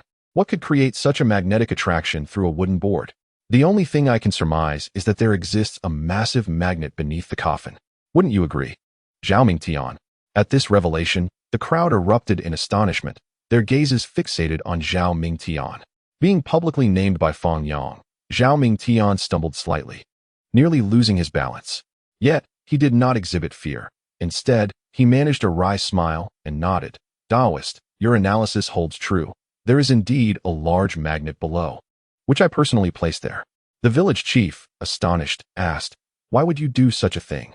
Zhao Mingtian sighed and explained, honestly, I'm not certain why. You may find this hard to believe, but it was a directive from my grandfather on his deathbed, though he never explained why. Upon hearing this, the village chief's expression shifted dramatically for a brief moment before returning to normal. He furrowed his brow and spoke. Does the old village chief have any last wishes? Speak them, and we shall assist in fulfilling them. Others echoed in agreement. Indeed, the old village chief was a good man. His matters are ours to address. Zhao Mingtian, with a pained smile, waved his hand dismissively. I assure you, there is nothing more. I do not even understand why he insisted on this. He then turned to Fang Yang and bowed, saying, Taoist, I apologize for concealing this. It was my grandfather's final wish. Fang Yang nonchalantly waved his hand. It is of no consequence. Your grandfather must have had his reasons. Respecting the wishes of the elder is not inappropriate. However, the question remains, why did your grandfather insist on this? Was it merely to frighten everyone? Chapter 38. The legendary Yin soldiers borrowing a path? Clearly, this answer was unsatisfactory.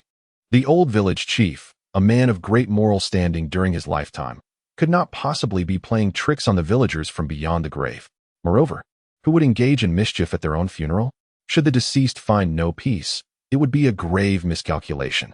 With this thought, everyone sensed an unsettling aura, and some stood up, proposing to open the coffin for inspection.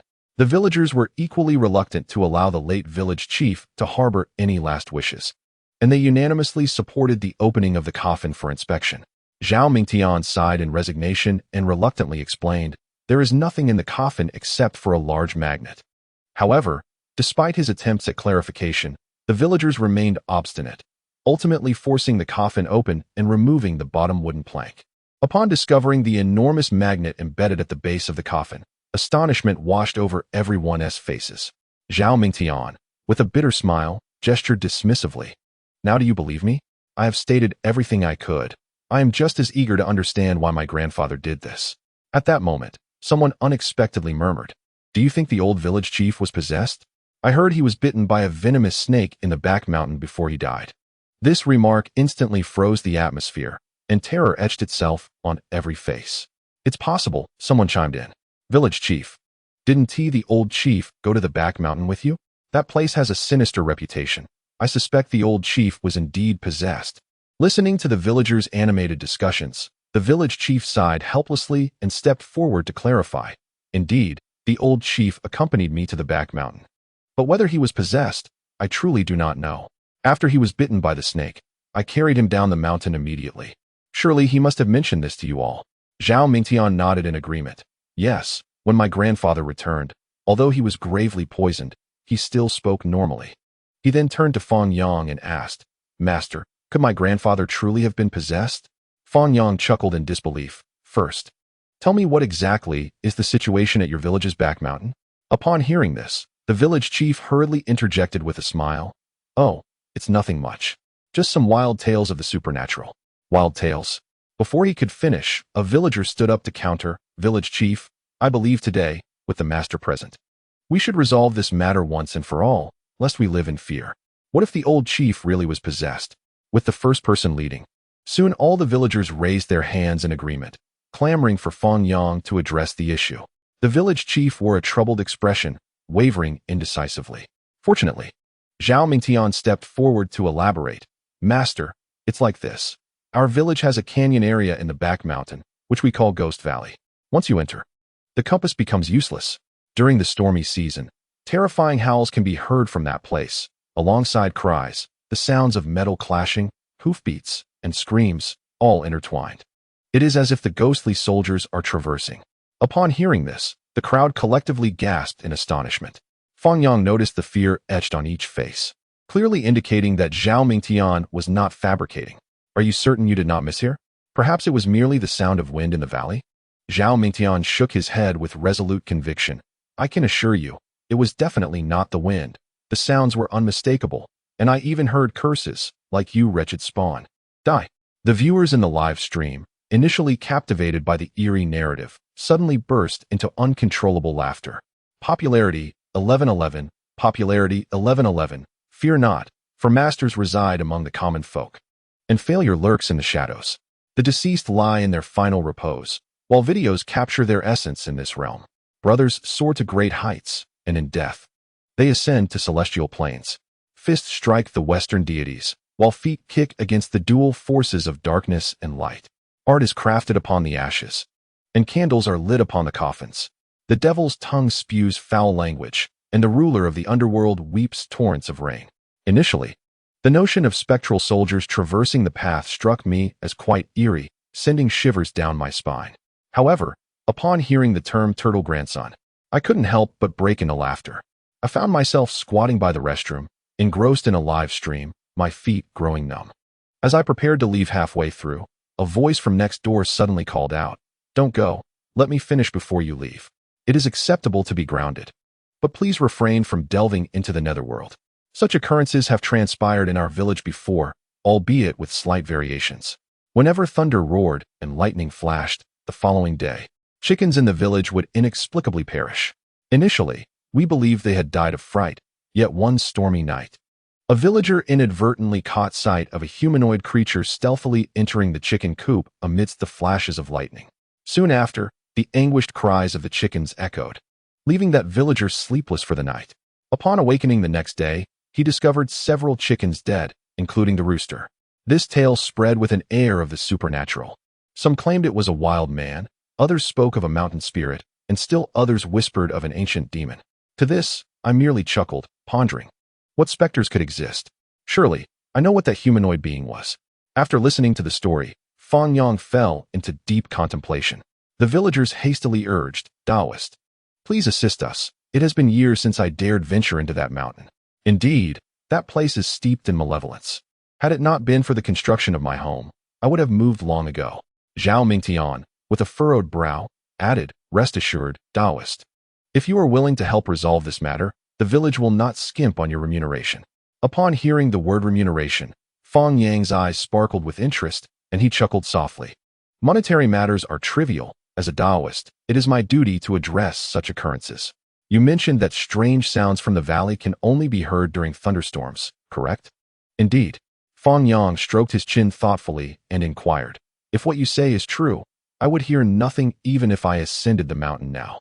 I cannot simply linger in your village, can I? No. Zhao Mingtian quickly interjected with a smile. Tonight's weather forecast predicts thunderstorms. Perhaps we shall have our answer tonight. The village elder, interrupting with a hint of concern, remarked, is this appropriate? Taoist, having just conducted the funeral, must you ascend the mountain tonight? Would it not be too exhausting? Not at all. Fang Yang waved his hand dismissively. Tonight it shall be. Thank you, Taoist. Many villagers expressed their gratitude. As for the elder's remains, after much deliberation, it was decided to postpone cremation until after Fang Yang's excursion to the valley. This waiting led to the hour of 8 that evening, during which Fang Yang was treated to a sumptuous feast. As light flickered outside, a distant rumble echoed from the sky, signaling that the moment had arrived. Led by the villagers, Fang Yang, armed with searchlights and shovels, proceeded towards the rear of the village. Chapter 39. The Sounds That Traverse Time and Space. In the beginning, the path was relatively easy to traverse, illuminated by the glow of numerous searchlights, resembling daylight. However, as one ventured deeper into the thicket at the foot of the mountain, an aura of profundity began to envelop the surroundings. The leaves swayed gently in the breeze, producing a rustling sound akin to whispers. The ground beneath became rugged and uneven, overrun with weeds, necessitating cautious steps with every movement. Suddenly, someone exclaimed, pointing ahead, "Look, what is that?" Upon hearing this, everyone's attention converged, revealing that the once accessible mountain trail had been cordoned off by a fence, bearing a sign that read, "Privately contracted area, no entry." The villagers immediately began to murmur, "What is going on? When did this sign appear? I have no idea. I haven't been here in years." "Village chief, what is the meaning of this?" The chief, smiling awkwardly at their inquiries, replied, "This is my fault. I hadn't the chance to inform everyone. As you all know, my son-in-law is conducting business in another region, and he mentioned wanting to contract the back mountain to excavate a reservoir for fish farming. I thought this place had been neglected for years, so I agreed, not anticipating he would erect a sign so swiftly. Nevertheless, rest assured, I shall not take a single cent from the contracted fee. It will be equally distributed among every household in the village." Initially, the villagers expressed discontent over the chief's unilateral decision to contract the land to his son-in-law, but upon learning that each family would receive a share of the funds, they fell silent. For them, the land held little value, but the prospect of monetary gain was enticing. After this brief interlude, the group lifted the barrier and resumed their ascent. As they delved deeper, the scenery began to transform, the once dense trees becoming sparse. They were replaced by oddly shaped rocks and the occasional narrow path. Flashes of light sporadically danced across the sky, while thunder rumbled ominously, drawing nearer, as if a torrential downpour was imminent. The oppressive atmosphere weighed heavily on everyone's spirits, as if they were about to confront something formidable. Suddenly, Fang Yang shouted ahead, "Be careful, there's a snake." The villagers walking in front were startled. Before they could react, Fang Yang dashed forward, seizing the snake by its tail and executing an impressive spin, creating a blur in the light as he swung it around with a whoosh. After a minute, Fang Yang finally hurled the snake forward, where it landed motionless upon the stones. The villagers illuminated the lifeless serpent on the ground, exchanging astonished glances, utterly dumbfounded. The village chief exclaimed in alarm, "It's a silver-ringed snake." It was this very creature that killed the former village chief. Viewers in the live stream erupted in laughter at the unfolding scene. The silver-ringed snake, a highly venomous serpent. A bite can be fatal, but I have inherited the knowledge of herbal remedies from my forebears.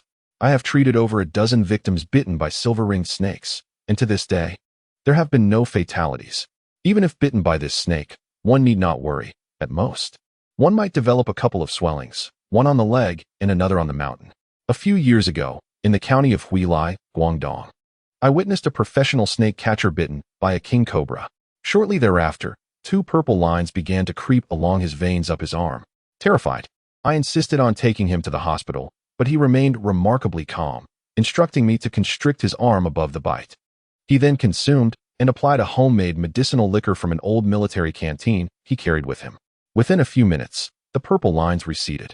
He explained that his family had been catching snakes for 3 generations, and that the ingredients for his medicinal brew were rare and required years of preparation to be effective. His expertise was indeed impressive. While others may perish within a day from such a bite, he survived for a full 3 days before succumbing. Although I am not a professional snake handler, I know that when encountering a snake, one should approach slowly, allowing the creature to sense no malice. By gently stroking its head, a normal snake would typically refrain from biting. Should it bite, I would simply advise to disregard my earlier words. As I previously mentioned my lack of expertise, Fang Yang leaned in to examine the snake, only to discover it was utterly lifeless, its bones scattered in disarray. What puzzled him, however, was the presence of a silver-ringed snake in such an environment. In his recollection, these snakes thrived in warm, humid habitats like ponds and jungles, and he had never heard of them dwelling in these rocky wastelands. Moreover, silver-ringed snakes were known for their gentle and timid nature. They rarely instigated conflict, only biting in self-defense. The question lingered, in such barren mountains, who would provoke them during daylight, unless one accidentally stepped on one? As the old village chief had presumably done. "Taoist, are you all right?" the village chief inquired. "Oh, I'm fine," Fang Yang replied, momentarily shaken from his thoughts. He nodded and continued on their path. After about 10 more minutes, the terrain suddenly opened up, the ground becoming notably more even. Fang Yang illuminated his surroundings with a spotlight, revealing a vast canyon flanked by rugged cliffs. A flash of lightning split the sky, followed by a deafening roar that echoed through the canyon. A drop of rain landed on Fang Yang's forehead, and the air filled with the scent of moisture. "It's raining," Zhao Mingtian shouted. "Let us find shelter." Guided by the villagers, Fang Yang followed them beneath a large rock. As the rain intensified and thunder approached, everyone held their breath in anticipation of the impending storm. Suddenly, a torrential downpour ensued. The sky lit up dramatically, and in an instant, a bolt of lightning struck alarmingly close. At that moment, the world seemed to split in two under the brilliance of the flash.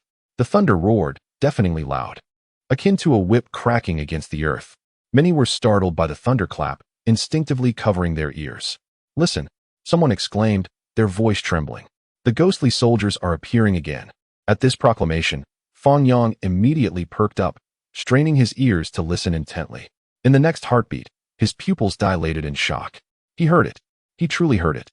Amidst the torrential downpour, the resonant clash of weapons intertwined with the mournful cries of battle steeds echoed through the air, accompanied by the thunderous beat of war drums and the fervent shouts of countless soldiers charging into the fray. In that moment, the veil of rain seemed to thicken, and a vivid tableau of an ancient battlefield materialized before his eyes. He beheld warriors clad in armor, wielding spears and swords, fighting valiantly. He witnessed gallant steeds galloping, their iron hooves shattering the earth. He saw arrows raining down like a tempest, slicing through the sky with a chilling whisper of death. Though those images were hazy, they bore an uncanny authenticity, as if he had transcended time and space to witness this tragic battle firsthand. Originally, Fang Yang had pondered that the villagers' fright might stem from superstition, their words shrouded in mystique. Yet, upon hearing the sounds himself, he realized that it was no mere whisper of the valley winds. Chapter 40. The Unthinkable Truth. The sound persisted for several seconds before gradually dissipating, leaving only the relentless rain, as if all that had transpired was naught but a fleeting dream. Zhao Mingtian glanced at Fang Yang and inquired, "Taoist, you must have heard that as well. Could it be the spirits of the dead passing through?" Fang Yang, his expression grave, shook his head. "It remains unclear for now. It feels akin to the sounds of an ancient battle." Indeed, the other villagers quickly concurred. "That is precisely the sensation. Taoist, this is rather unsettling. We should hasten back." The village chief urged with a troubled countenance.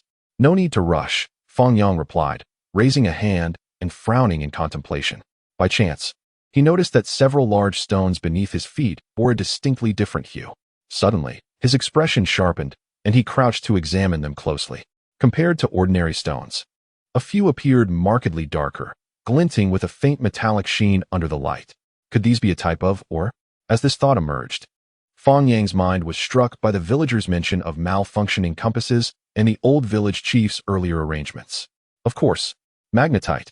In areas with strong magnetic fields, compasses would indeed falter. Could these dark stones be magnetite?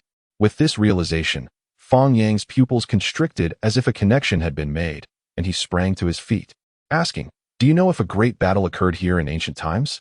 Upon hearing this, everyone shook their heads in bewilderment.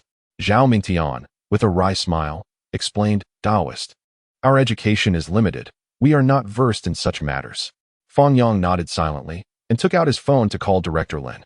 He wished to investigate whether a significant conflict had transpired in this location. Relying solely on himself would take an unrealistic amount of time. Among those he knew, only Director Lin had some relevance, being engaged in cultural tourism and possessing a degree of knowledge about the area. Soon, the call connected, and Lin's surprised voice came through. "Hello, Taoist, is there an issue at the temple?" "Not at all. I called to ask for your assistance with an inquiry." Fang Yang then relayed the address, and Lin promptly agreed to send someone to investigate, assuring a response within half an hour at the latest. After hanging up, a lengthy wait ensued. The faces of all present were etched with unease, yet they remained remarkably self-restrained, refraining from uttering a single inquiry. It was not until the moment when Fang Yang's phone chimed once more that even breathing seemed to come to a standstill. "Hello, Taoist. I just asked a university professor to look into it. Indeed, a great battle occurred in that region during the Ming Dynasty. I cannot provide the specifics at the moment, but if you add me on WeChat, I shall send it to you." "Thank you, Director Lin." After becoming friends, detailed information was quickly transmitted from the other side. Fang Yang opened the message and meticulously perused its contents. In the mid-Ming period, the exact year being inaccurately recorded and lost, a large-scale battle transpired at this very location. The conflict involved multiple factions, primarily a northern nomadic tribe clashing with the Ming Dynasty's border defense forces. The impetus for the battle stemmed from the nomads' desire to seize more resources and territory, leading them to aggressively descend southward, encroaching upon the Ming borders. Upon receiving the news, the Ming border troops swiftly assembled their forces, preparing for combat. Fierce battles erupted in the nearby valleys and plains. In the early stages of the conflict, the nomadic forces, leveraging their formidable cavalry and rapid assaults, initially gained the upper hand. However, the Ming border troops resolutely held their ground, resulting in exceptionally brutal skirmishes. The subsequent records, however, took on a more fantastical tone. Just as it seemed that the Ming soldiers were on the brink of annihilation, a drought thunderstorm unexpectedly emerged in the sky, striking down numerous nomadic warriors. Soon after, the valley echoed with the deafening sounds of battle, leading the nomads to mistakenly believe that reinforcements for the Ming troops had arrived, compelling them to retreat, never to return to that place again. After reading the account, Fang Yang's expression grew grave as he inhaled deeply. Had he not visited this locale today, he might have dismissed this account as absurd, laughable even. Yet now, he recognized that this was no mere myth. It was exceedingly likely to be true. In that moment, he finally comprehended why the old village chief had orchestrated such a spectacle before his passing. Seeing Fang Yang's prolonged silence, Zhao Mingtian inquired with curiosity, "Taoist, what exactly is the matter?" Fang Yang smiled faintly, shaking his head, and cast a casual glance at the village chief as he replied, "There is no such thing as ghosts borrowing a path. It is merely a natural phenomenon." A natural phenomenon? Everyone gasped in astonishment. Indeed, Fang Yang organized his thoughts and began to elucidate. "Have you all heard of a tape recorder? The magnetic tapes from the 1990s? I certainly have. I spent quite a bit of money on that back in the day. Yes, I still have some at home." Upon hearing their responses, Fang Yang smiled and asked, "But do you know how a tape recorder works?" The crowd exchanged glances, their eyes wide with confusion. Without further ado, Fang Yang explained, the old tapes were long strips coated with a uniformly distributed magnetic powder. The recording process involved converting sound into electrical signals, altering the arrangement of the magnetic field, thereby making the magnetic powder uneven, which effectively captured the sound. We merely need to insert the tape into the recorder, and it will automatically read the magnetic signals on the tape. Following that, the signals are converted from magnetic to original audio signals. Through the amplification of the speakers, vibrations are produced, which in turn stimulate the air, creating sound waves, thus rendering the sounds we hear. Upon listening to Fang Yang's analysis, everyone was left in a state of bewilderment, utterly unable to comprehend his explanation. Fang Yang, with a wry smile, elucidated, "You need not grasp every detail. It suffices to understand that the ability of past tapes to record and playback sound is due to the interplay of magnetism and electricity. In essence, possessing both magnetism and electricity enables the recording and playback of sound." He then crouched down to lift a stone, asking, "Can you discern any difference between this stone and an ordinary one?" The crowd, intrigued, gathered closer, offering various observations. "It's somewhat black. It has a reflective surface." "Indeed." Fang Yang nodded. "If I am not mistaken, this is no ordinary stone but magnetite, rich in magnetic ore. As I mentioned earlier, in specific environments, the presence of magnetism and electricity can produce a natural recording device, or even a player. I made a point to investigate, and it turns out that during the Ming Dynasty, a fierce battle indeed transpired here. Coincidentally, this region is abundant in magnetic ore, and lightning occurred during their conflict. The combination of lightning and magnetism resulted in a natural recording device. Therefore, the haunting roars we hear are not merely the spirits of fallen soldiers. Rather, they are the echoes of those valiant warriors engaged in bloody combat, eternally preserved by this land. In the time that follows, whenever lightning strikes again, the sounds of that war will replay. In other words, had we shouted into a large speaker during the lightning, our voices would also be recorded. And each time thunder rumbles in the valley, we would hear it once more. Chapter 41. Greed blinds the heart. Good and evil ultimately receive their due. Upon absorbing Fang Yang's description, the crowd's eyes widened in astonishment, their faces reflecting sheer shock. A natural recording device, a colossal player? These concepts seemed as incomprehensible as ancient texts, profoundly reshaping their understanding. Viewers in the live stream exclaimed their newfound enlightenment. One remarked, "This is astonishing. It suddenly brings to mind that within the Forbidden City, during thunder and lightning, images of palace maids moving about appear, seemingly due to magnetic phenomena, replaying segments like a tape. Could this be a similar cause? Another shared a haunting memory. When I was around 7 or 8, I attended my cousin's engagement banquet, but a torrential storm prevented us from going.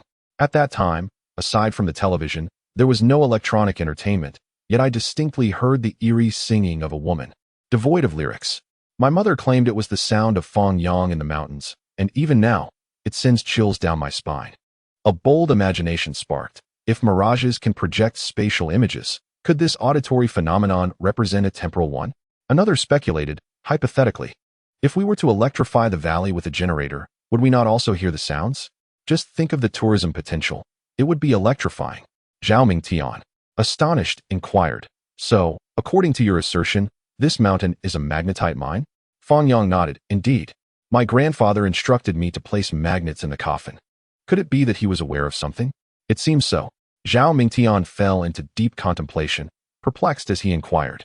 I still do not comprehend why he would act in such a manner. Would it not suffice to simply inform me directly, rather than resorting to such convoluted means? Upon hearing this, Fang Yang smiled and cast a fleeting glance at the village chief, who subtly averted his gaze, his eyes darting nervously. The answer to this query is rather straightforward. Your grandfather did not meet with an accidental demise. It is highly probable that he was the victim of a premeditated murder. As this revelation echoed through the air, the expressions of all present morphed into shock, accompanied by a chorus of gasps. Zhao Mingtian's pupils dilated, his lips quivering as he nearly shouted, "Murder? Are you suggesting that my grandfather was killed by someone?" Indeed, Fang Yang elucidated nonchalantly. Initially, I too found it difficult to grasp, but upon observing the magnetite here, everything began to make sense. It is aptly said that greed blinds the heart. Do you recall the fence you encountered while ascending the mountain? Yes. Zhao Mingtian nodded gravely. But do you not find it peculiar? If the village is aware of the haunting in the back mountain, why would the village chief's son-in-law undertake the contract to develop a reservoir for fish farming? Coincidentally, this occurred right after the old village chief's passing, and yet someone swiftly secured the contract? The crowd was plunged into contemplation. Suddenly, someone exclaimed, "Taoist. Are you suggesting that they know this place is not haunted, but rather a mining site?" The village chief, upon hearing this, hurriedly stepped forward to deny the allegations. No, I am unaware. Do not speak foolishly.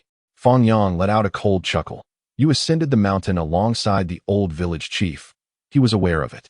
How can you claim ignorance? The village chief, taken aback, stood speechless, as if a chicken egg had lodged in his mouth. The reason the old village chief placed a large magnet beneath the coffin was largely to alert you that the back mountain harbors a mineral vein, and he likely knew that someone intended to contract the area. But should that group attempt to mine the magnetite clandestinely, their scheme would be easily exposed. Zhao Mingtian, puzzled, queried, "Then why did he not directly inform me? I could have reported it." Fang Yang shook his head, letting out a sigh. Do you still not understand? Your grandfather harbored doubts about his own death. However, he was uncertain if it was murder, fearing that revealing the truth might place you in danger as well. Moreover, in the context of that moment, even if he had disclosed that the back mountain contained magnetite, would you have believed him? The crowd's expression stiffened, and they involuntarily shook their heads. The old village chief's condition at that time was such that even speaking was a struggle, making it utterly impossible to provide a detailed explanation about the situation in the back mountain.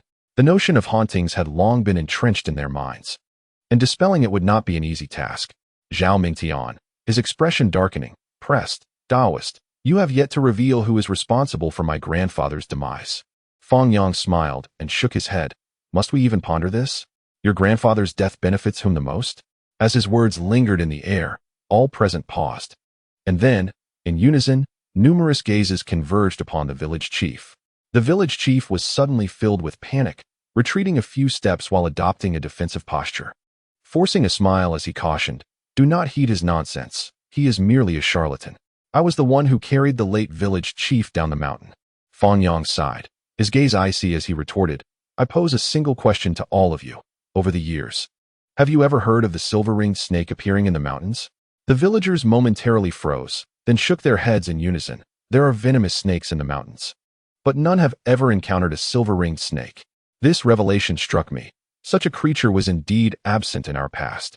Fang Yang smiled faintly. It is quite simple. The silver-ringed snake does not inhabit such barren lands. and it will not readily attack humans unless it feels threatened. Initially, I too was curious about the presence of a silver-ringed snake in the mountains. It could be mere coincidence, or perhaps it has wandered from elsewhere. However, consider the series of actions undertaken by the late village chief and the movements of his son-in-law after the poisoning. How great is the suspicion? At that moment, Zhao Mingtian was seething with rage, glaring at the village chief, his eyes bloodshot. It must be you. You were the first to discover the magnetite, intending to contract it to your son-in-law under the guise of constructing a reservoir, but my grandfather opposed you. Thus you took him up the mountain. I never imagined you would lead to his demise. With that, he lunged forward, a ferocious expression on his face, intent on choking the village chief.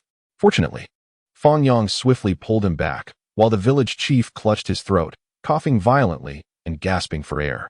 The other villagers restrained Zhao Mingtian, preventing him from further reckless actions. Fang Yang frowned, sternly admonishing, "Do not act impulsively. We cannot yet ascertain if he is indeed the murderer of your grandfather. The suspicion is merely substantial." The pressing matter at hand was to call the police immediately. Once the case was substantiated, neither he nor his son-in-law would escape justice.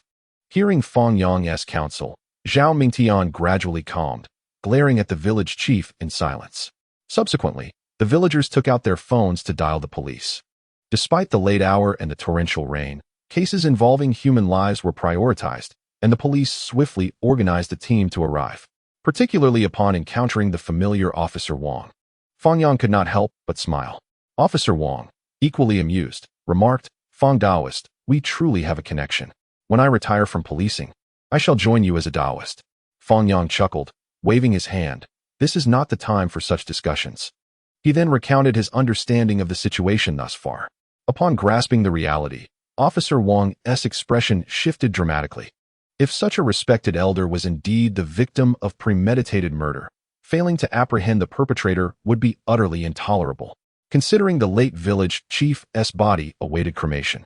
Officer Wang initiated an interrogation in the village that very night, while simultaneously notifying the bureau to apprehend the village chief's son-in-law. In truth, it would not require excessive effort. Merely placing the village chief beside the late chief's coffin and posing a few questions would likely terrify him into confessing. He candidly recounted the entire process of his crime. As Fang Yang had anticipated, he was the first to discover the magnetite in the back mountain and subsequently informed his son-in-law, who was involved in engineering. Together, they concocted a plan to secretly lease the land from the old village chief to exploit the resources, believing that this remote area would go unnoticed. However, the old village chief was rather prudent and was not swayed by greed. He doubted the value of a supposedly haunted location, suspecting foul play. Sure enough, upon discovering the magnetite, the chief felt compelled to execute his plan. He discreetly released a venomous snake in his resting place. The snake that Fang Yang encountered that day was indeed the one that fatally struck the village chief, thus avenging him. Before long, the village chief's son-in-law was apprehended. Regardless of his attempts to maintain silence, he ultimately confessed when faced with the evidence. Now, with charges of murder and the illegal extraction of national resources, both serious offenses, it was highly likely that a severe punishment awaited him. That night, Fang Yang returned to Shihai City in a police car alongside Officer Wang to express their gratitude. The villagers, despite the rain, knelt at the village entrance and bowed to him. This gesture was not merely for themselves, but in homage to the soul of the old village chief, hoping he could find peace in the afterlife. For the old chief, this was true liberation. Naturally, the promised labor fees were duly compensated, amounting to several thousand, inclusive of funeral expenses. After bidding farewell to Officer Wang, Fang Yang secured a room nearby, freshened up, and fell into a deep sleep, utterly exhausted, having even forgotten about the system lottery. Meanwhile, in stark contrast to the snoring from their rooms, tensions escalated between the Cultural Tourism Bureau and the Ministry of Mineral Resources. As the police apprehended the perpetrator, they reported the magnetite discovery to the ministry. This news thrilled them, prompting an immediate meeting to form a special team for an inspection of the mine's yield the following day. According to police descriptions, the natural recording capabilities of the magnetite suggested an unimaginable production level. However, the Cultural Tourism Bureau dampened their enthusiasm, insisting that the area be developed into a tourist attraction. The directors from both departments met late into the night, nearly coming to blows. "Do you realize the high concentration of this magnetite?" Minister Wang of the Mineral Resources Department exclaimed, slamming his hand on the table. It can form a natural recording device, with yields projected to exceed 1 billion tons, potentially even 50 or 100 billion. This represents immense wealth. Director Lin retorted defiantly, nonsense. A natural recorder and player that captures the sounds of a war from a millennium ago. Such a coincidence is far rarer than simply mining magnetite. Imagine standing in that valley, listening to the echoes of battles from 1,000 years past. It would feel as though one had traveled back in time. If developed as a tourist site, the economic benefits would be astronomical. Do you grasp the significance? I don't care. What I know is that extracting it is tangible wealth. Leaving such a massive vein untapped to serve as a recording device is utterly ridiculous. If you wish to listen, I shall gift you a tape for your leisurely enjoyment at home. How utterly absurd. Can it truly be the same? If you do not excavate it, it shall remain forever concealed. Sooner or later, it may be unearthed, but prior to that, transforming it into a tourist attraction would maximize benefits. The two exchanged heated remarks, nearly spitting on each other's faces in their fervor. The other senior officials accompanying them could only exchange glances, wearing expressions of wry amusement. Ultimately, it was Director Lin who triumphed in verbal prowess, agreeing to first attempt the development of a tourist site, with a 6-month time frame. Should it fail, direct excavation would commence. Little did Fang Yang know that his live broadcast would incite a verbal clash between the two leaders, akin to shrewish quarrels. After a deep slumber, he awoke around 9 in the morning, feeling somewhat dazed. After freshening up and having breakfast, he summoned a taxi back to the Taoist temple. Upon arriving at the foot of the mountain, he gazed at the newly renovated archway and the dismantled ticket booth with a sense of nostalgia. Just a few days prior, he had stood there in frustration, feeling powerless. Now, it seemed that despite doing nothing, the keys were in his possession, and the entire mountainside and stairway had been restored. The stark contrast left him with a surreal feeling, as if he had stepped into another era. Observing the winding staircase leading upwards, Fang Yang smiled lightly and beckoned. Let us ascend the mountain. All right, the photographer replied, eagerly following behind. To his surprise, while Nilan Mountain did not appear particularly high, the ascent offered a staggering view from above. Fang Yang and the photographer ascended the stone steps, flanked by lush greenery, with the occasional chirp of birds enhancing the tranquility. As the altitude increased, the air grew increasingly fresh, as if cleansing the dust of the city, granting a moment of serenity to the soul. Soon, a quaint and ancient Taoist temple came into view, nestled against the mountainside, adorned with green bricks and black tiles. Though unassuming, it radiated a sense of historical depth and the tranquility of bygone days. The temple was modest, comprised of a few tiled rooms, yet it had withstood the ravages of time and numerous renovations. A weathered plaque hung above the entrance, inscribed with the 3 archaic characters that read Qingshin Temple. The door appeared to have been maintained by the Cultural Tourism Bureau, shedding its previous dilapidated appearance. Upon pushing the door open, a gentle scent of incense wafted forth, calming the mind. Within the courtyard stood several ancient pines, standing tall and resilient, as if witnessing the temple's rise and fall. In the center, a small hall housed several time-worn deities, with fresh fruit offerings adorning the altar, and the surrounding walls had clearly been freshly painted. After a few minutes of exploration with Fang Yang, the photographer could not help but express his sentiments. If I could retire in such a place, it would be sheer bliss. Fang Yang shot him a glance, replying, if you were to stay here for a month, I guarantee you would remain utterly silent. The pastoral scenery was merely a figment of his imagination. Accustomed to modern society, adaptation would be challenging.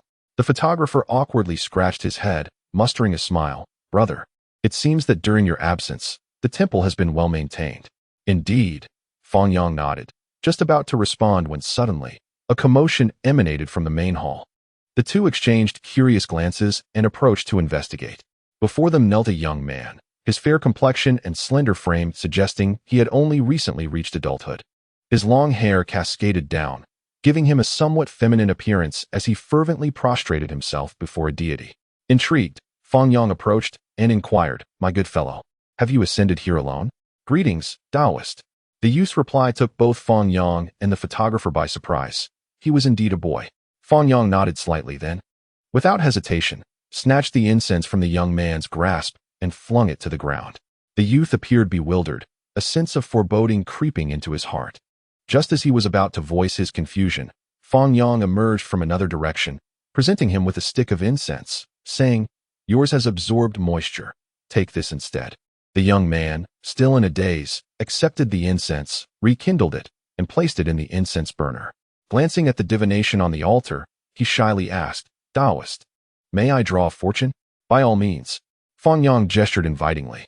The youth picked up the and knelt upon the mat, shaking it while earnestly whispering, "Oh, 3 pure ones, may my mother remain safe and sound, and may she find it in her heart to forgive me."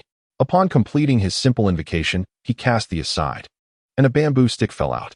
Upon inspecting it, he found inscribed 2 lines of small characters. Yin and Yang manifest and conceal, all originates from heaven. The hearts of the masses have changed, though sincerity can evoke response. Human affairs delay the outcome. Although he could not comprehend the meaning of these 4 lines, the prominent characters at the bottom were unmistakable.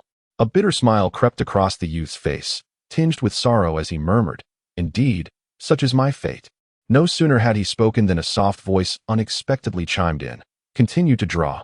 The deity did not hear your last request." "What?" Both the youth and the photographer were taken aback. "Is this permissible?" Fang Yang shrugged nonchalantly, retrieving the fallen bamboo stick. "It's fine. Proceed. I've already consulted the 3 pure ones. They are at home now." "Oh." The youth, still in a daze, picked up the once more and resumed shaking it. Soon, with a soft thud, another bamboo stick tumbled down.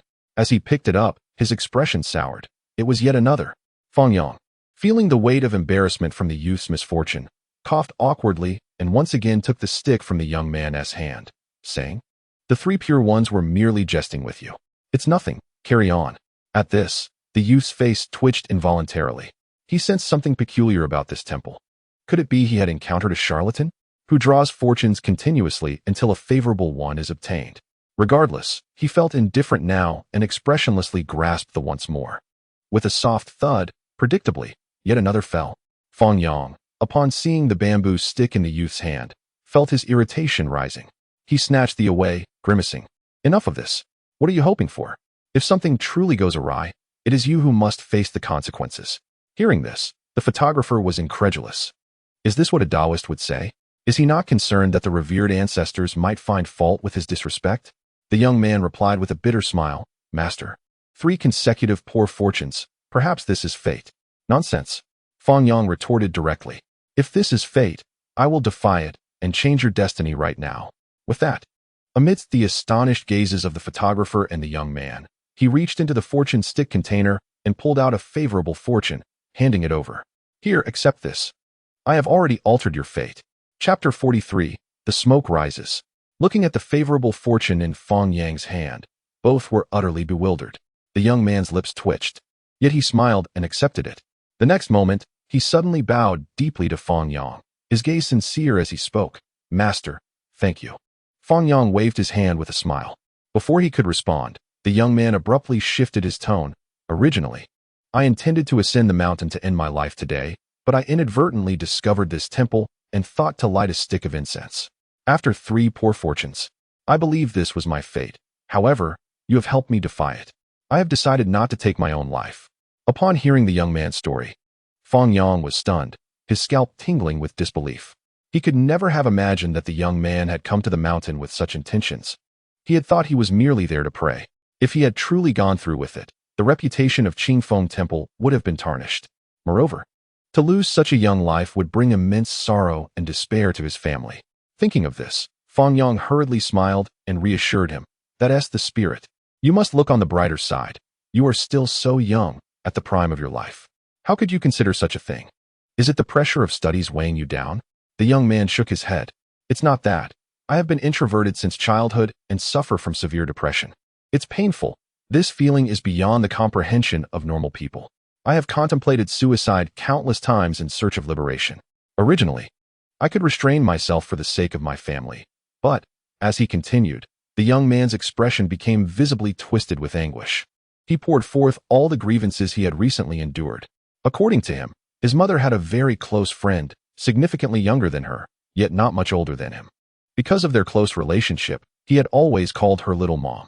For the past 2 years, whenever his mother was out, this Little Mom would prepare meals and take care of his daily life. treating him with meticulous care, almost like a family member. At this point, Fang Yang's first reaction was to suspect an affair between the two. However, the plot took a sudden turn. The young man recalled painfully, until 3 months ago. On my mother's birthday, little mom came to deliver gifts and stayed overnight at our home. But, in the middle of the night, when I got up to use the restroom, I unexpectedly saw little mom and my father in an intimate embrace. At that moment, my mind went blank, and I felt as if my whole being was about to explode. Yet, I dared not confront them. I lay awake in bed all night, tormented by inner turmoil. If I told my mother, little mom, and my father, none of them would emerge unscathed, and my family would be shattered. But if I remained silent, my mother would continue to be betrayed by her two closest ones, and my heart ached for her. After enduring torment for several months, I found myself utterly shattered, leaving behind a farewell note and documenting the affairs between my stepmother and father, contemplating the grim decision to take my own life. Upon hearing the young man's narrative, Fang Yang could not suppress a sigh of sympathy. Such a situation is indeed quite melodramatic. As a son, he found himself ensnared in a dilemma. Each of the three, his father, mother, and stepmother, had treated him with kindness. Yet their intertwined relationships left him bewildered about whom to choose. Coupled with his battle against depression, thoughts of suicide seemed almost inevitable. Fang Yang placed a comforting hand on the young man's shoulder, remarking, "It is evident that you are a sensitive soul. Although this matter does not significantly involve you, you have positioned yourself as the principal victim. As the saying goes, the bridge will naturally straighten when it reaches the boat, even if you voice your concerns. What will change? The worst outcome would simply be your parents' divorce and your stepmother remaining with your father. In that case, your mother will still be your mother, and your stepmother will remain your stepmother. Your father will still be your father. There is no real difference, as long as they continue to treat you well." Fang Yang's analysis left the photographer momentarily speechless. The young man pondered thoughtfully before nodding earnestly. "You make a valid point, Taoist. I have decided to reveal the truth to my mother." However, scarcely had the words left his lips when Fang Yang quietly interjected, "I fear that may not be necessary." "Why?" the young man inquired. Fang Yang gestured behind him. "Look at the people behind you." Upon hearing this, the young man abruptly turned around, only to be met by 2 police officers and 2 women alongside a man. In that instant, 2 heart-wrenching cries echoed through the air. Both his mother and stepmother rushed forward to embrace him, weeping profusely. "Xiaoming, we finally found you." "Indeed, Xiaoming, both your mother and I were frantic with worry. Were you trying to scare your stepmother to death?" The young man gazed at the 2 women before him, especially his stepmother, his expression a complex mixture of emotions. His father stood to the side, observing for a moment before heaving a resigned sigh. "Enough of the tears. The child is safe, and you have seen the farewell note. Since we are all gathered here today, let us clarify everything." Upon hearing this, Xiaoming's pupils constricted, and he stared blankly at his mother. "Mom, I'm sorry." "Silly child." His mother shook her head as she held him tightly. "You have not wronged me. It is I who have let you down. In truth, I was already aware of everything you mentioned in your letter." "What?" Xiaoming gasped in disbelief. His mother, maintaining a calm demeanor, displayed no signs of anger over her husband's infidelity. Instead, she sighed and explained, "Your stepmother and I have been close friends for nearly a decade, and our bond has always been strong. A few years ago, I discovered health issues, and coupled with your struggles with depression, your father could hardly manage the household alone. Your stepmother had long harbored feelings for your father, and I thought it best to facilitate their union. As I have grown older, I have no desire for divorce. So I chose to maintain our current arrangement. Even after your stepmother became involved with your father, our relationship remained unchanged. She cares for you with a tenderness that surpasses my own, and she has taken on many household expenses. I regret not clarifying things with you sooner, which led to misunderstandings. I am truly sorry, Xiaoming." As soon as the words fell, the stepmother beside them, her face awash with tears, explained, "I am not here to tear your family apart, but rather to become a part of it. Rest assured, I will always take care of you and your mother." The father, standing nearby, glared at the mother with furious indignation and scolded, "I have told you repeatedly to clarify the situation to the child. You have dragged it out. And now look where we are. He nearly took his own life." Upon hearing this, the stepmother immediately stood up to shield the mother and Xiaoming, asserting with a stern demeanor, "If you wish to place blame, it should be on me. Why direct your anger at my sister? It is my presence that has caused Xiaoming pain. If there is to be blame, then let it be on my departure." As soon as these words were spoken, both the father and mother simultaneously grasped the stepmother's arms, exclaiming in unison, "Don't go." Kneeling on the ground, Xiao Ming watched this spectacle, feeling utterly numb. Even Fang Yang and the photographer were left dumbfounded, their faces reflecting utter astonishment. Was this not an absurdity taken too far? The mistress defending the legitimate wife? The mistress prepared to leave while the wife and the male lead pleaded for her to stay? What sort of divine drama was this? Surely, no television show would dare to portray such a scenario. Today's unfolding drama was indeed an eye-opener. Chapter 44, A Visitor from the Construction Site. The show begins. After a lengthy period of sorting through the chaos, the atmosphere gradually became harmonious. Xiao Ming began to accept the situation, realizing that, under the current circumstances, it seemed to bring him only benefits without detriment. In retrospect, his previous suicidal thoughts appeared particularly absurd. With this in mind, Xiao Ming hurriedly bowed to Fang Yang. Expressing his gratitude, "Thank you, Taoist. I initially thought you were jesting, but it appears you have truly altered my fate." Fang Yang's expression stiffened momentarily, followed by an awkward smile. "I'm glad you have come to your senses. Go home and study diligently, so as not to disappoint your mother and your stepmother's expectations." "I understand. I certainly will."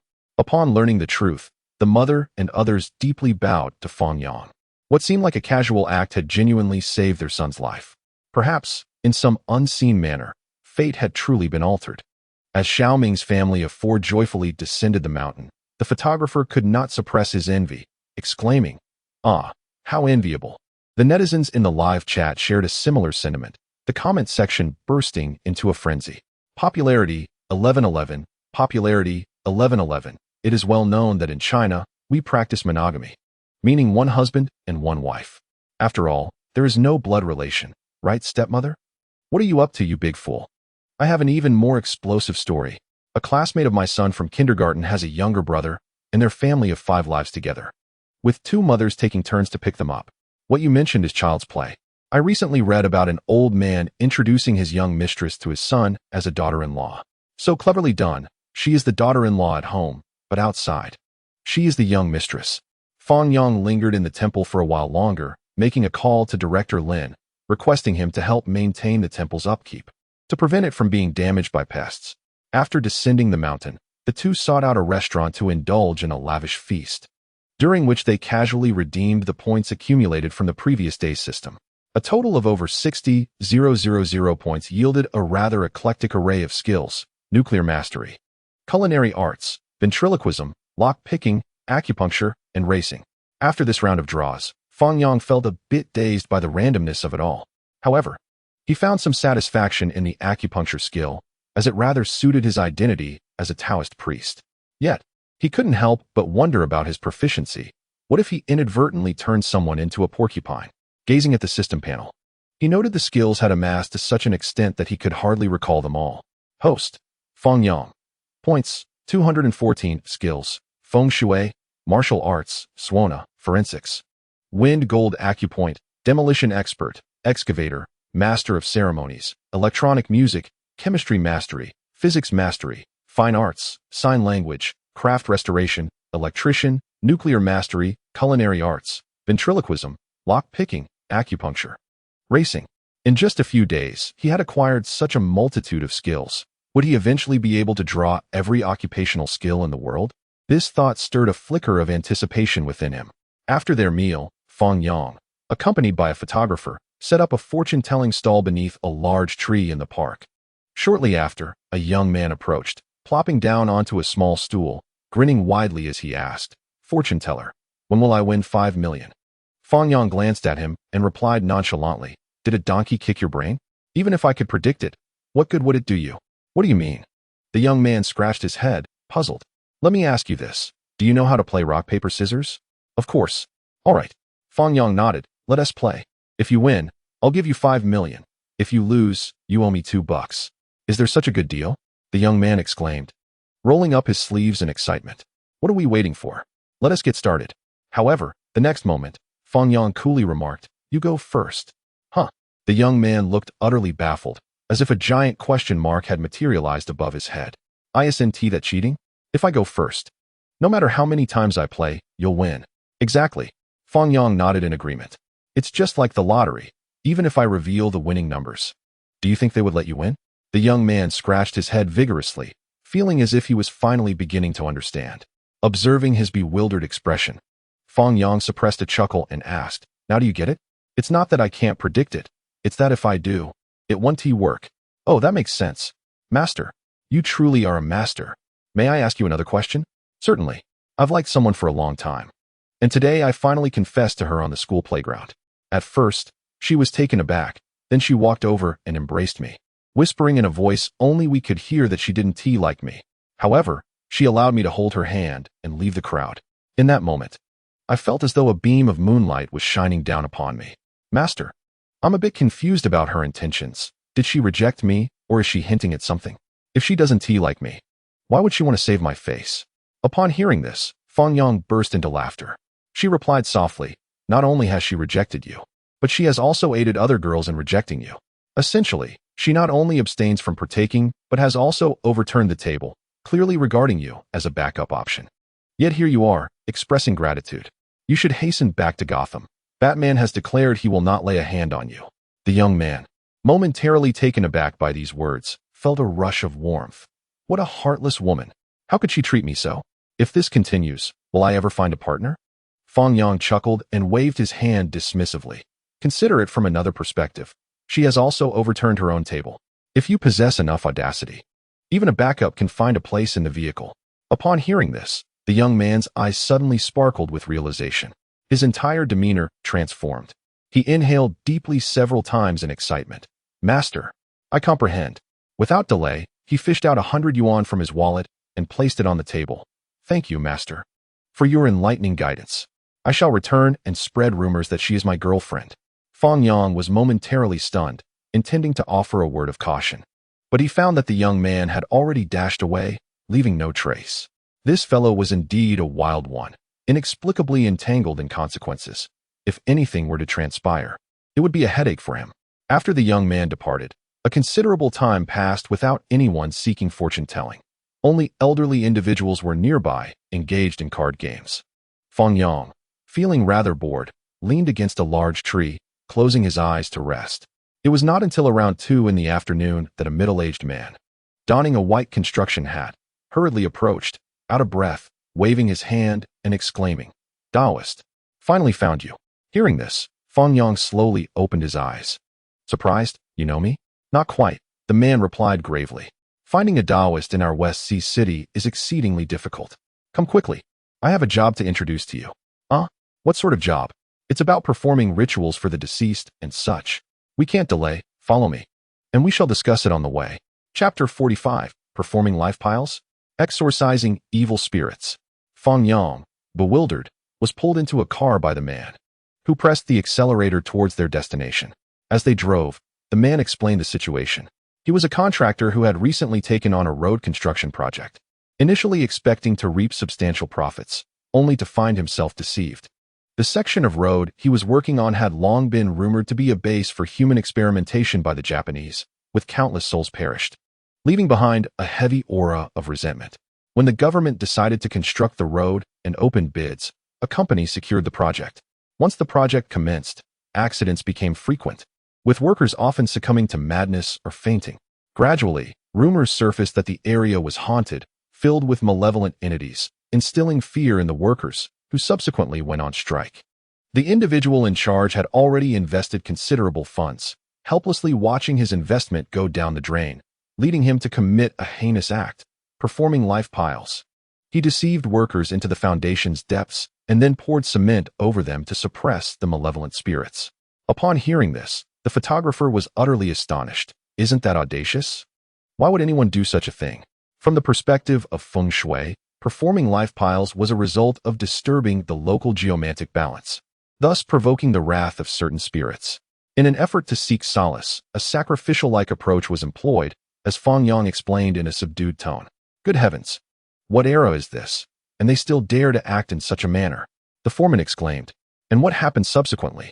"Naturally, it led to a report being filed."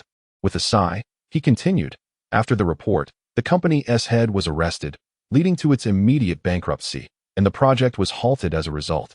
This incident occurred many years ago, and I can only blame myself for not conducting a thorough investigation. In a moment of impulsiveness, I proceeded with the bidding. Although the previous piles had been excavated, the land has grown increasingly ominous. Just a few days ago, a worker fainted while on duty, and 2 excavator operators also succumbed to unconsciousness. Upon examination at the hospital, they were diagnosed with poisoning, yet everything seemed perfectly normal. How could this be? Now, the pressing issue is that the workers are terrified, each one reluctant to continue their tasks. If it weren't for their long-standing commitment to me, they would have fled by now. Master Dao, you must assist me. I have invested my entire fortune into this venture. If it fails, my life will be irrevocably ruined. Fang Yang furrowed his brow in contemplation and inquired, given such circumstances, did you not report it to the police? Report it?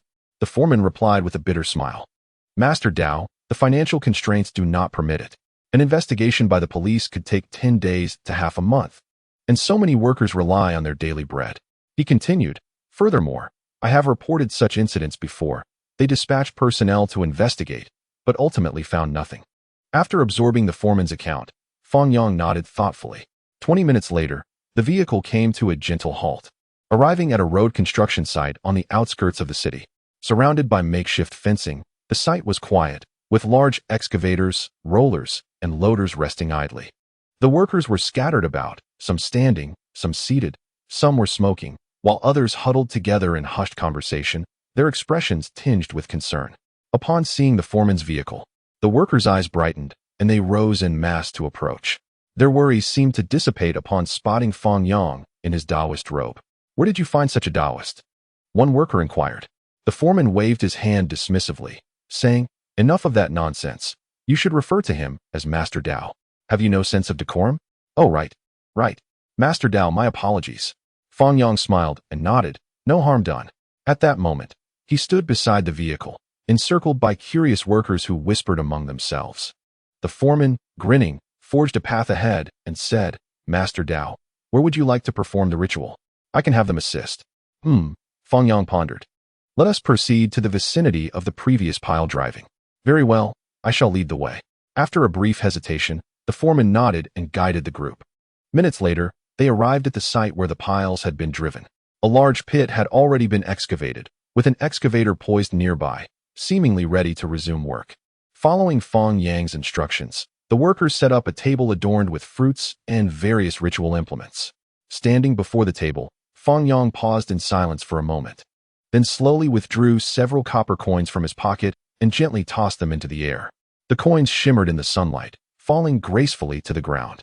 As everyone watched with curiosity, he softly spoke, Please prepare a basin of clear water and a bottle of fragrant oil. Oh, certainly. The workers collaborated efficiently, and within 2 minutes, a basin of clear water and the fragrant oil were placed upon the table. Fang Yang then retrieved paper, a pen, and talismans from his cloth bag, reciting incantations as he wrote. Heaven has its constants, the earth has its principles, humanity has its ethics, and the realm of spirits has its regulations. Today, I use this talisman to dispel malevolent forces and calm the hearts of men. By the urgent command of the Supreme Laozi, after completing the talisman, he gently placed it into the basin and dripped a few drops of fragrant oil upon it. Instantly, a delightful aroma wafted through the air, refreshing the spirit. Fang Yang lifted the basin, sprinkling the water while chanting, Yuan Shiren Jun, proclaiming to all spirits, the true official of the mountains and the land deities. Left to the society, right to the harvest, let there be no undue alarm. Redirect to the righteous path, clarifying both inner and outer realms, each in their proper place, safeguarding the altar. By the command of the Supreme, search for malevolent spirits, protecting deities and kings, safeguarding the recitation. Embrace the great way, auspicious and steadfast. As the water in the basin was gradually sprinkled onto the ground, the workers held their breath, their attention fully captured. Once the basin was entirely emptied, Fang Yang turned to the foreman with a smile. All done, the ritual has concluded. The foreman nodded excitedly, pulling out his wallet and handing over 10 bills. Thank you, Taoist. Fang Yang accepted it without hesitation. All right. Everyone has witnessed the Taoist personally aiding in the dispelling of evil. Let us return to work. The foreman called out to the crowd. However, upon hearing this, the workers exchanged hesitant glances, each looking at one another. Clearly, they were still troubled by the previous events, and despite the ritual, fear lingered. Seeing this, the foreman's brow furrowed in frustration, and he turned to a dark-skinned, middle-aged man. Master Li, why don't you take the lead and operate the excavator for a few digs? Master Li, hearing this, took a few steps back with a wry smile, his voice hesitant. Foreman, please spare me. Old Wang just fainted this morning. How can I dare to dig now? Are you joking with me? The foreman's temper flared, having gone to great lengths to invite a Taoist for the ritual, only to find these workers still unwilling to labor. I will not commence work until this matter is resolved. I can differentiate between money and life. Upon hearing this, the other workers chimed in. Indeed, foreman, it's not that we are unwilling to work. We simply do not wish to take such risks. Although you have invited a Taoist, who can tell if he is genuine or not? But I know that the supernatural is indeed real. Listening to their animated discussions, the foreman's expression darkened, teetering on the brink of an eruption. But just then, a sigh broke through the tension. Oh, let it be. They are merely frightened. I shall demonstrate for them. Chapter 46. We're in trouble. We unearthed a great treasure. The foreman turned in astonishment, his face a canvas of disbelief. He had not anticipated that Fang Yang would voluntarily step forward to assist him in this predicament. In truth, Fang Yang had no desire to be the center of attention. However, the dilemma lay in the fact that he was offered a sum of 1,000 yuan, yet the issue remained unresolved, leaving him feeling conflicted about accepting the money. Whether or not there were malevolent spirits in the vicinity was hardly within his contemplation. Even if problems did exist, he would not mind addressing them in passing. His fellow workers merely sought someone to take the initiative, and conveniently, he had previously acquired the skill to operate an excavator, which he could finally put to use. The foreman, uncertain, inquired, Taoist, what do you intend to do? Fang Yang shrugged and pointed to the ground, replying, digging. What? You might want to reconsider. A shovel won't suffice. Who said I would use a shovel? Fang Yang retorted, pointing at the excavator. I will operate that. What? At this revelation, both the photographer and the foreman exclaimed in unison. Operating an excavator? Gazing at the machine before them, and then at Fang Yang, clad in his Taoist robe. The foreman's face involuntarily twitched. A Taoist operating an excavator? The image was too surreal for him to fathom. Not only he, but everyone present was utterly astonished. Having worked on construction sites for many years, they had encountered all sorts of bizarre occurrences, yet they had never witnessed a Taoist at the controls of an excavator. The foreman chuckled wryly, responding, Taoist, please do not jest. Operating an excavator is not so simple. One must first learn. Before he could finish, Fang Yang, disinterested in further conversation, climbed onto the excavator and took his seat in the operator's position. He powered on the machine, pressed the start button, and disengaged the safety lock. With both hands grasping the control levers, he gently pushed the left lever forward, extending the small arm, while simultaneously pushing the right lever forward to lower the boom, and finally, he pulled back to retract the bucket. In mere moments, the bucket was plunged into the earth, and with remarkable efficiency, it scooped up a full load of soil. Next, he pressed the foot pedal, causing the machine to rotate to the available space on the left, where he lowered the bucket to deposit the excavated earth. In a matter of seconds, the entire excavation process was completed. Everyone stood in stunned silence. The photographer, mouth agape in astonishment, wore an expression of sheer disbelief, as if he were encountering Fang Yang for the very first time. Could this man truly be a Taoist? While it was not uncommon for Taoists to study medicine, calligraphy, and martial arts, it was unheard of for them to learn how to operate an excavator. Was it possible that he had graduated from a technical college before becoming a Taoist? The seamless and fluid execution of his actions belied any hint of unfamiliarity, as though he had been laboring on construction sites for years. The viewers in the live stream were equally electrified. Popularity 1111, popularity 1111. I'm done. I'm leaving. Seeing the Taoist operate the excavator reminds me of an unfortunate past. When one begins digging, they are unaware of the entanglements that follow. And by the time they realize, they are already imprisoned. The excavator outside the prison still remains, yet the digger of yours is nowhere to be seen. Foreman, thank you, Taoist. What reward do you desire? I shall grant it. Fang Yang, huh? I've already secured it. In truth, it's merely a matter of practice, just as I have wiped for 30 years without ever seeing it, yet every stroke is precise. Every profession produces its master. This reminds me of how a young worker at a crematorium easily earns 300,000. I spent a year as a corpse bearer. It was not overly exhausting. Yet the after-effects linger significantly. Now, when I see someone asleep, I am compelled to think of carrying them away to be cremated. At this moment, the foreman gazed at Fang Yang and the excavator, his heart profoundly stirred. He had initially assumed it to be a jest, never imagining he would truly possess such skills. For a fleeting moment, he even questioned whether Fang Yang was a genuine Taoist.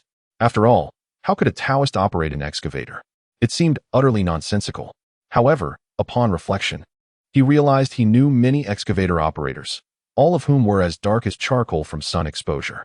Fang Yang's complexion clearly did not reflect the toil of daily labor at a construction site. Had the profession of Taoism expanded to such an extent? As he observed the soil being excavated from the pit, a smile crept onto the foreman's face, and the surrounding workers gradually relaxed from their initial astonishment.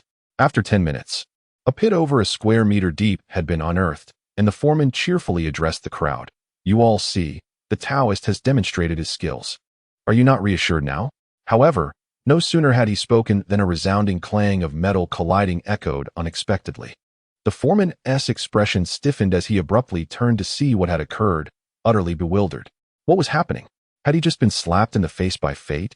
Curiosity piqued. Everyone gathered closer to discover what had been unearthed.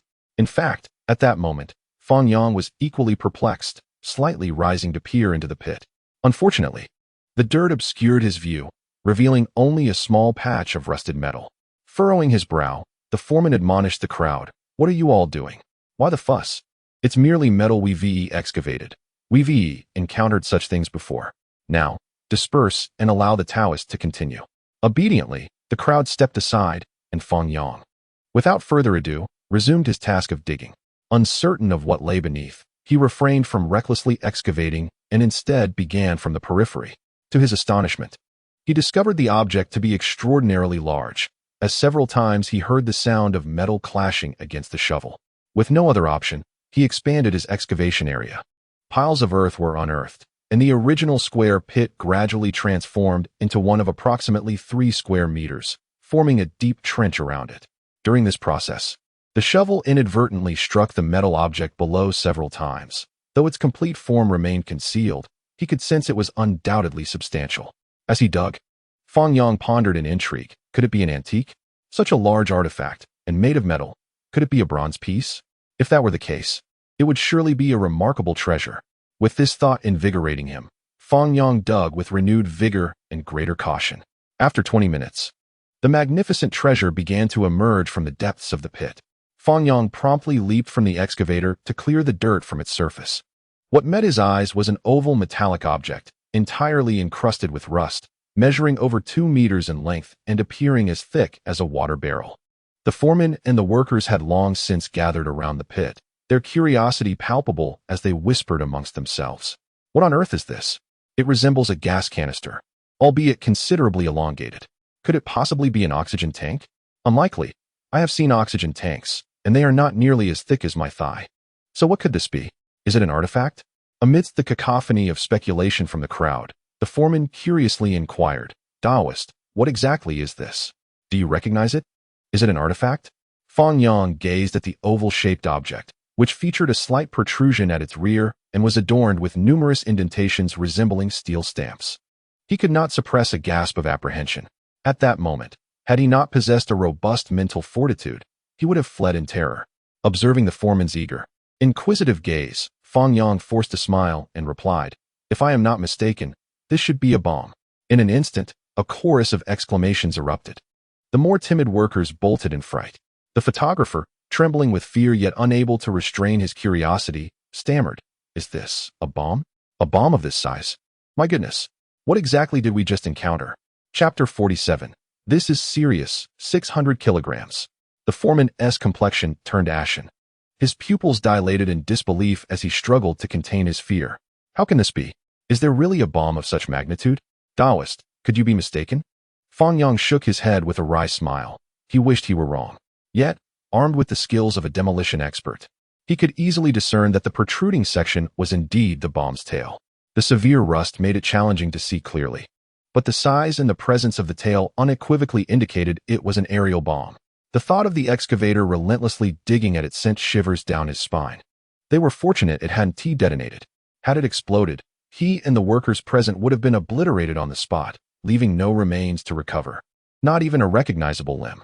It would not be an exaggeration to say he had been teetering on the brink of death without even realizing it. Why not just call the authorities to have experts assess it? Fang Yang suggested helplessly. The foreman furrowed his brow, perplexed by the situation. Was it not a haunting? How had it transformed into a bomb scare? Regardless, he reluctantly retrieved his phone to report the incident. 20 minutes later, 2 police cars arrived at the scene. A group of officers disembarked and approached, introducing themselves. Hello, we are from the Public Security Explosive Disposal Unit. Did you report discovering a bomb? The foreman quickly stepped forward to respond. Yes, officer, it's right in that pit. The officers followed his and gazed into the hole. The shape, the thick rust, and the indistinct tail prompted an astonished outcry from the group. Goodness, how could a bomb of this size exist? The leader of the group, a middle-aged man named Lin, gestured solemnly and replied in a grave tone, it's still uncertain. Let us retrieve the necessary tools to investigate. Everyone else, please establish a perimeter. Non-essential personnel must not approach. Understood. After speaking, team leader Lin leaped directly into the earth pit, using his hands to casually sift through the soil surrounding the bomb. Gazing at the imposing object before him, his brow furrowed deeply. However, when he inadvertently noticed several steel stamps and deformed indentations on its surface, a buzzing sensation enveloped his mind, and he couldn't help but gasp in astonishment. Standing up, he turned to Fang Yang and the others beyond the caution tape, inquiring, how did these steel stamps and depressions come to be? Upon hearing this, the workers exchanged glances, instinctively looking towards Fang Yang. Lin, equally perplexed, looked over with a bewildered expression and asked, why are you all staring at him? Wasn't this you who excavated it? Clearing his throat awkwardly, Fang Yang stammered, well, this was dug by me. Lin felt as though his mind was struggling to comprehend. His initial impression was that it had been excavated by the workers. The thought that it could have been unearthed by a Taoist never crossed his mind. Just as he was lost in confusion, other officers brought over the necessary equipment. While organizing the tools, Lin cautioned, you'd best not get too close. This is my first time handling such a large bomb. Upon hearing this, several young officers instinctively recoiled. Typically, when they received alarms, they would at most unearth a shell or a grenade, and the most substantial they encountered would be a rocket. Yet today, they had encountered a colossal aerial bomb. Not only were they inexperienced, but even in all of Huaxia, those with such experience were exceedingly rare. Taking a deep breath, Lin's gaze remained fixed upon the bomb, his heart silently praying that he was mistaken. Alas, disappointment soon followed. The moment the instruments made contact, alarms blared. The numbers on the display fluctuated wildly until they stabilized just above 600. Lin's complexion drained of color, his throat tightening as he swallowed hard. Over 600. This indicated that the explosive yield within the bomb exceeded 600 kilograms. What does this mean? As a demolition expert, he understood better than anyone the terrifying power of a bomb of this magnitude upon detonation. In this current era, the people of Huaxia have long distanced themselves from warfare, rendering most unaware of the destructive capabilities of such aerial bombs. Even those who witness explosions in international news merely perceive them as impressive, lacking any visceral understanding of their devastation or an intuitive grasp of explosive yields. For instance, a commonly used hand grenade in military training contains only several dozen to a few hundred grams of high explosives. Should it explode nearby, it could result in the loss of limbs or even instant death. The 155mm howitzer shell, frequently seen on battlefields, possesses an explosive yield ranging from several to dozens of kilograms. When it strikes a target, the shockwave generated by the explosion can effortlessly demolish a reinforced concrete villa, and combined with shrapnel damage, its impact radius can encompass an entire football field. These are merely standard small-caliber shells. If one were to consider a 500-kilogram aerial bomb, the yield would be around 200 kilograms. Once dropped from the air, it can instantaneously level ground targets. It is no exaggeration to say that an entire residential complex could be obliterated. Now, imagine an aerial bomb with a yield of 600 kilograms. It is nearly the equivalent of 3 500-kilogram bombs combined. Should it detonate in the heart of a city, an entire block could be reduced to rubble, with everything, be it human or structure, within thousands of square meters turned into debris. Furthermore, the shrapnel produced by the explosion scatters like bullets. Even individuals a kilometer away could be struck and killed instantly. As for the shockwave, its effects are even more staggering. All living beings within a 2-kilometer radius would experience a significant impact. Additionally, a series of cascading reactions would ensue, including fires, blunt force trauma, and the release of toxic gases. It is not an exaggeration to assert that if it were to explode, it would undoubtedly make headlines internationally the following day. How terrifying! He could hardly fathom how Fang Yang and his companions had survived. Despite the bomb appearing aged and severely corroded, the explosive material within had remained intact. Its current state of inactivity does not imply it is incapable of detonating. Coupled with the corrosion from groundwater, the firing pin had long since become fragile, and the overall structure of the bomb had warped, with all internal components aging and becoming more sensitive and vulnerable, potentially triggering an explosion with the slightest disturbance. To put it bluntly, this bomb now resembles a balloon. A gentle poke could lead to an explosion. Yet, miraculously, even as Fang Yang operated the excavator forcefully against it, it did not detonate. One could only wonder if it was sheer luck or a stroke of fate. Nearby, the police officer watched beads of sweat tumble from team leader Lin's forehead, his heart racing with trepidation, unable to suppress his inquiry. Team leader Lin. What should we do now?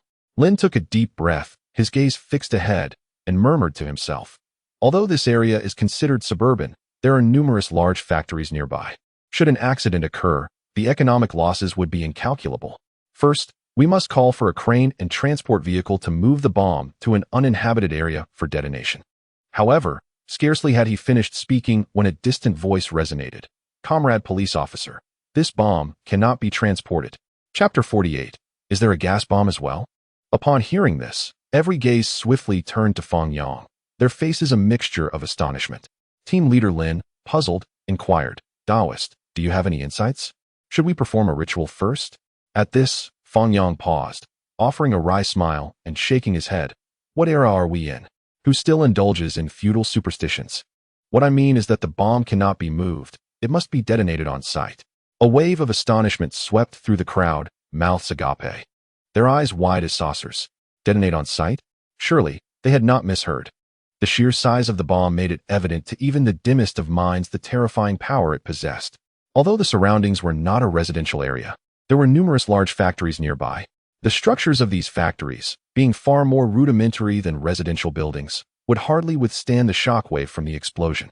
Should a collapse occur, the damage to equipment would be minor, but the potential for casualties could be catastrophic, resulting in losses and consequences far beyond measure. From the outset, Captain Lin had been resolutely determined to transport the bomb for detonation, never once contemplating a localized explosion. As for disarming it, that was out of the question. This was not a cinematic endeavor aimed at creating tension. Only a fool would take it upon themselves to dismantle an aging bomb, an act tantamount to courting death. Why? Lin asked. Do you, Taoist, possess knowledge of explosives? Lin furrowed his brow in confusion as he regarded Fang Yang. Fang Yang offered an awkward smile and explained, firstly, while excavating, I inadvertently caused significant deformation of the bomb. In such a scenario, no one can ascertain its internal condition, greatly increasing the likelihood of an accident. Secondly, even if we were to extract the bomb, have you considered that during its transportation, the vehicle would provide no protective measures? With the jostling along the way, who can guarantee it won't detonate unexpectedly? Should an explosion occur, the repercussions would far exceed those of a controlled detonation on site. Thus, even a 1 in 10,000 chance renders transportation absolutely inadvisable. Furthermore, may I inquire if you are aware of the bomb's model? Upon hearing Fang Yang's analysis, the group was rendered speechless, their expressions a blend of astonishment and disbelief. Good heavens, not only does this Taoist operate an excavator, but he also possesses knowledge of explosives? Has he truly worked at a construction site before becoming a Taoist? Otherwise, it defies logic. Who among normal Taoists studies explosives? At that moment, Captain Lin was too preoccupied to ponder this conundrum, instead left momentarily dumbfounded by Fang Yang's question. What model? How could I possibly know about such a massive hunk of iron? Fang Yang gently shook his head. Actually, it can be inferred. Inferred? Lin exclaimed, his eyes widening in disbelief. Don't tell me you know the bomb's model as well. Well, it's not particularly difficult to deduce, Fang Yang continued. First, consider the era from which this aerial bomb originates. World War II, perhaps? Lin responded, albeit perplexed. Yes, I suppose so. Correct. observing its state of rust. It has presumably been buried underground for many years. It could only be from the World War II era. Now, let me pose another question. Who do you think deployed this aerial bomb? Isn't that obvious? Lin replied with a wry smile. It was undoubtedly those rascals. Indeed, Fang Yang affirmed with a nod. However, the issue lies in the fact that during that period, Japan's primary firepower was not high-yield aerial bombs. They prioritized the maneuverability and flexibility of their bombers, resulting in generally low payloads. Consequently, their focus in developing aerial bombs was predominantly on smaller yields. A behemoth such as this could only correspond to the Type 150-5 aerial bomb, which reportedly weighs over 1,000 kilograms and measures around 3 meters in length, with an estimated yield lingering around 600 kilograms. From these data points, I can preliminarily conclude that this is the Type 150-5 aerial bomb. At this juncture, Captain Lin was utterly astounded, while the others regarded Fang Yang as if he were some extraordinary being. To deduce the bomb's model from a rust-covered chunk of iron was nothing short of remarkable. Yet, Captain Lin, still grappling with the implications, queried, "But even if we ascertain the model, what does it matter? We cannot simply disarm it. That would only heighten the danger." Fang Yang shook his head with a smile, saying, "Of course not. I merely wish to inform you that the fuse employed in this type of missile is extraordinarily intricate, incorporating both impact fuses and motion-sensitive fuses. Generally speaking, should such a bomb be dropped from the sky, it would be nearly impossible for it to fail to detonate unless it landed in a swamp. As for the reason it did not explode, I shall elaborate shortly. However, after years of corrosion, the motion-sensitive fuse has become exceedingly sensitive. If subjected to excessive vibrations during transport, there exists a significant risk of detonation." Lin, upon hearing this, could not help but draw in a sharp breath. He finally comprehended why Fang Yang had engaged him in a discussion about the model, not to showcase his vast knowledge, but to elucidate why it could not be relocated. In that moment, Lin's gaze towards Fang Yang was rife with complexity. The brief span of several minutes had left him astounded multiple times. First, he was taken aback by the sheer size of the bomb, and now he found a Taoist, someone seemingly less specialized, possessing greater expertise in explosives. The very detail of the motion-sensitive fuse was bewildering. He was certainly familiar with such fuses and aware of their peril. Had it not been for Fang Yang's timely warning, he might have foolishly attempted to transport it, risking a catastrophic explosion from mere jolting on the road. The thought of an abrupt explosion in the heart of the city, good heavens! Just envisioning that scenario left him breathless.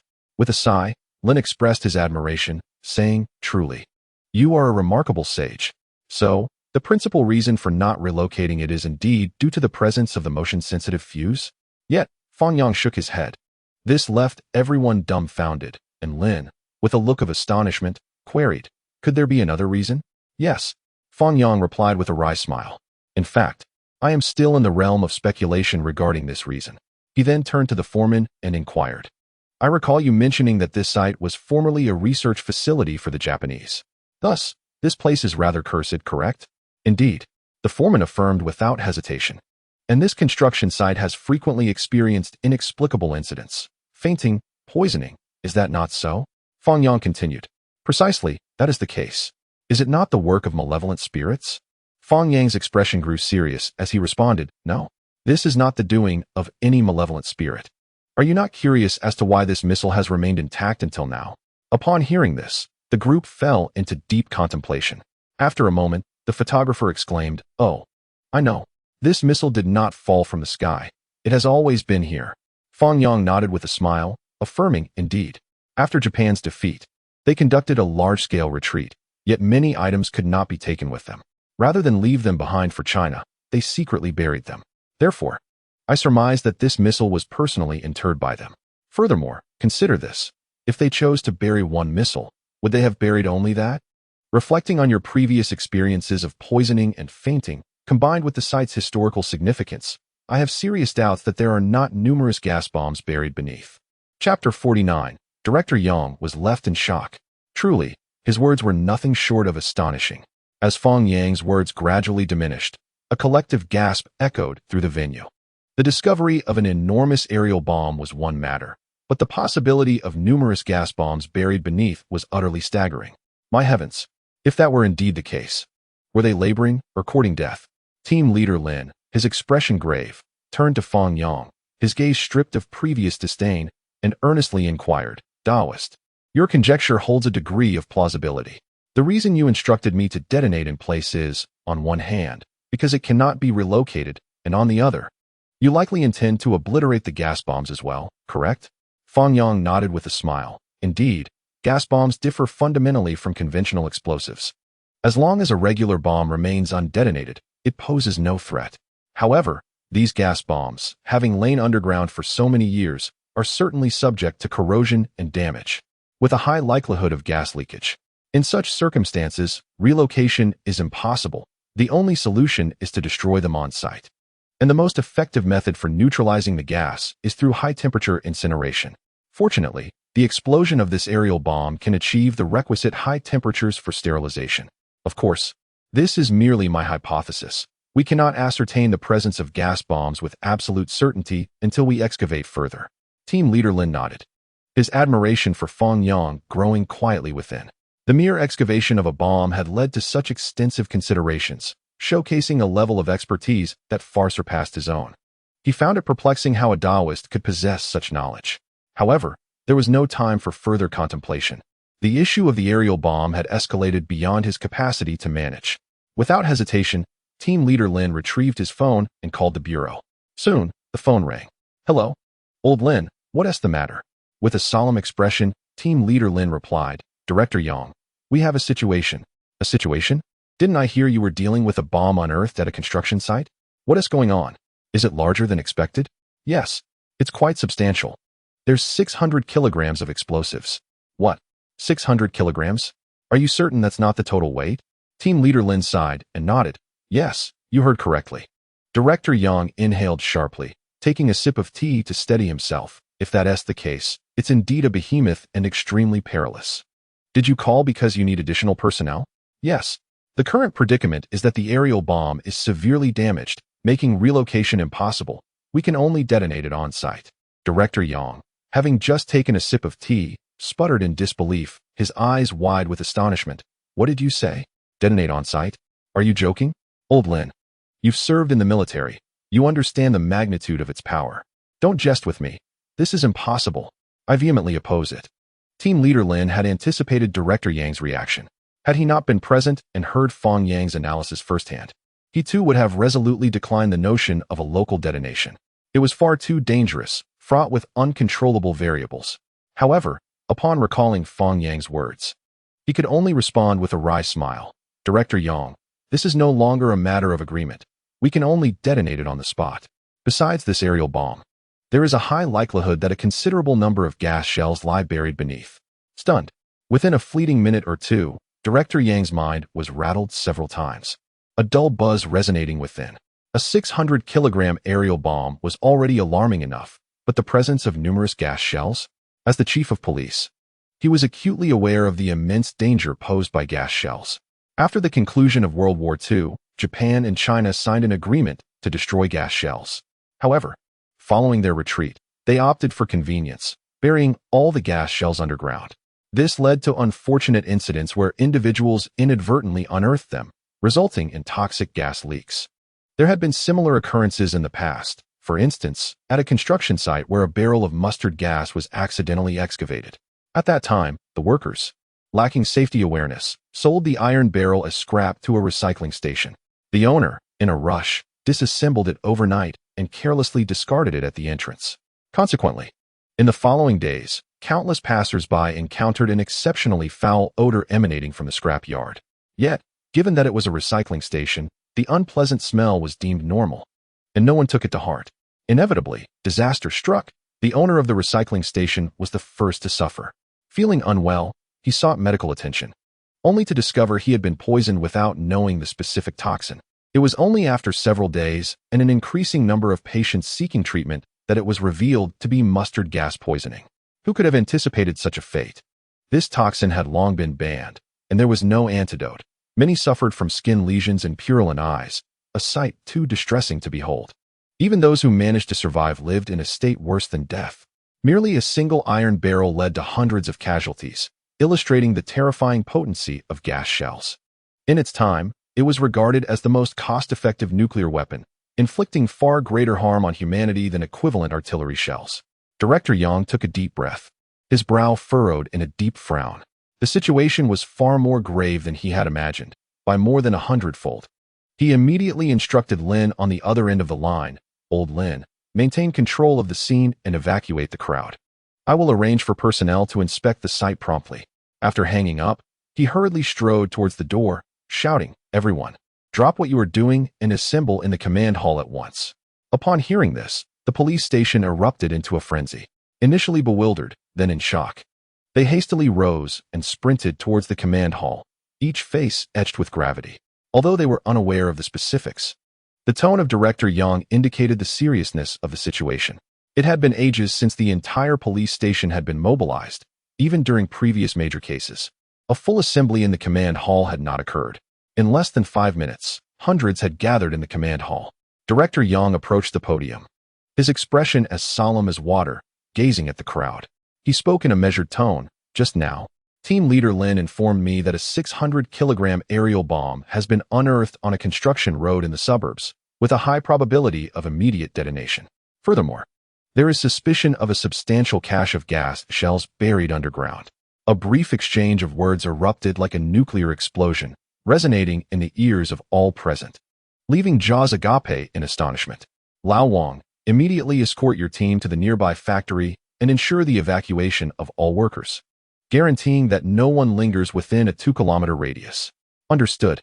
"Lao Chung, contact biohazard experts and demolition companies to rush to the site. And it is imperative to devise a solution promptly." "Yes." "Xiao Li, call the hospital and request 12 ambulances to be on standby for emergency rescue, especially concerning toxic gas. They must prepare in advance." "Yes." "Lao Zhang, liaise with the fire department to dispatch 10 fire trucks to the vicinity, and also coordinate with the traffic police to manage the nearby roads, sealing all intersections." "Yes." As a series of commands were issued, Director Yang cast a stern gaze upon everyone. Today's mission pertains to the safety of the citizens of Shihai City. If mishandled, lives could be at stake. I expect everyone to remain vigilant and act with caution. Those not specifically named will accompany me to maintain order at the scene. Do you understand? Understood. Chapter 50. The discovery of the toxic gas shell, escalation of the situation. After completing all preparations, Director Yang did not forget to call Secretary Li of the Municipal Committee to report the situation. Upon receiving the intelligence, Secretary Li rushed to the office, breathless and exclaiming, "Secretary, there's a grave situation." Secretary, he furrowed his brow, inquiring, "What has happened now?" After a 5-minute recounting, Secretary He's expression shifted dramatically, urgently asking, "Has Director Yang's team commenced their actions?"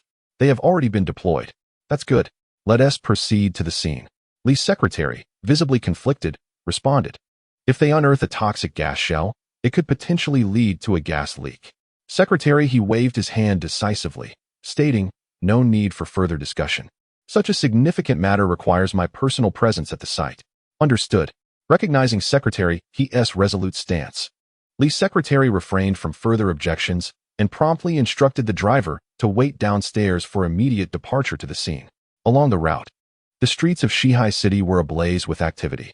Special police, emergency services, traffic police, and fire brigades raced in from all directions, converging towards a singular destination. The multitude of flashing red and blue lights during daylight was particularly blinding, and the cacophony of sirens instilled a sense of urgency and crisis among all participants. Prior to their arrival, the gravity of the situation had been briefly outlined.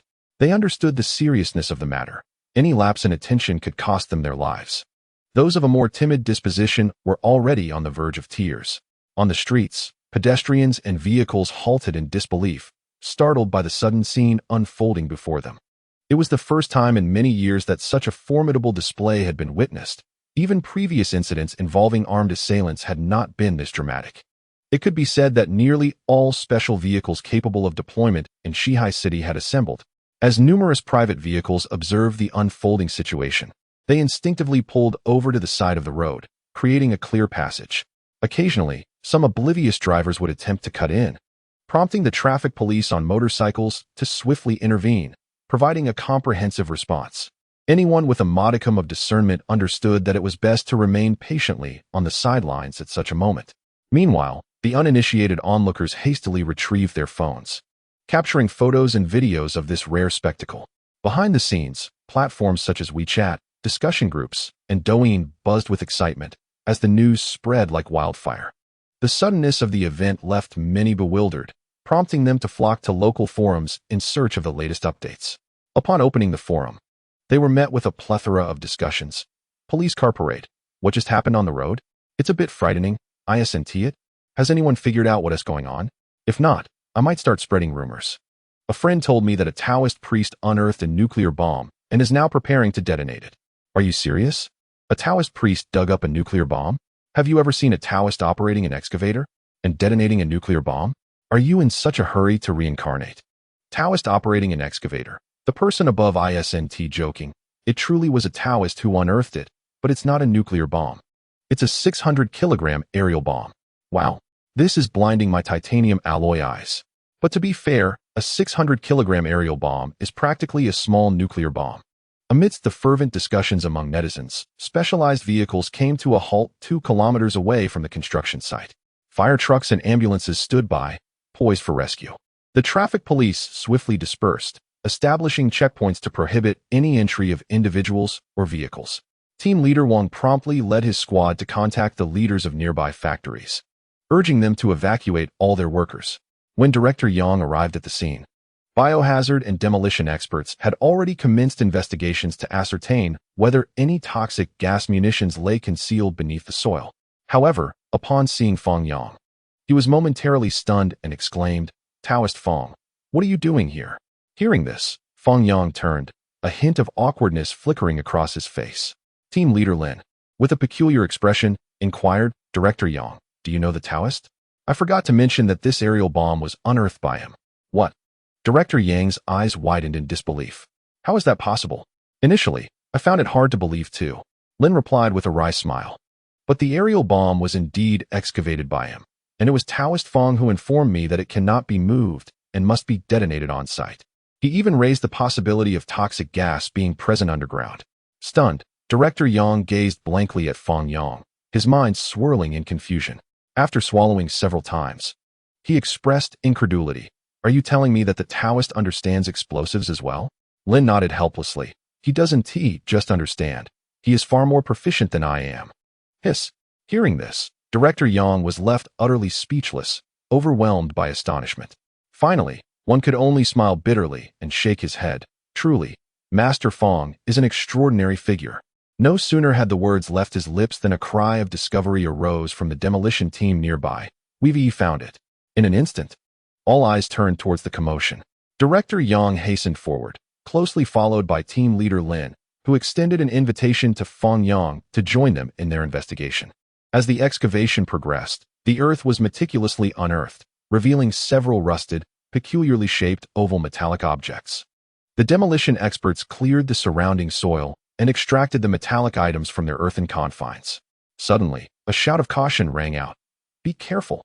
One of the objects, as it was unearthed, emitted a hissing sound, releasing a wisp of yellow smoke. It was toxic gas. "Quickly disperse." Without a moment's hesitation, Fang Yang and the others fled the scene.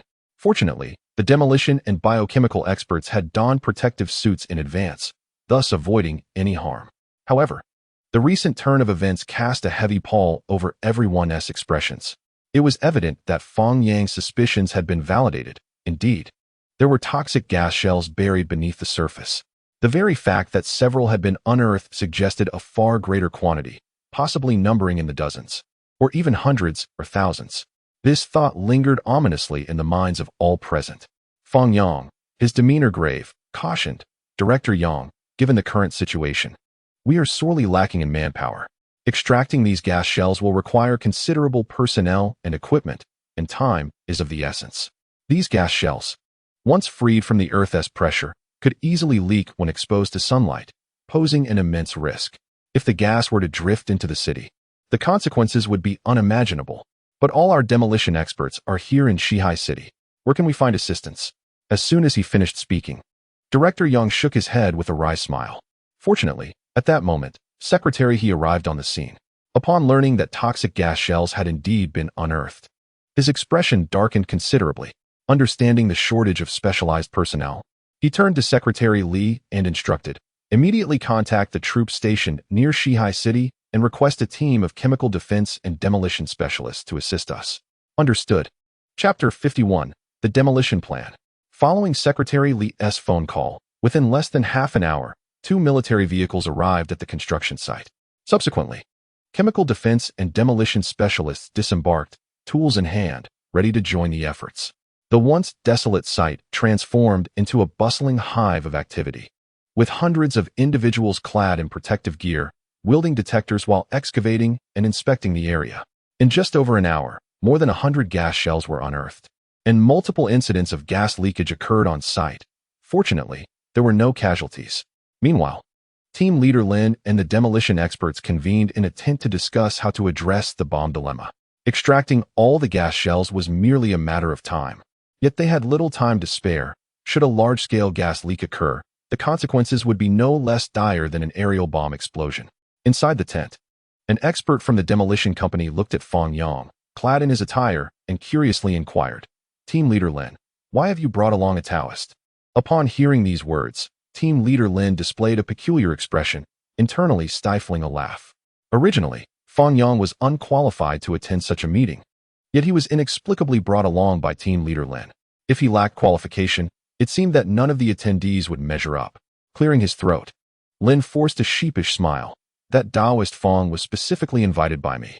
He unearthed this aerial bomb and informed me that it cannot be relocated but must be detonated on site. He even discovered the presence of the gas bombs.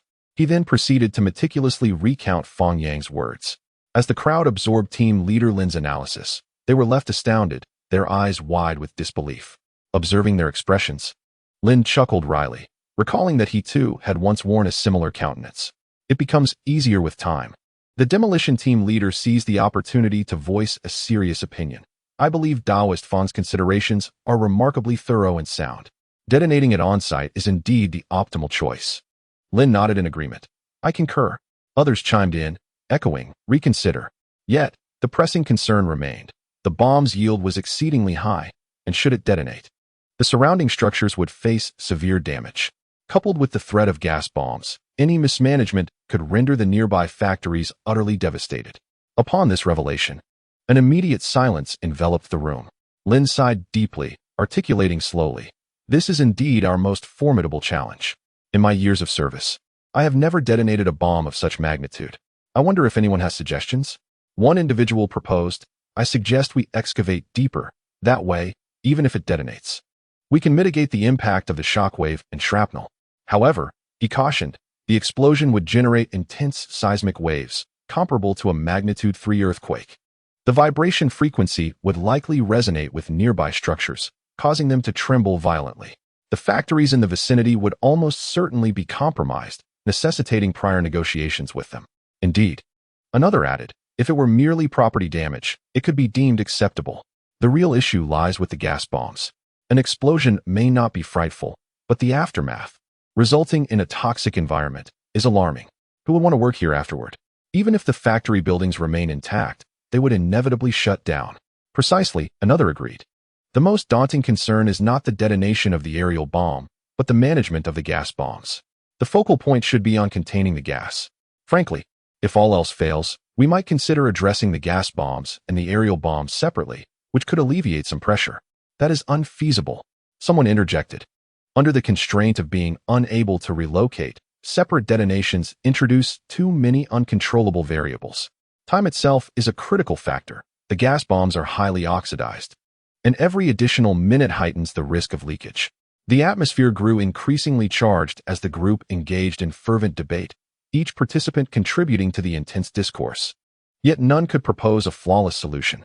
With one bomb weighing 600 kilograms and a plethora of gas bombs, either would pose a significant threat, especially when combined.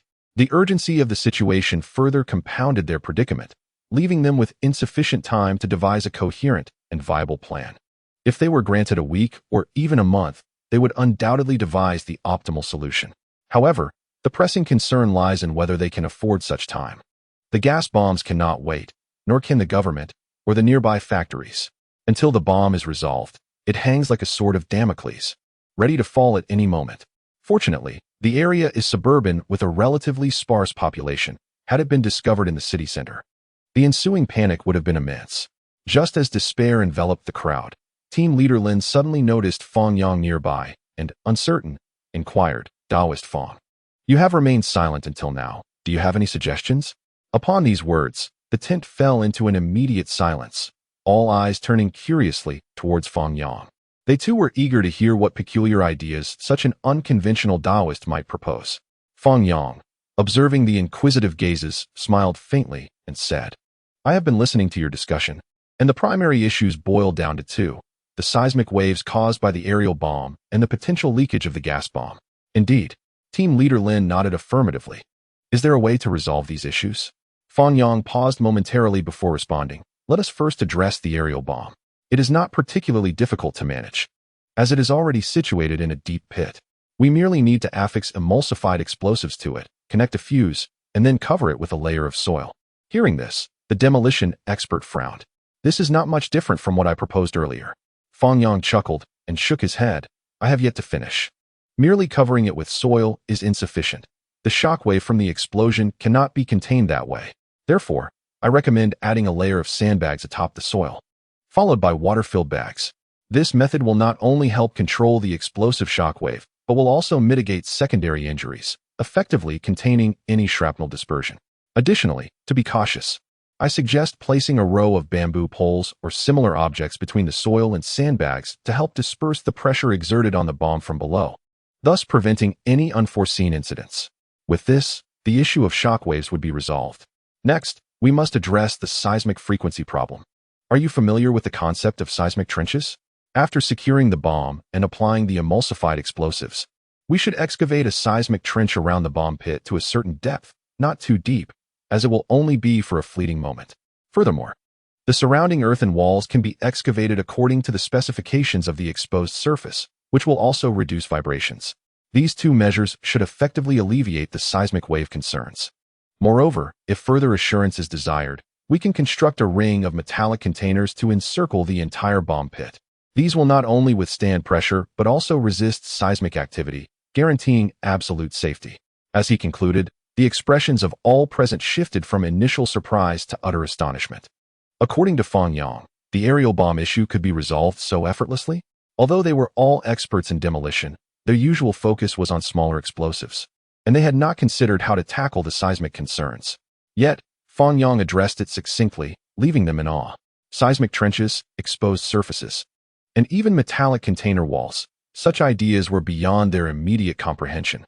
Such concepts may seem incomprehensible to the average person. However, when articulated by a Taoist, it feels almost dreamlike and utterly bewildering. In the past, even during urban demolitions, the most one could do was encircle explosives with steel plates and sandbags to ensure shrapnel wouldn't scatter wildly. Who would ever conceive of employing metal container walls, which seemingly have no connection to explosives? Typically utilized for storage and containment, their original design was to withstand external pressures, such as those from earthquakes or blasts. They possess substantial stability, effectively controlling the aftershocks of seismic activity. Yet now, they have transformed into an undeniable artifact of power. With an expression of sheer delight, team leader Lin inquired, "The metal container wall is truly remarkable. However, what about the issue of the gas bombs? How shall we resolve that?" Chapter 52. The popularity of the live stream surged exponentially. "Well, this isn't overly difficult to manage, albeit somewhat complex," Fang Yang replied with a faint smile. Under typical circumstances, the method for handling gas bombs involves first dismantling the fuse, then separating the ammunition from the toxic substances. The ammunition is taken for detonation, while the gas is subjected to high-temperature incineration or chemical neutralization. However, this is a conventional approach, and it may not be suitable for today's situation. The reason I proposed detonating the airborne bombs on-site was partly due to the gas bombs. It is widely known that the temperature generated during an explosion is exceedingly high. When 600 kilograms of explosives detonate, the temperature at the center can reach several thousand degrees or even more. At such elevated temperatures, any gas introduced will be incinerated entirely. If we concentrate the gas bombs near the airborne explosives and encase them in emulsified explosives, we can eliminate a significant portion of the gas during the explosion. Upon hearing this, someone stood up, expressing their confusion. I concede that your reasoning is sound, but is it truly feasible to eliminate all the gas solely through detonation? Indeed. Fang Yang nodded with a smile. It is impossible to eliminate all the gas. However, we can construct a bowl-shaped high-temperature furnace above it. This way, even if gas leaks from below, it will be incinerated instantaneously by the furnace. Furthermore, to prevent the shock wave from the explosion from destroying the furnace, I suggest building a protective wall in front, akin to a chamber, to mitigate the blast's impact. The chamber need not be completely sealed, as the primary force of the explosion will be directed upwards. Reinforcing the top will suffice. After contemplating Fang Yang's suggestions, everyone fell into deep thought. Team leader Lin took a deep breath, his expression grave as he remarked, "This method can indeed prevent gas leakage. But can merely constructing a chamber withstand the shockwave from above?" Others nodded in agreement, expressing their concerns. "This is precisely what worries me. If the shockwave is too powerful, the outer furnace could easily be compromised, allowing the gas to escape." Fang Yang chuckled and shrugged. "Why not simply dig the pit deeper? Since we cannot resolve the shockwave from above, we can layer several bags of water." Upon hearing this, everyone's eyes instantly lit up. Yes, how could I not have thought of such a simple solution? Indeed, let us dig deeper. After extensive deliberation among the team, a unanimous decision was made to adopt the Fang Yang plan. Upon hearing the proposal, Secretary he promptly expressed his full support, urging the team to proceed with their efforts unreservedly. Under the guidance of Director Yang, all personnel collaborated efficiently. Some excavated pits, others dug seismic trenches, while additional workers prepared the surrounding area. Excavator operators transported soil from various locations, and numerous sandbags were being loaded for dispatch. As for the water bags, local police officers worked diligently together, manually filling and transporting them one by one. Moreover, the construction of the chamber could not be preemptively completed. The city construction team had to stand by with cement and red bricks, ready to don protective gear and commence building as soon as the excavation was finished. After dispersing the surrounding crowd, team leader Wang personally led a group to search various markets in Shihai City for metal container walls. This left only one formidable challenge: the high-temperature furnace. Unlike any previous models, this furnace needed to be significantly large to encompass the explosion's radius. Unfortunately, such a furnace did not exist in Shihai City, necessitating the fabrication of a new one. Fortunately, the high-temperature furnace did not require extensive safety equipment or temperature regulation. Its sole purpose was to withstand high temperatures. Thus, the task simplified. A large semicircular iron furnace would be constructed to cover the chamber, equipped with heating devices. As time progressed, the deep pits and seismic trenches were excavated. Explosive experts stacked aerial bombs and gas bombs together, affixing emulsified explosives to each and connecting a fuse to the exterior. The site was fully prepared with soil, sandbags, water bags, and long bamboo poles. Once the emulsified explosives were secured, the police installed the metal container walls around the pit and began the sequential backfilling process.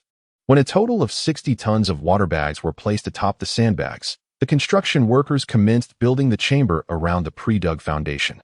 Covering only a few dozen square meters, numerous workers constructed the structure from the ground up with remarkable speed to ensure the gas could escape for efficient incineration. Several holes were intentionally left during the chamber's construction. Unbeknownst to them, day gradually turned to night. Within those few hours, news of Fang Yang uncovering an aerial bomb and detonating it on-site spread rapidly online. Keen bloggers had already edited short videos for posting. Imagine, in peacetime, discovering a 600-kilogram explosive aerial bomb and detonating it live, alongside a multitude of gas bombs. The scene was captivating. Anyone who glimpsed it would be irresistibly drawn to watch further. Thus, videos flooded platforms such as Douyin, Station, and Slow Hands, skyrocketing to the top of trending charts within hours. The sensational headline read, "Shihai City uncovers 600-kilogram aerial bomb set to detonate." Comments erupted in disbelief. 600 kilograms?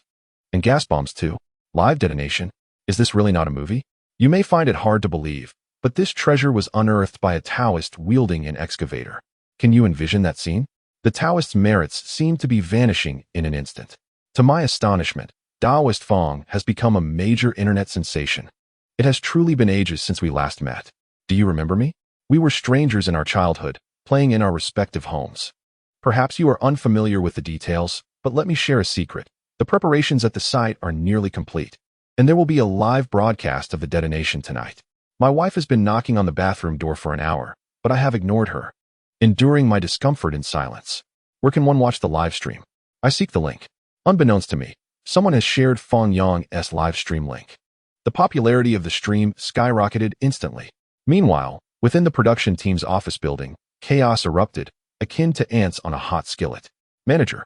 The Taoist has unearthed a colossal bomb. Manager. The Taoist live stream is trending at number 1. Manager. The viewership has reached 400,000.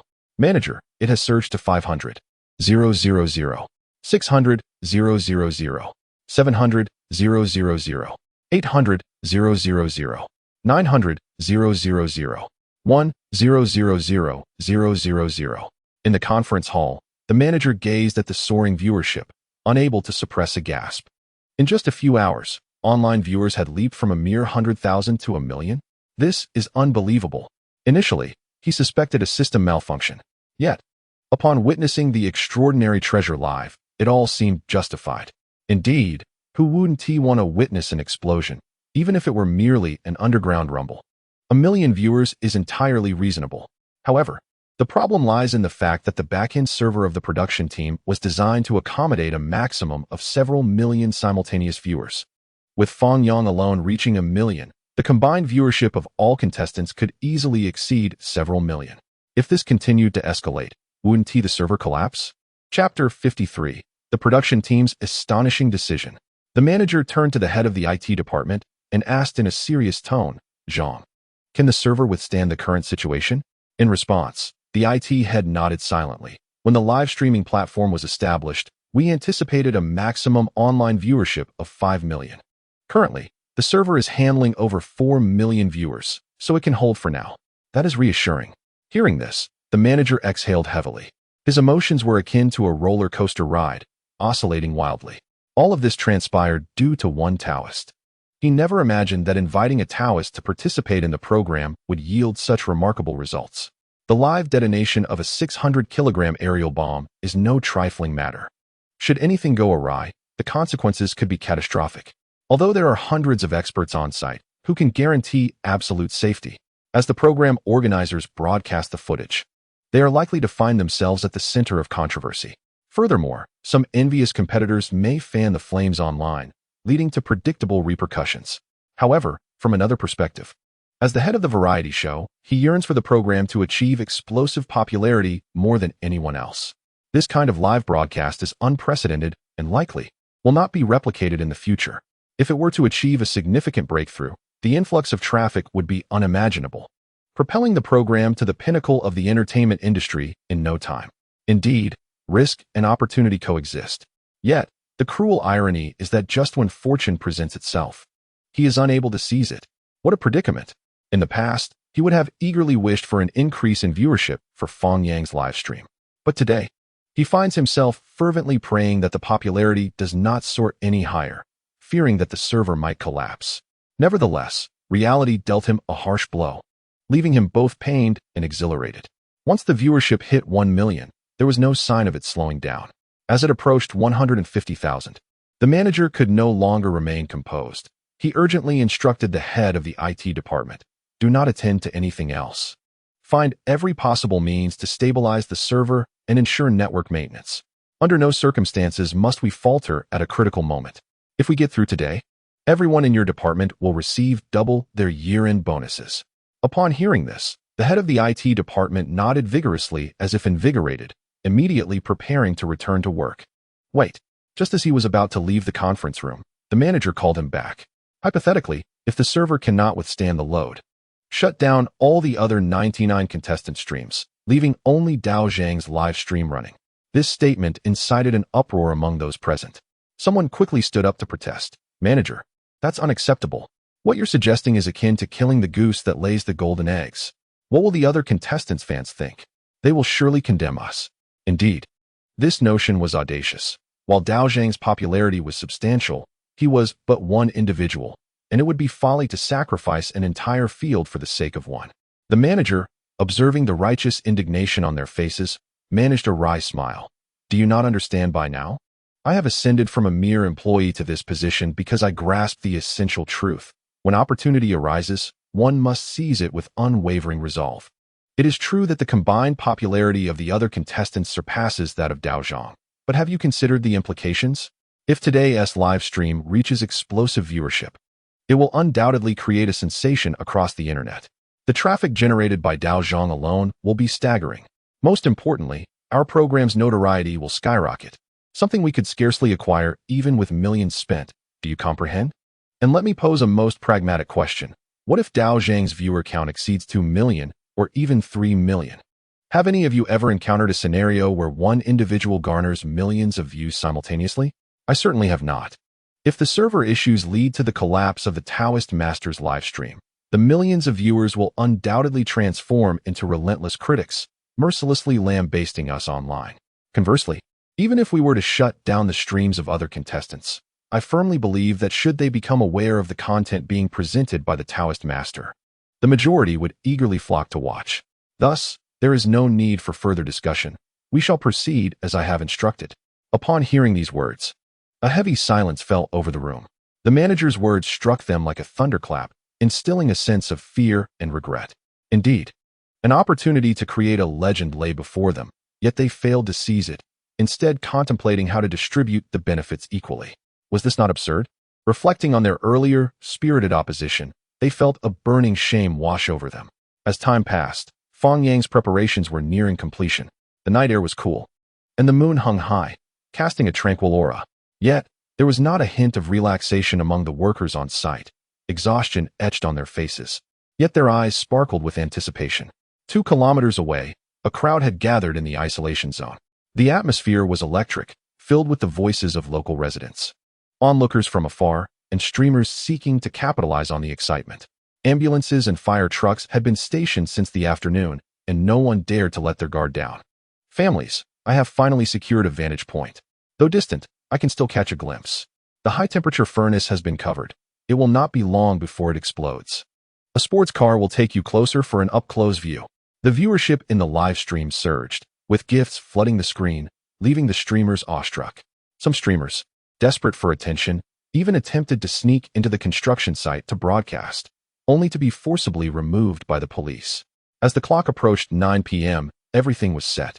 With a decisive gesture, Director Yang signaled for everyone to orderly evacuate to the safety zone 2 kilometers away. The once bustling construction site abruptly fell silent. The immense high-temperature furnace, illuminated by powerful lights, appeared utterly astonishing. Every individual stood in rapt attention, their exhaustion forgotten as they longed to witness this historic moment. Director Yang approached Secretary He, his expression grave, and reminded him, "Secretary, the site has been completely evacuated and the demolition team is ready. Please give the order." "Understood." Secretary He replied softly, his gaze fixed intently on the massive furnace. After a deep breath, he slowly commanded, "Prepare to detonate." "Understood." Director Yang adjusted his attire and, with heavy steps, walked toward the police vehicle. Activating the hazard lights and sirens, a cacophony of alarms erupted, silencing the previously noisy square. All eyes turned toward the police vehicle. Under the cloak of night, the red and blue lights flashed ominously, and the wailing sirens heightened the tension in the air. With each blaring sound, the collective anxiety of the crowd intensified, and at that moment, the livestream viewership soared to unprecedented heights. 2 million, 3 million, 5 million. As Director Yang seized the intercom and bellowed, "Prepare for detonation," the countdown begins. Chapter 54, Successful Detonation. Is there more? 5, 4, 3. With each second that Yang counted, the hearts of the onlookers synchronized with the rhythm of the countdown. The demolition expert, poised with one hand beside the crimson button, was drenched in sweat on his forehead and palm. Under the immense pressure and tension, his body trembled uncontrollably, his gaze fixated on the detonation switch. 2, 1, ignite. At the culmination of the countdown, the demolitionist's eyes widened in fury as he forcefully pressed down on the red button. In that instant, the weight of the task overwhelmed him, causing him to collapse to the ground, as if he had expended every ounce of his strength. The next moment, boom, a sensation akin to the earth quaking reverberated through the air. The ground convulsed violently, windows and car panes rattling in a chaotic symphony. Many felt the instability beneath them. toppling to the ground, while a flock of birds took flight in a frenzied escape, accompanied by the deafening roar. It seemed as though the earth was gripped tightly by an invisible giant hand, only to be released again. A series of explosions detonated deep below the surface, yet were ensnared by an unseen prison, rendering the surface unchanged while only the sounds and vibrations echoed above. Nevertheless, the tremors emanating from the depths conveyed an unsettling terror. The quake was swift, and just as quickly it ceased. Within mere seconds, silence reclaimed the scene. It was as if a pause button had been pressed. Everyone held their breath, intently absorbing the shockwave of the explosion. After a few moments of stillness, a surge of joyous cheers erupted. Every face radiated exhilaration. We succeeded. Yes, the high-temperature furnace remains intact. My goodness, I have witnessed a historic moment. In that instant, everyone was like revelers celebrating the new year, exuberantly shouting in delight. Particularly for those who had participated in the effort, an immense sense of accomplishment filled their hearts. However, Fang Yang understood that it was premature to declare success. The extent of damage to the nearby foundation from the seismic shock remained uncertain, and whether the toxic gas had been incinerated was still an unknown. Yet, they could do nothing but wait, even if all went well. The high-temperature furnace would require over an hour to ensure thorough sterilization. Meanwhile, at the precise moment the explosion commenced, the live broadcast studio of the production team collapsed. The manager, flanked by supervisors, stared at the screen where question marks flooded the comments, his face paling. As the number of viewers surpassed 2 million, he had promptly instructed the network department to shut down the streams of other contestants. The server's burden lightened significantly. However, just as he reveled in his decision, he suddenly noticed that the viewership in Fang Yang's broadcast was skyrocketing at an unprecedented rate. Especially as the explosion approached, the numbers surged from 3 million to 5 million in an instant. In that moment, his heart raced towards his throat. Yet, the event he most dreaded ultimately unfolded. The live broadcast crashed. At the same time, the customer service department of the program was inundated with calls, and the official website was bombarded by netizens. What could he do? Blame the network department? Ultimately, he could only chastise his own short-sightedness for enlisting such an outrageous contestant as Fang Yang. Fortunately, after the explosion subsided, the live broadcast room collapsed. However, thanks to the network department's efforts, it quickly sprang back to life, albeit with significantly fewer viewers. As the audience beheld the reappearing broadcast, they unleashed a torrent of sarcastic remarks. Can it even function anymore? Failing at a critical moment, I cursed the program director with premature ejaculation. Crashed in the morning, sought help by noon, salvaged by afternoon, and burned by night. Mother weeps, father manages, while grandparents lament. You wash the dishes. I prepare the meals, half the village joins in. Swana plays, firecrackers explode, while a small box lies inside. 8 at a table, 10 dishes served. The program staff have vanished. Doctor, the patient departed quite peacefully. Program family member, woe is me. Doctor, just kidding. Program family member, huh? Doctor, the patient suffered greatly. Just returned, what was the outcome? Was it successful? Damn it, I strongly suggest Taoist Feng switch to a different variety show. This one is utterly unreliable. An hour later, Director Yang, accompanied by a cadre of demolition and chemical experts, returned to the site, with Fang Yang closely trailing behind. The scenery along the way was nothing short of shocking. Although the direct impact of the explosion had not completely penetrated the surface, the intense tremors had rendered the surroundings devoid of their usual tranquility. The closer they approached the epicenter of the explosion, the more the foundations of buildings were compromised, with cracks appearing in walls, some teetering precariously. The roots of trees were damaged, their branches quivering as if they might collapse at any moment, while fissures in the roads spread like a spider's web. The chemical experts swiftly deployed their instruments to detect any toxic gas leaks. Fortunately, it was merely a false alarm. The cracks had existed prior and had merely widened due to the explosion, thus no toxic fumes were released. Standing several dozen meters away from the high-temperature furnace, Fang Yang could feel a wave of heat approaching. After the chemical experts turned off the furnace, they conducted another round of air quality tests in the vicinity. All was well, the air quality deemed safe. Upon hearing this, everyone breathed a collective sigh of relief. Thus far, everything aligned with expectations. Although surrounding structures had sustained some damage, it was negligible and had not resulted in significant economic loss. Now, they merely needed to wait for the furnace to cool before unveiling the mysteries within. Half an hour later, the temperature of the furnace gradually decreased, and several cranes simultaneously latched onto its base to lift it. With a crack, blinding beams of light illuminated the bomb crater. The previously concealed chamber had inexplicably collapsed, transforming into scattered bricks strewn across the ground. The original sandbags and water bags had vanished, creating a massive pit over 20 meters deep and more than 30 meters in diameter. The surrounding metal containers were nearly unrecognizable, deformed by the explosion, and remnants of bomb fragments littered the ground. The terrifying scene caused everyone to break into a cold sweat. How perilous! The tunnel had collapsed, meaning it was merely a step away from the high-temperature furnace. If that furnace were to explode, the consequences would be unimaginable. 600 kilograms, truly horrifying. It is crucial to note that at that time, nearly 100 tons of sandbags and water bags were piled above. This situation equated to hundreds of fully loaded trucks parked in the same spot, each bearing several tons of cargo, collectively pressing down. Yet, astonishingly, even with such immense weight, everything was obliterated in the blast. Had the initial plan been merely to place a layer of soil above, a sudden explosion would have led to even more terrifying ramifications. Imagine, during wartime, a 1,000-kilogram aerial bomb falling at your doorstep. How desperate one would feel in such a moment. As the crowd was left in shock, the chemical defense experts delivered a piece of uplifting news. The air quality was safe. There were no toxic gases. They had been completely eradicated. Upon hearing this exhilarating announcement, joy unconsciously spread across everyone's faces. It had succeeded. This time, it was indeed a triumph.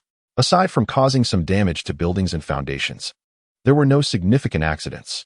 Such a detonation would undoubtedly create a sensation across the internet.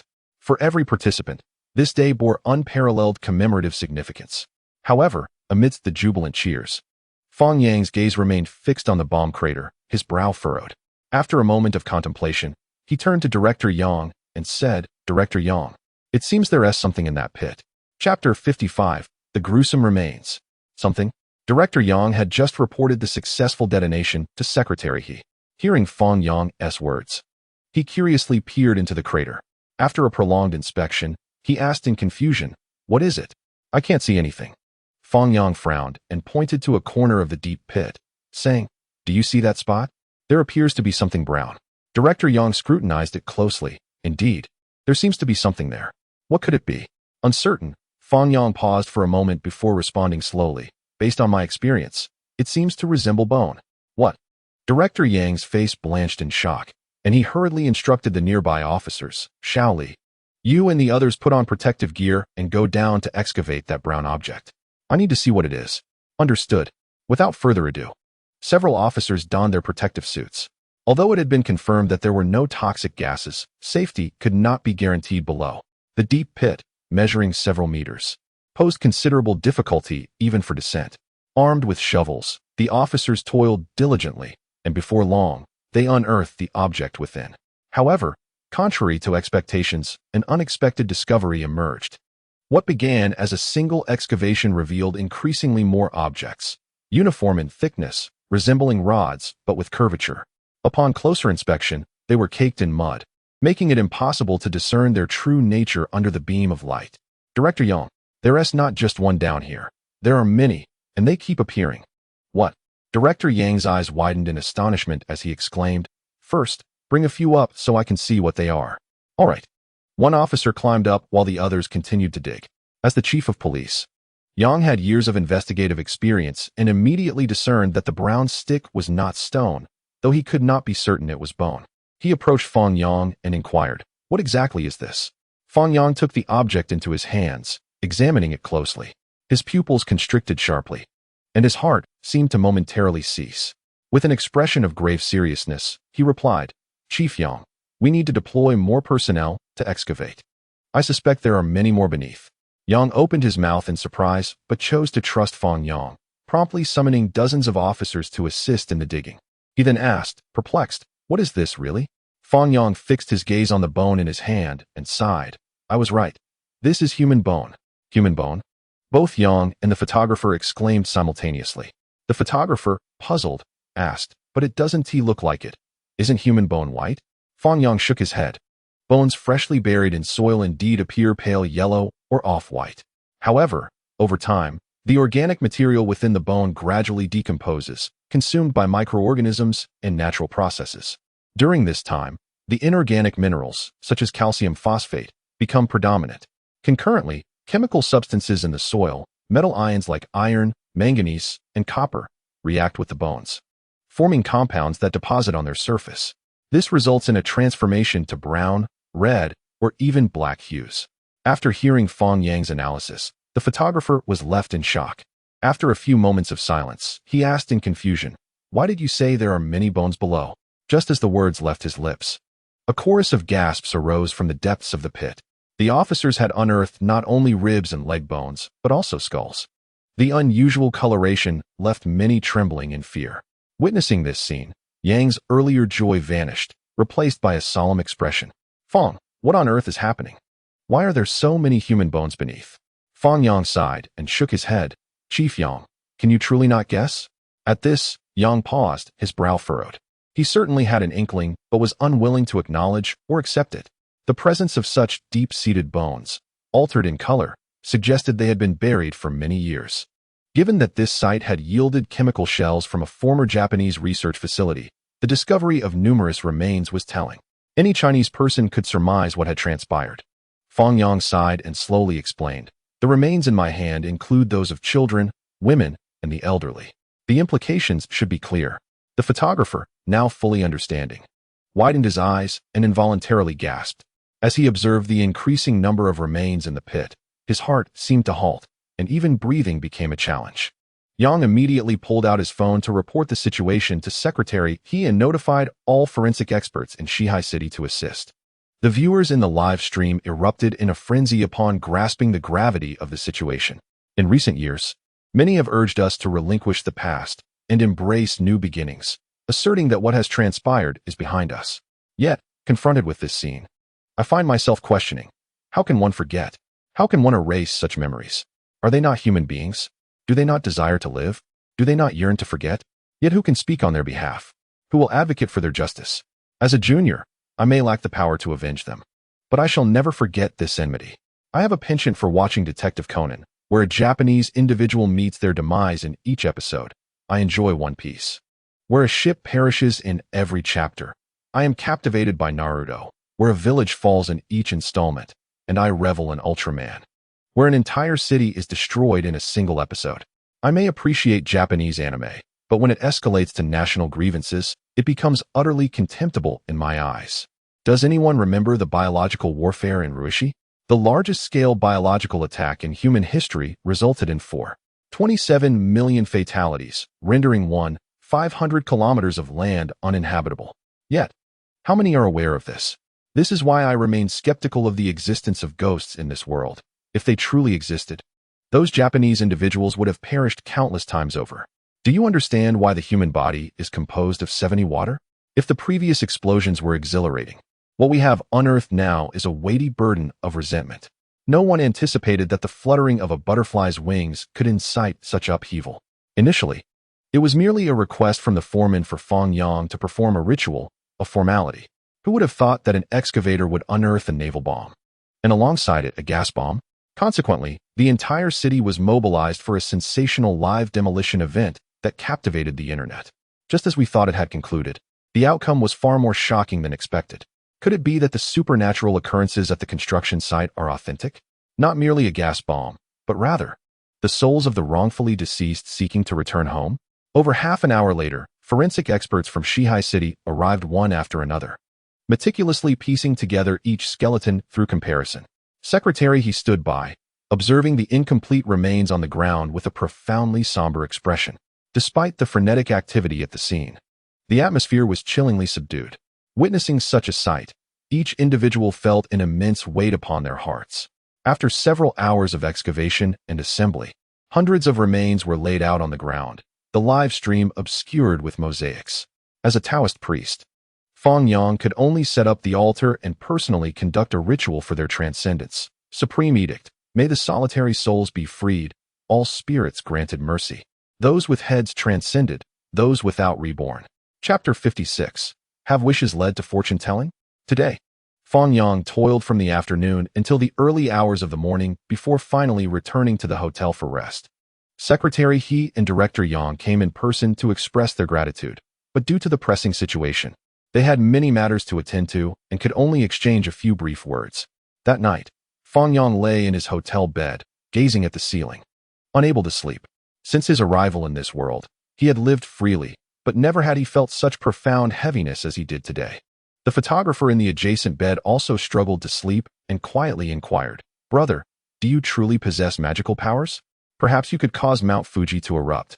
Upon hearing these words, Fang Yang felt a chill run down his spine and turned to glance at him, retorting, "Why don't you suggest I summon Godzilla or reverse the flow of nuclear wastewater?" This night was destined to be tumultuous. The detonation of a 600-kilogram aerial bomb undoubtedly ascended to the top of trending searches. A multitude of netizens flocked to witness the aftermath. While they had merely heard the blast, the sight of the surrounding devastation and the deep pit left in its wake left no doubt about the explosion's formidable power. Such a complex demolition not only spared the surrounding buildings from damage, but also effectively addressed the issue of toxic gas munitions, undoubtedly qualifying as a textbook case of detonation. However, this monumental explosion did not claim the top trending spot. The revelation of the unearthed skeletal remains, even with pixelation, could not conceal the collective outrage boiling within the hearts of all who beheld it. The latent animosity embedded within the Chinese spirit was ignited, prompting a torrent of comments from netizens, and coupled with the explosion, it surged to international attention. Foreign users, upon learning of Japan's despicable actions, were left astounded. "This must be a fabrication. Our history has never acknowledged this. We are the victims of atomic bombs inflicted by Japan." Indeed, it is no coincidence that Japan is the only nation to have suffered atomic bombings. They are not unjustly vilified. If possible, let us deliver them a few more from the camels. Such inhumane acts deserve to be dispatched to Siberia to sow tulips from the wild geese. Textbooks do not recount it this way. We went to assist them in improving their lives. Nothing else occurred. This must be a falsehood from Japan.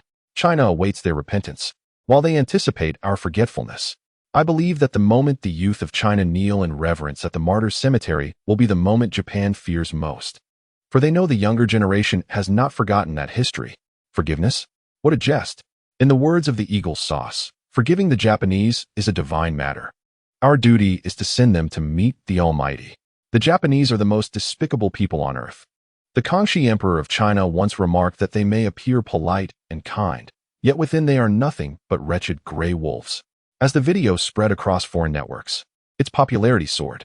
The overwhelming majority of foreigners are unaware of this history, and even young Japanese are often oblivious. If they are aware, they adopt an indifferent stance, viewing it merely as the actions of their ancestors, disconnected from their own lives. However, as foreign netizens delved deeper, it was akin to a revelation about the Japanese. No derogatory term could adequately encapsulate their actions. Countless individuals transitioned from curiosity to shock, ultimately culminating in anger. Even if they were not Chinese, nor of Asian descent, they were still human. Any individual would feel disgust and rage in response to Japan's inhumane actions. A fervor swept across the internet, demanding the expulsion of the Japanese from this blue planet, while those studying abroad found themselves inexplicably cast as pariahs, with cries for their downfall echoing everywhere. The following morning, as was his custom, Fang Yang awoke around 9 o'clock. By the time he arrived at the park, it was already 10. After waiting for approximately 10 minutes, a middle-aged woman appeared, dressed in a provocative dress, complemented by stockings and high heels. Her heavily made-up visage exuded an unmistakable air of worldly allure. Seated across from him, she nonchalantly removed her sunglasses and in a condescending tone inquired, "Could you tell me when I might find a husband?" Fang Yang smiled and replied, "That depends on the type of man you are seeking. I have high standards," she declared, raising an eyebrow and fixing her gaze on him with an unassailable confidence. "Although I am 35 years old, I will not settle for a man over 30. My monthly salary is approximately 3,000, but if a man earns less than 20,000, I shall not settle. Moreover, I have a child, so the house must be no less than 150 square meters. Otherwise, I will not compromise. Lastly, even though this is my second marriage, the betrothal gifts must not be less than 300,000. I will not settle for anything less. Can you tell me when I might find such a husband?" Upon hearing this list of demands, Fang Yang was taken aback and asked, "Are you sure you haven't come to the wrong place? If you're looking for a match, you should visit a marriage agency. To his surprise, the woman replied with a hint of melancholy. I did visit a marriage agency, and they suggested I consult a fortune teller, which is why I have come to you. Stunned, Fang Yang took a deep breath and said, Dear sister, you are underestimating yourself. At first glance, you hardly appear to be 35. With the aid of cosmetics and advanced beauty technology, you look no older than 18. Do not misconstrue this as a testament to the effectiveness of makeup. Your natural beauty is already remarkable. Hearing this, the woman's lips gradually curved into a subtle smile, and she nodded in agreement. Fang Yang continued earnestly, I know a woman, aged 52, who appears to be merely 25. She has 2 children, one disabled and the other with intellectual challenges.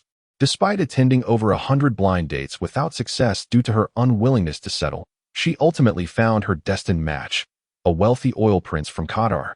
The betrothal gifts alone amounted to 8 billion, along with over 100 acres of oil fields. Even her previous husbands each received $1 billion. Therefore, you must remain steadfast and never compromise. I shall not charge you for this reading. Consider it a fortuitous encounter.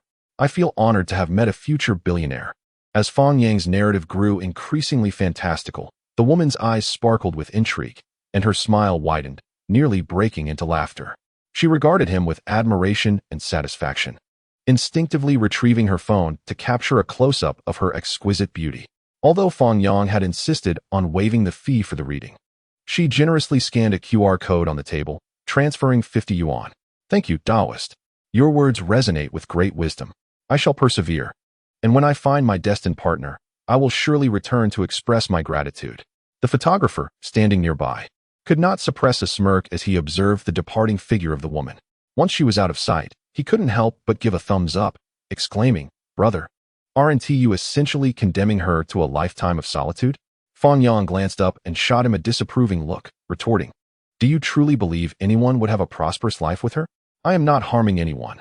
Rather, I am saving them. This is an act of great virtue. You know nothing. The photographer remarked, Chapter 57, inflicting 800 damage on the enemy, while suffering 1,000 in return. The viewers in the live stream burst into laughter. Such a woman is better off being locked away.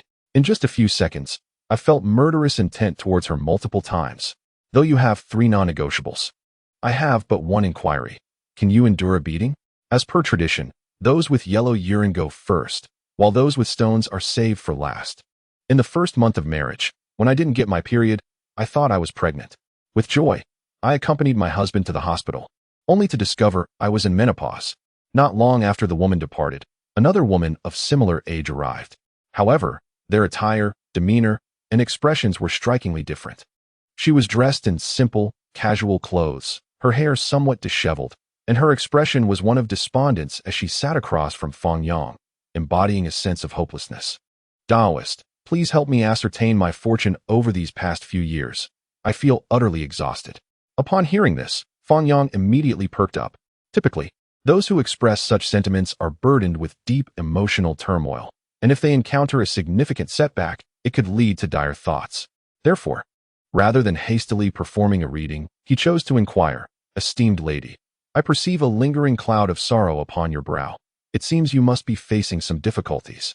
Before I conduct your divination, I would like to understand the nature of your troubles, so I may provide you with tailored guidance. At his words, the woman's eyes glistened with unshed tears, as if she had found a safe haven for her thoughts, and she slowly began to speak. Ah, Taoist, I have indeed encountered a rather distressing situation. After a brief pause, she recounted, a few years ago, in consideration of our child's education, our family exhausted all savings and took out a loan to purchase a second-hand staircase house in the city center. We resided on the ground floor, and everything was satisfactory until last year when the community decided to install an elevator. Initially, I vehemently opposed it. Our home had no need for an elevator and was more expensive than others. The installation would lead to considerable financial loss. Yet, despite my arguments, the elevator was imposed upon us, leaving me powerless. The once wide entrance, several meters across, was convenient for daily comings and goings, but after the elevator's installation, the passage shrank to less than a meter. I lodged complaints with the relevant authorities, yet each department insisted it was legal, leaving me with no choice but to accept that my sunlit home had transformed into a dim, damp basement.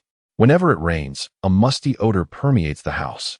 And upon consulting a professional, I discovered that the elevator's awning was intentionally slanted towards my home, causing all the rainwater to flow directly into my windows. Once, the windows on the first floor were exceedingly high, so much so that even on tiptoe one could not reach them.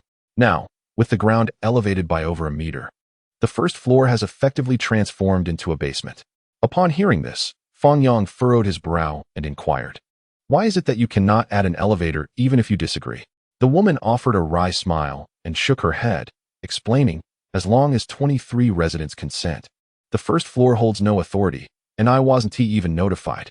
Recently, my family has been subjected to a barrage of garbage thrown at our home daily, with foul odors permeating from every window and door, as the entire building seems to conspire against us. The home I purchased with a lifetime of savings has devolved into this state. Not only has its value depreciated, but I also find myself needing to spend a fortune on maintenance, with no compensation whatsoever from the other owners. Over the past year, I have tirelessly sought assistance from various departments to lodge complaints, yet not a single entity has been able to help me defend my rights. Now my home lies in disrepair, and I feel utterly defeated." Fang Yang observed the woman's despondent demeanor, lost in contemplation. He then picked up a copper coin from the table, shook it gently in his hand, and tossed it lightly. With a smile, he announced, "I have arrived at a solution." The woman's spirits lifted at his words, and she curiously asked, "What do you mean?" "Well," he replied, "the divination suggests there are 2 methods to alleviate your current predicament." 2. The woman was taken aback and quickly pressed for details. "What methods?" Fang Yang chuckled softly and responded, "The first method. In your quest through various departments, have you approached the fire department?" "Fire department?" The woman paused momentarily, bewildered. "What would I want with them?" He explained, "According to fire safety regulations, the minimum width of hallways in residential areas must not be less than 11 meters. You mentioned earlier that the hallway is less than 1 meter wide. You can certainly contact the fire department, and they will enforce the removal of the elevator." The woman's eyes widened in astonishment. "Is that truly possible? But what if they refuse to dismantle it? Then we shall resort to the second method." Fang Yang said with a smile, "Have you ever heard of a century home?" The woman shook her head. "In essence, it refers to a spirit home. Nowadays, many cannot afford burial plots, leaving ancestral ashes without a resting place. If you are dissatisfied with your living situation, you can seal all the doors and windows, transforming it into a century home for rental, placing dozens of urns inside, and playing funeral music strictly adhering to the government's noise regulations. Moreover, didn't you mention that your area is a school district? This could serve as a clever marketing angle. Ancestors residing there may ensure that children excel academically." Upon hearing Fang Yang's suggestion, the photographer appeared dumbfounded. The woman gaped in disbelief, her expression one of incredulity. The online viewers in the live stream erupted in laughter. This Taoist priest is quite the trickster, teaching people to use such underhanded tactics. But upon reflection, it seems thrilling. Come on, let us mutually inflict harm. If you want to let me live in peace, don't expect to enjoy it yourself.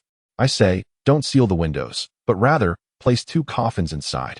Set gravestones, spirit lamps, wreaths, and paper figures at the entrance. Create an atmosphere with some lighting. And hang a few roosters, aiming for a self-destructive 800 while bringing down 1,000 upon them. Why should they reap all the benefits? Living alongside the sages, listening to the voices of the souls, and enjoying a tranquil life. Previously, if the first floor objected, the installation of an elevator was prohibited. Now, with this new policy, if 23 consent, it specifically targets the first and second floors. The woman briefly fell into a stupor, then forced a bitter smile. If I were to follow this Taoist's advice, wouldn't my house be ruined as well? Fang Yang nonchalantly waved his hand. This is a strategy that inflicts 800 harm on the enemy, while causing 1,000 damage to oneself. It should only be employed in dire circumstances. He continued, consider this. If you were to proceed with such an action, would not only you, but all the residents above you, be able to live in peace? Would the property sell? Certainly not. The woman shook her head in agreement. Exactly. Therefore, you can disseminate information, perhaps by printing small advertisements and posting them around the community, particularly in areas where the residents above will surely see them. When the time comes, it will be them who panic. You will have exchanged a single house for an entire building, and it will be both reasonable and legal. Even if they choose to file a complaint, it would be of no avail. What you must do is remain silent and withdrawn until they are driven to desperation and approach you for compensation. At that juncture, the amount of compensation will be dictated by you. Stunned, the woman gazed at Fang Yang. Her mouth agape. Is this truly a method of a sage? It feels more like the stratagem of a rogue. What a devious idea. The best approach to resolve a conflict, after all, is to stir the waters and escalate tensions. If Fang Yang's plan were to be executed, it is highly probable that those individuals would concede. The mere thought of entering a home that has been a resting place for generations, lying atop ashes, is unbearable for anyone, particularly for the superstitious elderly. What a dreadful fate that would be. Upon regaining her composure, the woman's eyes sparkled with realization, and she exclaimed, "This method of yours is brilliant. Thank you so much." Fang Yang smiled and waved his hand dismissively. Simply posting small advertisements may not suffice. If conditions permit, consider engaging a priest to perform rites below, which would surely frighten them. Goodness! The photographer exclaimed, his eyes wide with astonishment. This is absolutely ingenious. Chapter 58. Born 2 months premature, weighing 8 pounds? The woman nodded vigorously, retrieving 200 yuan from her bag and placing it on the table. Excellent. I will discuss this with my partner. Once the advertisements are distributed, we shall invite the priest to perform the rites. Thank you, truly. After saying this, she bowed deeply to Fang Yang. Fang Yang smiled and nodded. Go ahead. As the woman departed, the photographer gave a thumbs up in admiration, saying, Brother, I've noticed you've become more handsome. Upon hearing this, a subtle smile graced Fang Yang's lips. What do you mean by more handsome? I have always been handsome. He continued, to be honest, I previously thought your fortune-telling was merely a ruse, a facade of a false sage. However, over the past few days, I have come to realize that you are no ordinary fortune-teller. You are truly like a celestial being descended to earth, while others rely on flattering words. Your fortune-telling genuinely addresses problems. Fang Yang, buoyed by the praise, raised an eyebrow and smiled. So, would you like me to read your fortune? The photographer's face stiffened, and he quickly waved his hands. No, let us skip that. I have nothing in mind to inquire about. After some playful banter, they waited for nearly an hour without a single new client. Just as Fang Yang leaned back in his chair, nearly dozing off, a young couple entered. The man appeared to be around 30, polite and scholarly, wearing glasses. The woman, in her early 20s, was clad entirely in white dress, white shoes, and even a white hair accessory. Although the two individuals arrived together, Fang Yang sensed a certain unfamiliarity between them. After all, it was rather unusual for a fortune-teller to be seated while a woman stood beside him in silence, continuously surveying her surroundings as if awaiting the arrival of someone. Her thoughts clearly not focused on the man. The bespectacled gentleman smiled and inquired, Master, my wife recently gave birth to a son, and I would like your assistance in divining his future. Very well, Fang Yang replied with a smile. Do you recall your son's date of birth? Indeed. It was July 28th at 2:15 a.m. What specifically would you like to learn? Health, fortune, wealth, or something else? The man hesitated for a moment, furrowing his brow in confusion. Well, you see, my son was born 2 months premature, yet he weighed 8 pounds at birth.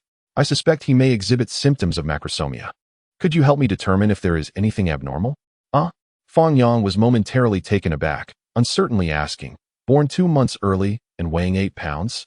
Are you certain you are not mistaken? How could I be mistaken? At this, Fang Yang involuntarily glanced at the distracted young woman in white standing nearby. The bespectacled man instinctively shifted to block her from view, smiling as he clarified, Do not misunderstand, Master. She is not my wife, she is my sister. Fang Yang nodded thoughtfully. Very well, I shall assist you with the divination. He then picked up the copper coins on the table, reciting incantations as he shook them. Subsequently, he spread his hands apart, and the coins scattered across the table with a clatter. Fang Yang inspected them, closing his eyes slightly and forming a hand gesture. The entire process left the bespectacled man in a state of bewilderment, prompting him to anxiously ask, Master, what do you have for me? Is there a result? Indeed. Fang Yang slowly opened his eyes, a smile gracing his lips. The child is healthy, but what? A hint of panic surfaced on the man's face.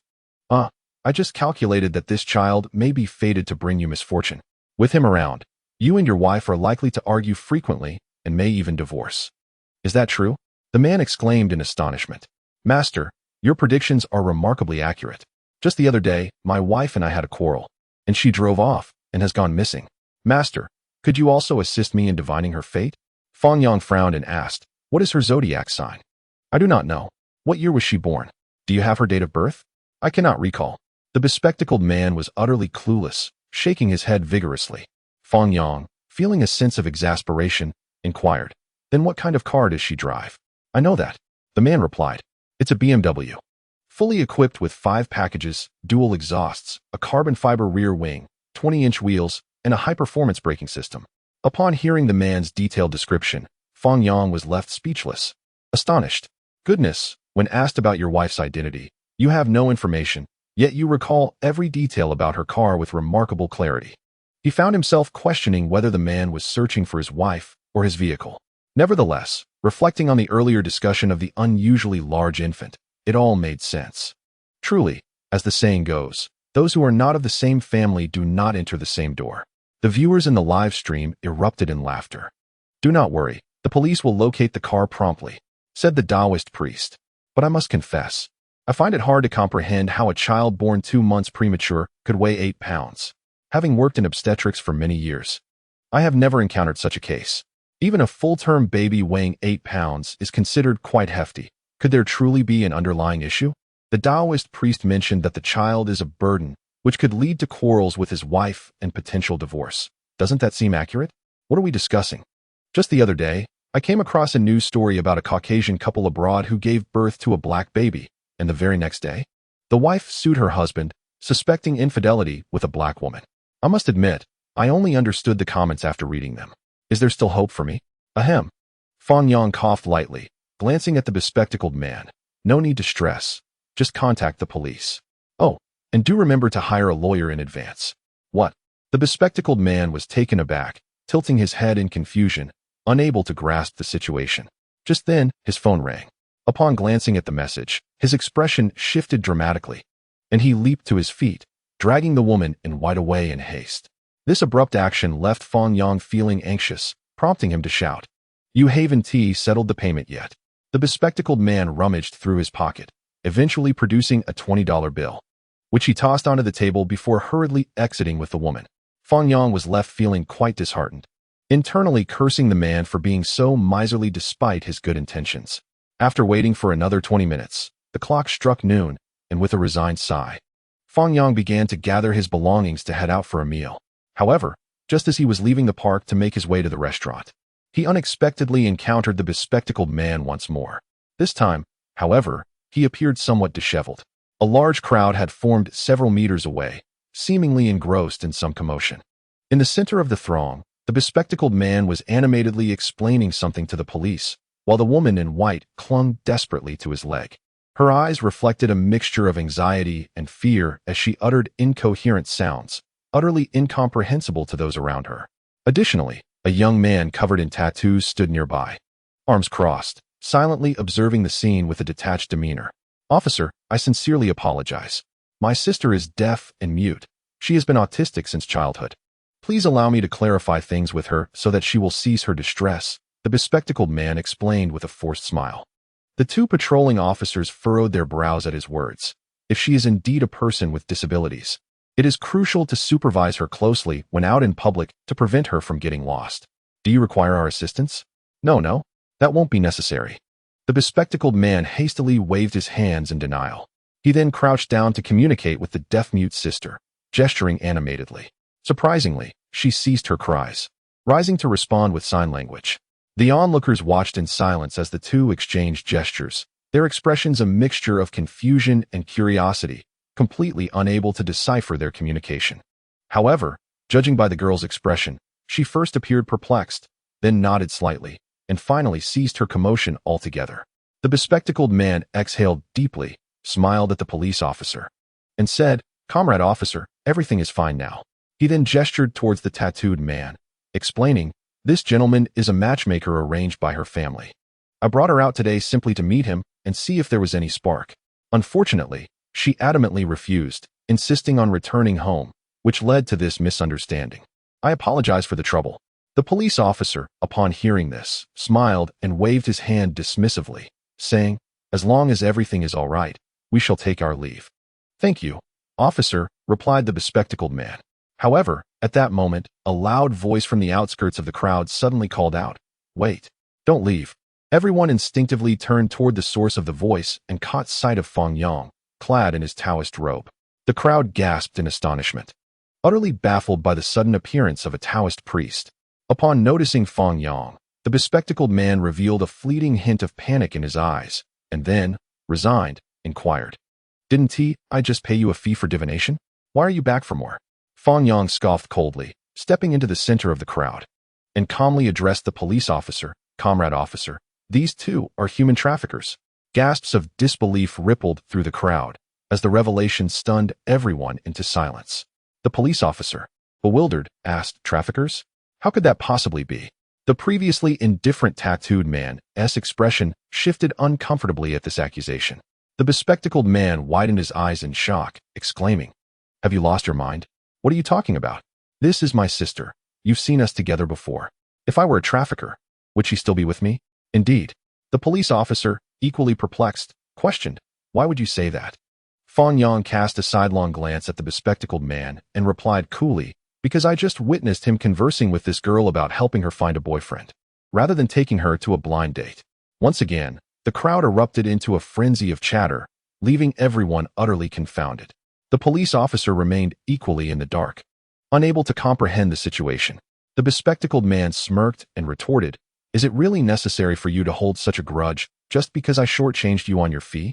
Everyone look," he continued, "this Taoist priest, when I asked him about my son who was born 2 months early and weighed 8 pounds, told me that my son would bring misfortune upon me and lead to quarrels and divorce with my wife. Just listen to that. How can he curse me like this?"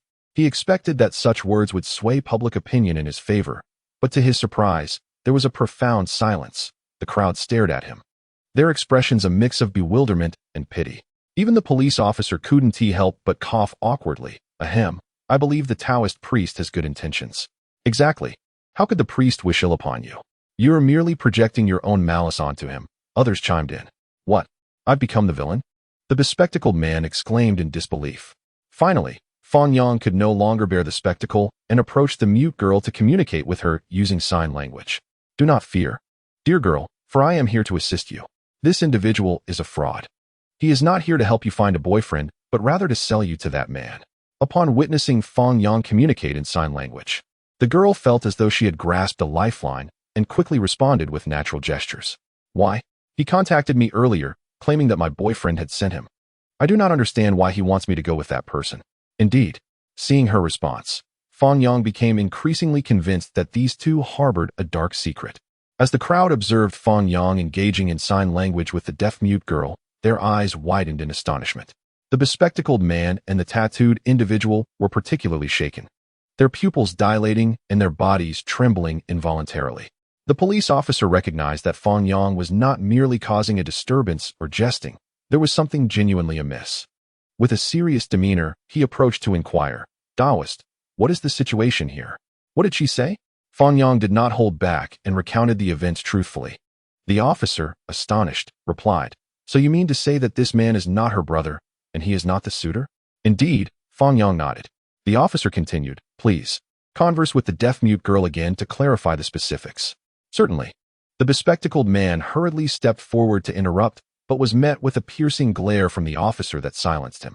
Through a brief exchange, it was revealed that the girl had come from the countryside, was illiterate, and was deaf-mute. She had met a deaf-mute boyfriend through a video call on WeChat. They communicated daily through video sign language, eventually developing a romantic relationship. At her boyfriend's invitation, she traveled to Shihai City, where he had even secured her a job. However, after their first meeting, her boyfriend vanished without a trace.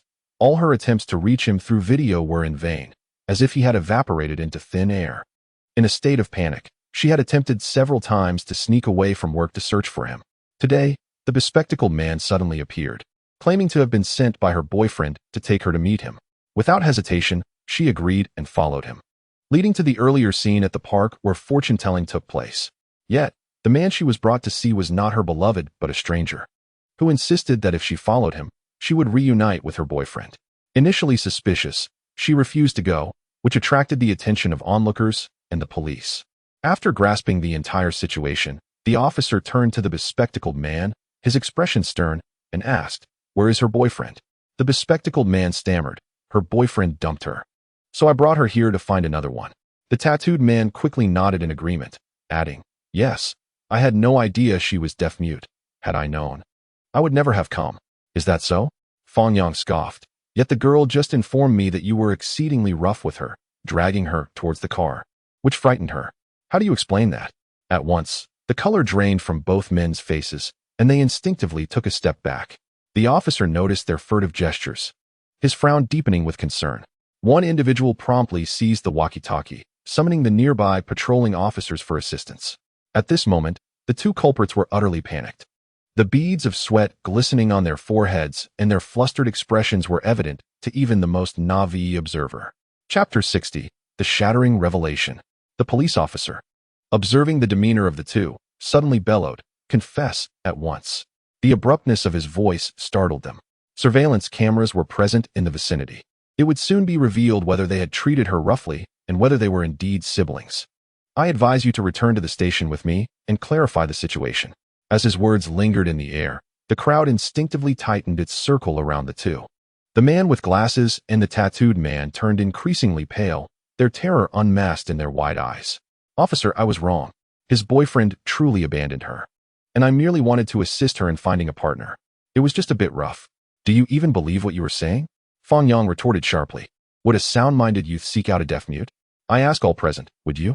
The crowd collectively shook their heads in agreement. It was a foregone conclusion. No one would consider courting a deaf-mute girl, particularly one preoccupied with her former boyfriend. The intentions of the tattooed man, dragging her towards the car, were all too clear. In this moment, the two realized their arguments were futile.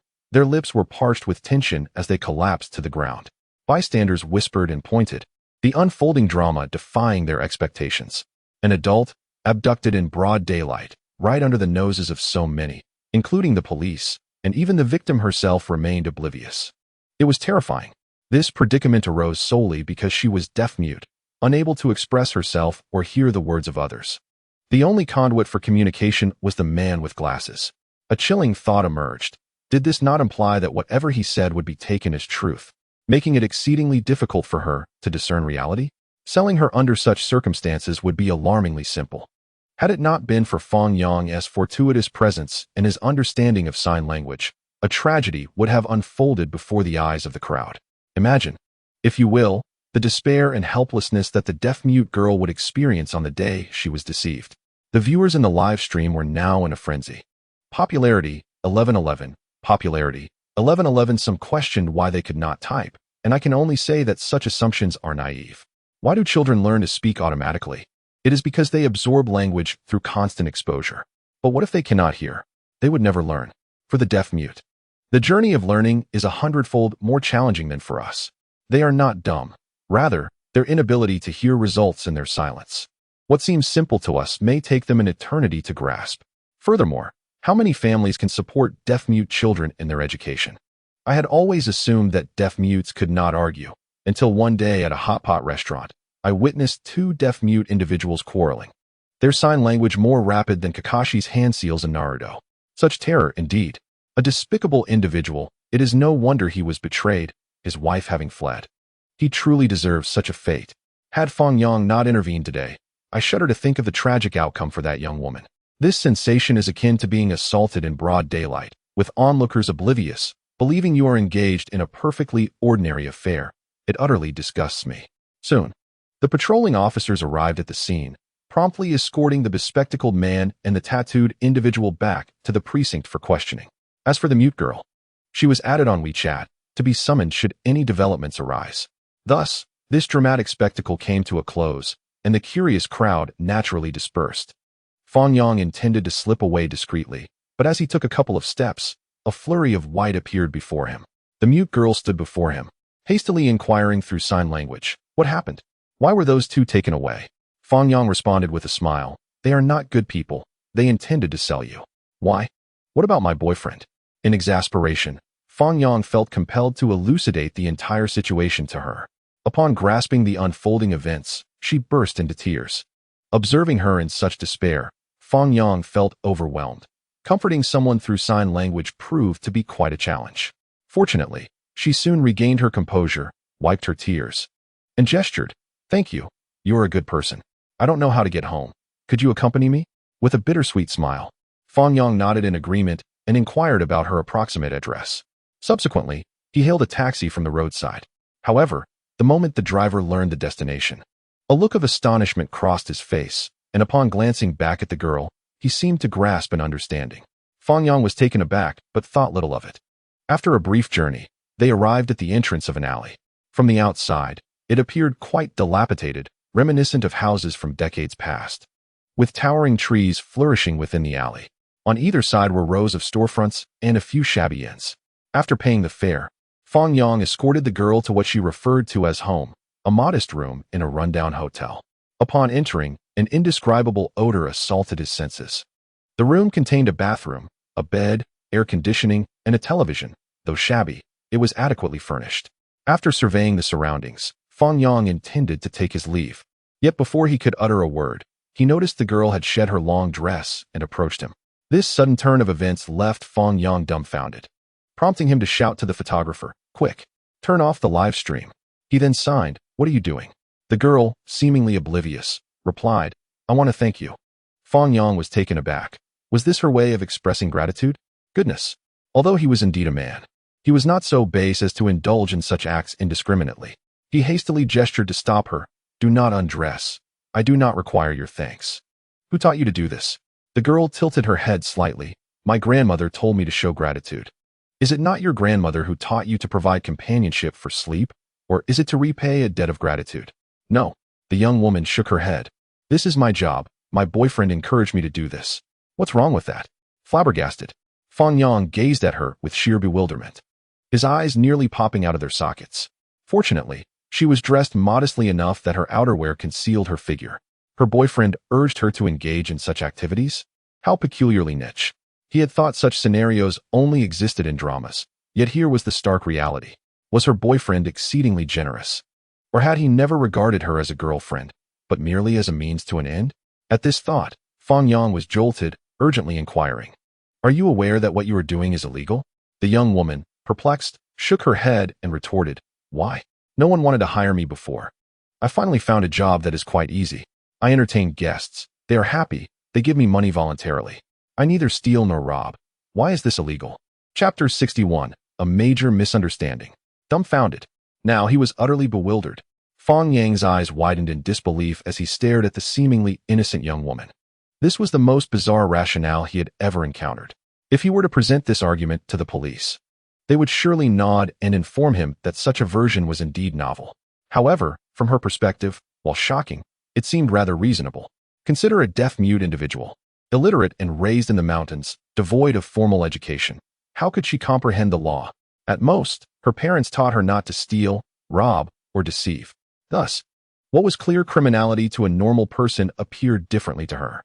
This was not ignorance, but rather a tragic circumstance. In these times, many capable individuals from rural areas struggle to find work, let alone a deaf-mute like her. Frankly speaking, the job she currently held appeared quite favorable to her. Hence, she expressed her gratitude to Fang Yang in this manner. This was truly alarming. Her boyfriend had deceived her into becoming a sex worker, and rather than harboring resentment, she felt gratitude. It was often said that one could be sold and still smile while counting the money, a notion Fang Yang had dismissed as mere jest. But today, he finally understood that ancient wisdom held a profound truth. Now, a new dilemma presented itself. Should he inform her? If he revealed the depravity and disgrace of her current activities, would she collapse under the weight of such knowledge? Especially if she learned that her boyfriend was nothing more than a fraud, how despairing would that be? Yet, if Fang Yang remained silent, she would certainly continue down this path. Even if he rescued her today, it would not alter her fate. She would eventually find herself without work again, willingly returning to prostitution, perhaps even falling prey to another deceitful boyfriend. This was a vicious cycle. Unless he could assist her in securing appropriate employment, he clearly lacked the ability to effect such change. After a moment of contemplation, Fang Yang ultimately resolved to reveal the truth to the young woman. The reason was simple. Judging by the behavior of the bespectacled man today, it was highly likely he was an accomplice of her boyfriend. Under the guise of searching for her boyfriend, He had probably intended to hand her over to the tattooed man, most likely with plans to sell her into the mountains. If that were the case, her future would be irrevocably ruined. Even if she survived, she would surely lose her sanity. Therefore, if he were to abandon her, the eventual outcome would likely remain unchanged, rendering his efforts today utterly futile. With this in mind, Fang Yang looked at the girl with a serious expression and explained in sign language, "Your boyfriend is likely a fraud. What you are doing now is illegal. Are you willing to accompany me to the police station? They will help you locate your boyfriend, and you can seek clarity." Initially, the girl's face paled at the accusation of her boyfriend being a liar, but upon hearing that the police could help her find him, she immediately agreed. "Okay, I will go to the police station with you." The photographer, observing the two as they communicated in the air, was utterly perplexed and asked, "What are you two talking about? And what was she doing taking off her clothes?" Fang Yang sighed and waved his hand dismissively. "You will find out when we get to the police station. Has the live stream ended?" "It's already off." "Good, let us go." After conferring, they exited the room, only to nearly collide with a lewd middle-aged man upon stepping outside. The man, upon seeing Fang Yang in his Taoist robe, appeared momentarily taken aback.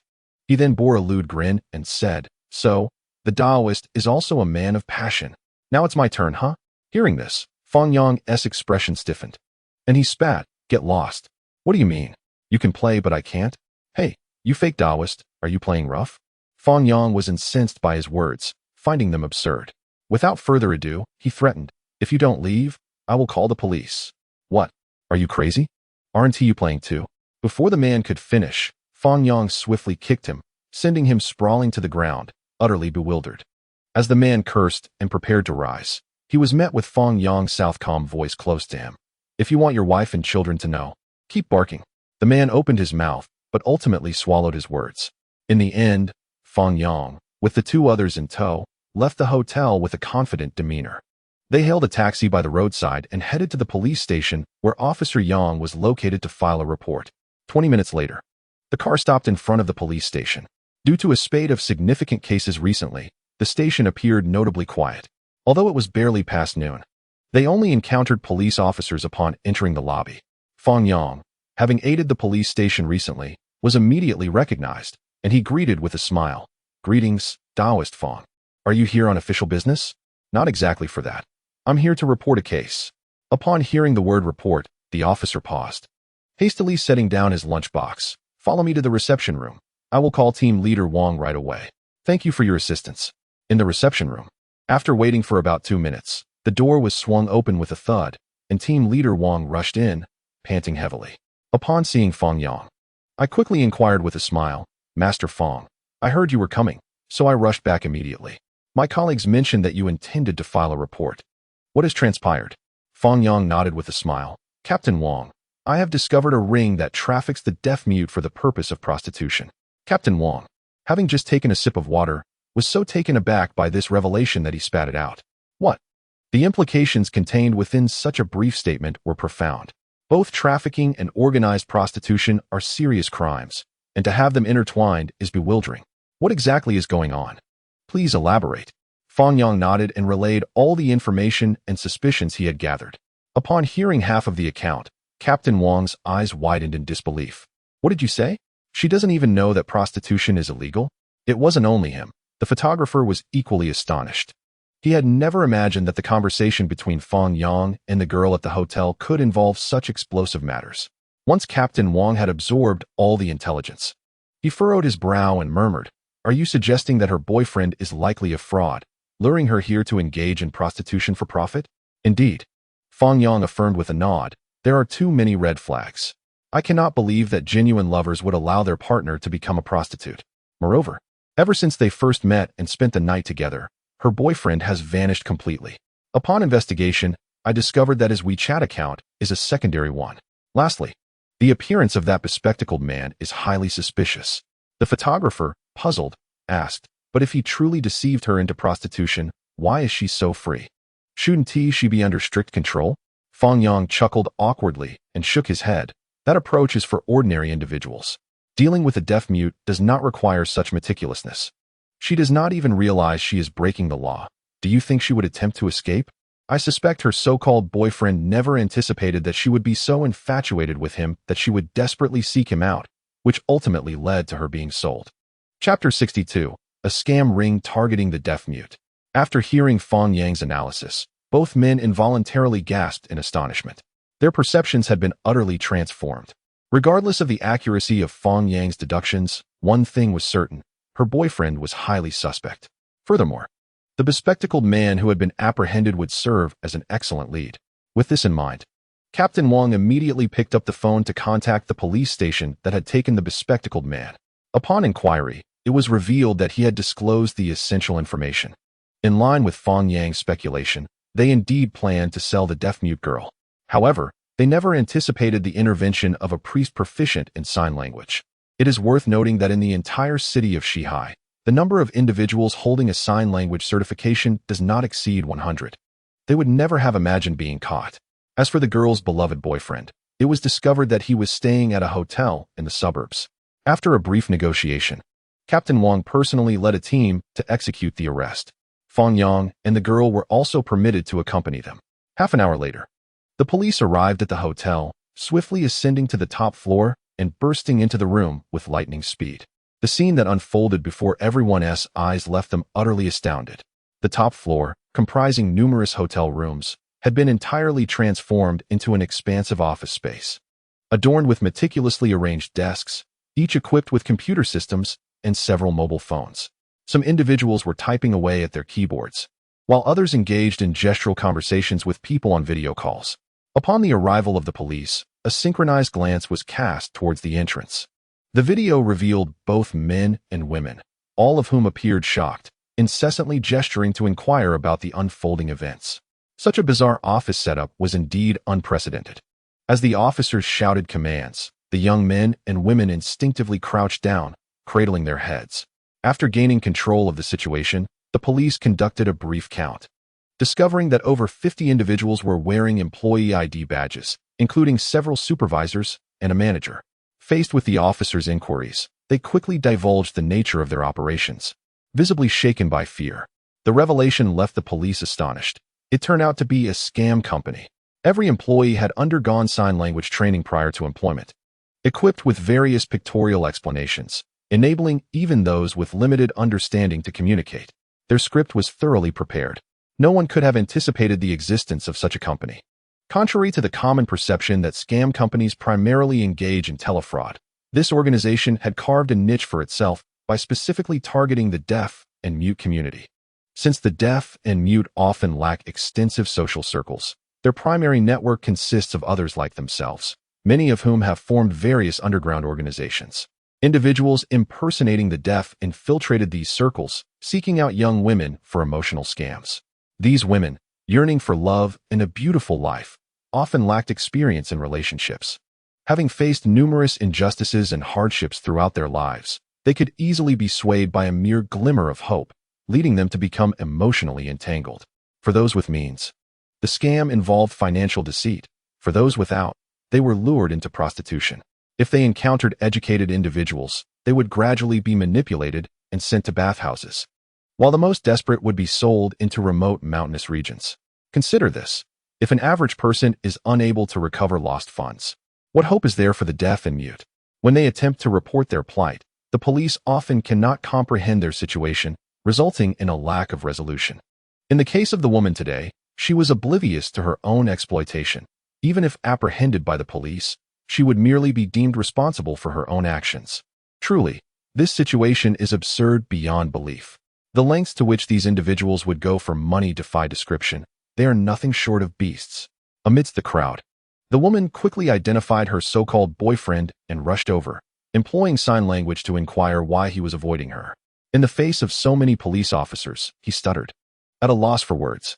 It was evident that he was not genuinely deaf. Yet, under the current circumstances, he could only awkwardly attempt to explain that he was deceiving her. At the moment she uncovered the truth, her worldview shattered into a million fragments. Throughout her life, she had endured enough suffering, and just as she glimpsed a glimmer of hope, she was cruelly informed that this light was but an illusion, a sinister hand drawing her into the abyss. Not only had they deceived her affections, but they had also sullied her innocence. In that instant, despair overwhelmed her. After a brief stumble, she rushed towards the glass window. Fortunately, Fang Yang had anticipated such a possibility and swiftly positioned himself in front of her. Using sign language to implore, "Do not act rashly. I understand your pain, but you are still young. Do not punish yourself for the mistakes of others." She struggled momentarily, but finding herself unable to break free, she wiped her tears and expressed her inner turmoil with a voice tinged with sorrow. Fang Yang could only muster the courage to offer continuous comfort. Just then, the photographer leaned in and whispered, "Hey, did you hear something strange from next door?" Upon hearing this, the manager, who had been crouching on the floor, paled instantly. Fang Yang, puzzled, perked up his ears to listen. To his surprise, he indeed caught a fleeting scream. "Captain Wang, something is amiss. The sounds from next door are quite peculiar." Captain Wang's expression shifted as he instructed the nearby officers. "You all stay vigilant at the scene, call the bureau, and request reinforcements. I will check next door." Understood. Under Captain Wang's leadership, they approached the door of the adjacent room, which bore the sign of a certain company, suggesting it was an office. They listened intently at the door. An eerie silence enveloped the interior, devoid of any sound. After a few tentative knocks, there was no response. They knocked repeatedly, yet still, silence reigned. Doubt began to creep into the photographer's mind, questioning whether he had indeed misheard.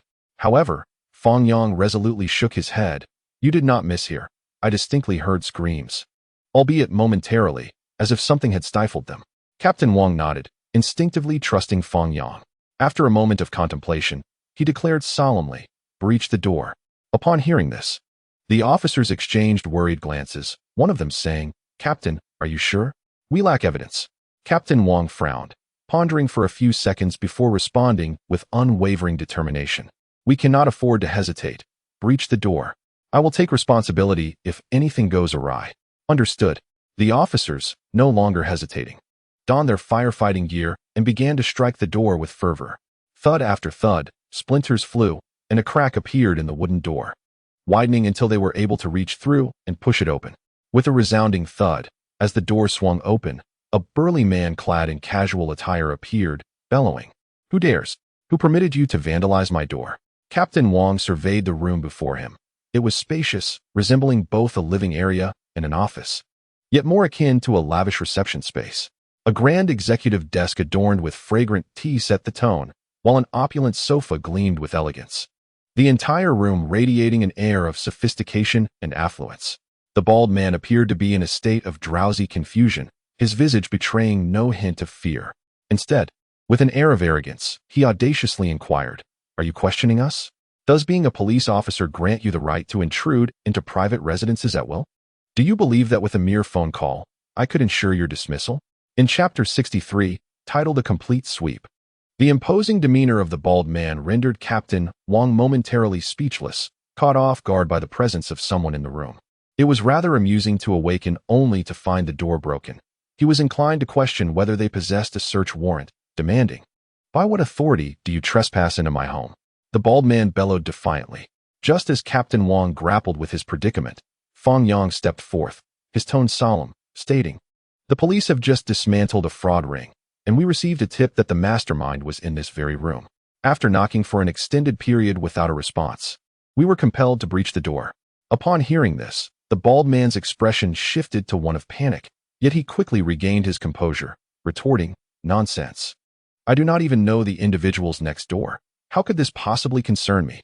Fang Yang, with a slight smirk, inquired, "Did you not just claim to be asleep and therefore unable to answer the door?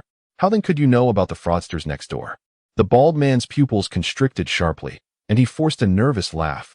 "In truth, I was awake when you knocked. I was merely frightened by the sudden arrival of so many police officers." "Oh, is that so?"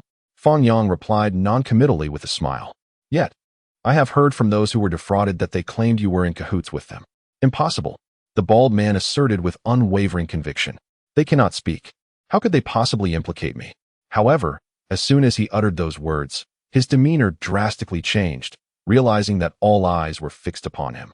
The bald man froze, instantly aware that he had misspoken. Without hesitation, Captain Wang commanded, "Arrest him. Search the premises." Understood. Confronted with the sudden appearance of handcuffs, the bald man was taken aback, struggling wildly and shouting in an attempt to explain himself. Yet, Captain Wang paid no heed. If he had deliberately ignored the police at the door out of fear, How could he have known that the individuals next door were mute? Even if he were innocent, he was undeniably complicit. Soon, a commotion arose as someone exclaimed, "Captain Wang, come quickly. It appears there is a hidden door here." Upon hearing this, everyone gathered around. Captain Wang knocked upon the surface, and the sound was unmistakably hollow. Typically, a wall would emit a muffled, muted sound, yet the white wall before them resonated as if it were merely a wooden panel. With a nod from Captain Wang, two officers raised their feet and delivered powerful kicks. Thud, thud. After a dozen strikes, a sizable hole was created, and Captain Wang led the group inside. The interior space was far more expansive than anticipated. The lighting was dim, barely illuminating the path and walls, and an unpleasant, nauseating odor assaulted their senses. With a blinding spotlight activated, the group was astonished to discover that the area had been transformed into a series of rooms. The officers approached the nearest chamber, and with a creak, the light shone into the room. The scene before us left everyone utterly astounded. In the communal living space, the room was a chaotic mess, and the foul odor that had previously been wafting through the air was emanating from within. However, this was not the crux of the matter. The focal point was in the corner, where 3 or 4 figures huddled together, trembling in fear, unable to utter a sound. If one had not witnessed this with their own eyes, who could believe these were indeed human beings? To the uninformed observer, they might have thought they were mere rats, exhibiting such terror only upon encountering a human. Fang Yang discerned that these individuals appeared to be deaf mutes, prompting him to approach them swiftly and communicate through sign language. "Do not be afraid. We are here to rescue you." Upon hearing this, several girls clutched at the lifeline of hope, eagerly responding, "Is it true? Can I go outside?" Simultaneously, voices from the police outside echoed, "Team Leader Wang, there are people in this room too. I have a few here as well. They are all deaf mutes. Quickly, apprehend him. Do not let those few escape." The scene outside erupted into chaos. Within the confined space, not only were there deaf mutes, but also members of a fraud ring who, upon sighting the police, contemplated fleeing. It can only be said that they were overly optimistic, for in a matter of moments, they were all subdued. Through conversation, Fang Yang learned that these individuals had been deceived and lured from distant places. Unlike the previous women, they possessed a greater awareness of the law, understanding that prostitution was illegal and tantamount to selling their bodies. Thus, they had refused, leading to their confinement, where they endured daily abuse and torment. After prolonged suffering, they were rendered voiceless, fearing that any noise could provoke a brutal beating. Previously, one had been punished for disobedience, resulting in a scream that fortuitously caught someone's attention. However, they were swiftly silenced by a vicious onslaught from the fraudsters. Fortunately, the photographer had keen ears. Otherwise, once the police had taken the individuals back for questioning, the mastermind could have easily fled. Within a mere 10 minutes, numerous ambulances arrived at the scene to transport the deaf mutes for treatment, each bearing various wounds. Following the police investigation, over 20 deaf-mute girls were discovered on the top floor. It was unfathomable how this group managed to bring so many individuals into the open without anyone noticing. Team leader Wang immediately suspected there was something amiss with the hotel. However, the hotel staff were entirely unaware. They had merely converted the top floor into offices due to poor business, leasing it to others for that purpose. As for how the deaf mutes had been brought upstairs, the explanation was simple. They had originally entered the hotel under the guise of couples, but once they checked out, they were left behind. Thus, the hotel had not detected any irregularities. Furthermore, at least half of the deaf-mute women were willing to accept new work, some out of naivety, others simply for the quick money. No one could have anticipated that the rooftop was a prison for so many deaf mutes. With the conclusion of this operation, Fang Yang accompanied the police vehicle back to the station to make a statement. Director Yang had already brewed tea and personally attended to him. Those in the know understood he was there for a statement, while those oblivious might have thought a significant figure had come for tea, even sharing lunch in the director's office. During this time, Fang Yang casually opened the system to partake in a lottery. As he beheld the moment the system's points were displayed, he was rendered utterly speechless. For a fleeting instant, he believed he must have misread the figures or that the system had encountered a malfunction. Ordinarily, receiving 56,000 points in a single instance was already a remarkable achievement. However, he was astounded to find that he had been awarded over 200,000 points, nearly equivalent to all his previous accumulations. Confounded, he pondered the sudden windfall of points. Could it be a consequence of yesterday's explosion? After engaging in a series of lotteries, he discovered that the system panel had added over 20 new skills. These included law, singing, hacking, sommelier, fire juggling, stilt walking, fishing techniques, and fly swatting. The majority of the newly acquired skills pertain to everyday life, such as knitting, popcorn making, and the peculiar combination of playing basketball while dancing, skills of little practical value. By the time he departed from the police station, twilight had descended. Nevertheless, before leaving, Fang Yang shared with Director Yang a proposal, advocating for the government to provide employment opportunities for the deaf-mute women who had been deceived. While the profession of a prostitute is deemed shameful by many, for the deaf-mute, devoid of moral and legal considerations, it might represent the most viable employment option. Having tasted the allure of quick earnings, should their future circumstances become precarious, they may find themselves drawn back to such roles, a truly irretrievable fate. Director Yang, with utmost seriousness, assured him, pledging to secure job placements for those women wishing to remain in the workforce. Chapter 64. At least several hundred million invested. Standing at the entrance of the police station, Fang Yang gazed at the moon as it gradually ascended, feeling a pang of regret for the time squandered that afternoon. In a bid to recover his losses, he resolved to set up a fortune-telling stall on a bustling street that evening. Yet, it was not until after half an hour that a young woman approached him. Hesitant, she sat on the small stool before his stall and inquired, "Master, could you assist me in a reading?" Fang Yang smiled and asked, "What would you like to inquire about? Fate, fortune, or financial prospects?" The young woman shook her head, replying, "I wish to know about my brother. I suspect he has fallen into the trap of online gambling. I have heard that once entangled in such vices, it is nearly impossible to dissuade them. Families can fall apart. Please, can you tell me how I might help him quit?" Taken aback, Fang Yang pondered before responding, "Indeed. Online gambling is notoriously difficult to relinquish. Have you considered discussing this with your family? A timely intervention might still make a difference."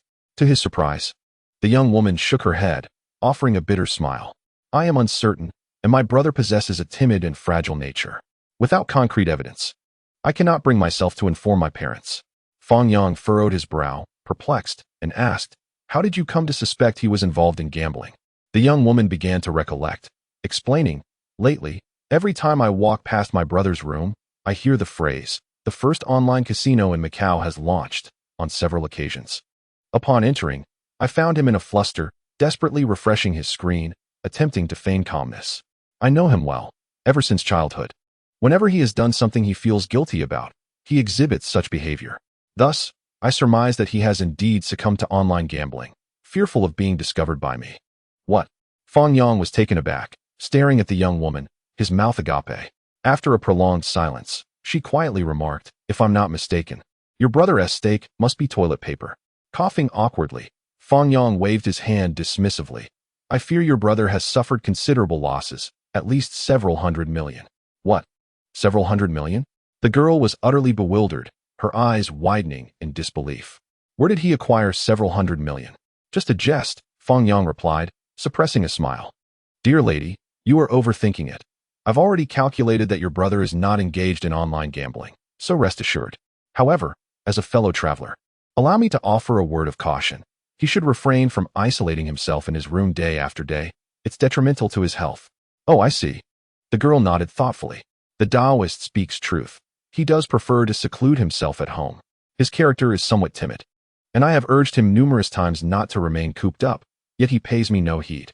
"Taoist, do you possess a method to help him regain his confidence swiftly?" "Well, it's not difficult," Fang Yang replied nonchalantly. "Simply encourage him to join a class." "Is it that simple?" the girl asked, astonished. "Indeed, provided it doesn't exceed a month. He will transform from this as truly the job I can find to this pathetic job is a favor to him." "Oh," the girl's expression stiffened, revealing a peculiar look. "Is that truly feasible?" Fang Yang chuckled and waved his hand. "Confidence is not innate. It develops through interactions with others. The more one isolates themselves, the more prone they are to insecurity. The first step is to encourage him to step outside." "I understand. Thank you, Taoist." Her face lit up with joy as she fished out 100 yuan from her pocket and placed it on the stall before hurriedly departing. The photographer, astonished, opened his mouth in disbelief. "Brother, is this really possible? Did she actually believe you?" Fang Yang shot him a sidelong glance and replied coolly, as the saying goes, Those lacking in Tao often resort to various techniques. Those lacking in essence indulge in excess. Those lacking in wealth are overly anxious. Those lacking in vigor suffer ailments. Those lacking in aspiration harbor doubts. Those lacking in knowledge are overly concerned. Those lacking in ability endure afflictions. Those lacking in love are overly emotional. Those lacking in faith speak too much. Those lacking in authority are excessively angry. Her brother's recent habit of secluding himself in his room to watch trivial films indicates he is idle. Over time, this leads not only to a decline in spirit, but also in vitality. Thus, finding a class and keeping busy is indeed the best remedy. Is there something wrong with that? The photographer was momentarily rendered speechless. Meanwhile, the viewers in the live stream had already erupted in laughter. Popularity, 1111 goodness. I was puzzled why the Taoist referred to steaks as toilet paper, but now it all makes sense. This information is rather substantial. I need a moment to digest. This Taoist has some issues. I once saw a girl say her partner took her home to play Honor of Kings, only to realize she was the king all along. Back in middle school, a classmate gave me a DVD, instructing me to watch it at home. Upon opening it, I found a warning stating, under 18, please watch with an adult.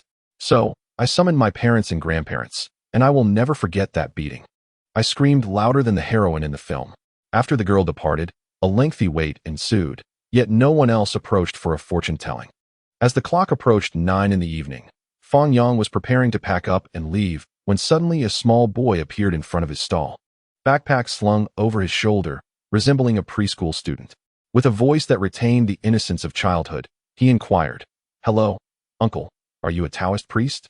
Fang Yang couldn't help but smile at the question, but upon noticing the absence of any adult supervision behind the boy, he curiously asked, "Yes, I am a Taoist priest.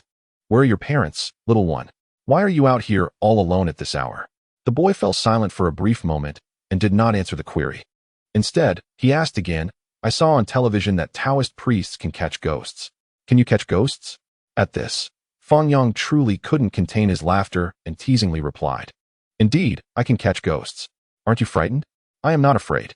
The boy shook his head and looked up at Fang Yang with his sparkling eyes. "Then, uncle, can you help me summon 2 ghosts?"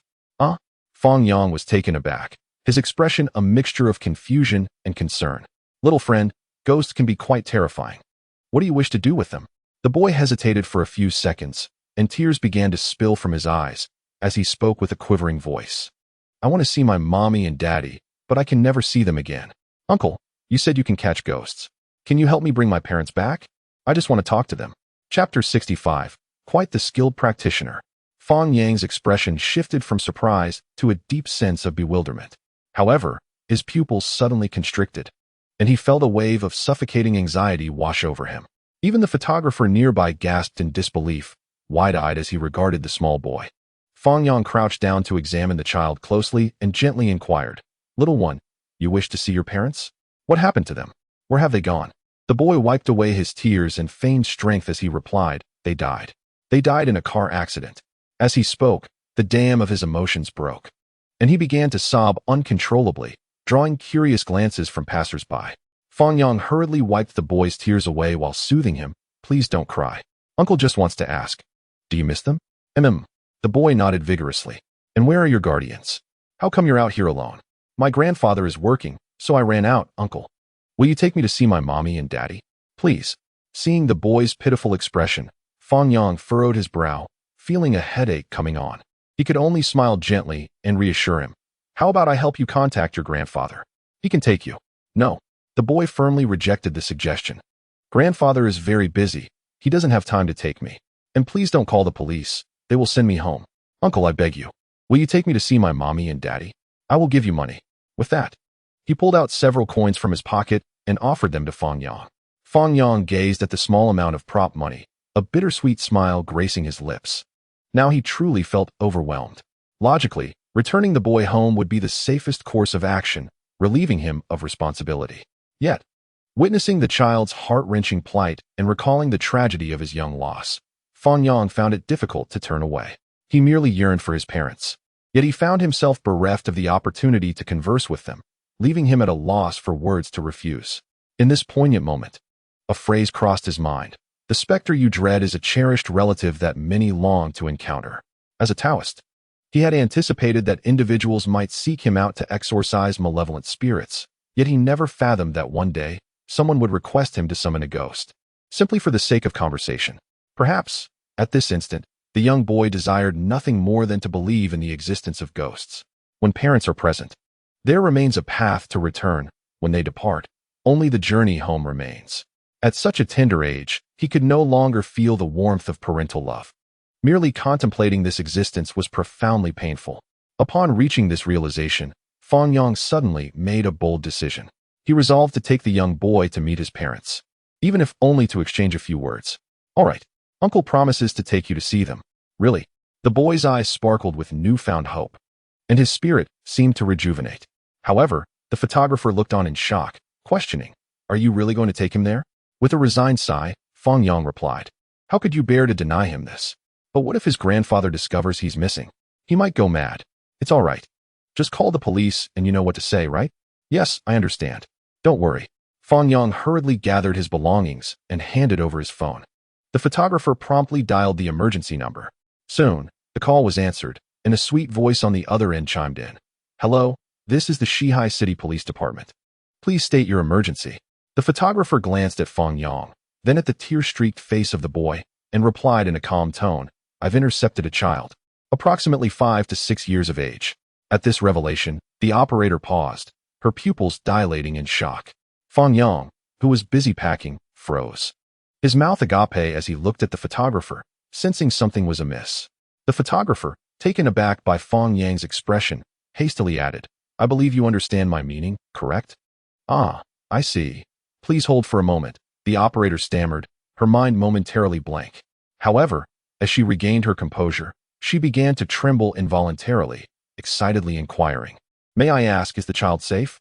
The photographer nodded, responding without hesitation, "Yes, he is quite safe. My brother is with him, and he won to escape." "What?"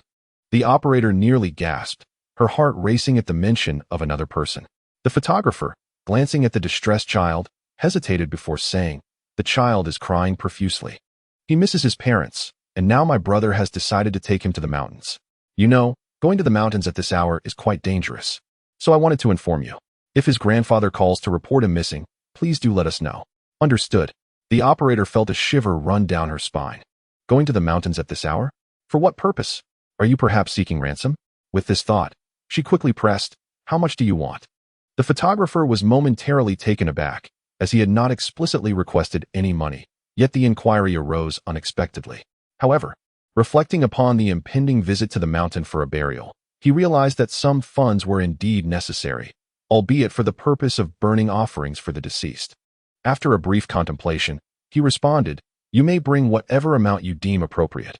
After all, it is intended for the departed." Please no." The operator's pupils dilated in surprise as she exclaimed, "Do not act impulsively. The funds will arrive shortly. Can you provide a specific amount?" "A specific amount?" The photographer was bewildered. During customary burial rites, the offerings often amounted to millions, and he had no way of knowing the total sum. Was it not sufficient to simply purchase a few items?